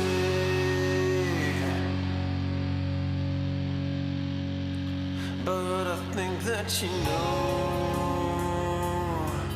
much better. Wait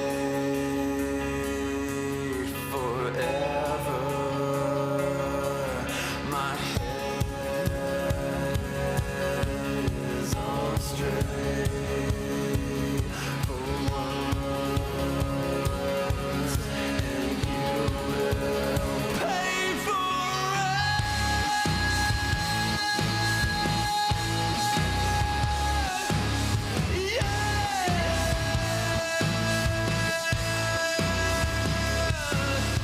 Caught in a landslide, and first I take, and I can't wait to finally get out of here. And I feel like a freight train is running over me. 'Cause I know like I know everything to make you believe.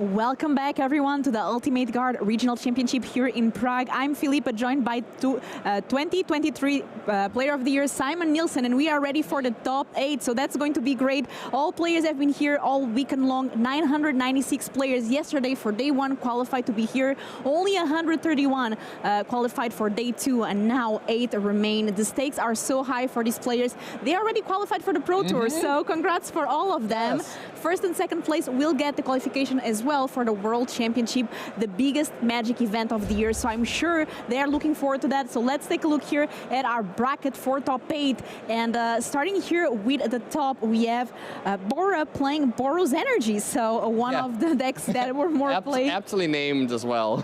And then we have Wooter, and Wooter actually playing Tamur Breach, and with super close tie breaks to the 9th place. So that was very, very close. And congratulations for making it here into our top 8 bracket. Then we are going to have Alex Rohan playing Tamur Breach versus Callum playing also Tamur Breach. So it's going to be a Breach mirror. Now, for our backup feature match, we're going to have Lorenzo playing Boros Energy versus Fernando playing Eldrazi Ramp. Our feature match, though... red-green style. Like, that is the... I keep forgetting the card. The Writhing Chrysalis. Yes, exactly. Yeah. That is the Writhing Chrysalis version of Eldrazi by Fernando Garcia. 6 people played it in this event. 4 made day 2, 1 made top 8 here. So great results there, and excited to see it. But for our main feature match, and it's going to be a battle of the Titans, we have Theodore playing Mono Green Broodscale. And actually, where is Theodore from? Yeah, so Theodore is Danish. He's from Copenhagen. He's quite young, 21 years old, and he's been playing at the store in Copenhagen at Faro Cigar for like 10 years. Like, yeah, I've known him since he was a little kid, like 12 years old or so.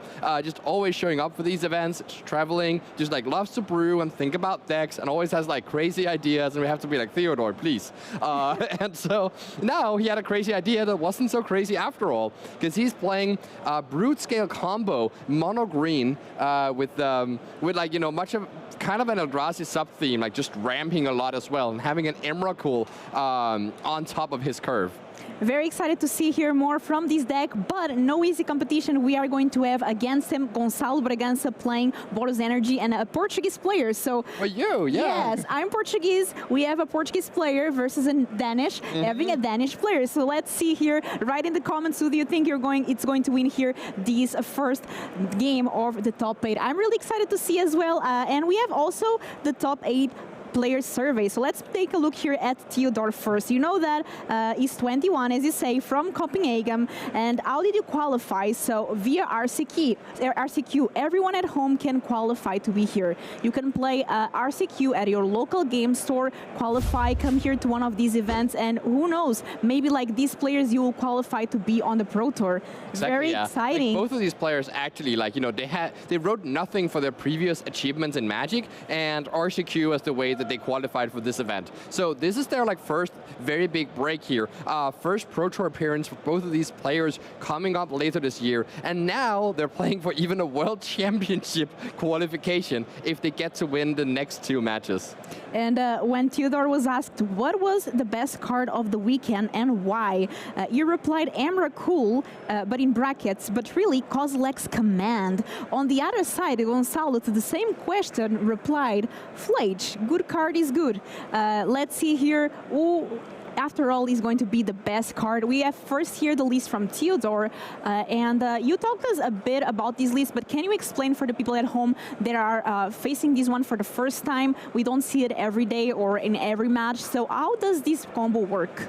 Yes, so you can maybe recognize some of the parts of an Eldrazi deck here, Kozilek's Command, Eldrazi Temple, but there's also some weird ones. Specifically, we have the common here, Basking Broodscale, that says whenever it gets a counter, you make a spawn. And you combo that with the Blood Scepter, which is an equipment, Blade of the Blood Chief, that whenever a creature dies, put a +1 counter on equipped creature. So it's a 1-mana equipment that costs 1 to equip, and you equip that on a 2-mana creature. If something dies, you get a counter on the Brute Scale, and that will create a spawn that's Broodscale's text. The spawn will sacrifice itself, make another counter, and you can kind of keep going, making infinite mana and infinite spawns, and you can win the game with Walking Ballista, Kozilek's Command, scrying through your entire deck to find the card you need. So it's a very explosive deck, but can also play this backup of just being an Eldrazi mid-range deck. Yeah, and I think Boros Energy doesn't need any introduction. I mean, this was the most chosen deck here of the weekend, starting with a turn 1 Ragavan. And yeah, Monkey's still pretty good.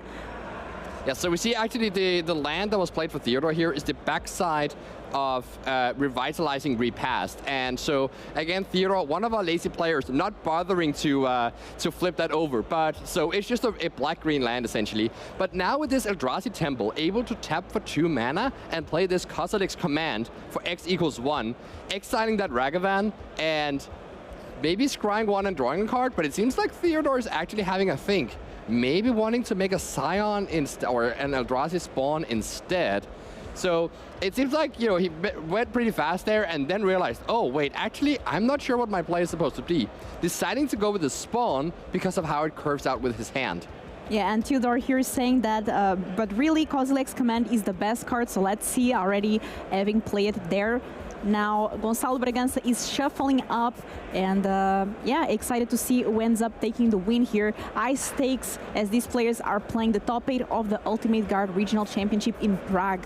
And Modern looking really good right now. We have some different decks in the top 8. Of course, Temur Breach and Boros Energy standing out. Yeah, 3 each of Energy and Breach in the top 8. We were very close to having a Domain player as well, but we do have an Eldrazi ramp with Writhing Chrysalis and then this other version of Eldrazi deck with the Monogreen Brute Scale. And we have a Johnny here making a little cat as well. And now this deck took 3 bans, but still being so good. Yeah. Yeah, absolutely. Just like a strong core of just good creatures and efficient disruption. Rumble. And also has the ability to grind through a lot of scenarios here. Revealing a walking ballista there, Simon. Yeah, I'm not sure Theodore is too keen on that ballista, but it might be a nice payoff for like gathering all these spawns here. Might want to just pick up a land like this Eldrazi Temple and just get closer to resources, or maybe even take this Grove of the Burn Willows as an additional green source. Because in order to combo off sometimes, you might need to play the Brute Scale and then activate it, and that costs, well, green to play it and green to activate. So having double green is kind of an advantage for Theodore's setup here. So Ancient Stirrings there. Let's look at the top 5 cards. We see a Kozilek's command there. That's going to be the revealed card. The other ones go to the bottom of the library. I mean, this card, right? Like giving removal spells to these decks without having to branch into other colors or playing stuff like Dismember is just so powerful. I mean, that's why we see, you know, normally an Eldrazi deck would just shiver in its pants, or whatever Eldrazi's wear, at the side of a Ragavan turn 1. But here, Theodore was just able to turn 2, play an Eldrazi Temple, and just shrug it off. Kill your Ragavan, make a spawn, and just don't care. And Simon, we were talking before these top 8 started that actually Gonzalo and Theodore already faced each other in this tournament, round 1. Oh, no, they didn't face. So Gonzalo played against another Brute Scale player in round 1 and beat it. So has a little bit of experience with the matchup, even if not the exact same list. Theodore, on the other hand, of course, Gonzalo playing the most popular deck in the field. Theodore has played against Boros Energy 4 times and said, like, after some testing Friday night, where he was just losing repeatedly to the other Danish players in his Airbnb. And, like, he really regretted his deck choice. But he went 3-1 against Boros in the actual tournament. And we have a Rumble here, so revealing another Rumble. So Theodore passed up on a Brute Scale earlier with that Ancient Stirrings, and so yeah, it seems like he was actually missing Blade of the Blood Chief, and so I presume that he has just assembled the entire combo here, at least in hand. The question is though, since Gonzalo has like mana open, Theodore doesn't really want to go for it yet, trying to like find a spot where he can do it much more efficiently.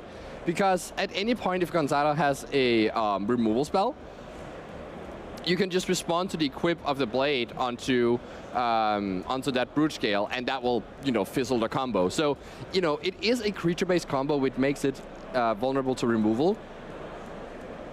Yeah, so let's see here what Gonzalo does have, and if we'll be able to stop that combo from happening. So here, surveilling a land away.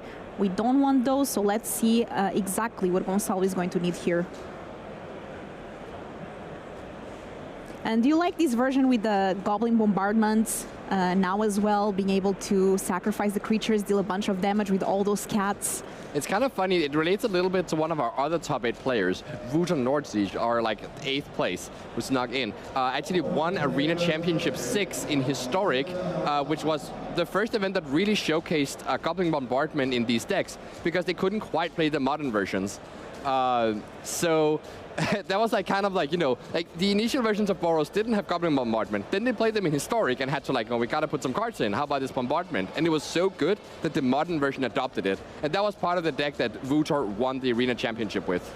Now here we see a Kozilek's Command sacrificing all those spawns to pay for it, and then making a slew of new spawns. It's a classic play pattern of Kozilek's Return, essentially making them free for like a very powerful like digging ability. And Theodore with access to a lot of mana now as well. Ooh, and he actually has now another copy of Revitalizing Repast. So that counts as a protection spell. Target creature gets a plus counter and indestructible. And so that would let you protect the combo here. And so getting the Ballista here. So I think actually what Theodore can see is that Gonzalo is still passing with like a lot of mana up here, and is still, even though he has protection, doesn't feel like he has to go for it. There's not that much pressure. So instead trying to take cards like Ballista and play other things that Gonzalo has to respect and spend removal spells on. So let's see here what Theodore is going to be able to do. And very interesting combo deck, and I'm obviously rooting for the Portuguese player, yeah. But I also have to admit that Theodore brought a pretty cool deck to the table, and yeah, doing pretty well here in the tournament. Very well deserved place in the top 8. So Theodore playing out this this Blade of the Blood Chief right now, which is actually also kind of a combo with the Walking Ballista in a way. You can turn each of these spawns. Okay, so Theodore just decides, no, I'm just going to try and go for it right now. I do have the Revitalizing Repast. If Gonzalo has 2 removal spells, it is fine. So let's see here if Gonzalo does have 2 removal spells, starting first by tapping 1 mana.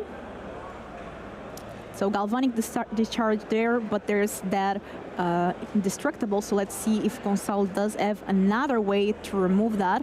And like, since 4 cards in hand is thinking right now, and so presumably has that. Of course, has to gain a life from that grove. And actually, I think I'll retract one of my earlier statements. What Theodore was actually looking for was the last piece of the combo. It isn't just a 2-card combo, because this combo only makes infinite mana and an infinitely big brute scale, which is not that hard for Gonzalo to deal with, unless there's something to spend the infinite mana on. And in this case, there's the Walking Ballista that you could just play and kill off Gonzalo. So yes, there is that second Galvanic Discharge here. Second Galvanic Discharge. And yeah, now, Theodore is left with that Ballista in hand, but since there's not that much pressure on Gonzalo's side, that Ballista could end up posing a problem. It's going to be quite big, and again, kind of combos with these Eldrazi spawns and the Blade of the Blood Chief. Because every counter you put on Ballista, of course, can translate into damage. And it's nice to see Ballista find a home in a deck here in the tournament. Yeah, it's been playing in some, like Hardened Scales decks, and but it used to see playing like Tron, like back in the day, or like as a Karn target. But yeah, here it's really shining. 4 copies in the main deck for Theodore. And it's really exciting to see also, as you said, these players' first time that they are in a big tournament, like the first big achievement. They both said that, so very exciting to see what results they can make. And look at that, a Flage in the graveyard from the Surveillance. Flage in the graveyard, and all of a sudden, Theodore not being under pressure, well, that's not the case anymore. That's exactly the perfect card that you want to surveil. And I think actually Gonzalo had another Flage in hand and had declined to play it out last turn so that he could leave up double Galvanic Discharge. And that saved his life here. Yes. Being able to cast both of those. So it wasn't that his hand was super reactive. He just had spells that cost 3 mana, didn't want to commit those to the board, and tapping too low. So maybe once again, he might have an instant speed interaction and has to think, do you want to tap out for that Flage? Oh, that's an Arena of Glory. So that can bring the Flage back from the graveyard with Aced. That's a lot of damage. That is a lot of Keeping damage. one up, I know there's a static prison in hand, so Yes, and that's a way to deal with one of the spawns. Well, or the blade. Yeah, course, the getting rid of the blade, yeah. blade means that Theodore can't just top take another another brute scale here to be able to go off. Basking brute scale is the name. So that Flage Hasty now. Flage, putting Theodore to 10, and just also being able to attack here 4-9, maybe putting Theodore to 7 as well, and forcing a jump block with one of those spawns. It's not looking that good for Theodore at the moment, because, you know, as mighty as Walking Ballista is, it's just not good enough to deal with Flage. So attacking here with everything, there's another trigger there from the Flage going face, so putting Theodore down to 7 life, and now these spawns can block. Yes, so you definitely get to jump block Flage, and you probably have to let the rest go through. The rest of the spawns were a bit flustered by the whole situation and did a little dance, but they're back in the ranks right now. So let's take care of that blade there, and energy goes up. There's one card in Theo's hand that I do not know what is. It's some sort of alternate art. And that could be like, you know, a pretty big game change. It's a... Okay, so that is a Soul Guide Lantern. And actually, Theodore could have played that Lantern out with a spawn last turn and prevented that Flage from hitting him. But of course, there was no Flage in his immediate future. There was only a fetch land. So that Surveil from Gonzalo really has been the thing that has, like, you know, driven this game upside down. Definitely Surveil, which is huge there, and we see that Ballista for 2. And yeah, just trying to stay alive at this point, right? Yeah, you just gotta try and stay alive, a couple more draw steps, but the issue is that this deck doesn't draw that many cards, and of course the second Flage here will just be enough damage. Theodore was down to 4 life at that point. Life score is not quite updated, and that was good enough. And Gonzalo takes here game 1 of these top 8 for the regional championship. Now we are going to have sideboard, and I mean, these players must be feeling very nervous here, being at their first big event. I mean, at least first big top 8. And yeah, look at Gonzalo, he's smiling there, looking at the sideboard and what exactly is possible. So can we have the sideboards here so we can try to analyze? Because I'm sure that Theodore is prepared for Boros, but is Gonzalo prepared for what Theodore brought for us? I mean, he doesn't, of course, have, like, you know, such impactful cards as the Condemned to Memory, but he does have, you know, some artifact destruction in form of the Wear Tear. The Stony Silence will prevent the Brute Scale from being equipped, or sorry, the Blade of the Blood Chief from equipping itself to something, and also will prevent the Ballista from working. So I think Stony Silence is a pretty good card in the matchup, and maybe you want to bring in the Chamo, because it, you know, there's going to be some number of colorless lands in Theodore's deck. He has Grove of the Burn Willows on top of Ursa Saga and Eldrazi Temple. So you could actually see a pretty heavy sideboard package from Gonzalo here, depending on how many Chamos he's willing to bring in, and even how many Stony Silences. Because even though it affects the combo, Theodore's deck is flexible and can win in other ways. So if you just draw 2 Stony Silence, they're not very good. And you were telling me before, I think Theodore went 3-1 against Boros Energy, right, in the Swiss round. So pretty good result there. What do you think is the key here for Theodore to be able to have these good results against Boros and try again now when it matters in the top 8 of this regional championship? Yeah, you can definitely see that, like, his sideboard is not that well set up for the matchup anyways, because what you really want is, like, access to some sort of a sweeper effect to really stem the bleeding, or ways to get rid of Flage, or ways to protect your combo from what they have. He might board in Thief of Existence, which is a way to deal with that Stony Silence so that he's able to combo. And I think the 3-4 body is, like, kind of, you know, not irrelevant here. It's a pretty big blocker, and that's something that I would, you know, look to. Maybe the 2 copies of Dismember as well seem kind of nice for dealing with a turn 1 Ragavan or Guide of Souls or Ocelot Pride. You know, these 1-drops that make this Boros deck just so effective. And players here looking at each other's sideboard. I mean, this is an open deck list tournament, so they have access to the list and also to the sideboard. And I asked you before, and you told me that you're a big fan of these open tournament deck lists, right? Yes, I really love playing open deck list tournaments, because you basically, like, there's no surprises potential surprises you have to factor into your decision making. So when playing high-level competitive Magic, I really like that, you know, all the possibilities are laid out in front of you, and you don't have to do any guesswork. And you know that the same is true for your opponent. Obviously, when playing tournaments at a lower stake, it's nice to, you know, get the occasional surprise. I mean, when I play on Arena, I would probably prefer to, you know, let myself let myself get wrecked by some weird card that my opponent decides to play, and it is fun to surprise people. But for these big tournaments, where we're really trying to test just the clean decision-making skills of the players, I love what Open Decklist offers. And yeah, I have to agree, it seems nice and the players can exactly always know what's on the other side. As you said, it also opens up that opportunity for you to know there's just one of that card in the deck. Is it or not the card that you have, and play around it. And yeah, how do you think now with Theodore here being on the play changes things for this matchup? So being on the play here does, of course, mean that he is under a little bit less of pressure. Theodore spent a lot of time last game just digging through his deck, right? Like, he had that really solid Kozilek command on turn 1, but then just spent a lot of time casting Malevolent Rumble and casting Ancient Stirrings and not really getting anywhere. I mean, he did get somewhere. He assembled a combo with protection, but because Gonzalo had 2 Galvanic Discharges, that was just not good enough. And then, because Theodore didn't really get on board very much, that it didn't take much for Gonzalo to wrap up that game. And when I say it didn't take much, I guess it took a hasty flage. That's pretty good. And after 14 rounds of Swiss, I mean, those are a lot of rounds. Tell me, Simon, what is your current favorite Modern card? I think, I'm not sure. I mean, I'm really excited to try and play with that, like, Samwise Gamgee combo deck with Birthing Ritual. I mean, that looks really cool.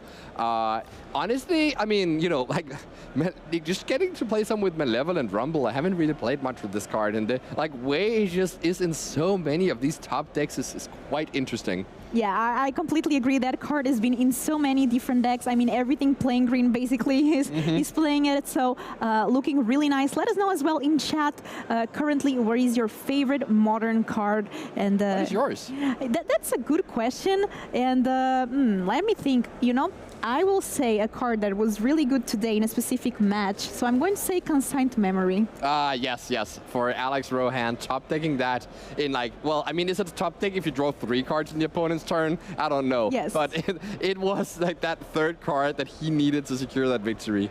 Yes. Very sweet match. And of course, Alex Rohan playing in one of our other quarterfinals here in a Underworld Breach mirror against his fellow British player. They're almost on the same list. Yes. Except for Alex Rohan having one swan song for the mirror match specifically. So yeah, we'll see how that plays out. Anyways, here it seems like the players are, you know, drawing up their opening hands for this post-board game.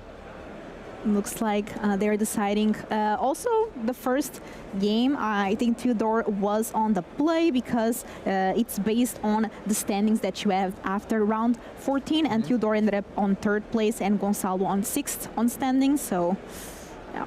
But Gonzalo still managed to win, even despite being on the draw, and now again being on the draw. So looks like Theodore takes a mulligan here. And how impactful is for this deck to take mulligan? I think this is another one of those decks. Like, in general, Urza Saga decks mulligan really well because the Saga is just like, it's just so many cards in one, right? You get 2 constructs and you get some 1-mana artifact. And you're also typically, like, you know, your curve is not that high. You don't necessarily need to hit that many land drops with these types of decks. It's like, you know, a combo is a 1-mana card and a 2-mana card. And so, so I really think that it's totally fine to try and mulligan to a hand that actually gets you somewhere, that has card selection or has a game plan or has, like, most of the combo with ways to find missing halves. Yeah, and looks like Theodore here considering keeping this hand or not. And yeah, there's a Walking Ballista in there. Seems like he also has a Springleaf Drum, which is one of those cards that is often, like, pretty good to put on bottom when you mulligan, because spending a card to get, like, half a land is not necessarily the greatest. But if his hand is really well set up for it, this could be quite impactful. So immediately getting a land there. Ooh, Guide of Souls is such a good card as well here. A great start. We saw this card before get out of hand very quickly. Yes, I mean, that was in a game where, was that Gonzalo actually who drew 3 copies of it? Yes, I believe so. Yeah, I think so, to beat the Eldrazi player, and like, just had so many flyers as a result of all those Guides of Souls. So Theodore does have the Brute Scale, it seems, but deciding to commit in just a small Walking Ballista here. So yeah, Theodore's hand is 2 copies of Kozilek's command and 1 Brute Scale, but he doesn't quite have a second colorless land here. You see him fetch up that waste, maybe it's snow-covered waste even, I think it is, with the Prismatic Vista. Attacking here with that Guide of Souls. Yes, it's kind of a interesting part of Theodore's mana base here, because he is not a mono-green deck. He's a green and colorless. His deck actually needs to be able to pay colorless costs, yes, but he also needs to cast green spells. And so it is a bit of a challenge finding lands that do both. Grove of the Burn Willows is one example. Prismatic Vista being able to get Forest or Waste is another example.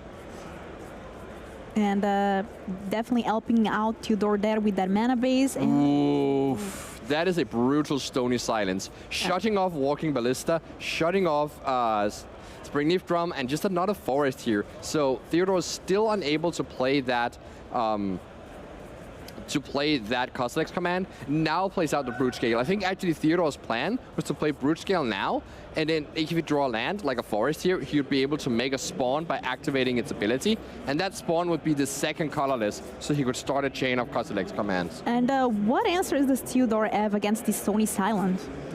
Well, he has these 3 copies of Thief of Existence. I think those are going to be, really good top decks for Theodore here. He also has Haywire Might, but that doesn't actually work, and we have a Prison there taking care of that Brute Scale. And again, because the drum is turned off, he can't even make a spawn in response to this. So still left with 2 cards he can't cast right now because he needs that second colorless source. And attacking here again with Guide of Souls. So it seems like Gonzalo doesn't have that many creatures, maybe. Or does have an Ocelot Pride. Okay, right, but is trying to keep back some energy to pay for that Static Prison is really important in this position.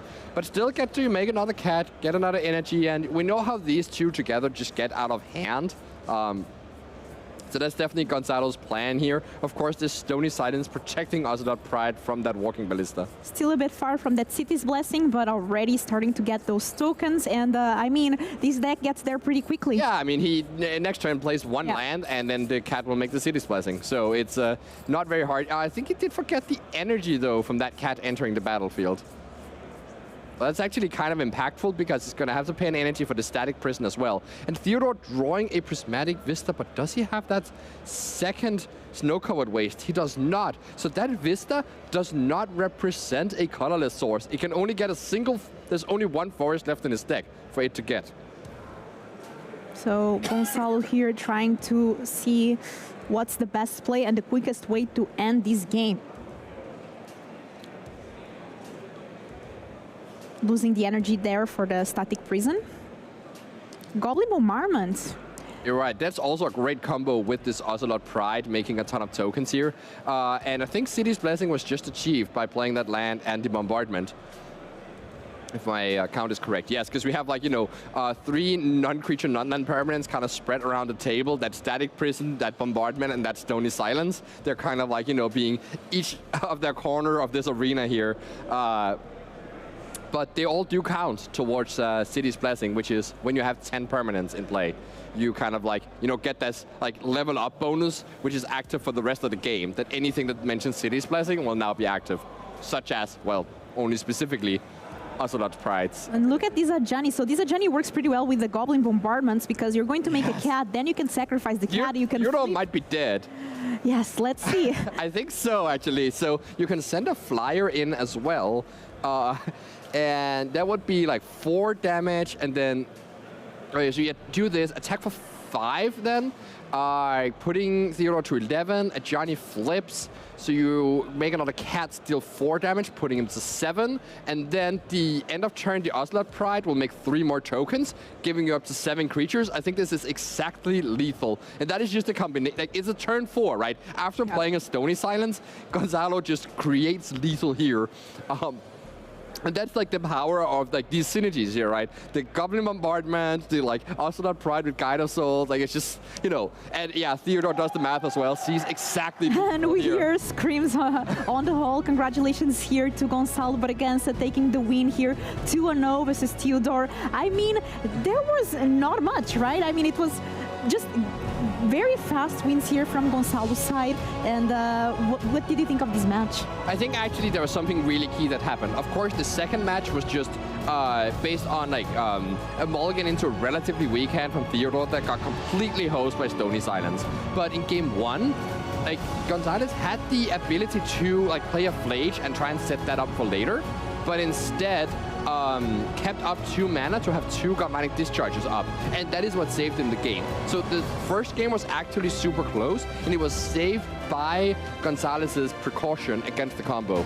And then also surveilling a Flage into the graveyard. Oh yeah, that also really helped, that's true. And I mean, I have to say that congratulations still to Theodore. Qualifying for the Pro Tour is a big achievement, especially after saying here in our player survey that this is the first Magic achievement and a very big one. So good luck to him as well.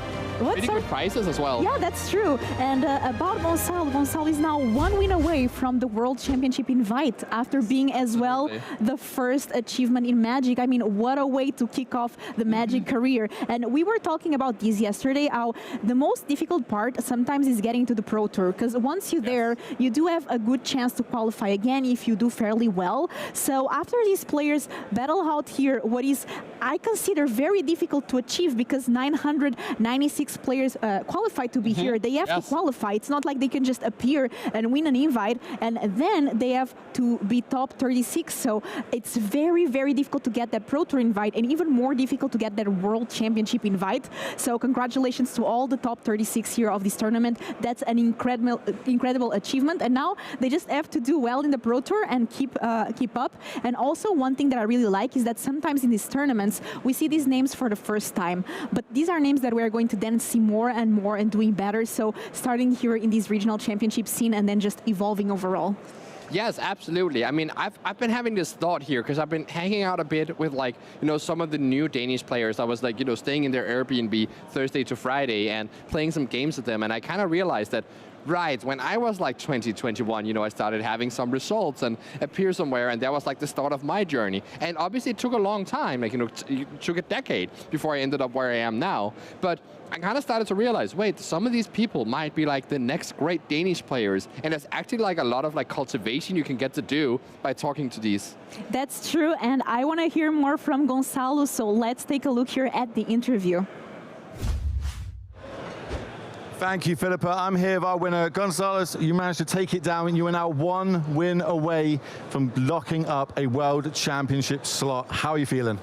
I'm still processing it. Like, it still hasn't settled in, so I'm just going with the vibe and trying to win every game. So. Just 1 game at a time. Yes. Looking at the top 8, obviously we've got a bit of Boris in there. We've got 2 random decks. You've now just knocked one of them out. Yes. How would you feel if you were to play a mirror final?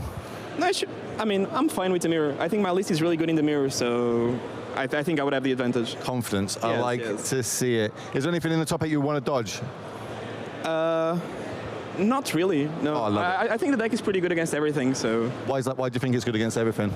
It's just very proactive, so like your good starts are really, really good, and sometimes they just like, the catch-up mechanic against the deck is not really easy, because like, you're attacking by very like, you're using a lot of different threats. So your graveyard is a threat, your board is a threat, your hand is a threat because of the removal, so they can't deal with everything. Yeah, we saw that with the Flage in the graveyard. You know, you just had to attack them with so many angles. That doubled Galvanic Discharge turn. Yes. They had a turn that potentially win the game on the spot, but you were able to sit back, hold them up, use the key opportunity to take that win.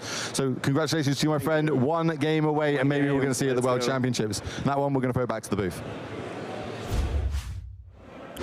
Once again, congratulations to Gonçalo for being our first player here from the top 8 to get that win. But we do have a backup feature match for you all, and it's going to be also a very interesting one. So we have Fernando Fair MTG, a Spanish player here, qualified via the MOX. So MOX is not an easy way to qualify for this tournament, right? No, like that is the Magic Online Championship Series, and only 8 people in the world qualify for each season of the MOX. So this is like, this is a hardcore Magic Online grind, even more so, because there was also the MagicCon Vegas Cube Draft that happened. Big event where like thousands of players were trying to be the 8 players in the world who got to Cube Draft, and Fernando was one of those 8 who got flown out to Vegas and have an actual live vintage cube draft with real Black Lotuses, etc., that he got to keep. This was a huge event at Vegas, and another achievement of Fernando here. So this is definitely a player with some experience playing this red-green version of Eldrazi that we've seen, this Spanish Matteo team come up with 6 players on this exact 75, playing Writhing Chrysalis, which Fernando says is his favorite yes. card in the deck. New tech, so people were not expecting them, and overperformance basically all the times I drew it. So very nice that this card really overperformed here for Fair MTG, and let's see if E is able to take down this match. Now E is up a game, so we are actually going to jump for a game number 2 and playing against Lorenzo Polone from Italy. Also a new player, a lot of new players. Well, he's not actually a new player. So like he did qualify through RCQ like a lot of other people, but Lorenzo has already played 2 Pro Tours, and he's like only 23 years old. Yeah, I meant the new player meant like the age, like they're all new, very young player. Yes. Young player, Very okay. young But like, players here this weekend. Philippa, to us, like most players That's are young. That's it. Simon, if you're saying bad things about your age, you're saying bad things about my age, because we are the same age. From the exact same year, yeah, we're like, Yes. a month apart or so. Yes, that's true. But yeah, so speaking of age, Lorenzo played his first Pro Tour when he was like 16 back in 2017. So that's like, kind of a wild achievement, and has played another one a couple years later. And he says he played Boros Energy because it's a creature-based tier 1 deck, running 2 copies of Chain to the Rocks in the main deck, which is not something we often see, but is like one of those nice extra removal spells for the Mirror and for the Psychic Frogs that have kind of faded out of the meta game. One question that I have to make you, Simon, 3 cards were banned for Boros Energy, right? And it's still here, very represented in the top 8. Do you think we are going to see eventually more bans for this deck? It is possible that we might want to like trim a little bit off the top of this deck. I don't think it's dominatingly powerful, but it was like, 25% of the field, which I don't think in itself is a bad thing, because these days, most of the time you will have 25% of the field be the same deck at a tournament, regardless of power strength. But it was also occupying more than 25% of the top 8, had a pretty good win rate, and so definitely keeping an eye on this deck here. But it looks like players jumping here for game 2, and as I said, Fair MTG Fernando here 1 game ahead. Yes, revealing that Devour Destiny turn 1.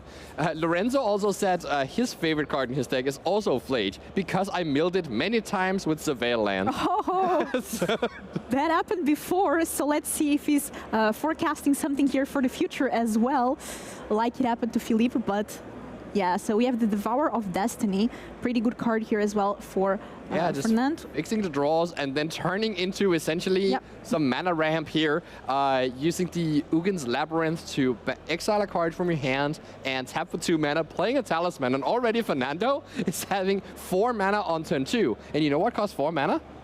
On turn Writhing Chrysalis! The comment that everyone loves, that's true. Everyone. Oh, I have never seen a bad word being said about Chrysalis in my life, but I'm also not online. I was always very happy when I drew that card for a limited, so I cannot complain. I mean, I bet your opponents were also happy that you drew it. Yes, and no, they were not happy. Also, that card is like Secret Reach. Yes. I swear that... No, Fernando said that he got someone in the feature match area attacking into that, and it has happened 5 times this tournament. The people attacked into the writing. I'm telling you, it has so much text that the reach is just like, you never know that it has reach. I completely understand, and I feel bad for the opponent of our fair, I swear. Yeah, it's definitely very understandable. But you, Twitch chat, you get to watch this. You get to see us make fun of it, and you will never ever forget that Writhing Chrysalis has reach, because now you know, and that's the value you get for tuning into our show. Yeah, and apparently that card also plays a lot in Pauper. Yes, it's a menace in Pauper. Also actually in a deck with Brute Scale, which is not a card we've seen. Oh yeah, it also is also a common, that's true. This is just a Pauper takeover of the format. Okay, Ocelot Pride here, and no way to gain life yet. Of course, the card has lifelink, but cannot attack yet, so no token was created. And yeah, we see the Ragavan kind of missed a little bit there with just exiting a land off Fernando. And so, yeah, now we get to, fetch up a land here and, get that Chrysalis down. And that's actually a, pretty big, like, brick wall for this board. There's a 2-1 and a 1-1, but you have this Chrysalis. It is a 2-3 and can become a 4-5 if you want it to. Yeah, very strong card, and there it is. Okay, so let's make here a couple of spawns. That is, we have spawns available in the feature match area, Fernando. Taking, of course, a point of life from that talisman. Yeah, and I have to say, these tokens, I don't know what they are, but at least they are foil. That's fair. Okay, you know what? Your like impenetrable optimism is. Let's see if it's Flage. Oh, it's gonna be Flage, right? Okay. Like, we all know it. Like it just. Let's see. This is like the blessing that you get for being one of the top Boros players in this tournament. Is that you're just it's the opposite of a curse here. You're blessed with the ability to always have Flage on top whenever you surveil. And let's see what happens here for Lorenzo. Taking a look. Didn't go immediately to the graveyard, so it's not. It's just a drum roll. Many times. We call for it. Because I milled it many times with surveil lands. I need to start getting my surveils to be this good. And actually, you did see Lorenzo though pause and was thinking, can I actually use this to try and kill the Chrysalis? Maybe it's better than a random draw for me here, but decided that that's not really the case. Here we might see, though, this Obsidian Charmer off the treasure and the land, coming down and killing off that Ugins Labyrinth. And yeah, Fernando knows that this is, Yeah. But still, getting the Chrysalis down, it's like stopping the board here and still ramped Fernando pretty well. He even has an Eldrazi Temple in hand, so still has access to 6 mana here for Eldrazi's this turn. And let's start tapping for some mana here. Yeah, so this is Utopia Sprawl. With Utopia Sprawl, where you want to enchant an untapped land, so you kind of get your mana back immediately. And yeah, here we see the Chrysalis sacrificing the spawns there, making mana. 4/5. And the 6 mana play here is the Sowing Myco spawn. So that can exile a land, so it looks like that's going to be... That's extremely important here. Making sure as well that Flage does not escape the graveyard quite yet. It is, a Titan bound to the underworld still, and we just gotta hope that it doesn't get loose, because it's gonna summon, devastation and destruction upon our world. Says the Eldrazi's, who are planning to summon devastation and destruction upon the world. I mean, is there anyone rooting for Eldrazi's? Maybe. Yes, there are. I see at least 3 people in Twitch chat. Wave your hands if you're rooting for Eldrazi, or wave your little tentacly fingers if you're rooting for Eldrazi. Yes. There we go. There we go. Yes, I count 3 people. Yes. So 3 people in the audience of thousands are rooting for Eldrazi. That checks out. I actually don't know if there's people rooting for Boros, but I know for sure there's people rooting for Lorenzo. That's the only Boros player in the chat rooting for Boros here. Can we see some? Can we see some hype? Some Flage love. Just a little lightning emoji or something like that.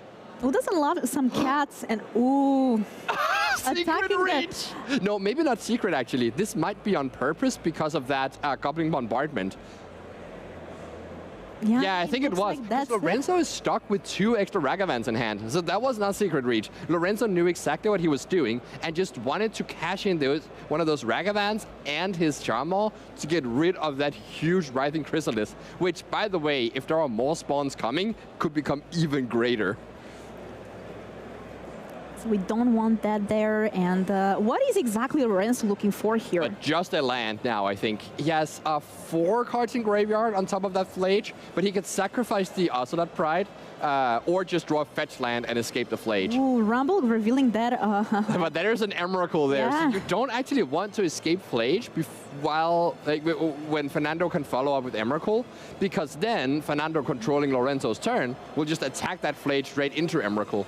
So you actually want to sequence in a way where you let the Emrakul happen first, and then you go with the Flage. Also, you don't want to give your opponent your turn when you have Goblin Bombardments, that's for sure. That's another problem you need to get rid of, but that's, we've seen players win through Emrakul before, but yes, certainly a lot harder when Goblin Bombardment is involved.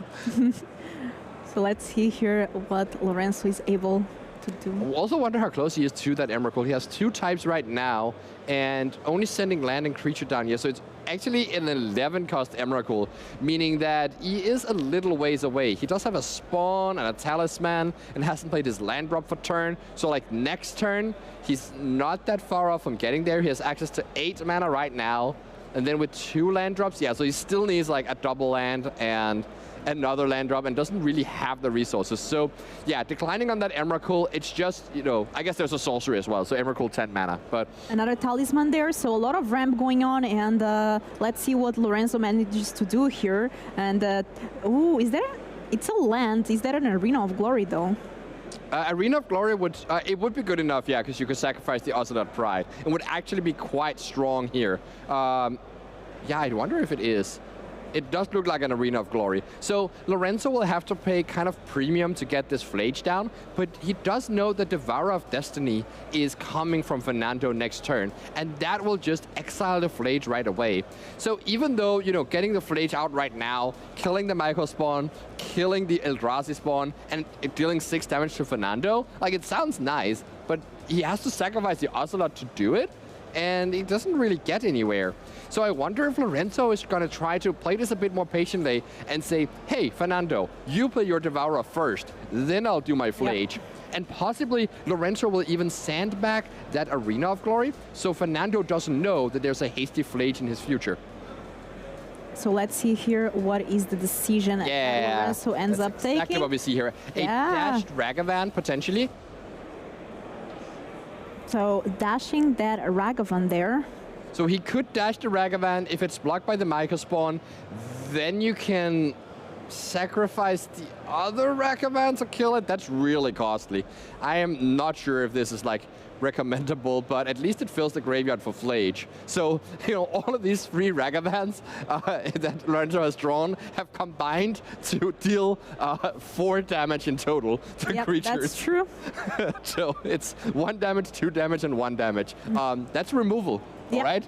Not even life gain here, so no cat for Lorenzo, and That Cossack's command is really big here, because that means that even once the Flage, escapes from its shackles in the graveyard and kills off this Devourer of Destiny, you still have the Cossack's command to also exile that Flage. You could also use the Cossack's command to just go for the Flage right now, because it does have the mode of exiling a card from a graveyard. This card seems like a sideboard card, but it's so versatile. So it's like almost like having the sideboard in your main deck, which is so very nice. Like these decks, these green ramp decks are not supposed to have such versatile and great interaction and card selection. Yet they do. Ancient Stirrings, Malevolent Rumble, Cossack's Command. These cards just make the deck so consistent and able to interact. It is quite remarkable how good it is, on top of also being 2 card types for Emrakul that you don't normally play. That's true. And Fernando has 2 of them in hand, so double the trouble. Is this good? Let's see here what Lorenzo is able to do. A very tricky position here for Lorenzo. Yeah, so once again, we're in this cat and mouse game, except Lorenzo has the cat and there's no mouse present. He might just want to attack with that Ocelot Pride and just slowly develop his board. Oh, actually drew a change to rocks as well. which might be okay bait for that Devourer. I think Lorenzo was expecting Devourer to come down here, but since it's not, is resigning himself to just do the Flage instead. And Fernando is looking at that and being like, okay, that is fine. Yep. I do have 8 mana. I can just get rid of this Flage right now and then scry, scry 6 and draw a card. And this is going to be very difficult for Lorenzo then to come back from. And when a Flage in your graveyard surveilled by your land is not enough, so there it is, the Kozilek's command, as you said. Yeah, because the spawn was targeted by the Flage, I think is what happened here. So might as well just do things in response here. Lorenzo does get to sacrifice the Flage to Goblin Bombardment, keeping it around in the graveyard for a potential future escape. So if like Fernando can't find that many good things in these top 7 cards here, you know, maybe there's a chance. But yeah, there's a second Kozilek's command, and you probably just keep, yeah, I think he kept 2 commands on top, and it's just fine just like playing this passive game here. So right now has 2 commands in hand. Yes. Can never have too many. I think you actually can. The way Lorenzo can win this game is by Fernando just being, because it's kind of an inefficient card to play if you spend your entire turn playing it every time.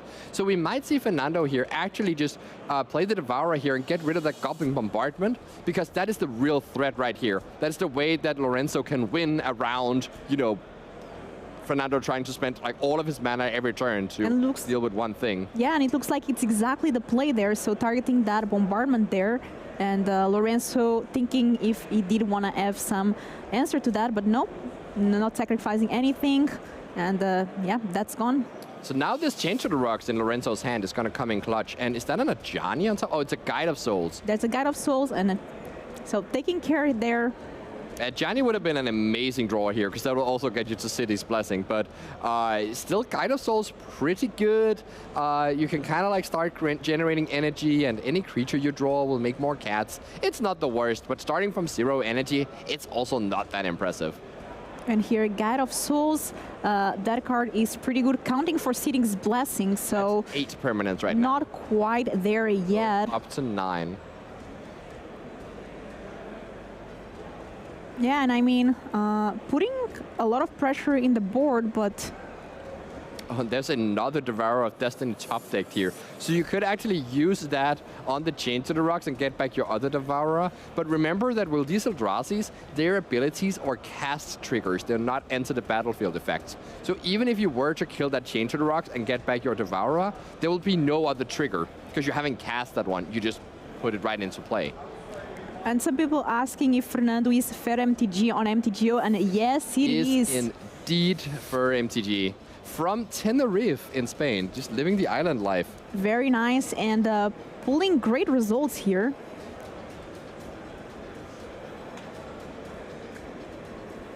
And thinking what to do. It's not as like commanding of a position for Fernando as it might seem, because yeah, this Devourer is just... the issue is that there's so many small things here, and Fernando can do one big thing every turn, but like, his life total is kind of low, and if Lorenzo has some good top decks here, it's kind of dangerous. Plus, there is still that Flage looming with that Arena of Glory. It can happen again. So I think Fernando's plan here is to try and close the game right now with just using a big Kozilek's command again, getting rid of possibly the Ocelot's Pride is what I would guess, or maybe the Giver of Guide of Souls, depending on what Lorenzo has drawn. And then you just scry towards that Emrakul and use the Emrakul to put a big finisher on the game, because that is what you need right now. You can't just let this go on forever. So attacking with everything here, and looks like Fernando here tapping, counting the mana to see how big can be this Kozilek's command. I mean, there's 3 of them in hand. Yeah, 2 commands and 1 Devourer. Oh yeah, 2 commands. Yeah, all and these 1 Devourer. all these colorless cards looking the same. Yeah, 1 already in the graveyard as well. So. Oh, making spawns instead. I kind of like this. You just like chump blocking, buy yourself some time, and scrying, you know, 5 to the bottom. Isn't it 6? I'm counting that this would be for 6, but maybe I'm wrong here. Anyways, he did find the, oh, okay. He did it for 5, and then he can do it again. So this is why he made spawns with the first one, essentially making it free. And now he can play the second one, scrying and drawing a bit more, and then using that as a removal spell, yeah. And you've talked about this play before here, about the spawns just getting access to, again, doing it, so... Yeah, this is a masterclass in how you're supposed to play with this card. And now you can do the play where you block with a spawn on the Pride, and you sacrifice it. The thing that Lorenzo really, that Fernando really doesn't want to do is open himself up to a potential like Goblin Bombardment top deck. So I don't really know how the life totals are looking right now. I think maybe the players forgot to update, and yeah, so I guess there was 5 tokens being made. Oh, he chumped everything. Yeah. Made 5 tokens, chumped 4 times. Like, it's funny to chump 1/1s with 0/1s, but that's what happened. And then use them to make these 3. Yeah, okay, that is excellent play. I definitely was not aware of that line here, but this is how you're supposed to do it when you have 2 Kozilek's commands, instead of spending every turn playing 1 huge spell, because Boros is very good at going around that. Not necessarily that good at going around an Emrakul, though. So, yeah, maybe Fernando can use that to close out the game here. But still, Emrakul only... right now, it's not that impressive either. It just kills 1 creature. Yep. And it's a 13/13. But again, Lorenzo going wide here will be able to get around that. So maybe you're supposed to do Kozilek's Return first. You have 7 mana there. 8, so if the Emrakul costs 8, which I think it does, oh, you can play the... Right, so you can play the Worldbreaker, getting rid of that Arena of Glory. That is a really scary card here, because if Lorenzo can somehow set up that Flage, you know, that... It will be coming for you. So no more AST Flage there, and... Yeah, now I think that he's going to use Kozilek's Return to deal with the board, and then play the Emrakul. So let's see if that's going to be the play here for Fernando. Of course, Lorenzo has run out of Elegant Parlors and can no longer fetch up this Surveil land. I mean, sometimes you just want to run like 3 copies of them in your deck, yeah. But then you draw like 2 in your opening hand, and it's... I mean, if they're as good as Lorenzo's one, though, you only need one, really. Yeah. Actually, he clearly didn't only need 1. Lorenzo is in a lot of trouble here, and a second Surveillant would have helped a lot. That's true. Getting towards that another Flage activation. So let's untap here. But actually, if Fernando is going to cast Kozilek's Return here, Lorenzo can just draw a fetch land and be able to escape Flage right away. There will be enough cards in the graveyard here. So Fernando is probably aware of this and trying to see if he can hold on to this Kozilek's Return for as long as possible to not fill up Lorenzo's graveyard unnecessarily. And I think that's what Lorenzo is considering here, and thinking how to attack. And Flage is a very strong card, and 1 Flage is not enough sometimes. Oh, but usually if you get to do it a couple times, that will really affect your position in a game. What would be the best top deck for Lorenzo here? I was gonna say Goblin Bombardment, but given that Fernando has Emrakul in hand, maybe it wouldn't be that good. No, I actually still think Goblin Bombardment would be the best thing, because that's a way where you can deal a lot of damage to Fernando. Though, actually, if you play a Bombardment here, Fernando will just respond with a Kozilek's Return and clear the board, so it wouldn't actually do much. So maybe Lorenzo needs something else to kind of force Fernando to spend this Kozilek's Return right now. And it's deciding that the best course of action is just attacking with everything and seeing how much damage he can sneak in. Maybe drawing a sequence of Flages from the top to finish the game. So blocking the Guide of Souls there, but then we do see, and the board is completely wiped. Yes, so Lorenzo found the right play here, managed to at least make the Kozilek's Return come down so that now the graveyard is almost full again, and has a fetch land in hand, so can now get back the Flage. So this was the plan here. Make Fernando move here, threaten to deal, like, even if you deal 1 damage to Fernando there, you would be pretty happy, because that puts him into range of double Flage. And so, yeah, now Fernando going down to 4 life.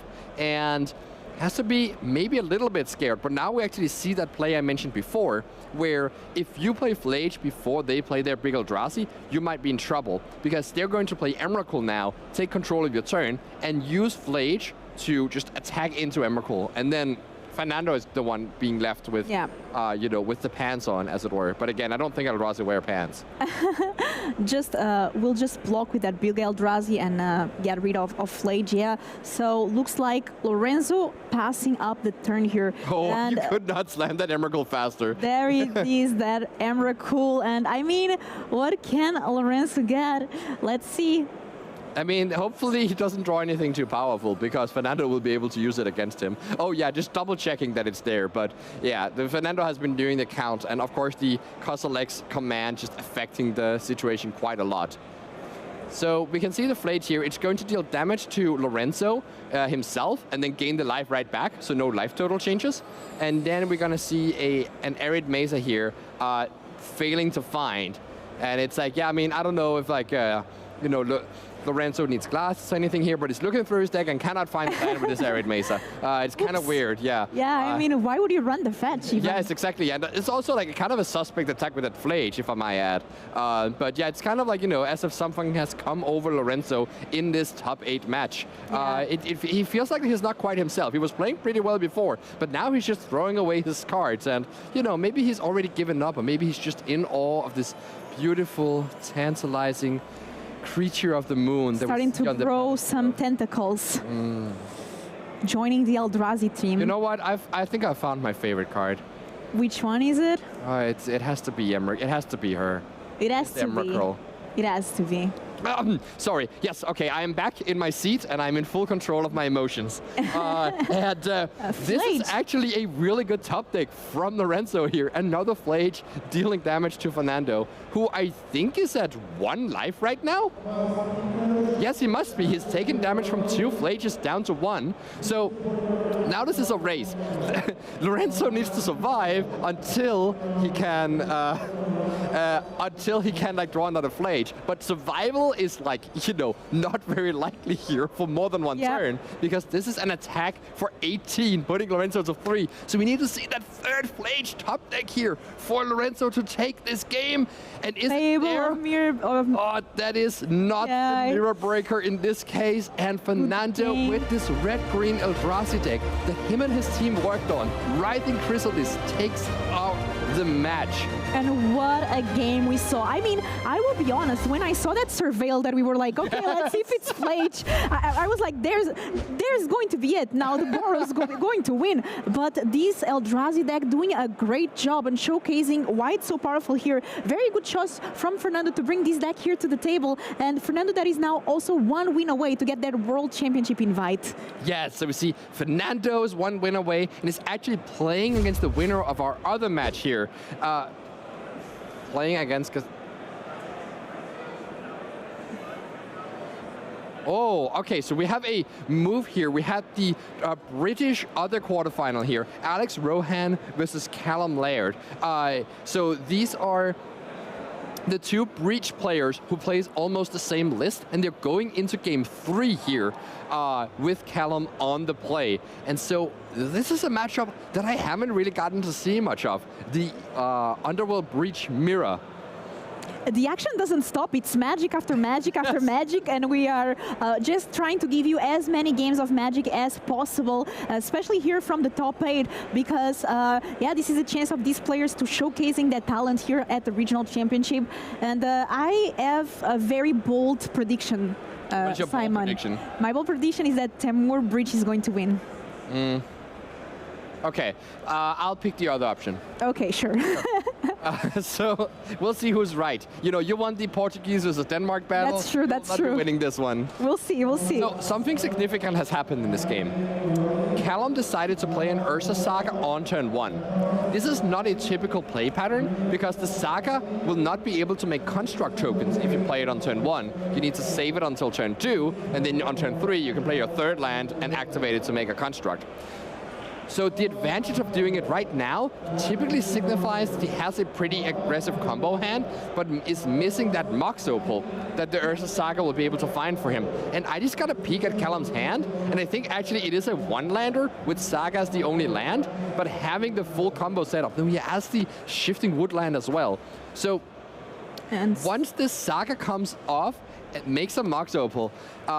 Callum can play a defense, a grinding station. I don't know why I keep calling that card defense grid. I don't know what's wrong with my brain. 2-mana artifact, it's the same. Many hours, Simon. That's why, we have Tamio attack there making a clue. And Tamio, there is another card of the game. We saw an ultimate here today from Tamio, just winning the game on the spot almost. And look at these assemble here from Alex. We have Mox Opal, Mishra's Bubble. There's a clue already as well. So Alex's hand is so disruptive. I actually think Alex is in a premium position here. Callum needs a third land to be able to go for the combo here, but did not find it. Just found another Tamio here, but can still find the Mox Opal, start making blue mana, and get some traction here. But Alex's hand is so well set up to react. He has this Swan Song that he's playing that Callum is not playing, and he has the Boseiju to deal with Breach. So we see there the Mox Opal, the most played unbanned card from the last banned and unbanned announcement. So very nice to see it here back in the modern format. Yeah, I will say Mox is definitely the most broken one of the unbans, but maybe still, you know, like acceptable in this current format. No, Breach is looking very strong. 3 Breach players in our top 8. That's true. Doing pretty well here all over the tournament. Also at a pretty decent win rate. Emery is the card here that Callum is playing. So let's see what cards are milled this way. And Alex is thinking, do I need to respond to this? No, you don't. Swansong can't touch the Emery. Also, keep in mind that there's 1 mana floating here, and that is from that Ursa Saga being tapped. And also keep in mind that Callum's graveyard is to the side here, so not near his library. And this is where we need to look to gauge the effectiveness of his Emery and his Underworld Breach. Grinding station here. Well, I think that's a defense grid, actually. Yeah, so just developing that now, you have 2 mana, might as well. And this means that if Alex ever taps low, Callum is ready with that Breach and can just go off. But Alex here is in no position, like, doesn't need to tap low at all. He can sacrifice this Bauble, draw a card on his own turn, crack a clue, draw another card, and then the Tamio will transform, and he'll actually be in pretty well control of this game without really needing to expend that much mana. And I just noticed, Simon, it's not only Breach Mirror, but it's also Flag Mirror here. Yes, it is. No, Callum and Rohan tested together. They arrived at almost the same list, and now they have to face each other here in the quarterfinals. How does it feel to play against a friend or a teammate? You've been there, right? Yes, I have played against Javier, for instance, in multiple occasions, and like other members of Team Handshake. And honestly, I think the issue with it is that it's kind of like such a good feeling because you know that no matter who wins the match, you're just gonna be happy. Yeah. And so that means there's still this drive to win, but it's also this kind of casual feeling because there's not as much emotional damage at stake for the match. And so this can lead to, I've at least noticed in myself, more sloppy play. And so I'm trying to see if, how can I, reconcile that and actually play to my best ability, even though I'm playing against a friend where I know I will also be happy if I see them win. Yeah, that's true. I mean, you're very nice, Simon, and I'm sure these players will feel the same way. Looks like there's a judge ruling there. Let's see what the judge decides. We'll also try to get the information on exactly what happened there and then what's the judge answer. It might have to do with a little bit of a clumsy movement there with the Mishra's Bauble, looking at the top card of Alex's deck and then deciding to use the fetch land. But then maybe a card got moved into the wrong zone, or maybe it was unclear when exactly this fetch would be happening. Yeah, so a judge is there right away. Christiana is the judge here, and she will be there to help. It's always nice to have judges ear to clarify any question. Yeah, especially ones as like experienced as Christiana. Like, you know, she's one of the ones where, like, you know, if you call a judge and she walks over to the table, you just know it's gonna be like a nice, good, clean resolution. And it's like so just great to have, like, you know, these judges around who've, like, you know, been at so many events and can, like, you know, teach the new generation of judges and make, you know, like, just make these events run so smooth. I mean, it's also the judges who, like, you know, make sure that, like, the match results are collected and the pairings go up right, and that, like, you know, the players have, like, easy access to the tables and everything like that. And so, you know, if you like go home from a tournament, you were like, wow, that actually ran pretty smooth. There's not that much downtime. True. That is on the judges. And if you go home from a tournament and you were like, wow, that took a long time, that is on the printer. It's always the printer. That's true. Chat, can we get some love in the chat for the judges? They deserve it. Sometimes not getting the love that they deserve, but definitely doing a crucial work here at these events. And now we are back to the game. So let's see here what's happening. Alex looking at the top card, putting it in also the graveyard. Also surveil, and then let's see, so that's draw for Mishra's Bubble and draw for turn. Okay, Riding so station there. Yeah, Alex here has now disassembled the full combo, but there is a Soul Guide Lantern on Callum's side. The thing is, though, this Breach deck can win through the Soul Guide Lantern because he also drew another 1-mana artifact. So I think the thing that Alex just needs to make sure he does is he can play the Breach, then he can play the Mox and play the come on, Simon, you can do this. Play the Grinding Station. There we go. Grinding Station, yes, not what were you calling it? Defense Grid. It's not defense grid. It's not defense grid. So you can play all of these. Then Grinding Station comes into play and has a trigger that untaps it. You respond to that trigger by sacrificing one of your Moxen, and that'll mill your graveyard. And then, like, you know, Callum has an opportunity to respond with that Soul Guide Lantern, exiling that Mox, which is fine because then your station untaps and you can then sacrifice your other Mox and go off. And I don't think there's any, like, mana available here, and I wonder if Callum even has stuff like Force of Vigor or anything that he could do to kind of, like, stop the situation. Yeah, and this is a post-side board game here. I mean, it's game 3, so let's see what's exactly on. There is actually a risk here. Instead of, like, trying to exile the Mox here, Callum will try to exile the Thassa's Oracle. So maybe Alex bought it in a secondary win condition in the form of Jace, Wielder of Mysteries. And so he's thinking there is a chance that both my Thassa's Oracle and my Jace are milled in the exact same 3 cards. That will mean that the Soul Guide Lantern can exile both of them. So he's assessing right now, am I in a position where I need to go for it, or can I, like, do I need to introduce this slightly small risk of something bad happening? And we see him here, play the station, respond to the trigger, sacrificing a Mox.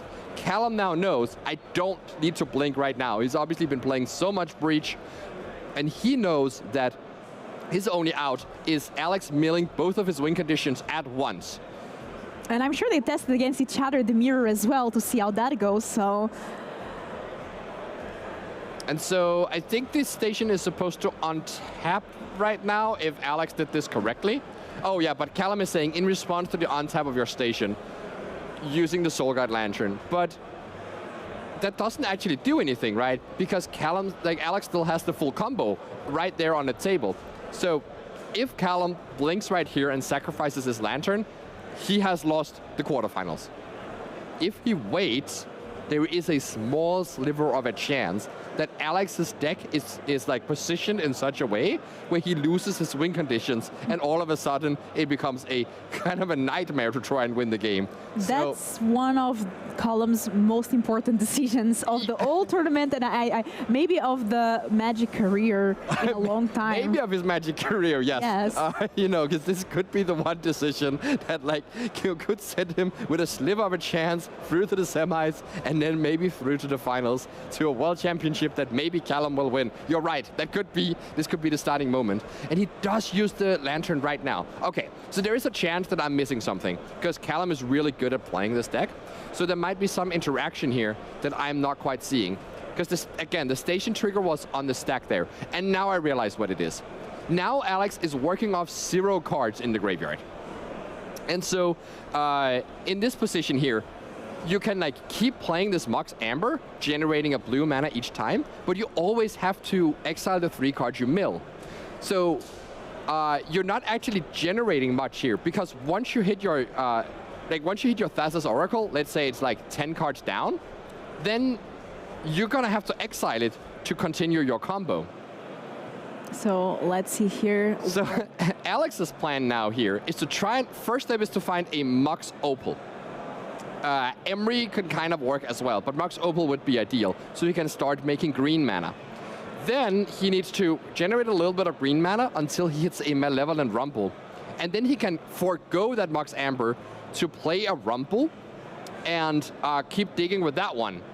And then, of course, he needs to find a 0 mana artifact off that Rumble. But if he does so, the Rumble will put those extra cards in the graveyard, giving him the resources. He just needs 1 extra card in the graveyard to be able to win here. So he could also kind of do it with Emery, but it's a bit more dicey because it like they cost, because it stays in play, it doesn't go to the graveyard itself. And actually, I think this Boseiju here is kind of interesting too, where that's another way where Alex can get 1 extra card in the graveyard. So he does still need access to, he needs access to green mana to use it, and I don't think he's very interested in using it. So I think actually Alex's plan here, try and find the Mox Opal, generate red mana, so he can play another Breach, and then use Swan Song to counter his own Breach. This gives him 2 extra cards in the graveyard, so that he can go off. Yeah, this is what I think is happening. And there is the Jace. So that is the first win condition, and he's not able to play it yet. So to continue his combo here, he has to exile the Jace, or he has to pause and say, can I do something else? These games are not easy at all. A lot is at stake, and I like all these decisions and all these chances, and like, what is the right play? So the Soul Guard Lantern that Callum used right there, that decision was extremely tough, because he has to calculate, is Alex more likely to lose by breaking in this faction, or by milling over both his win conditions in the same 3 set of cards?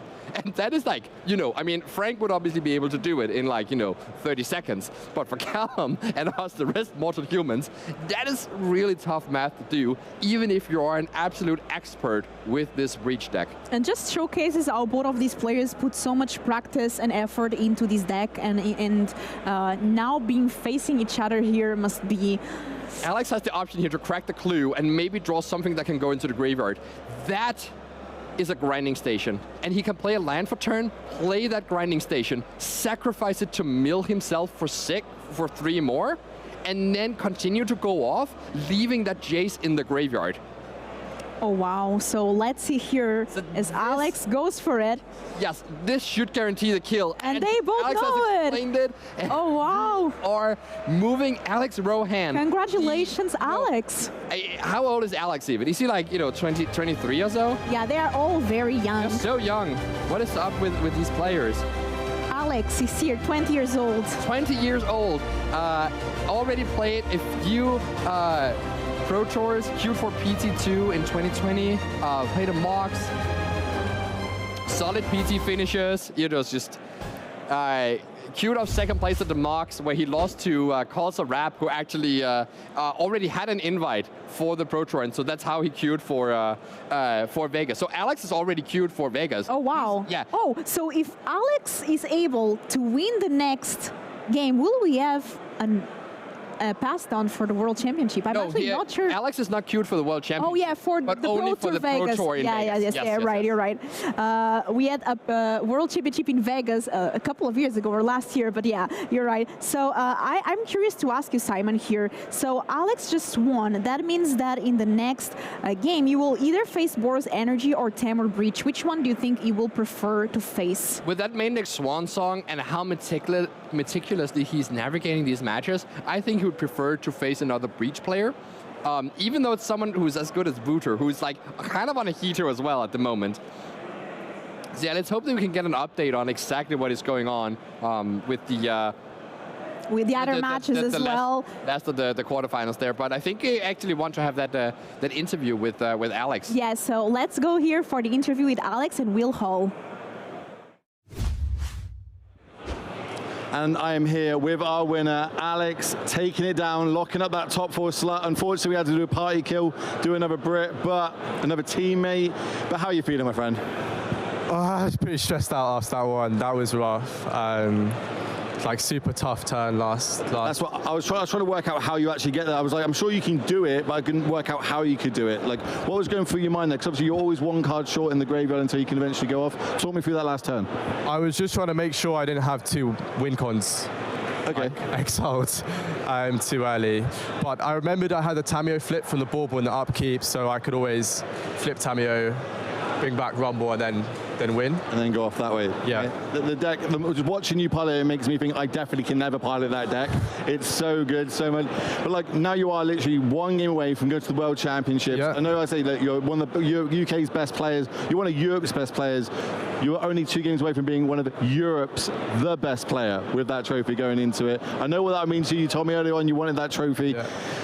We're going to have a little breather because I know that he's a bit stressed out at the minute. There's a lot of time, time I have to spend on that. A lot of really complicated turns. So on that one, we're going to throw it to a short break, and when we come back, we're going to find out who is going to go to the World Championships. Thank you.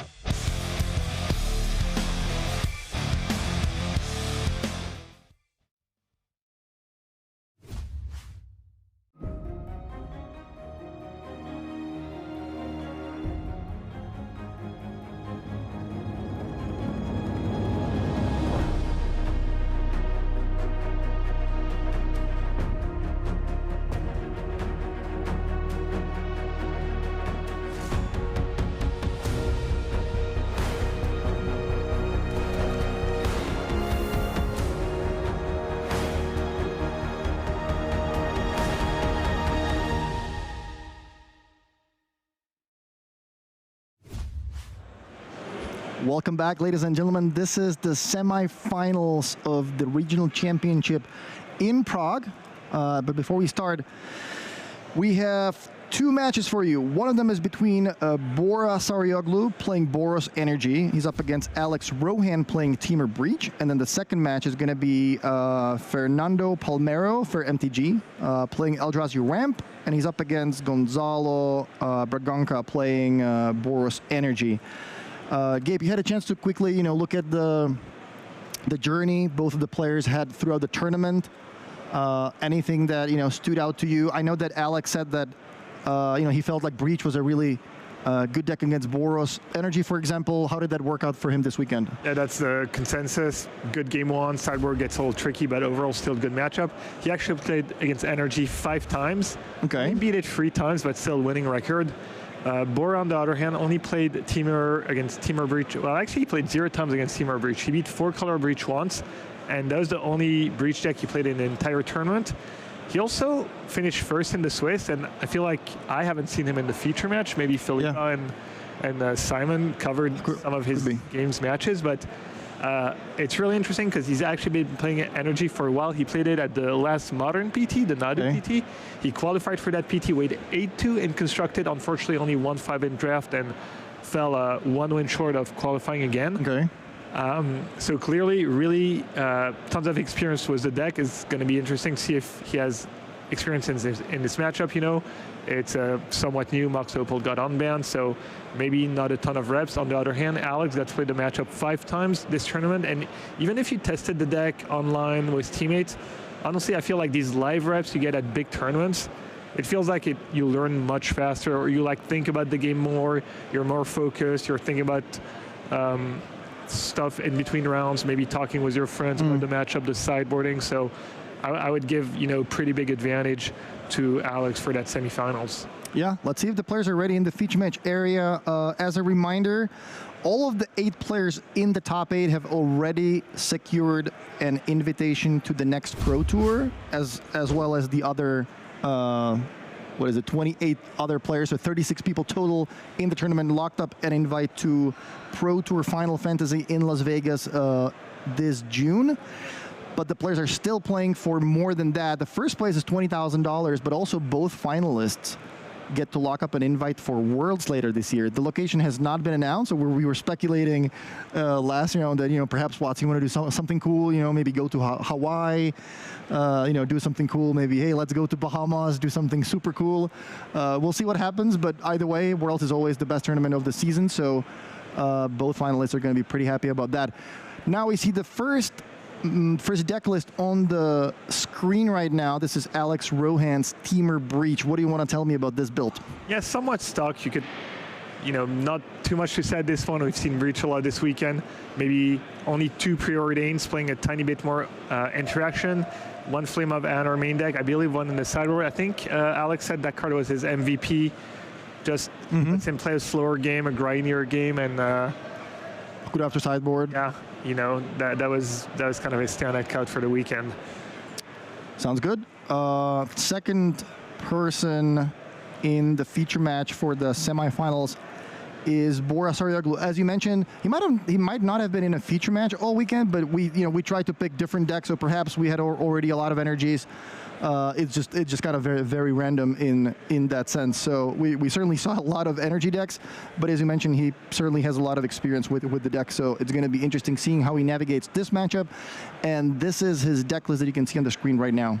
Yeah, another fairly stuck deck list. He's one of the players who chose Fable over Season Pyro. We'll see if that makes a difference this game. He has the 1 Blood Moon in the main deck. Not the greatest against Breach. It's mostly good against Saga. The Mana Screw element is not super, let's say, efficient because of Mox Amber, Mox Opal. He's got, the 2 stocked Thraben Charmaine deck. That's kind of your best interaction card in the matchup, the one thing you can do when they try and go off. And besides that, pressure the deck, kill Emery, kill Tamio if you can, try to get them dead as fast as possible, and draw as many charms as possible. Because what we've seen is that the Boros clock, even the decent draws, is usually not fast enough, especially if you're on the draw. and you need a little something extra to steal that game one from the breach deck. I also like how you described your thought process regarding Blood Moon and open deck lists, right? Like running a lot of Blood Moons with open deck lists perhaps doesn't make as much sense because your opponents they're going to know about it in advance. They can fetch out basics, make sure they play around it. But running one, you don't really feel pressured into playing around it, so you're kind of maybe ignoring it. And then when you draw that one copy of Blood Moon, it's going to have a really big effect. I do like a lot of one-offs in open deck lists, or just, I remember playing a PT where we played a deck where it was some kind of green aggro, and we were discussing Blossoming Defense, if it makes sense or not. And then somebody just mentions, hey guys, if we're playing open deck lists, having Blossoming Defense, it just means that your opponent can, never really have the being sure that I can just play all my removal at instant speed, nothing's gonna happen to me. And those play patterns, like that is a big of a difference if your opponent has the guarantee that you don't have any instant speed tricks. So in open deck lists, every one-off can make a big difference. Yeah, I like exactly one Blood Moon if you're going to play it main deck. I think playing more as an open deck list, it loses a bit of value. And we see Bora mulligan. He is seed number 1, which means he does get to be on the play in game 1, which is huge deal. And he's just looking for a good start. You don't mind taking one mulligan, but the cards do matter. Your removal is live in the matchup. It's not like you have any dead cards. You're playing Fable, so none of your cards go really dead in. Even like an extra fetch land, sometimes the difference between being able to bring back a Flage or not. So not a huge deal, but you really don't want to go down to 5. Yeah, and as Andrea told us in I think it was the first round when he played a feature match in the interview afterwards, this is modern. So asked him, hey, what decks do you not want to play against? What are the archetypes you're not comfortable facing? And he said, hey, I just want to win the die roll. As long as I win the die roll, I don't really care what I play against. And that is kind of modern in a nutshell right now. Alex was also in an interview earlier talking about Temur Breach, how he feels like he has a good matchup against Boros Energy. But as you said, he's 3-2 against the deck during the weekend. So yeah, the die roll in a lot of these matchups can be a big swing. Yeah, I see a lot of lands in free drops. I see a Season Pyro. I see a Flage, I believe, some fetch lands. Is that a 1-drop hiding maybe one of the... Or does he just feel like, I've got a Surveil land, I've just got to take a chance, hope I have an Ajani on top maybe, or a Ragavan? Starts on a Survey land, bins a Fable of the Mirror Breaker, looking for something more aggressive. In the meantime, Alex, turn 1 Tamiyo, and yeah, Tamiyo has been looking absolutely amazing all weekend. We have been discussing what the best creature in Magic is right now, and the Tamiyo has a good sort of matchup against Ragavan. And if you haven't tried Tamiyo, if you're playing blue, just give that card a try. The card is absolutely amazing. It works really well with Mishra's Bubble that lets you sort of set up things in a way where you can already flip it on turn 2. Yeah. Maybe that's what's wrong with the mirror deck. Some people have convinced themselves Tamiyo is like not good enough, and they're just trying to do a whole bunch of other stuff. I mean, to be fair, I haven't played a ton of blue black, so maybe Tamiyo is actually like not what you want to do, but it is amazing in the breach deck for sure. It has been, yeah, it has been absolutely amazing. 2 blue decks against each other. You're gonna help. It's gonna help you make your land drops, draw cards. If you flip it, hard to get rid of. Let's see if Bora found something here for turn 2. It looks like he has an Ajani. Chat's probably like, stop, Gab. The Neurocalist players are already dead. Have mercy. Yeah, it's true that I think that was the second most played deck, if I remember the metagame breakdown correctly, and we don't have a single copy in the top 8. I don't think they did particularly well, so yeah, that's at least one conclusion we can take from this weekend. Ajani gets in there. That's a free clue for Alex. Yeah, that was a really nice sequence. Mox Amber, Spell Snare, the 1 of Spell Snare to counter the 2-drop. We talked about how the energy clock's not fast enough sometimes, even when they do have a good draw, let alone when you don't have a 1-drop, you get your turn 2 card countered, and now... yeah. Wow. That's pretty good. Alex uses a Mox Opal on turn 2 before even making a land drop, casts a 3-mana card off of 1 land. So yeah, Mox Opal, the unban, Yeah, pretty risky. Looks like the card has been doing a lot of powerful things, but unfortunately for Alex, looks like he drew 2 more copies of Mox Opal. So, you know, certainly you're happy to see a second one at some point. That's going to help you, you know, make more mana during the loops with Underworld Breach, but here I think he was looking for more gas. That said, he does have a flipped Tamio, so he's gonna be feeling pretty good about that. Back to Bora. That was a pretty interesting decision because he had Flame was a wizard out, so he passed up the chance of using both modes of the Flame. He valued flipping Tamio as soon as possible. This is probably a much better line if Bora draws something like a Discharge. It could maybe backfire if Bora has a Static Prison. You know, you kind of didn't get full value out of your Flame. You didn't you flip your Tamio now and instead of Static Prison, but just a Seasoned Pyromancer, and that means Alex is going to at least get to minus on one of the spells, probably Flame if he wants to cast that card again. Bora makes good use of that Pyromancer, putting Fletch in the bin, getting 2 tokens in the process, and yeah, I think there's already 4 cards in the graveyard, so that Fletch, quite threatening. Yeah, 4 cards, Arena of Glory in play. So Bora is just a fetch land away from being able to put a hasty Flage into play next turn. Let's see what Alex has after this super explosive start. And Tamio is good at protecting itself, so these 2 tokens not that threatening right now. All right, Survey Land for Alex as well. Bins a Breeding Pool. What does he have? Shifting Woodlands, couple copies of Mox Opal, and I didn't quite catch the rest of the hand. But he still has a clue available as well if he wants to draw some more cards, find more gas. I think he has an Underworld Breach as well, so looks like all that he's missing is a Grinding Station to start the combo. Grinding Station would be ideal. Rumble would be extremely good as well. Waste to Mill herself. Embry would be great here. He does have a blue card. Wonder what that is. The Breach deck has been looking really good too, like very consistent. The 2 Moxes allow for some crazy opening draws. Tamio has been insane in the deck. Yeah, it all just works so well together. It used to be that you had to play cards like Ragavan and Ledger Shredder, you know, kind of your plan B cards that kind of fit nicely the deck, but you got such massive upgrades, you know, you got Tamio now, you already had Emery, now you have Tamio, you got Rumble, which is just perfect for that deck, and a bunch of decks in Modern, and Dawn banning of Mox Opal was kind of the cherry on top. Yeah, we were talking about how Malevolent Rumble is the unsung hero of Modern, just a very unassuming looking common card for Modern Horizons 3, but it is such a good enabler for so many decks. Yeah, one of the big problems with combo decks is that a lot of the time you play a bunch of cards that don't do anything on their own, and that deck minimizes that. It's basically just like Oracle is pretty mediocre, and Grinding Station is probably your biggest brick, quote unquote, until it's not and wins you the game. So that's why this Breach deck is just so good, because the combo pieces work together. You have a fair plan. You have Saga. None of your combo pieces are that bad on their own for the most part. It's just like 3 or 4 cards, and you know it kills fast. It's resilient.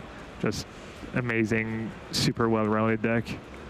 Alex runs out of Tassa's Oracle just for the Scry effect. Looks at top 2 cards, and I believe I saw a Grinding Station on the top. There, yep. So we might be 1 turn away from Alex possibly getting his combo online. Yeah, he might be trying to figure out what's the max damage you can take if Fletch comes back next turn, and I'm guessing it's not enough to kill him, so if he can go up this turn, obviously he's going to try. There's no Surgical Extraction main deck, nothing that can disrupt his combo if he has it. So that's what he's trying to figure out, and if not, he's trying to just make sure he doesn't die next turn, nothing bad happens. Maybe trying to plan for potential Thraben Charm. That's the 1 interaction card. Good reminder, this tournament is open deck lists. Just like the Pro Tour or Worlds, this is something that helps the coverage, for example. This is why we can show you decks on the screen, you know, from round number 1. So Alex knows whether he should be playing against anything in game one, like the surgical you mentioned. Not very often people play that in the main deck, but there are cards like Threat and Charm that Bora can have to disrupt the combo next turn. Well, is Alex thinking of? Is there a way he can mill that breach and possibly go off right away? I don't think so. I'm assuming that if that was the case, he would have figured it out by now. He's been in the tank for like 2 or 3 minutes. I think he's just maybe trying to figure out, okay, what happens if somehow Bora has a removal from our Oracle and a charm to exile Oracle from the graveyard? You know, what's my best plan of action then? How do I win the game? Is Alex revealing his hand? He basically, so the 2 Moxes here kind of work like Lotus Petal, right? You play one, Legend Rule the other one, make mana, do the same thing. So he has 5 mana available. He does have the clue, so yeah, he's thinking whether there is a way for him to go off right away. Yeah. 2 for the breach, 2 for the clue. Some of the Mox in the graveyard. It does look to me like he should be good. He eventually does have to like kill his own Oracle to recast it. That is a good point. So you need enough cards in the graveyard to do that, but I feel like... Wow, goes for minus Tameo to get the Flame of Anor back in his hand. All right.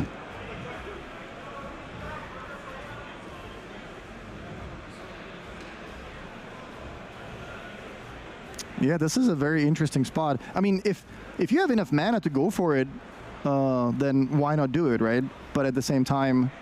It might be that if he goes for it this turn, he just doesn't have enough cards to exile. Exile, yeah. Bring back the Moxes enough times. He can bring back the Mox and self-mill, but he might not have enough cards to exile at this point to play a removal spell on his Oracle and replay the Oracle. Fair enough. So Alex decides against it, passes the turn. I mean, given that he's at 16 life, he has a blocker and Flame of Honor in hand. I think even if Bora does draw a fetch land here to power out the Flage with Arena of Glory, I don't think that's going to be quite enough damage to win on this turn.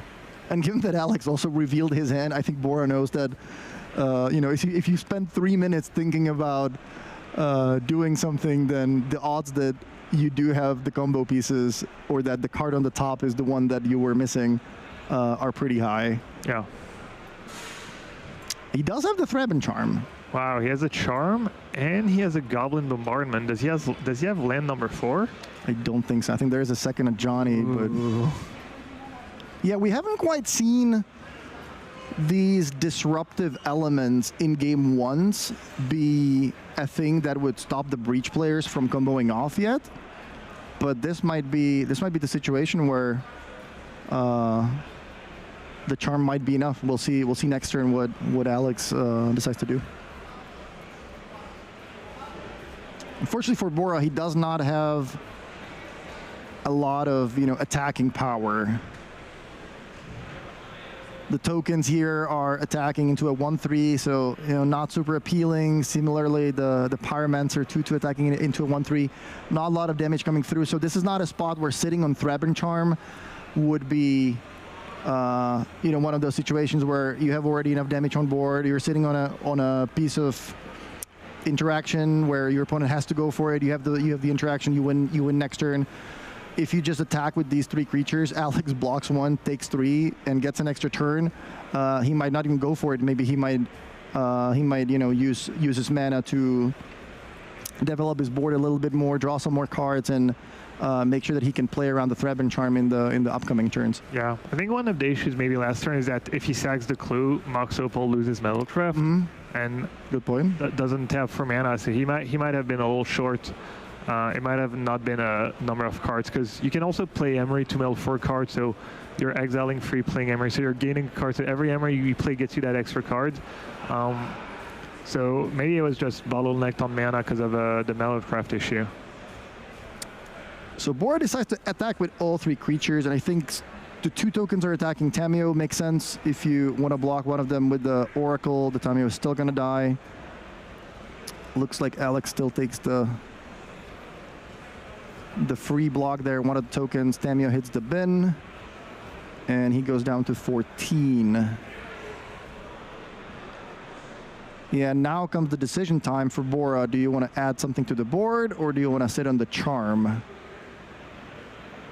Yeah, it's tough because if you say go, you're either bluffing or heads up, but either way you're, kind of have no clock. Yeah, you're not. But if you tap out, you just lose on the spot. Your opponent literally showed you their hand. I think that was a case of like Alex feeling bad about taking so much time, and I don't know, it was kind of a little weird, but tough situation all around. Alex decides to go for the Flame of Anor at the end of turn, kills the Pyromancer and draws the 2 cards. Indeed, there was a grinding station on top plus an Emery. Yeah, Oracle is a wizard. Nice little bonus there. Irrelevant, but Soul Guide Lantern is the pickup for the turn. Alex still also has a land drop available, so this should be fairly trivial, right? Even knowing your opponent is very, very likely sitting on the Thraben Charm, the fact that they spend 30 seconds thinking about what to play on their turn, decided to pass instead. Yeah. But at the same time, as we mentioned, Alex might just feel like he has so much time and he's under basically no pressure that he might just take an extra turn of developing his board, maybe drawing some more cards. He also has Shifting Woodlands in place, so he has potentially 2 Breach if he has enough mana for it. All right, Alex goes for the grinding station. Yeah, once again, he's a commanding spot. He just has to make sure that he doesn't lose his Oracle to a Charm somehow. So, you could even argue, okay, I think you have Charm. I'm not going to play my Breach. I'm just going to play a bunch of stuff. And, if you want to play with double Sphere of Resistance and play when you're stuck on free lands, I'm just going to do other things. But, just should be pretty trivial for Alex to try the right play.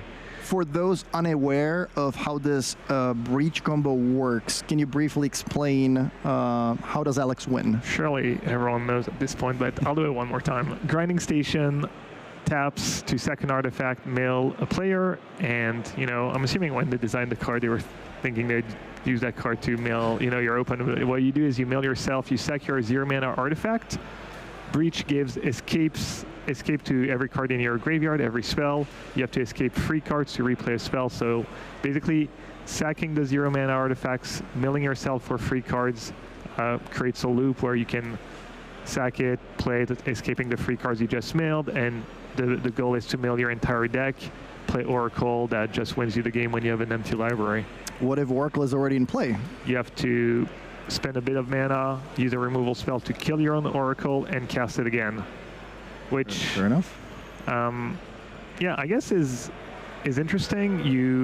There's going to be there's not going to be a window actually, because you can kill it and recast it right away without giving priority to Bora. And even if it was the case, there's a spell snare in the list that's still in the graveyard, I believe, so that counters Charm. There's also a Swan Song, Sink into Stupor, so there's a few counters, like kind of fail safe, but Alex doesn't even need that this game.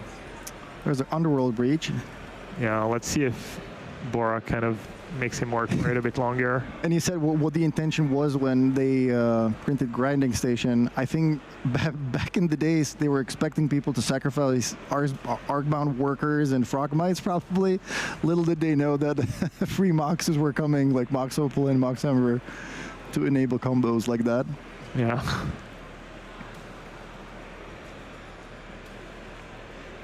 I think Alex says, "Hey, I'm gonna do the loop. I'm gonna go off here." But Bora says, "Hey, we're untimed. How about you show me how to do this? Execute the combo. As long as you maybe do the loop a few more times and explain to me how is it gonna work that the Oracle comes back, then sure, we can call it a game." But yeah, I feel like Alex is not gonna mess that up in a million years. But in general, you should make your opponent make the combo. There's this famous story of, I think it was maybe Steve Sadden, who just was playing a combo deck. Someone was playing a combo deck at GP, and they were literally in the finals of the GP, and their opponent just made them. They're like, okay, it was like maybe flash combo or like he just shows the flash, shows the green creature that's like a 2-card combo. He's like, I got it, and he's like, all right, can you show me? And the guy literally couldn't do the combo. Like everyone, the entire tournament had made him not do the combo. That just scooped to him showing flash was the gear Hulk or whatever that card's called, and he literally didn't know how to make how the loop worked. Yeah. There's a famous story of LSV playing a local vintage tournament with a Burning Wish, but without tendrils in his sideboard, and it just keeps working until the finals. Even not going back like 10 or 15 years, literally last week in the mocks, in the vintage cube, we had like an absurd game of Canister against Tangrams, and Canister just early scooped to breach Brain Freeze when Tangrams was actually 1 card short from being able to go off. Yes, sometimes, I mean, especially in the top 8, it's probably a good idea to make the opponent actually do it, or at least do a couple of loops or a couple of iterations of the loop, especially if you're holding an interactive spell like Bora does. So looks like Alex explaining what he's going to do. Bora says, I'm going to kill your breach in response, but I think Alex says, I have a shifting woodlands here, so it's not going to be a... Yeah, he had the spell snare in the graveyard, so you can just escape the spell snare. That too. That's like easy mode. So in the end, Alex does pick up game number 1. Very good draw there. Both of the Moxes, insane start basically. 3 mana on turn 1. Yeah, that tends to do the trick. Let's take a look at sideboarding here. So we have Temur Breach against Boros Energy. This is Alex's sideboard that we see on the screen right now. How would you approach sideboarding here if you were Alex? I would probably want some numbers of Nature's Claim, 1 or 2. He said Flame of He actually has up to 3 Flame of Aner after sideboard. I don't know if this card is fast enough for the Boros matchup. I doubt that's the matchup they're here for, but Claim, Boseiju probably comes in, maybe another copy of Unholy Heat. The 1 Pyroclast comes in, and that should be about it. As far as boarding out, a little tricky. Guessing he just trims maybe 1 or 2 of the counter spells. Maybe a Swan Song comes out and Spell Snare stays.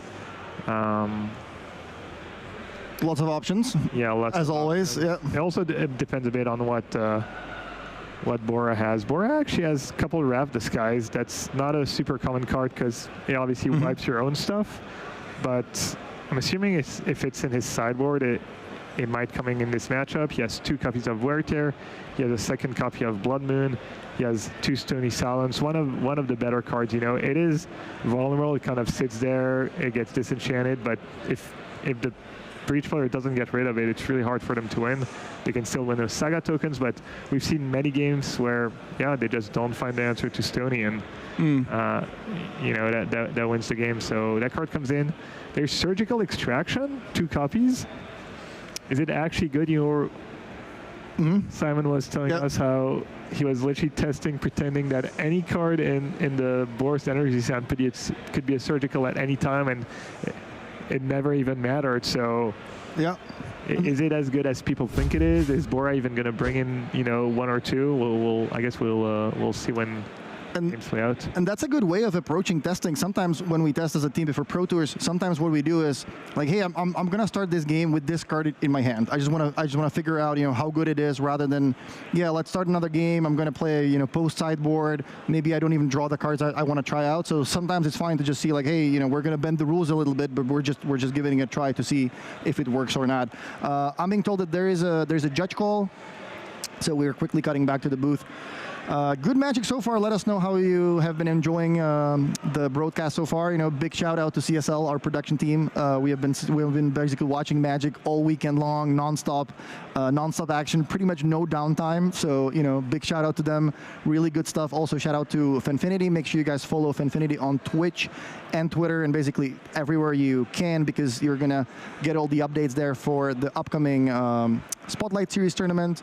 The next one is in Utrecht in March. In March, that's the modern one. Big open tournament, pretty much like the GP structure back in the days. Two-day event, 8 slots for the Pro Tour. plus a 50K prize pool as well. In addition to that, the next RC, I believe, is in Bologna. That's in April. I'm not sure if the format has been announced yet, but also, more updates from Finfinity, so make sure you click that follow button. As well as shout out to Ultimate Guard for sponsoring the whole series, the Ultimate Guard European Magic Series, Regional Championship Prague. The last one was in Lille. That was the one that Mark Tobias won with the black-green take on the Golgari food combo. And it looks like we're back in the semi. So this is Bora's sideboard, the sideboarding you just briefly mentioned a little bit ago. Yeah, our top seed, number 1 after the Swiss. Yeah. Back against the wall, down a game, tough matchup. Playing for Worlds, basically the most important match of the tournament. We didn't mention, but I believe Alex was one of the few players in the field already qualified for the Pro Tour in Vegas, the second Pro Tour of the year. So he's, he came, to compete, to gain some prize money, but, he's one of the few who already had that locked in. So, that's, it's the biggest match in the tournament. I guess, it goes by step. You want to clinch the PT, then top 8, and if you can, the Worlds. But usually once you're there, people will usually say, the players will be, oh, I'm already happy. I didn't qualify for Worlds, but I made top 8, I made top 36. But really, once you're there, you just want to, obviously, just one more win. Yeah, I think I saw Andrea and Marco Del Piva both sit in the spectator area. I think they're actually teaming with Alex, so both rooting for him. And I think I'm not quite sure if I get the story right, but I believe Bora was the person who said that he's here either with his wife or his mom, and because he's playing the tournament for so long, he was like, yeah, I know, we were supposed to hang out, but at least if I'm playing, I'm gonna do really well in the tournament for you, so that I don't waste the time. And looks like he's been doing a really good job of doing that. So congratulations to him as well for being here in the semis. Both players 1 match away from locking up that Worlds invite. All right, sideboarding done, a little shuffling. Do we know what the judge call was about? I think players were asking if they could still look at the other players' deck list between the games, or if it's just allowed before the match starts, or how exactly that works. But looks like that got sorted out really quickly. Yeah, quick reminder, again, this is an open deck list tournament. The reason for that is mainly so that we can show you on coverage all the decks starting from round 1 without putting any players in a significant disadvantage.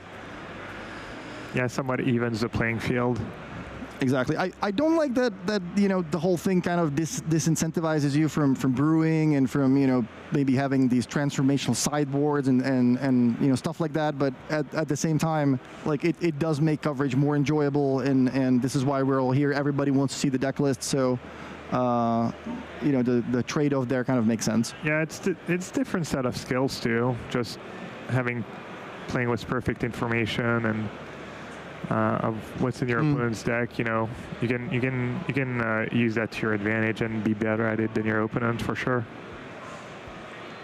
And there's still value to bringing in a fringe deck or something people have not played against 20 times online. All right, players are shuffling up for game number 2. Alex, up a game. 1 game away from locking up that Worlds invite. You played the Worlds in Honolulu, right? Played the one that post-COVID was? The one that PV won? Yeah. Yeah. You were in the semis? Semis, yeah. That was one of my best finishes ever. It was big money to it. Like, I think it might have been my biggest prize pool, even more than when I won a PT. Cool stuff. Yeah, it was back when it was the MPL era and stuff. Yeah.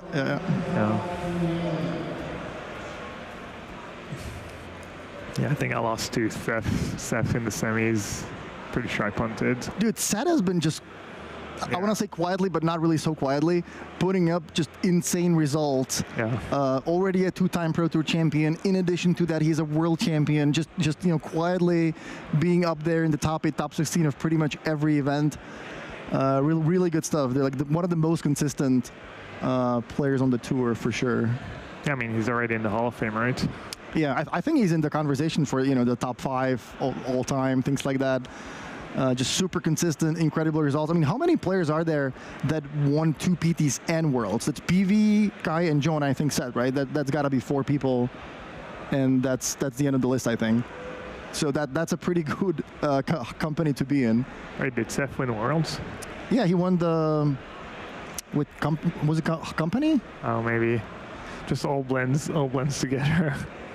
I'll lose track. Maybe Chet can give us a little bit of a refresher with Abzan. Yeah, I'm pretty sure he won. That was the old Abzan with Theros, like Elspeth, Suns Champion, Thoughtseize, Fleece Main Lion, that type of stuff. He just wins too much. What can I say? Yeah, he truly does. All right, Boraz on the mulligan, just like in game 1. Alex, I believe, with that old school version of Pyroclasm from, I don't know if that's Ice Age or... Yeah, potentially some dead cards in Alex's hand. Is that 2 grinding stations? Yeah, kind of looks like the One Ring, but that's certainly not that card. that card's gone. Grinding station counter with that card. Pyroclast could somehow be dead, depending on Bora's draw as well. See if Bora is happy with this 6-carder. Puts 1 card on the bottom, and looks like we can start game number 2 of the semifinals. Regional Championship Prague. 2 Worlds invites on the line.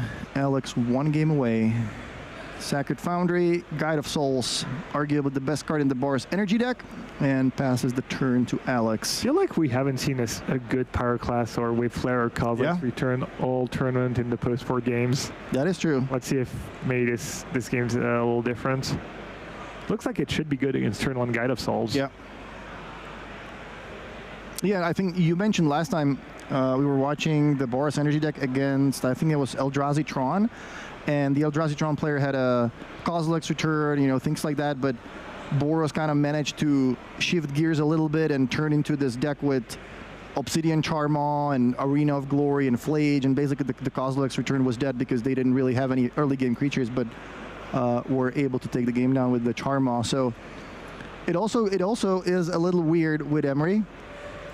Pyroclasm, kind of a numbo with your own 2 toughness creatures, but pretty good start for Alex otherwise, with a discount on Emery for the 2 artifacts. Monk's Opal yet again makes an appearance, and that is indeed double grinding station, plus also Underworld Breach in Alex's hand. So he's very likely super close from actually winning in the next couple of turns, perhaps only, a land away or an artifact away. Yeah, another reason might be that maybe the Boris Energy players trim some of Johnny. Especially when they see like two copies in the sideboard. Alex only has the 1, so Boris less likely to play around it. I kind of like that in open deck list, just the 1 Pyroclast, because it's good, but it's not essential, and sometimes it's just dead. So one thing I want to mention is after the bans and unbans, every time I was looking in Magic Online lists, there was a lot of red decks. Basically, every red deck had like 3 meltdowns in the sideboard. And this weekend, I don't think I've seen a single one. Yeah, I guess people just saw Mox Opal. They were like, okay, meltdown. Also, Affinity's maybe a little more popular online. Yeah, no, people figured out that meltdown's not exactly that great against the artifact decks, as they have Emery, they have Tamiyo to make, to bring them back. Underworld Breach also doesn't care that much against meltdown. It's mostly good against the Saga draws, making tokens, getting maybe Shadow Sphere or whatnot in some decks, and the Breach deck just doesn't do that much, honestly. Okay, in the meantime, Bora does actually have that Ajani on turn 2, so playing... It's a big play. Whoa, playing right into the Pyroclasm, but also Surgical Extraction on Underworld Breach, and we're going to find out if Alex has a secondary game plan. Because now there is no more combo. Do you see a little misstep here, actually? He played a Johnny before surgicling, maybe forgetting he was gonna get a peek at Alex's hand, and now he sees a Pyroclast and he's like, maybe I should have not played a Johnny. Yeah. Let's see how that works out. On the other hand, there's Bubble Emery, so if Alex has to Pyroclast away his own Emery, it's not the end of the world for Bora. Still get some value. Yeah, I mean Alex less was not much. Are we gonna maybe see a fair middle plan here? Just grinding station you just have to draw a bunch of my mocks and stuff, and doesn't seem super effective against Flage, but yeah, that'd be fun. How the designers originally intended it.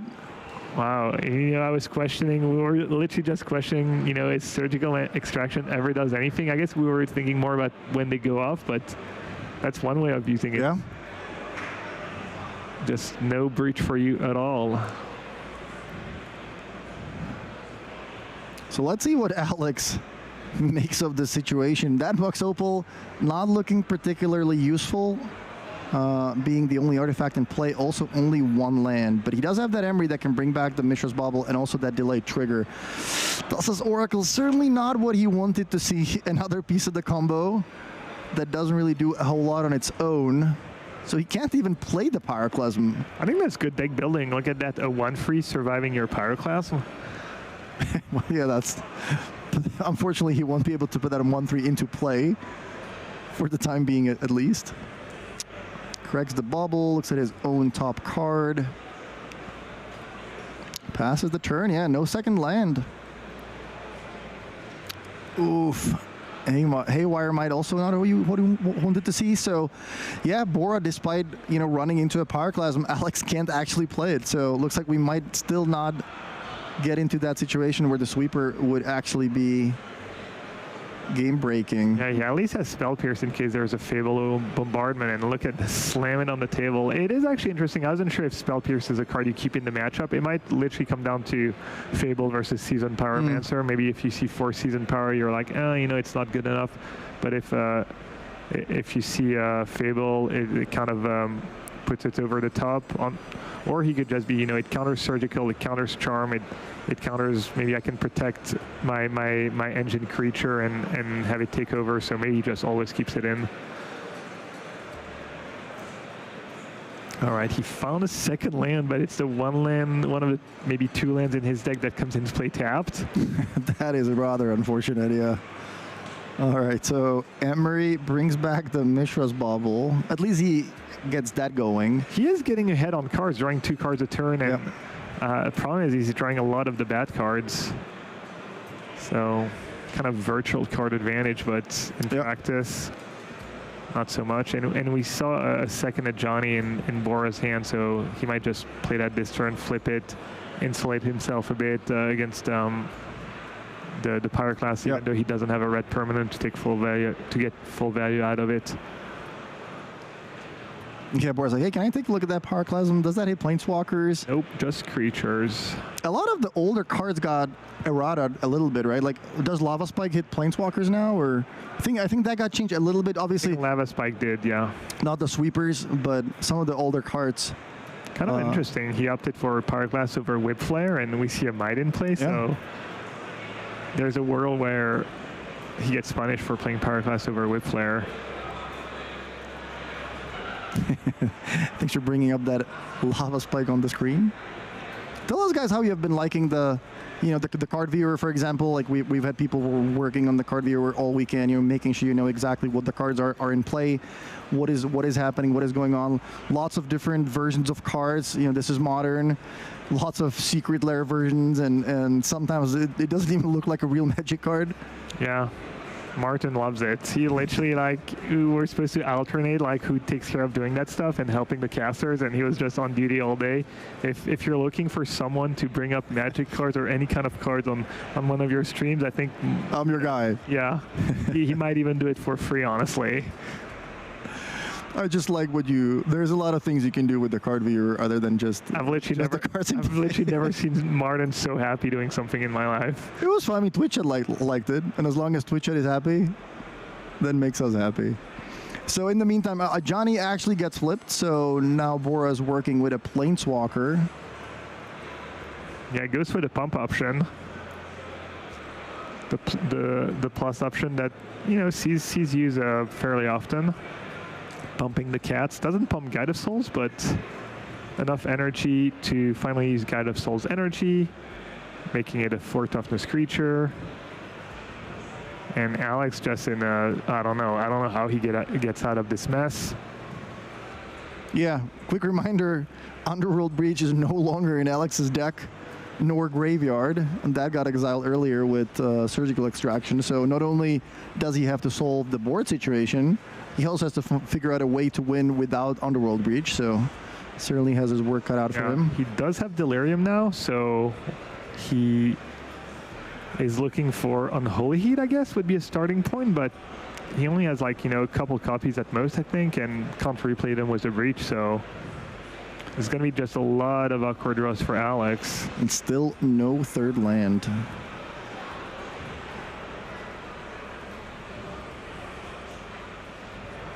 Yeah, I think we're still pretty far away from the fair grinding station milieu plan.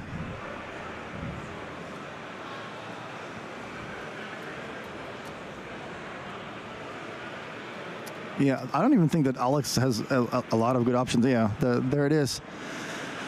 Thinks through the options, realizes that there is no way to come back, and that is 1-1. Borat takes game number 2, and now Alex is going to be on the play. One thing we have seen from the teamer decks is the 2 Moxes make the deck very explosive. I think we talked to one of the top 8 players. I think it was Wouter. He said he had multiple turn 2 kills throughout the tournament. I think he said 3 or 4. Yeah. And yeah, that's just like winning on turn 2 when people are playing Guide of Souls. Like, so you can just play land, creature, and just back it up, right? That is the true power of this grinding Breach deck, and the addition of Mox Opal has just been absolutely amazing. Yeah. I wonder if Alex is going to deviate from his sideboard plan here after losing in that seemingly random way of self-milling one of his breaches, losing into extraction. He even had another one in hand. He drew 2 dead grinding station. Is it a spot where you go, okay, you know what, I'm going to go down to 2 grinding station, I'm going to trim a breach, I'm going to have more removal, and this way, even if something silly happens, I can maybe just win with another Saga on my creatures and a bunch of Flame of Anors, or if he's just going to be like, you know what, that was completely random, it's not going to happen again, I'm just going to stick to the plan, maybe adjust a bit because now I'm on the play and not on the draw, and not freak out. I think it's both a play-draw thing where you might want to make a couple changes based on the fact that you're not going to be on the play, but also, even if you are not changing anything, I would still, make a couple changes and then maybe bring the same cards in and out, just to give my opponent an idea that, hey, maybe I'm changing something. Maybe that Paraclasm is not going to be there anymore. Or maybe I'm, making some changes to my game plan. And especially in Limited, this is a super important thing to do. I see a lot of players in Seal just saying, yeah, I don't really have anything to bring in. I'm just going to keep things the same. I feel like in Limited, unless you board 3 to 5 cards at every match, you're doing it wrong. And there's always something that should be good in the matchup, whether by looking at the size of creatures or bringing in those negates or duresses or things like that. So yeah, make sure you don't make your opponent's life easier by just giving them perfect information that you're not changing anything. Yeah, no, the sideboard games honestly are so interesting, especially when you have these combo decks that can also interact. We saw somehow Bora was on the mulligan, on the play, down a card, kind of down 2 cards almost. He went turn 1 Guide of Souls, turn 2 a Johnny, and somehow Paraclass was a brick. And, yes. Sure he was stuck on land, so that obviously hurt, but it makes you wonder sometimes. You're like, that card seems like it should be, so good, at least good. Sometimes it's just never good somehow in our games this weekend. Shout out to Andrea Mengucci and Marco Del Pivo. I wonder who they are rooting for. It's a very cryptic message.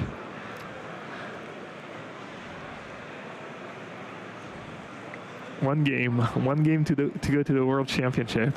Look at those beautiful sidewinders, by the way, on the side of the table. The top one is Flage, then the one on the left, I think, is a Supreme Verdict, and the third one was that instant speed time walk card that only existed in foil. I remember that being a thing. One of the best designs in the history of Magic. Yes. I'm sure most players will agree. quick look at Bora's sideboard one more time. He might also make a couple changes himself based on the fact that he's now on the draw. So, perhaps having something like Blood Moon, realizing, sure, on the draw, maybe I don't want to have that in. You also have the 2 Moxes. It already isn't all that great. Now being on the draw makes it a little bit worse as well.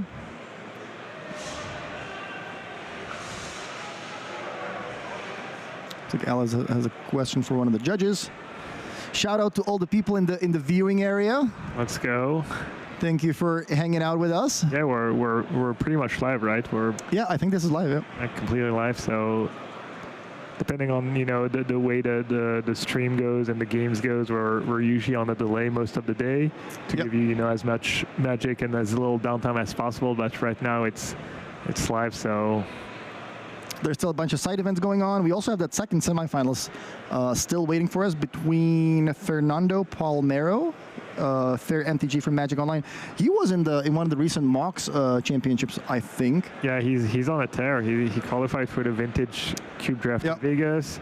He qualified for the Mox, one of the Mox this season, and hasn't quite been able to win either. But I think he was in the finals in Vegas, right? Yes. He got a Mox Ruby, and he finished second. So I think he got to pick it out of the binder.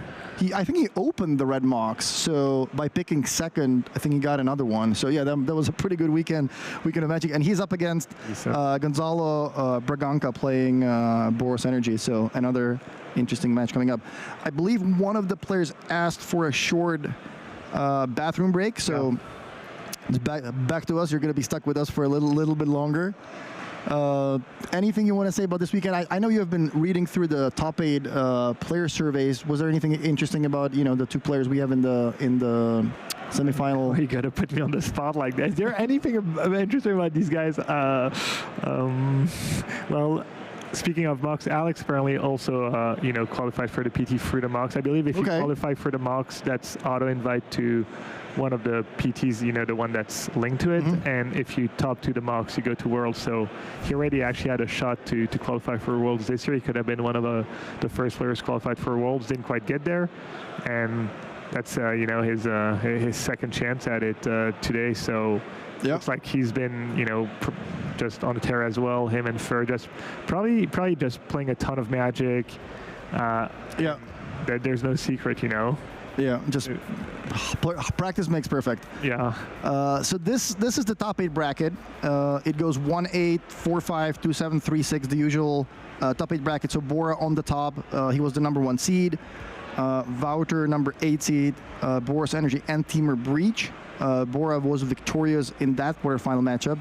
Second matchup was between Alex and Callum. That was Teamer Breach against Teamer Breach. Yeah, that was the mirror. That was kind of the dramatic ending. Was the spot where he needed to not self-mill the wrong cards, and because in the top of the bracket, the top seeds won. The players were on the play, and in the bottom of the bracket, I believe it's actually 6 and 7 that went through, so it was the actual 2 bottom seeds, I think. Bottom seeds, yeah. Alex made good use of playing first in the Breach Mirror, winning that one, being the higher seed. But then we had Fernando with the Eldrazi deck, winning on the draw against Boros Energy. Yeah. That's interesting. And then we also had Boros Energy on the draw, Gonzalo winning against Theodore, Mono Green Brute Scale. See, 50-50. Being on the player draw doesn't matter. It evens out. It does. You're down a card. All right, looks like the players are ready for the third game. Shout out to Simon, working on the card viewer. I see a Jace in hand, so now we definitely have a secondary game plan. Should something happen to the Thassa's Oracle, perhaps get exiled, something along those lines. Yeah, I think that's just pretty standard to bring that card in and keep Oracle when you see Surgical in your opponent's sideboard. Even against a lot of graveyard hit, you can randomly mail the Oracle early on, lose it to a Lantern, a Rest in Peace trigger or whatnot, A pretty good start for Alex. It doesn't look as exciting, just a Breeding Pool and Tameo, just regular Magic, 1 mana and a one mana card. But he does have Emery and a second land in hand, and that Tameo can create a clue, give him the discount for Emery, and really start to get the ball rolling. Let's see. I was going to say, it's the good old, free roll, Fred free roll. I play my Fred, you deal with it. We traded a card for a card, a mana for a mana.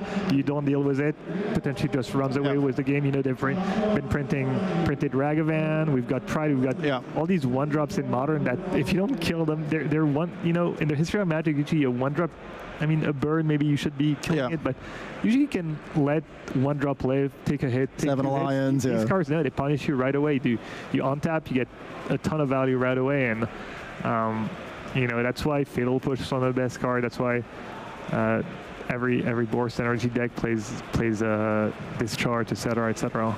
I think the message there is also that being the one with removal is oftentimes a lot worse than being the one that's proactive.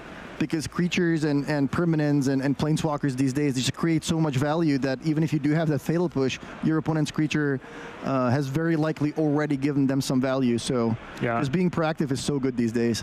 And this is such a good start for Alex. It's a decent start game one. It's a good start no matter what, but it's even better, I think, in the sideboard games when Bora might have cards like Surgical, Stony Silence, kind of reactive stuff, and you kind of have your engine going. I guess Stony Silence is still pretty decent against the Clues and Emery, but especially if you have a little bit interaction backup, a disenchant or a removal spell, it feels like nice and kind of safe.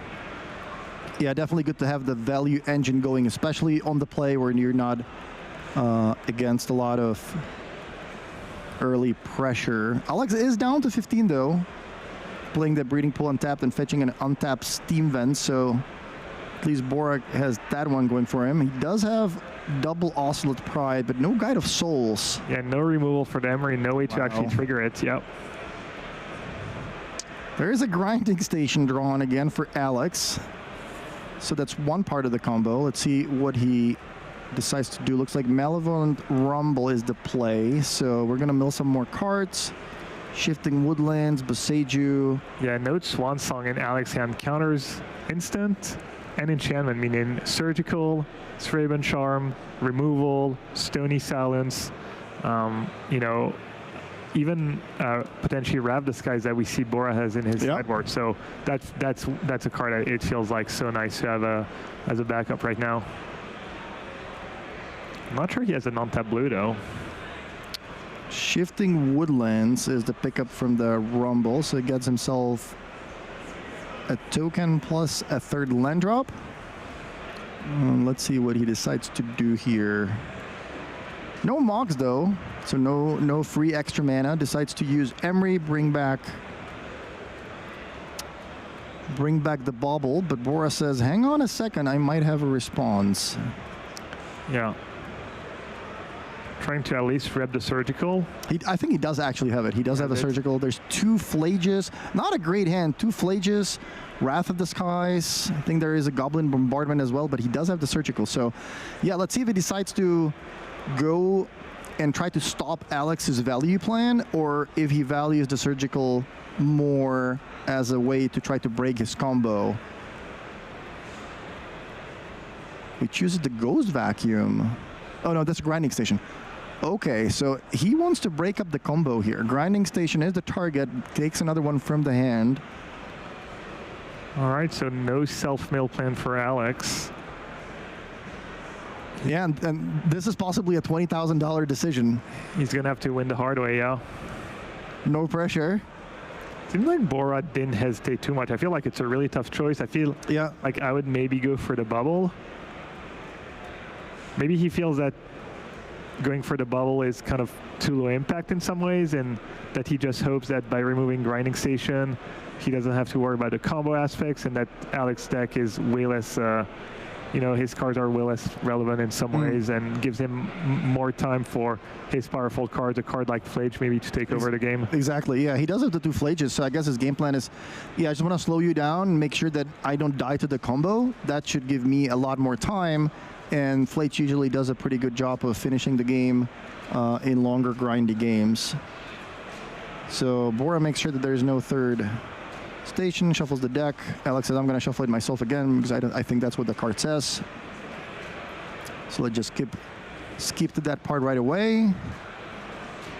And Grinding Station is now gone. So this is going to be the second game in a row where Alex is going to have to figure out a way to win without access to the combo.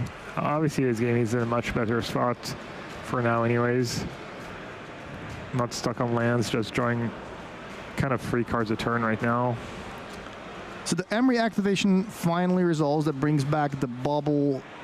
Tamiyo attacks and makes a second clue, and Alex passes the turn with just green mana up and a Scion. Yeah, he did have, you know, tap Emery there, meaning the prize are going to be able to get in. He's going to get a lifelink trigger. Maybe a Fable would be nice here, because how close is he from the City's Blessing? 4, a land is 5, 2 tokens 7, Fable is 8. The token is 9. No, so I think was land Fable, he'd still be one short of doubling all the tokens at end of turn.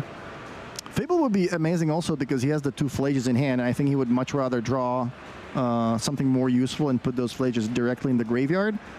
Decides to get himself a Surveillant at the end of turn with a fetch land, puts a Threaten Charm in the graveyard, and that's what Alex was waiting for. Now he finally corrects the bubble to see what Bora draws next turn.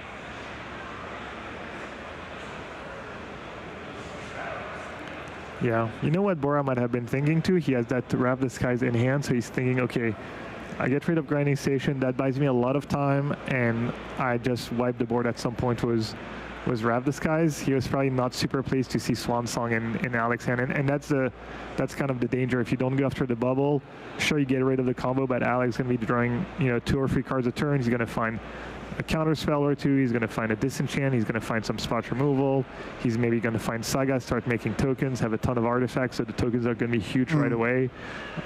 It's a really tough spot though. It's like pick your poison, and I don't think there's like a great answer, but let's see. The kind of the Boros Energy Master, you know, 8-2 the PT, he's been playing it for a while. He played it at PT. He probably played it in 1-to-1 ring. You know, made it to the main deck, and hasn't looked back. Probably just been playing it since the unbans, I would guess. Yeah, we keep saying that over and over. Like Modern is a format where, you know, picking one deck and mastering it tends to pay off. Yeah, it matters, especially when you get in these niche spots. You know, it's just kind of instinct and just, I don't know what you want to call it, muscle memory, instinct, and just that's where having played the deck a ton helps. Johnny is the play for Bora, so still no energy, but he does. Yeah, he gets a bunch of tokens, which is nice, but Alex is going to be able to flip Tamiyo if he wants to, plus it, and negate a lot of the pressure. We know he also has Swan Song right now, so he can counter the first bombardment. Or, you know, the first hate card Bora throws at him. No third land for Bora though. Ooh, he drew Flame of Anor. That's another nice one in the grindy games. Yeah, so this is going to be interesting. This is just fair magic, no combo. You know, we're just both going to be trying to get the most value out of our cards and see who comes out on top. There's also the J still in hand. That's a way to win without the combo. No lands though. No lands, no mocks. A Saga would have been ideal. A Saga might have been Alex's best draw here. Tamiyo gets in the red zone. That's another clue for Alex, so at least the free value continues, and he follows that up with Flame of Anor. That's going to be a second and third card drawn, which should trigger the Tamiyo, also killing a Johnny in the process. Flame of Anor is also a you know, super nicely designed card, just one of those cards that just feels like it has so many uses in so many matchups. Doesn't feel overpowered. Lots of flexibility, great in sideboard games. Yeah, a little scared though. Still no lands, still no Mox. You know, Mox was an out, Mox Amber was an out, Mox Opal was an out. Like any blue mana, so potentially shields down. Bombardment could be decent. Just fling a bunch of tokens, get rid of the Tamiyo before it gets out of hand. Another Emery activation brings back the bubble for some more card draw. and shifting woodlands. Ooh, into interested. play. Second shifting woodlands. I don't think that's stuck. I feel like one is usually the amount people play. Alex, remembering his bobble trigger, still does not find another blue source nor the Mox. Pass the turn back to Bora. Third land and a bombardment. Does he find a oh, he does find a third land. All right, so now it's going to get interesting because that opens up a lot of possibilities. You can either play the Flage, you can also play the bombardment like you mentioned, try to finish the Tamiyo before it gets out of hand. You can also just attack the Tamiyo, but that's just not going to work super well because I think it plussed on Alex's turn, so those tokens are not going to be, or all the 1/1s are not going to be very effective. Yeah, you do know about the Swan Song, so it might be your window to play bombardment, but is there also a Nature's Claim in? I believe so. I believe I saw one, yeah. So, I mean, it's such a heavy commitment. You have to sack one of your prize, all your token. You're basically left with no pressure, but if you let Alex untap with Flage not enough, it brings it down to 1. I would assume Alex is going to block the spawn on the cat just to soak up that 1 point of damage. Mm-hmm.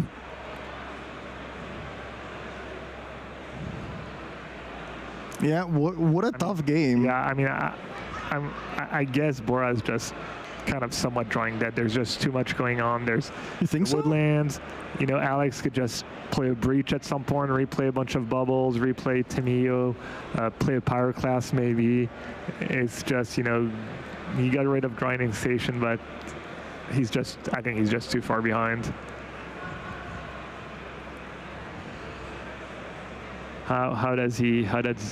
He's kind of soft locked, and I'm not sure what the out is at this point. Yeah, I mean, perhaps if, uses Flage this turn, tries to finish Tamiyo in some way, maybe draws Arena of Glory next turn, all of a sudden we have a hasty Flage coming in. So it looks like the attack is going to be just the cat that is smaller thanks to Tamiyo attacking Tamiyo. And exactly like you said, Alex uses a token to chum block, keeping Tamiyo with 4 counters. There's the fetch land, so Bora reveals his 3rd land drop. Let's see what he finds. He's getting on tap land, so he's probably going to play Flage, maybe kill the Emery.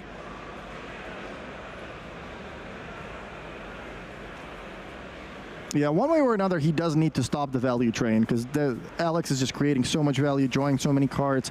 That's going to help him make land drops, find more removal, more gas. I think he had the plan to maybe craft his whole game around that Wrath Disguise, but I don't think that's going to work for him, so he needs to figure something else out. I think he still has to go after Tamiyo, honestly. I mean, if you kill the Emery, he just gets to go minus Tamiyo on Power Class, wipe your boards. But as you said, maybe Flage. Flage is the blind spot for Alex. No graveyard aid, no ways to counter it. How much can one Flage really do, though? Well, how much can 2 Flages do? Yeah, good thing is double Flage in the next turn that does actually kill Tamiyo. So yeah, I think that's maybe what Bora is going to do. I like that. 3 the Tamiyo, Flage in the graveyard. And even if I break next turn, I can still play the Flage from my hand to finish it off. So that's a good start. Killing the Tamiyo would sort of unlock the token potential, or all the little creatures in play. Right, gain life from the Flage. I somehow missed that. City's Blessing as well.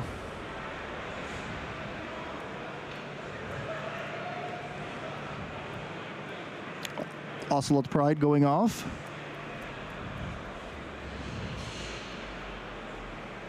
Man, what a tough game. Like, both players really have to work for it here.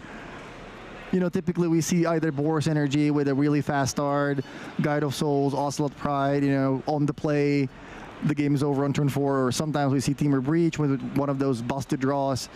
Turn 1, Tamiyo, Emery, all the Moxes, getting ahead on mana. But this game, both players really, really have to fight for it, and it is certainly not clear to me who has the upper hand here. End of turn, Alex corrects the bobble.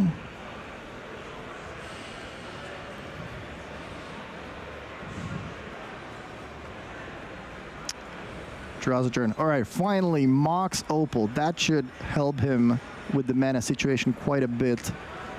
That was a trigger. Okay, another Mox. So 2 extra mana available for Alex here. We can also deploy the Jace. Yeah, that's super nice. With all the cards he's drawing, he can use all the mana he gets.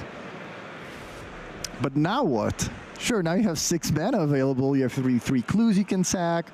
Tamio has already been plussed. You can activate Emery. You can play your Jace. Maybe you want to try to... Is there just one Pyroclasm? Or is there more copies of... No, there's just one. Just one, right? In the 75, yeah. You definitely want to keep Swansong mana up. You might need to keep Emery just to block that cat token. Yeah, maybe just Flage bringing back, coming back, killing Tamio is actually good enough right now. Somehow you do have Breach though. Breach. Yeah, Breach Pyroclasm. It does Breach Pyroclasm. Doesn't do much. The tokens are neutralized right now, so you might just see Breach and a bunch of bubbles, actually. What does that accomplish though? Just drawing cards, maybe drawing into a Saga or drawing into Unholy Heat to kill the Flage that brings back, Alex decides to start on Malevolent Rumble. So that's going to be the first escaped card from the graveyard with Underworld Breach. Let's see what he decides to exile. Yeah, I'll be so impressed if Bora can come back from this. It looked so grim. But I feel like if he had gone for the bubble, he'd be dead right now. He'd have lost to the combo. Yep. So, all right, there's Urza Saga. That's a huge pickup. Yeah. That is a good secondary game plan. Hasn't played a land yet. Exactly. Up so many cards. Saga, the perfect card to have here with all the artifacts in play. Can start churning constructs. There's the spawn. And actually decides to flash it back, or escape rather. Yeah, I feel like when Bora was going for Alex deck, I didn't see Soul God Lantern. That'd be one of the best cards he could hit. But I'm not sure they keep that card up. Well, oh, there it is. They do. I like it, honestly. I like no matter how much you think, oh, Flage is a little slow in the matchup. Oh, I don't, I always like having Lantern against Flage. At least a little, some kind of graveyard hate, and Alex gets paid here for keeping it in a deck. It also helps with Metalcraft. It's good with Emery, so it's not like so it's ever dead, right? Yeah, it's so good.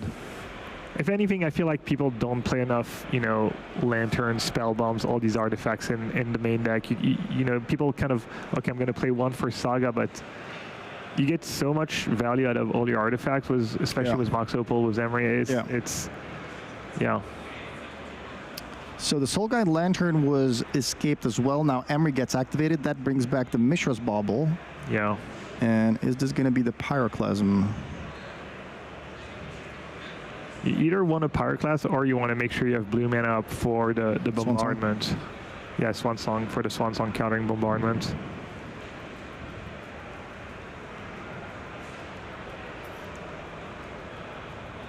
Lines up really well. It takes care of all the hate cards. Yeah. All the scary cards, the non-creature scary cards. Wait, does Alex actually still have red mana? I don't think he does. I think he's just... Oh no, perhaps he... Okay. Pyroclasm is the play, escaped through Underworld Breach, and that's gonna get rid of Bora's entire board. Yeah, that's one way of making bombardment irrelevant. Yeah, that's a good point. That essentially sort of already counters the card. Yeah, Alex is up so many cards, it's crazy. He has 4 times as many permanents in play and still has more cards in hand.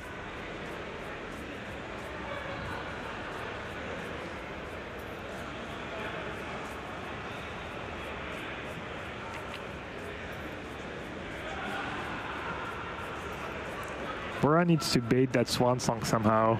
Make him use it and then clear the board once the Saga tokens have been made. Was Wrath Disguise. But I'm not sure what spell he can cast here that's going to make Alex use his Swan Song, you know? If Alex is sharp here, he's going to maybe realize that Wrath of the Sky is the one way for Bora to come back in this game and make sure he keeps that Swan Song for exactly that card.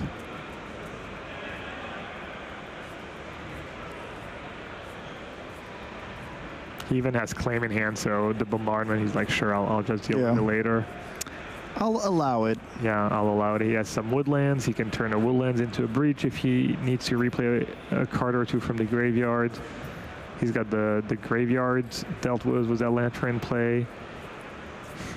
Yeah, I mean, Alex can still mill himself with double Emery, right? He can still use Breach, double Emery if he has enough mana to mill himself and then use Jace to win. But that is a lot harder than the loop with the Mox and Grinding Station. So there is the Wrath of the Skies. Looks like X equals 1. Yeah, I mean, does get rid of the Saga while he's tapped out. That makes sense. I was thinking way long term when he could just play it now. It's pretty good. It doesn't. Yeah, clears the board. Wait, why is Tamio going to the graveyard? I think the flip side is mana value 1. Yeah, but it's not a play. Oh, it's not Planeswalkers. Okay, yeah. Planeswalkers. Good catch. I think Alex was kind of just, yeah, sure, okay, everything dies. Yeah. No, you actually get to keep Tamio with 3 counters, which is a big deal. All detail.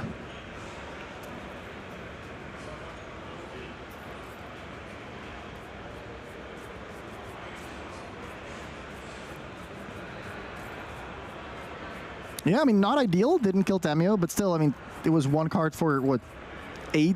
Something along those lines. Still decent for Bora, you know, to try to stay alive. But the question is there a way for him to still, you know, have a way to actually win the game? I feel like the players should get a GRV, both of them. I don't know exactly how it happened, but that's kind of a big deal, honestly. Just potentially losing the Tamio there, even though there's judge being at the table doesn't mean that, you know, they're not necessarily watching. Yeah, A, that, and B, it doesn't mean that it immunes you against like mistakes and and warnings and whatnot. Yeah, this isn't the Pro Tour where there is typically dedicated table judges. I don't think we actually have table judges, so the players can just raise their hand and ask for a judge just like anybody else in the tournament, but there's not a judge at the table watching their game specifically. Although you could make the argument that in the top 8, perhaps, you know, you could possibly do that if the rest of the tournament, if the other side events have already finished. At the same time, you know, that would be different treatment for these players over the other ones in the tournament, so I'm not really sure how that works. I'm not a judge, but certainly lots of options there. Alex decides to go with a Preordain. There is also Mox Ember, looks like that was played, and Tamio ticks up to 5 in the meantime. Yeah, tons of options here. Maybe try and find another Saga. He's got Tamio going. He can use Woodland to copy a Breach. He can maybe do the Woodland Saga trick, where if you turn Woodland into your Saga in you know, before your draw step, I think it starts getting the counter. You do that twice, and then you kind of have a Woodland with 2 Saga counters on it, and it can just start making tokens every turn. It's a little mana intensive, but you know, if that's what you have to do, why not? It does come up once every blue moon.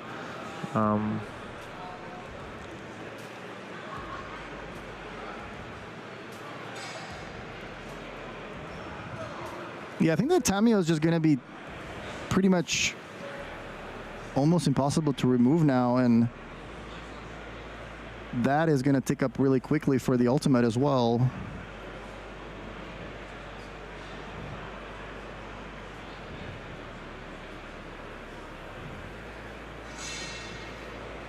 All right, Alex gets himself an island, shuffles the deck.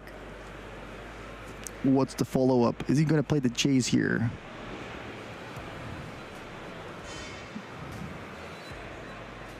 Is there anything to copy with shifting Woodlands right now? Not really, right? Oh, he goes for a Breach instead. Okay. Does a Breach from hand, replay a bunch of stuff. cannot replay lands, but can maybe get Emery back in play. You know, eventually the Jace passive might see a really slow win here with the Jace passive. Just kind of do it the hard way, self-mill the hard way, just draw fewer decks, self-mill a bunch with Rumble and Emery's, and eventually just win with the Jace. I really like the fact that you can use the Breach as a value card in this deck. Like typically you have, you know, combos where the cards don't really do anything on their own unless you have all the combo pieces. Like Grinding Station is one of those cards that is not particularly useful unless you have the rest of the combo. But on the World Breach, the fact that you can use it for value, you know, rebuild your board, draw some cards. Yeah, he even has Oracle now, so Jace plus Oracle, that's a lot of blue pips. It's, you know, he needs to mill a little less. I don't know if Tamiyo counts as, it might count as one blue mana for the Oracle ability as well. You know, he can bring back an Emery. But yeah, he has just so many options right now. He's just in full control still.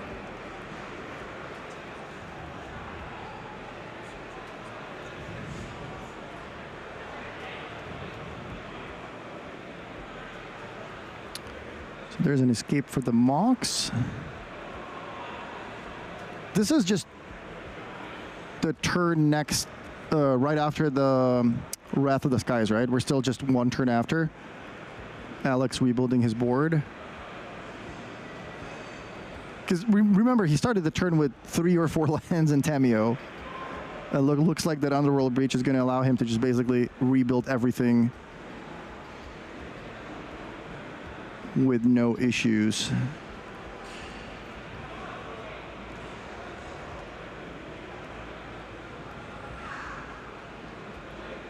Lots of options. Decides to exile the Emery. There is a Soul Guide Lantern escape then.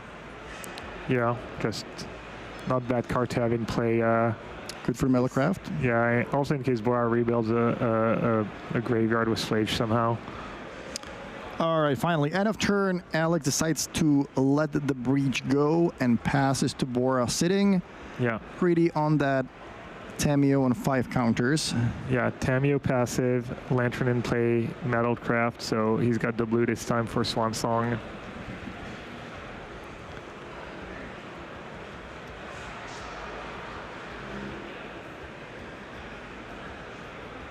Probably has a few bubble triggers too. I haven't been keeping track. I wonder if any bubble triggers have been missed this game.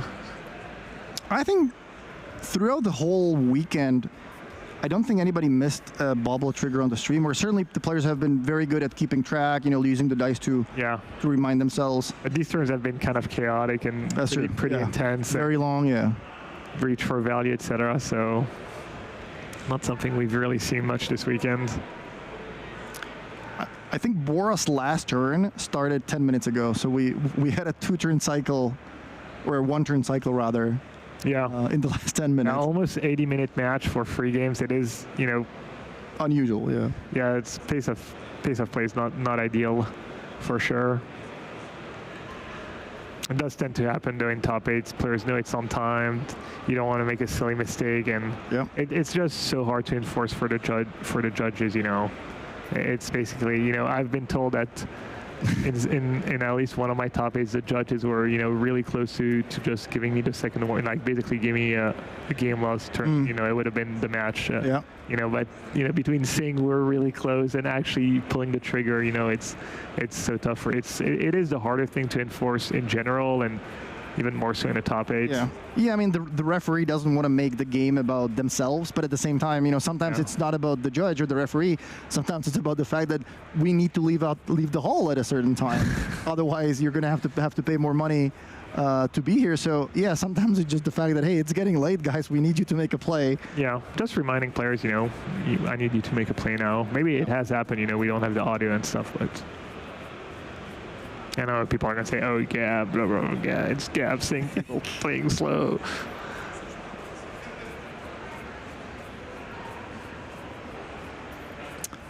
So, Bora's time to rebuild now. Unfortunately for him, it's going to be a little harder without Tamiyo and without all the free cards that Alex was able to assemble in the process. Johnny, that's a good start, but quite unlikely to make a big difference right away.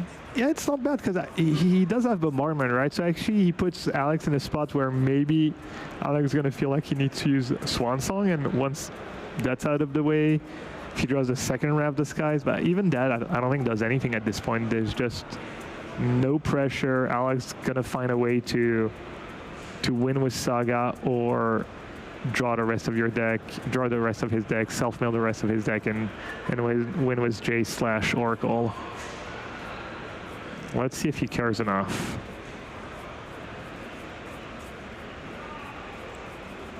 Doesn't look like it. Yeah, it looks like he let it very quickly resolve.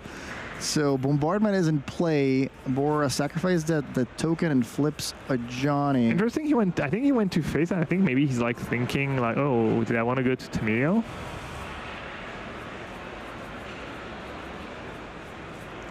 That's a good reason. Like the red permanent's gone now. You got to flip a Johnny, but and you get to make a token, but you don't have another red permanent, so not as impactful and scary.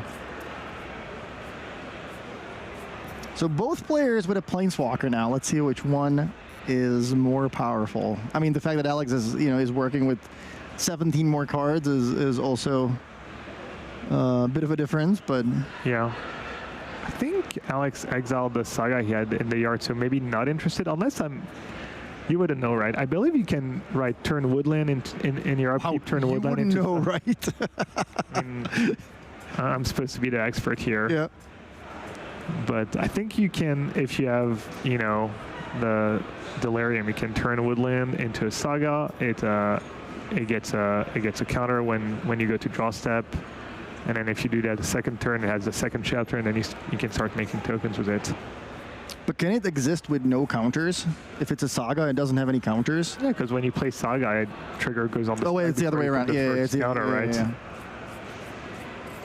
So Saga comes into play, it has no counters, it doesn't just instantly dies. It's like when it goes over free, I think you're... Yeah, that's like the Blood Moon interaction. Yeah, the whole Blood Moon.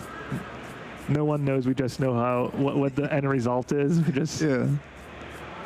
No one knows how it actually happens. Obviously, some people do know, but... Is there something Bora can draw that can just completely turn the game around? Like, Wrath of the Skies was one of those cards, but that one's gone. I think he has a second copy, though. I'm not sure if that would be, quite enough to make a difference, especially Alex still holding the Swan Song, but I'm just kind of thinking, is there something that Bora can draw that would just be like, oh, wow, he still has that. That just completely changes everything. But it looks like Alex is up so many cards that it just kind of doesn't really matter anymore. As much as I want to make the end of this game exciting, I believe the answer is no. I don't think there's a card he can draw. I don't think there's a combinations of cards he can draw.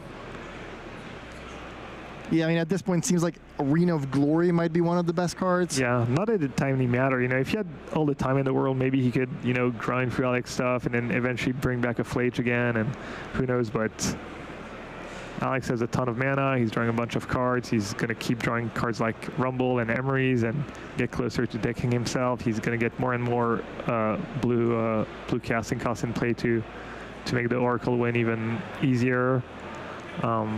So we'll see. we still have to do the second semifinals, by the way. Can we take a break? Can we get a caster break? I'm good. This was a long match. It is a long match, rather.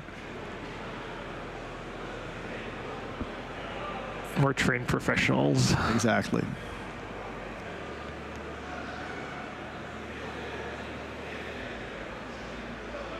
All right, what's the play? Flage.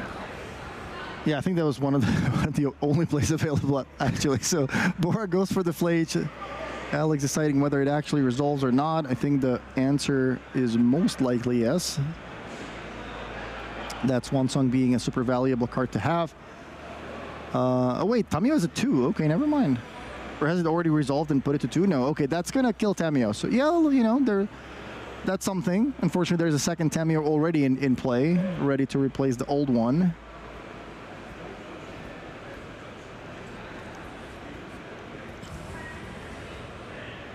I think at this point the judges finally stepped in, which is a very like polite little reminder that, you know, guys, we've been here for an hour and a half. We do need to make the turns go a little bit faster than, you know, 3 minutes each. 85 minutes in. I mean, to be fair, the players have been making plays at reasonable pace. No, it has been like tricky and long games. I agree. Especially like Alex has been doing a lot of things. It's not like he's taking 5 minutes and then make one play and pass. He always replays, you know, 5 cars, all the Moxes, Metalcraft, make a lot of mana, activate Emery, bring something back, activate my Planeswalker. So he's doing a lot of things. It's just that the game has been kind of dragging on for a while. Jace, Wielder of Mysteries. Finally hits the battlefield. How close are we to actually finishing the game with no library, though? Hard to say, but there's no energy in Bora's energy pool, which means a discharge wouldn't be able to single-handedly take Jace down, which is nice. There's also still the Swan Song in Alex's hand, so the Jace should be fairly safe. Tamio might play a defense here. Just stay back and block the cat token as well.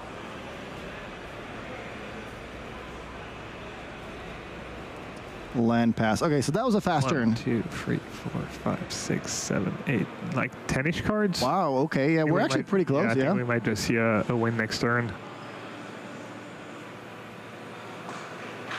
So it looks like Alex, even without the combo, wow, okay, Bora just decides to scoop, sees the writing on the wall, no permanence, nothing to do. Congratulations to Alex. That was an insane game. Yeah, that was an interesting game. You know, the writing on the wall might have been literally, you know, to turn 2, turn 3 of the game, but it just took, you know, 10 more turns to play out.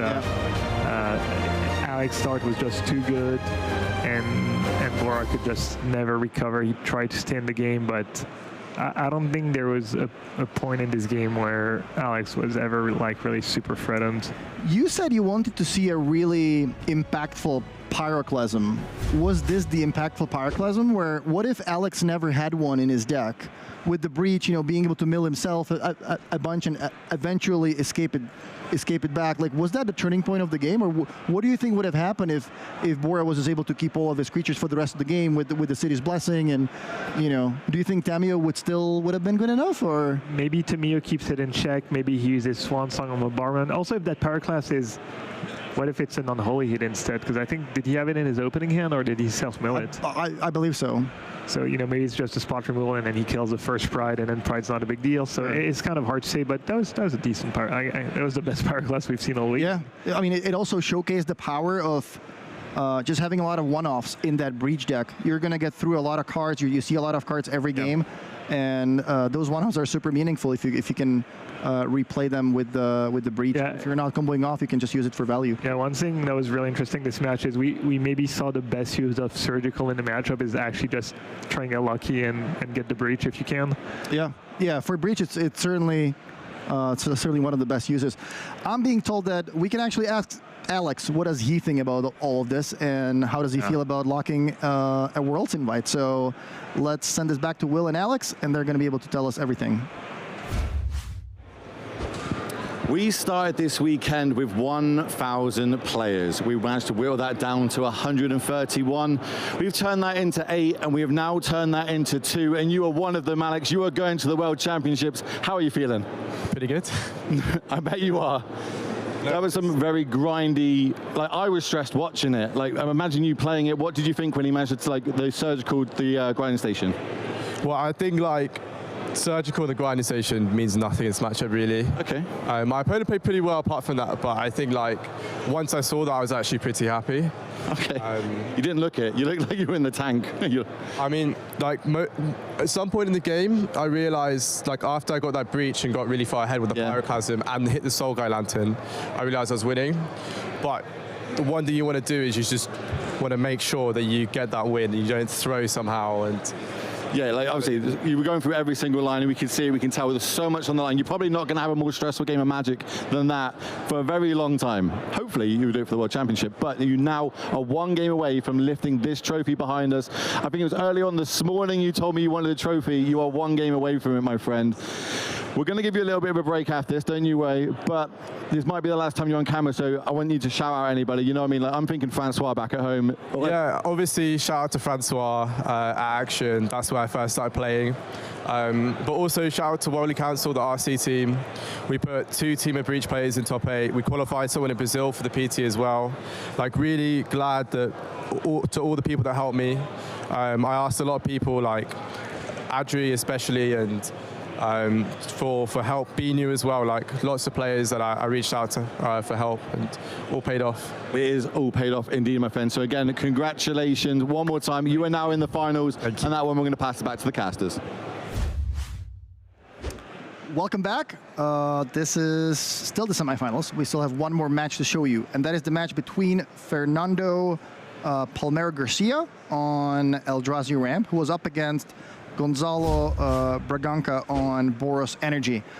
And we luckily have that match pre-recorded because we were watching the other match live. So let's take a quick look at the deck list.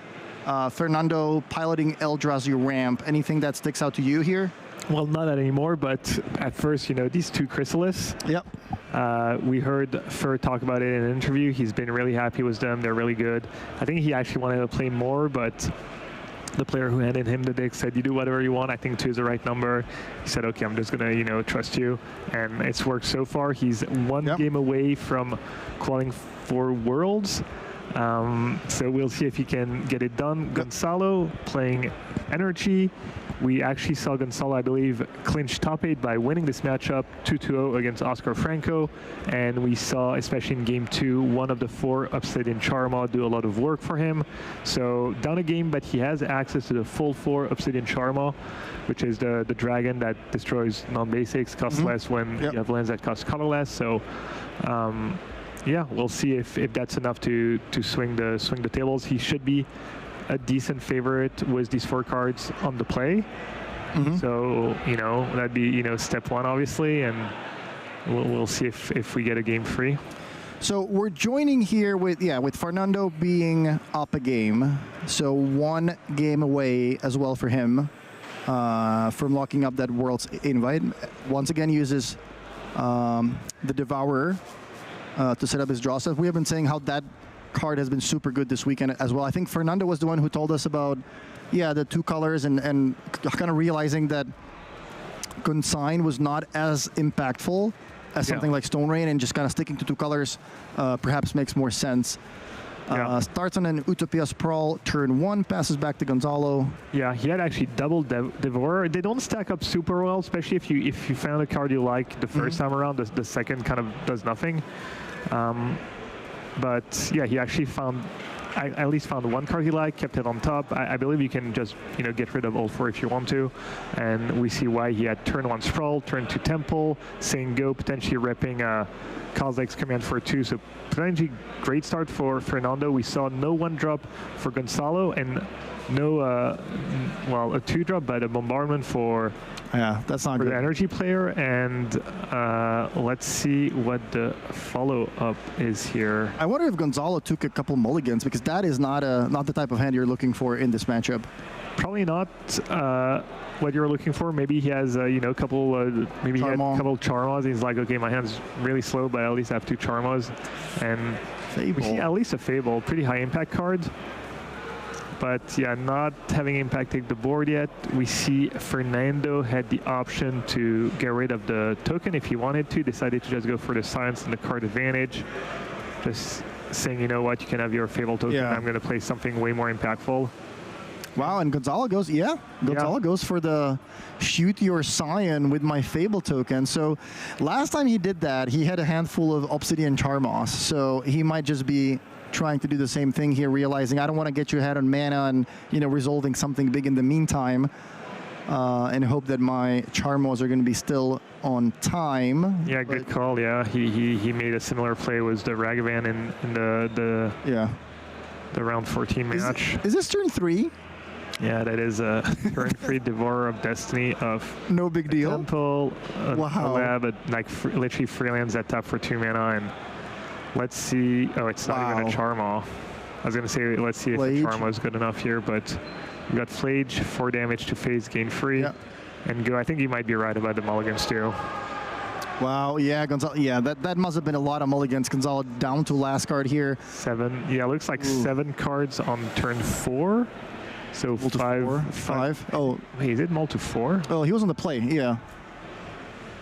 That's rough. I mean, yeah, as we said, you know, sometimes aggressively mulliganing makes sense, especially in a matchup where you just need to be fast, because if the game goes long, you're most likely losing anyway. Makes sense to try to go and find your early game cards, but sometimes it just doesn't work, right? Sometimes you're just going to mulligan, see no lands, and yeah, looks like that perhaps was the case here for Gonzalo. So a little bit unlucky there. Yeah, as silly as it sounds, you know, one of the dangers of going down to 6 is you might just have a non-playable hand and have to go down to 5, and that becomes like the real hurdle when you're 2 cards down and you have to play that guessing game on the scry most of the time. You know, when you go down to 6, you usually have that somewhat clear decision on, all right, I have that expensive card I don't need, or I have that extra land I don't need. When you go down to 5, what happens a lot of the time is you have to play the guessing game. You know, do I keep my 3rd land drop? And make sure I cast my 1 Fable? Do I keep the extra spell? And extra threat. You know, if I just draw 2 spells in a row and don't cast Fable on turn, I just lose, stuff like that. So kind of an anticlimactic game here. Also a combination of Gonzalo being unlucky with a bad draw and Fernando just having one of the best draws possible, 7 mana on turn 3, you know, doing all the things. Yeah. Devourer already attacking. Turn 4, you know, 15 permanents in play. Yeah, no, it's tough for Gonzalo. I mean, you know, Silver Lining, if you okay, I could have gotten unlucky in round 14 and not make top 8, but right now it's probably going to be just lots of disappointment coming so close to qualifying for Worlds. The good side is he is qualified for the Pro Tour, so now he can qualify for Worlds the hard way, just go to Vegas, do well. Yeah, I mean, the fact that this RC qualifies for Vegas, I think that's also, you know, really cool. That's a really cool location to visit. You know, we're here stuck in Europe, really cold right now. So going to Vegas, obviously in the summer it might be a little too hot, but you know, it's not just a city where people are gambling. It's just there's a lot of good food. There's a lot of good shows to watch. You can do some traveling around on the West Coast. Yeah. Lots of cool national parks to see in the U.S. So lots of options to make the trip memorable, not just by playing Magic. All right, so he does have Flage, he does have Arena. Does he have 5 cards to escape, Glory. though? No, he does not. He needed Fetch land or something. Would have been decent. Probably not enough, but, you know, Flage Arena of Glory is no joke.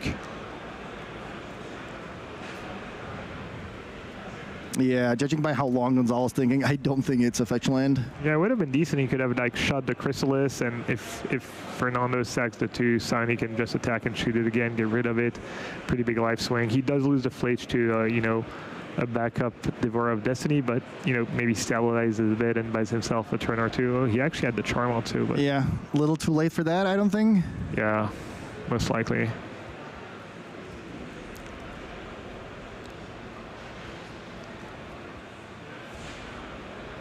Fernando still has a second Devourer, right? No, or yeah, it's kind of hard for that Eldrazi deck to flood. You know, you've got 4 Kozilek's Command. You've got, you know, not this game, but you have usually a Fred chilling under the lab of Ugin. You have Rumble.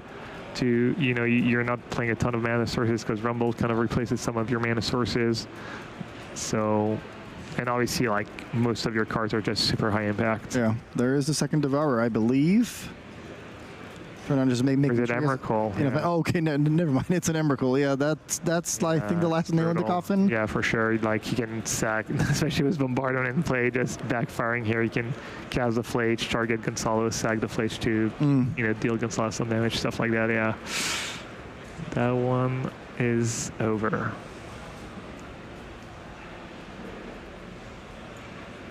Yeah, Fernando says your turn. Actually, wait a second. Not so much. Yeah, escape the Flage. He's even gonna exert.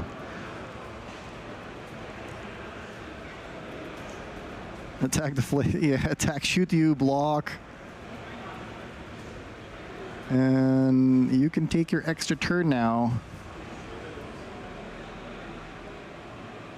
Wow, big mistake here. I don't think he pinged the... Doesn't look like he signaled the bombardment sack. It doesn't matter. Gonzalo, really unfortunate there. Bunch of mulligans, but well played by Fernando, who has been playing really well throughout the whole tournament. One of the most experienced players. So congratulations to him for for MTG qualifying for Worlds. He must be like so happy right now. Good stuff. So we have both players that are going to be in the finals. Quick reminder, both are qualified for Worlds now. So Alex and Fernando can be super happy about all this. Now I think the pressure is kind of off. Sure, you're still going to play for the trophy, but and for the $20,000. But the fact that you already play the next Pro Tour, you play Worlds, that's kind of what we as Magic players are usually the most happy about. So we're going to take a quick break, and after that, I think we're going to be either ready with the interview, maybe with the finals. Either way, thanks for watching. Really quick break. Maybe the players are going to take a quick bathroom break, and we're going to have Simon and Felipe waiting for you with the finals in no time.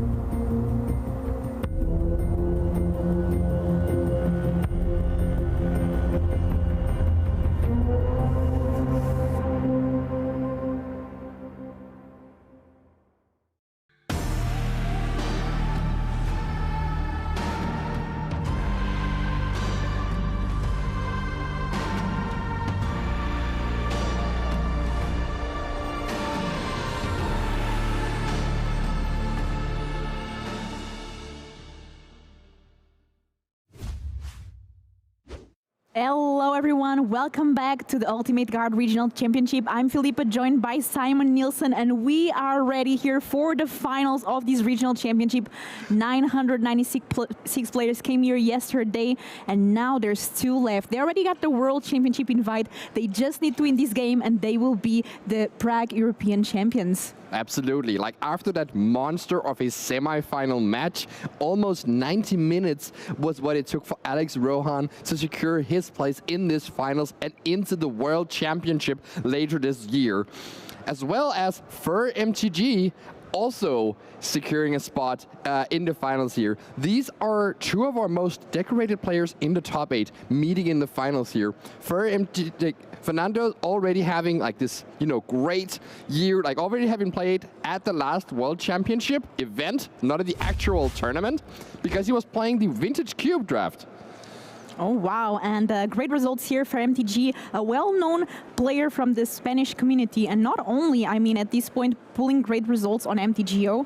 Both of these players very young, but already pulling amazing results. And I'm excited to see now. I want to talk about the specific match. So we have Temur Breach, which we saw Alex Rohan pilot very well during this weekend, versus this Eldrazi ramp. And tell me, what do you think is favoring this matchup, Simon? So traditionally, we have seen the Eldrazi decks kind of, dominate in this matchup. But honestly, the good Breach players seem to be a step ahead. And that's why at the end of this tournament, even though, the Eldrazi decks were really were more prominent in the top 15 than the Breach decks, all 3 Breach players in that top 15, a couple rounds before the top 8, actually made the top 8. And 3 of the 4 Eldrazi players didn't make it. And I think that is because we saw Alex Rohan beat an Eldrazi player because of just very precise play here. Especially in the post-board games, where he gets access to consigned memory and playing around with that. So, I actually expect Alex to take this one down, just because, when Breach is piloted at the highest level possible, it is such an incredible deck. And look at this start as well. Tami already attacking, getting that clue. Now there's Emery as well. Mox Opal, card that was unbanned last month. So a lot of things going on already for Alex. And this deck gets things going pretty quick. Yes, these are the exact type of draws that Eldrazi have a tough time catching up with, because this deck, it doesn't play that many cheap cards and can keep pace with all this 0 mana, mana producers, 1 mana cards, etc. of the Breach deck. What it can do is that it has some really impactful bombs like Karn and Emrakul.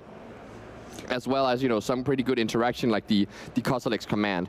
And so, but so these sorts of situations where the breach deck kind of gets out of hand before Fernando even has a chance to deploy a Karn, like that's the games that the breach deck, you know, really takes over.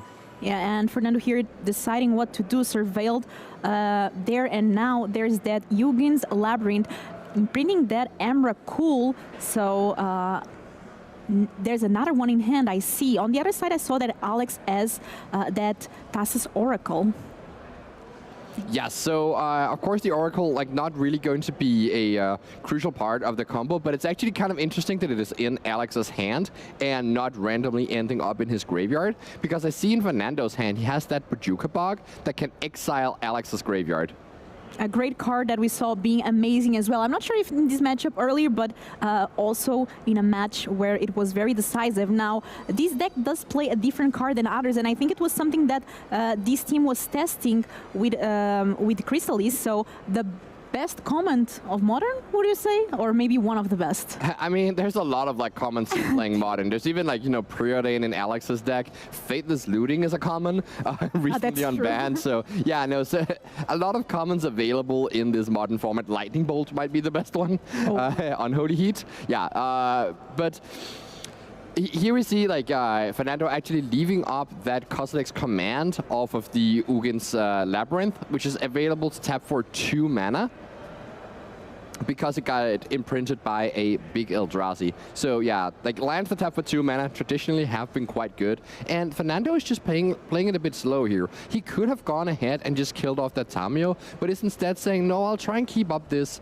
command, and potentially use that to disrupt your combo turn, exiling a card from your graveyard if that like situation arises. Because obviously Fernando can see that Alex is pretty close to assembling the combo, at least has like the makeup of the combo, right? Like, you know, the Mox is there, cards in graveyard, plenty of mana.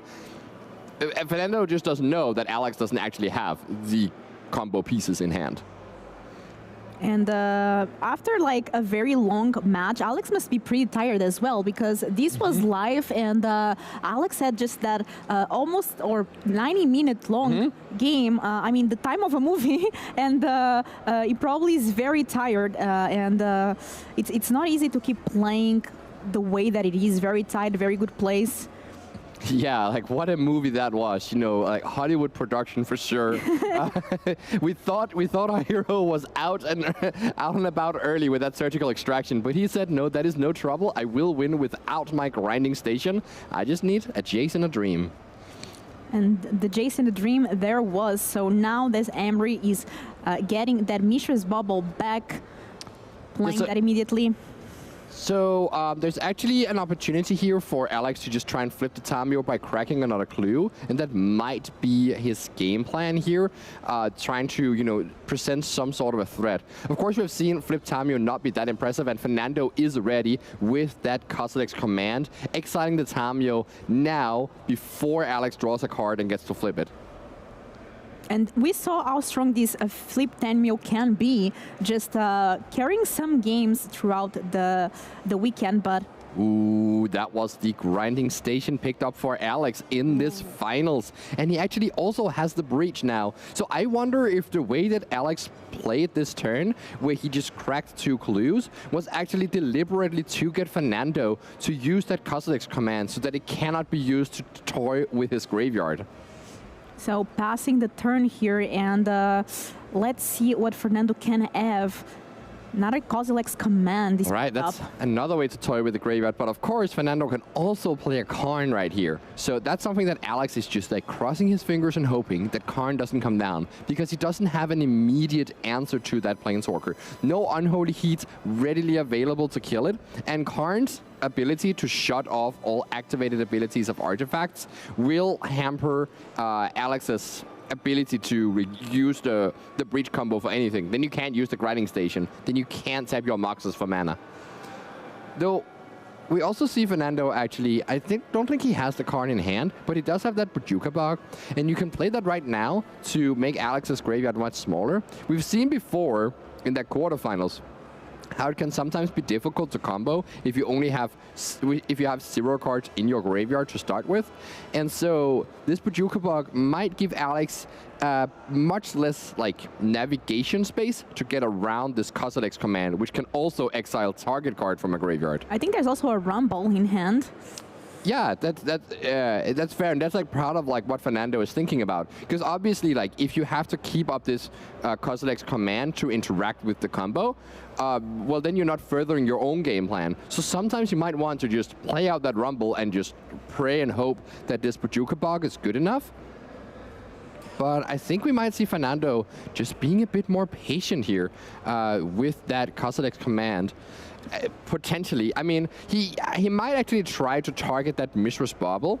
So end of turn here, Alex is going to crack that Bauble, draw an extra card, and use the Emery to bring back the Bauble. And that's when Fernando can pull the trigger and exile the Bauble, leaving Alex with no cards in his graveyard to, like, you know, to make the combo go smoothly. So it looks like Alex is now cracking that Mishra's Bauble, looking at Fernando's top card. There's actually another twist to this, though. Normally, I've been saying that comboing off with 0 cards in your graveyard is an issue, because then you won't have the extra card necessary to keep a Thassa's Oracle in your graveyard, and you might have to exile it to pay for the cost of your bubble. But Alex has that Thassa's Oracle in his hand. That's true. So that's actually not relevant. He's super happy to combo off with 0 cards in his graveyard. We do see Fernando here, though, not try to stop the Mishra's Bauble, and maybe he's trying to hit a cheeky Oracle with that Kozilek's command, hoping that Alex mills it over mid-combo. So tapping here, and let's see what Alex is going to play. Looks like putting that Breach down, so Breach is now on the play. And so for people joining our finals for the first time, I'm just going to quickly explain this combo again. Grinding Station, you can sacrifice an artifact to mill a player for 3. And Underworld Breach says you can't play cards from your graveyard by exiling 3 other cards from your graveyard, in addition to paying their costs. So if you have a 0-cost artifact, you can exile 3 cards to play that from your graveyard, and then tap it for mana if it's a Mox that can tap for mana. Then use your Grinding Station to sacrifice it, mill yourself for 3 more, and you can keep just going through your deck. Each time you're just milling 3 cards. And Alex shows here, I do actually have the Oracle in hand. You can't do anything with your Kozilek's return. In addition to that, also the Swansong backup there. So Alex Rohan taking game 1 of this finals, trying to become a European regional champion. Oh wow, and what a game. Very fast here, showcasing how this Temur Breach deck can be so strong and comboing off there. So now there's going to be a game number 2, and I want to ask you, Simon, how are these players prepared to face each other, both sideboard? Yes, so this is the position where for MTG, we've seen him play against Breach before, and he's going to cut his Kozilek's returns, find a few more cuts, and put in the Stonebrain and a couple Dismembers.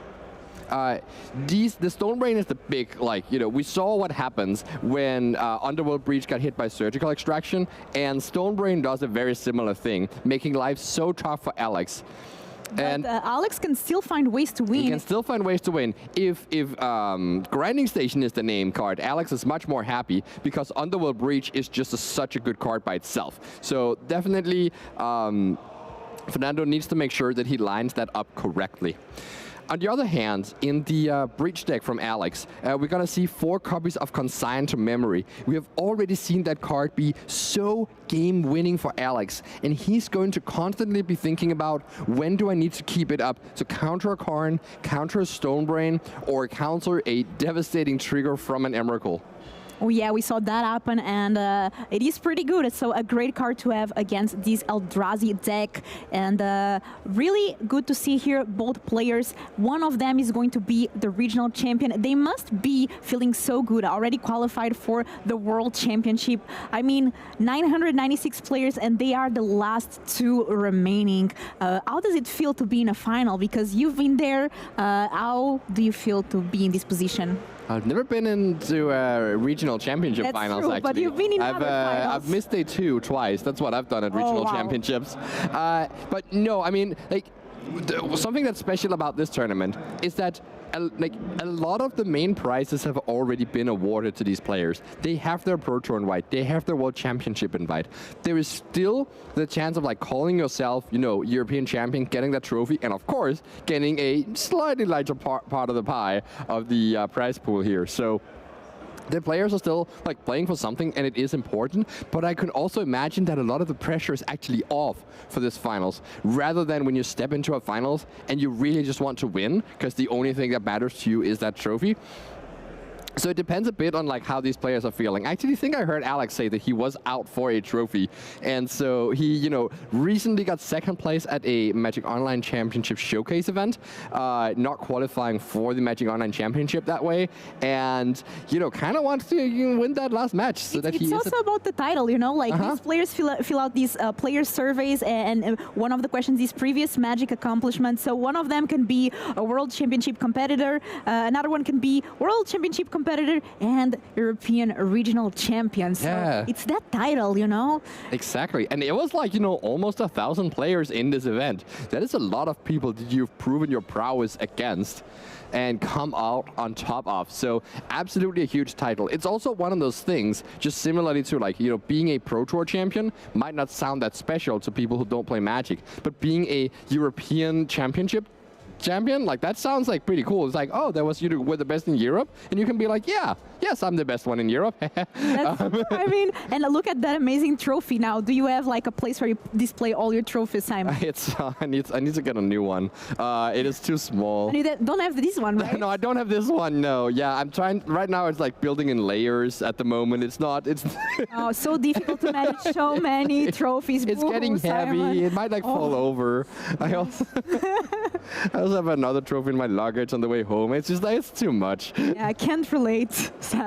But yeah, players shuffling up. This is obviously an open decklist tournament, so they have access. They know exactly what each other are playing. I mean, they have been seeing which they are up to, so they are completely familiar with the decks in the top 8. And yeah, now I have a question for you. So the last semifinals to end was actually the one that Alex was playing, right? So Fernando here knew already, and look at the players. Hello. Hello, Mango. Go, Alex. Okay, we know who Mango is rooting for. Well, right Alex there. and Rango are teammates, so that is no surprise. That makes total sense. So, the council. What do you think Fer was rooting for in the semifinals? For Alex or for? Ooh, I think if I had to guess, I think I would be rooting for the Boros player. I mean, the matchup might be slightly closer, but you know that you're not up again like one of these, like, you know, the Breach players who really know their craft are just so scary. It might have also been a fact of, like, you know, who he's going to be on the play against. And so, yeah, maybe watching that grueling semifinal, just seeing Boros' chances kind of, you know, it erode away inch after inch. Must have not been that great for Fernando, just seeing, yeah, okay, I guess I am going to have to play Breach in this final match. Had more time to rest, though, and to prepare, and now players are ready here. Fernando is going to be on the play. I actually saw Fernando's teammates playing some Magic, and I do wonder if they were playtesting this exact finals matchup, because the amount of time, like Fernando won in like 20 minutes, so like they had more than an hour to prepare for this potential finals. Yeah, I mean, and looks like Fernando here on the play now needs to showcase that testing and see if he can beat what Alex is doing, which is not going to be easy, because we saw Alex is navigating this deck so well and showcasing as well a lot of talent. Here, having to mulligan though. Something I'm thinking actually in some of these cases here is like, you know how like you always call an actor really great if they had a super difficult role and kind of nail it, but if an actor has like kind of a, you know, a role where they have to seem like more of a regular person, it's like, you know, you don't really applaud them for being a great actor. I feel like it might be a similar thing here with these decks, where Fernando is actually also piloting this Eldrazi deck to an exceptional level, but we don't talk as much about that just because the deck has like fewer intricacies, at least compared to this Breach deck. And so if you want to seem really smart, another good way is to like get extremely good at a very complex deck so you can show off your prowess. That is exactly what Alex is doing here. And it looks like, taking a look now at this end with Mox Amber, there's an Overwhelming Breach as well. It seems like a double amber hand, but it does have 2 lands. It does have a breach, so I think he's quite happy to keep this hand. Like the rumble into breach is just such a good start for your deck, and you can put away that second amber, no issue. Turning it forest here, passing. Fernando just trying to seem as innocent as possible, but sitting on a stone brain in his hand. I'm like, I have nothing. Yeah. Trust I've been just walking around the forest. Yes. That was my Fernando impression. Okay, so let's surveil and keeping it on top, like just a snap decision. And of course, Alex has to decide, do you actually play out the Mox or not? There is a chance that Fernando could have been boarding in that 1 Chalice of the Void. Oh, okay, he was just thinking about the Surveil there. But yeah, probably Fernando will leave that Chalice in the sideboard for Karn. And actually doesn't have the Stonebrain, but finds a Karn of this Malevolent Rumble, which also coincidentally ramps him right into it. So now Alex needs some sort of counterspell, but his hand doesn't have that. And a Rumble, such a good card as well. Another great common from Modern Horizons 3. I mean, this set is full of great commons. Yeah, absolutely. It's like really cool just when you see these like draft cards kind of like show up in these constructed formats. It's just like a good, nice, fuzzy feeling. And also, okay, like kind of like nice thing that like you don't need to play like pay a lot of money for each and every card in your deck. You do get some breathing space there. And it looks like Emery here enters the battlefield milling 4 cards. Yeah, and so this Flame of Anor that Alex has in hand is actually not an answer to Karn because it only deals damage to creatures and not planeswalkers.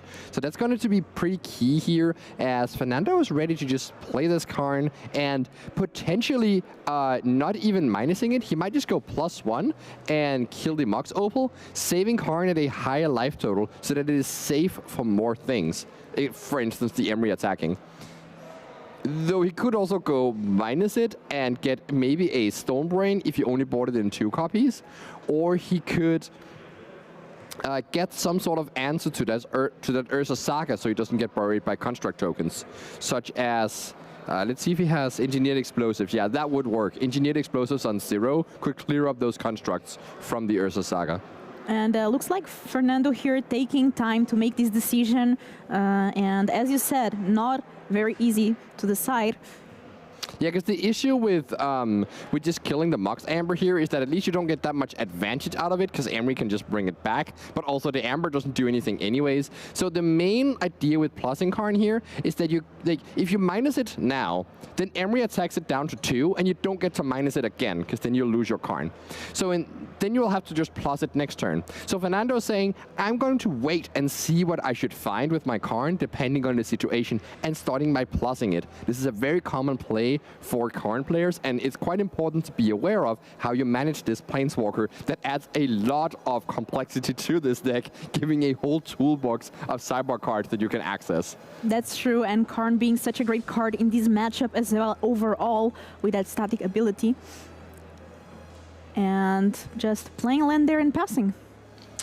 Yeah, like Alex is just looking to make these constructs now and use those to attack the Karn down. Like that is his main way of getting rid of this Planeswalker.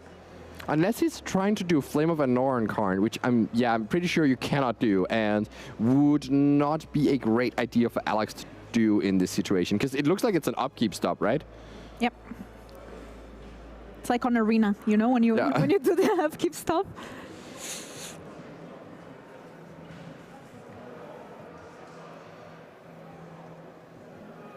Okay, yeah. Realizes he cannot Flame of Anor on the Karn, but just wanted to get the fetch out of the way in case there was any weird sort of interaction. Specifically, you don't want Fernando to like draw a way to kill the Ursa Saga and then kill it in response to you fetching. That would be, you know, not the greatest situation.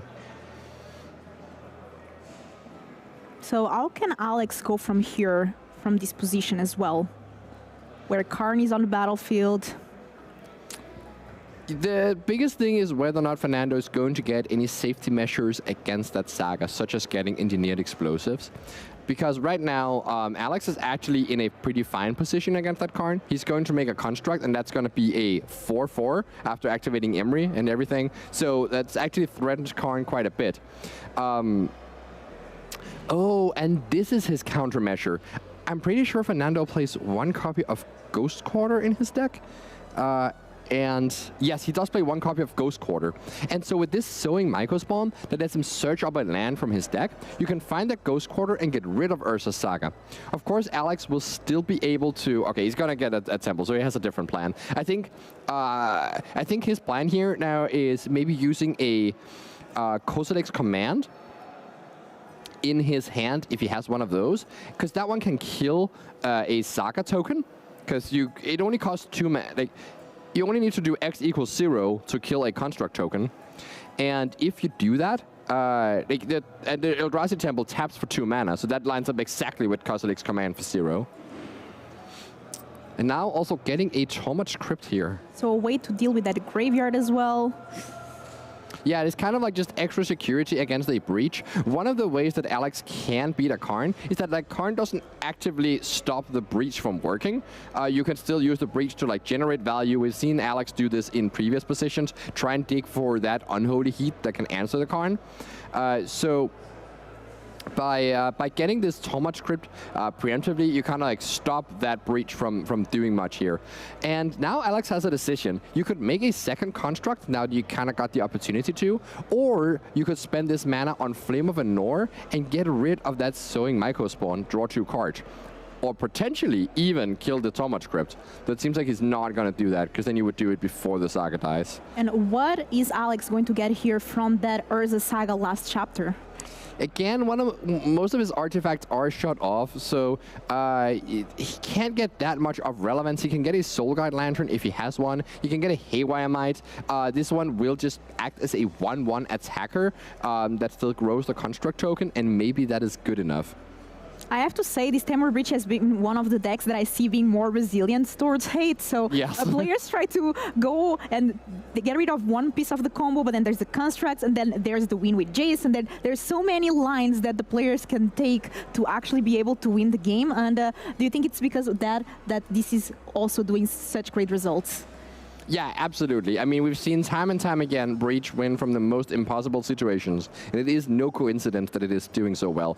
So here we see that Flame of Anor, kill your Mycospawn, I draw 2 cards. This is because Emery is a wizard, so you do get to choose 2 modes of this card, which makes it wildly above rate. Deal 5, draw 2 cards at an instant. Whew.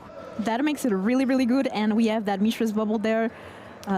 But yeah, Fernando ready there again with the Kozilek's Command play I said. So you choose Scry 0, draw a card, and kill exile a creature that costs 0. Just tapping a single land because it is that Eldrazi Temple. Tapping 2 mana for the Kozilek's Command. So that interaction is really nice. And Fernando, by making that play where he got to further his own game plan a little bit with the Sowing Mycospawn, forcing Alex to, instead of making a second construct, just using the Flame of Anor and tie his mana up that way, was actually a pretty smart play, because now the board is a lot less scary and Fernando got a bit further ahead. Yeah, and Fernando has also decisions for this turn. So starting by plussing that Karn on the Mox Amber that goes to the graveyard. And we have the Bajuka Bog taking care of their graveyard. So let's exile it. Now, what do you think Fair might do next? Depends a bit on his hand. A lot of his cards cost 7 mana, so he might not be able to do very much in this situation. But he also doesn't really need to do that much. He can kind of chill until he gets to untap next turn and then access his 7 mana. By the way, I want to add that the interaction here with Karn and these Moxen, he doesn't say +1 destroy target artifact. He says +1 turn an artifact into a creature with power and toughness equal to its mana cost. So he turns the Mox Amber into a creature that is a 0/0 because it costs 0, and so it just goes straight to the graveyard. So in essence, Karn's plus ability has the secret mode of destroy target 0-cost artifact. Exactly. And here, how much is the discount for Emrakul right now?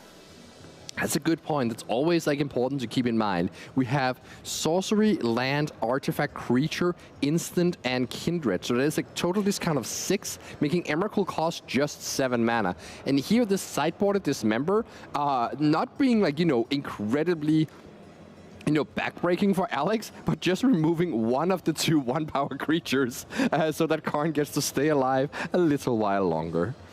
Still taking 1 damage there from the Mario. Yeah, it's a bit of chipping away, but it's kind of like, since Karn can +1 every turn, it is kind of a losing battle. It's really hard to, you know, get through it. And do you see the Emrakul in Fernando's hand? Yes. Ooh, that's a bit of foreshadowing. I do think so. Yeah, that makes Alex's position quite tough unless he has some way to interact with that graveyard. And it seems like, yeah, he does not. He just has a Pithing Needle, presumably naming Karn, maybe naming Tormod's Crypt here. But shutting off Karn's ability to go +1 is kind of fine. It just means that you are now 3 turns away from taking it out with that Haywire Might. And that is only in the scenario where Fernando has absolutely nothing.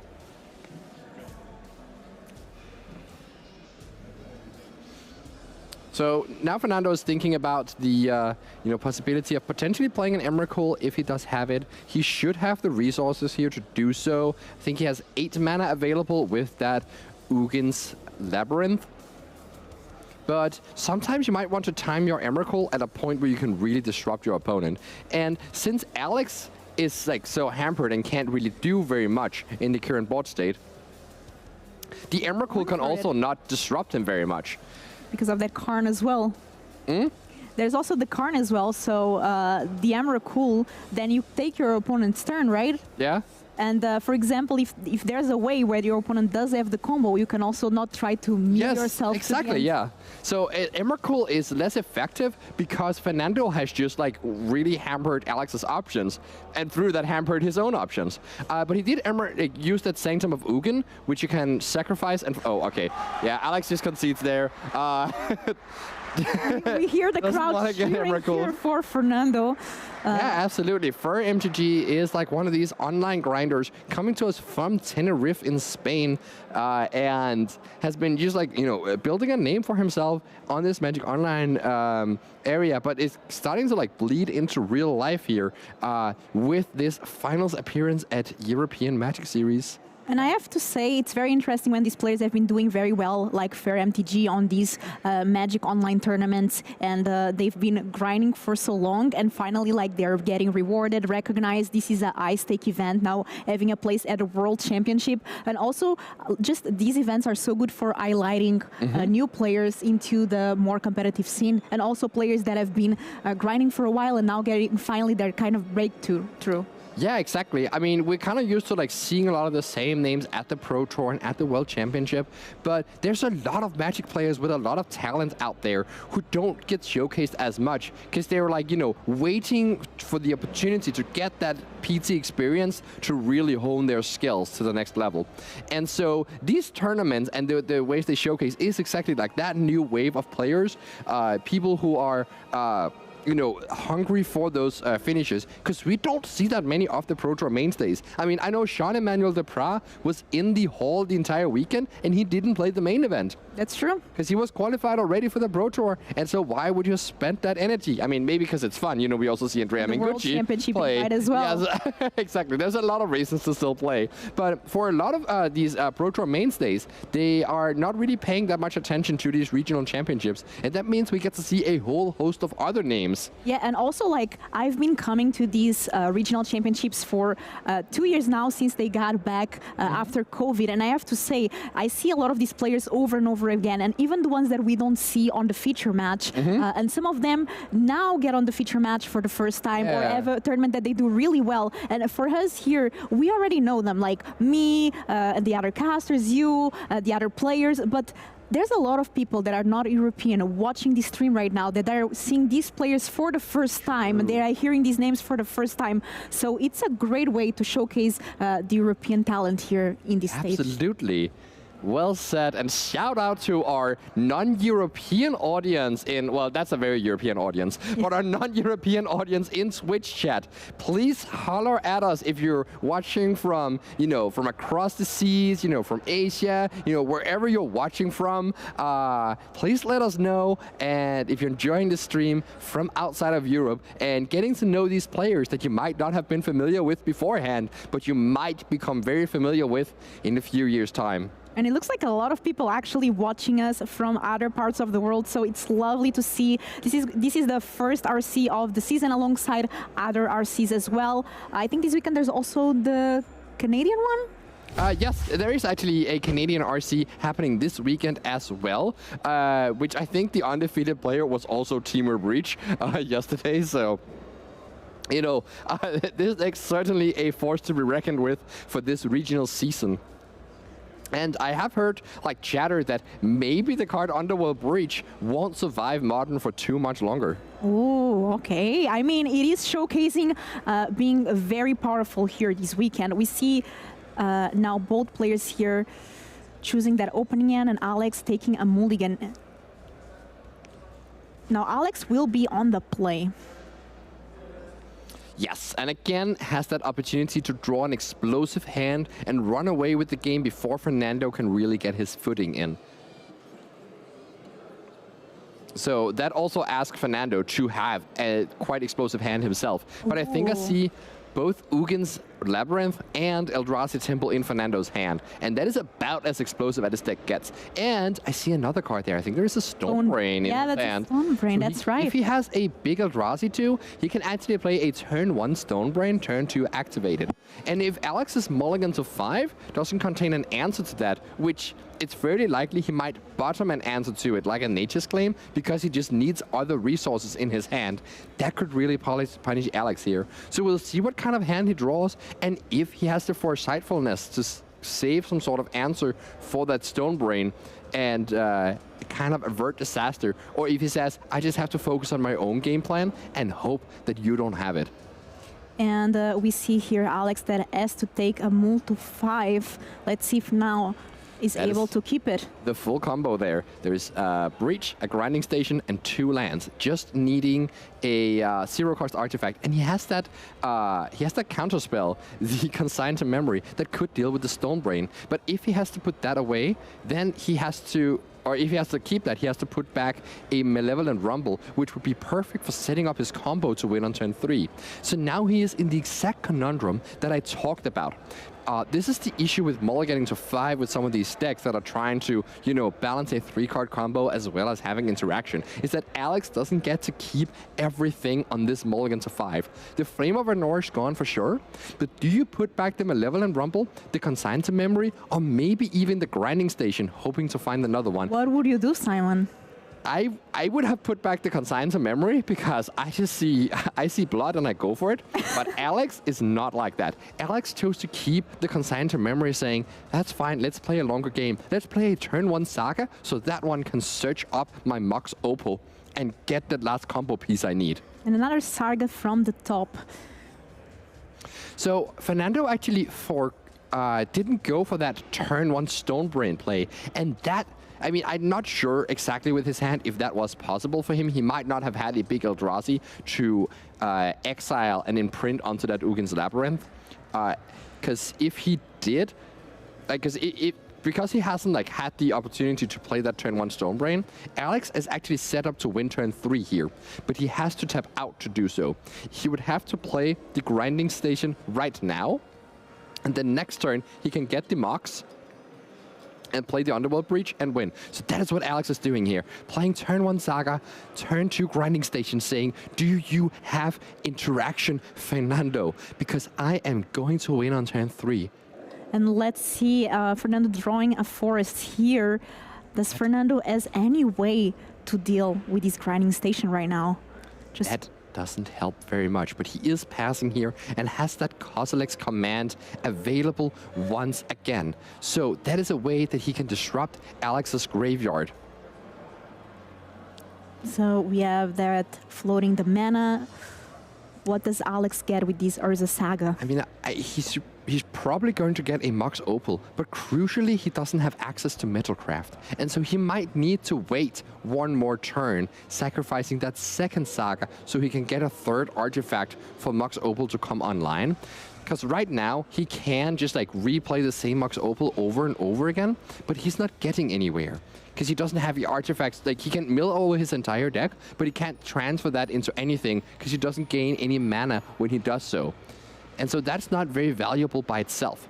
So he might just here get a Mishra's Bauble or a Mox Opal, play his fetch land, and leave up Consign to Memory to counter whatever Fernando is trying to do, and then try to go for the kill next turn again.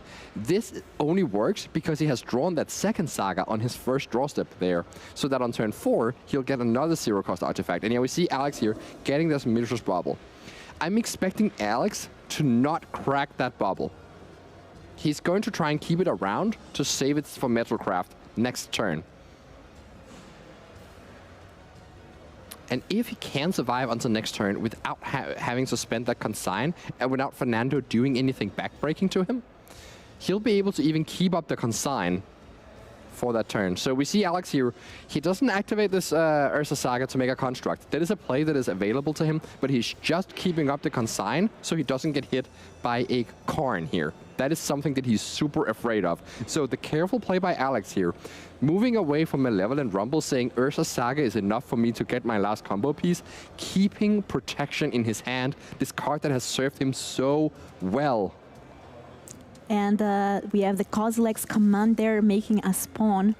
I'm going to draw a card as well. But first, Fernando deciding whether he wants that card or not on top.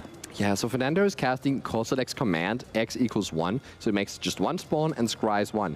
And not a lot of card selection, but still a little bit of ramp, and ways to turn this, I think, frankly, quite land-heavy hand into something useful. He is set up to play the Stonebrain next turn and crack it, but he just has to hope that Alex doesn't have a Consign to Memory to stop that.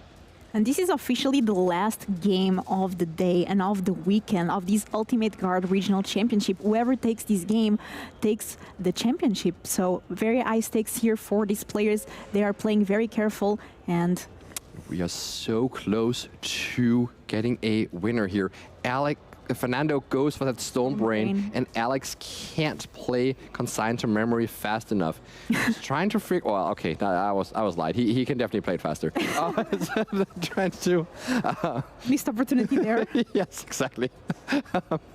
So trying to figure out which land to get. Of course, you can get a Steam Vent so that you can play your Underworld Breach off that next turn. And yeah, Fernando just, that's like a counter. It has no counter play, and just plays this Malevolent Rumble, sees even more lands. None of these things can interact with the combo that Alex is going to present next turn by fetching up a Mox Opal with that Saga. It's time to rumble. 4 cards. And so, yeah, so now Fernando has to think, okay, I am dead if you have a breach. Which scenarios will I survive? And like, how can I make the best of that situation? But yeah, now we see Alex playing faster than he normally does. Saying I get Mox Opal, play the breach, and wins with his combo deck. Congratulations to Alex here for taking the win here at the Ultimate Guard Regional Championship. And wow, I mean, we've been seeing Alex throughout the weekend. You know who must be really happy? Will voted for Alex. It was one of the fantasy draft picks, and I mean, taking the trophy here. Look at all his friends. Congratulations. I mean, what a display of skill all weekend long. Capturing memories, indeed. For real. And I have to say, I mean, everyone giving a big round of applause. You can hear it here. And Alex just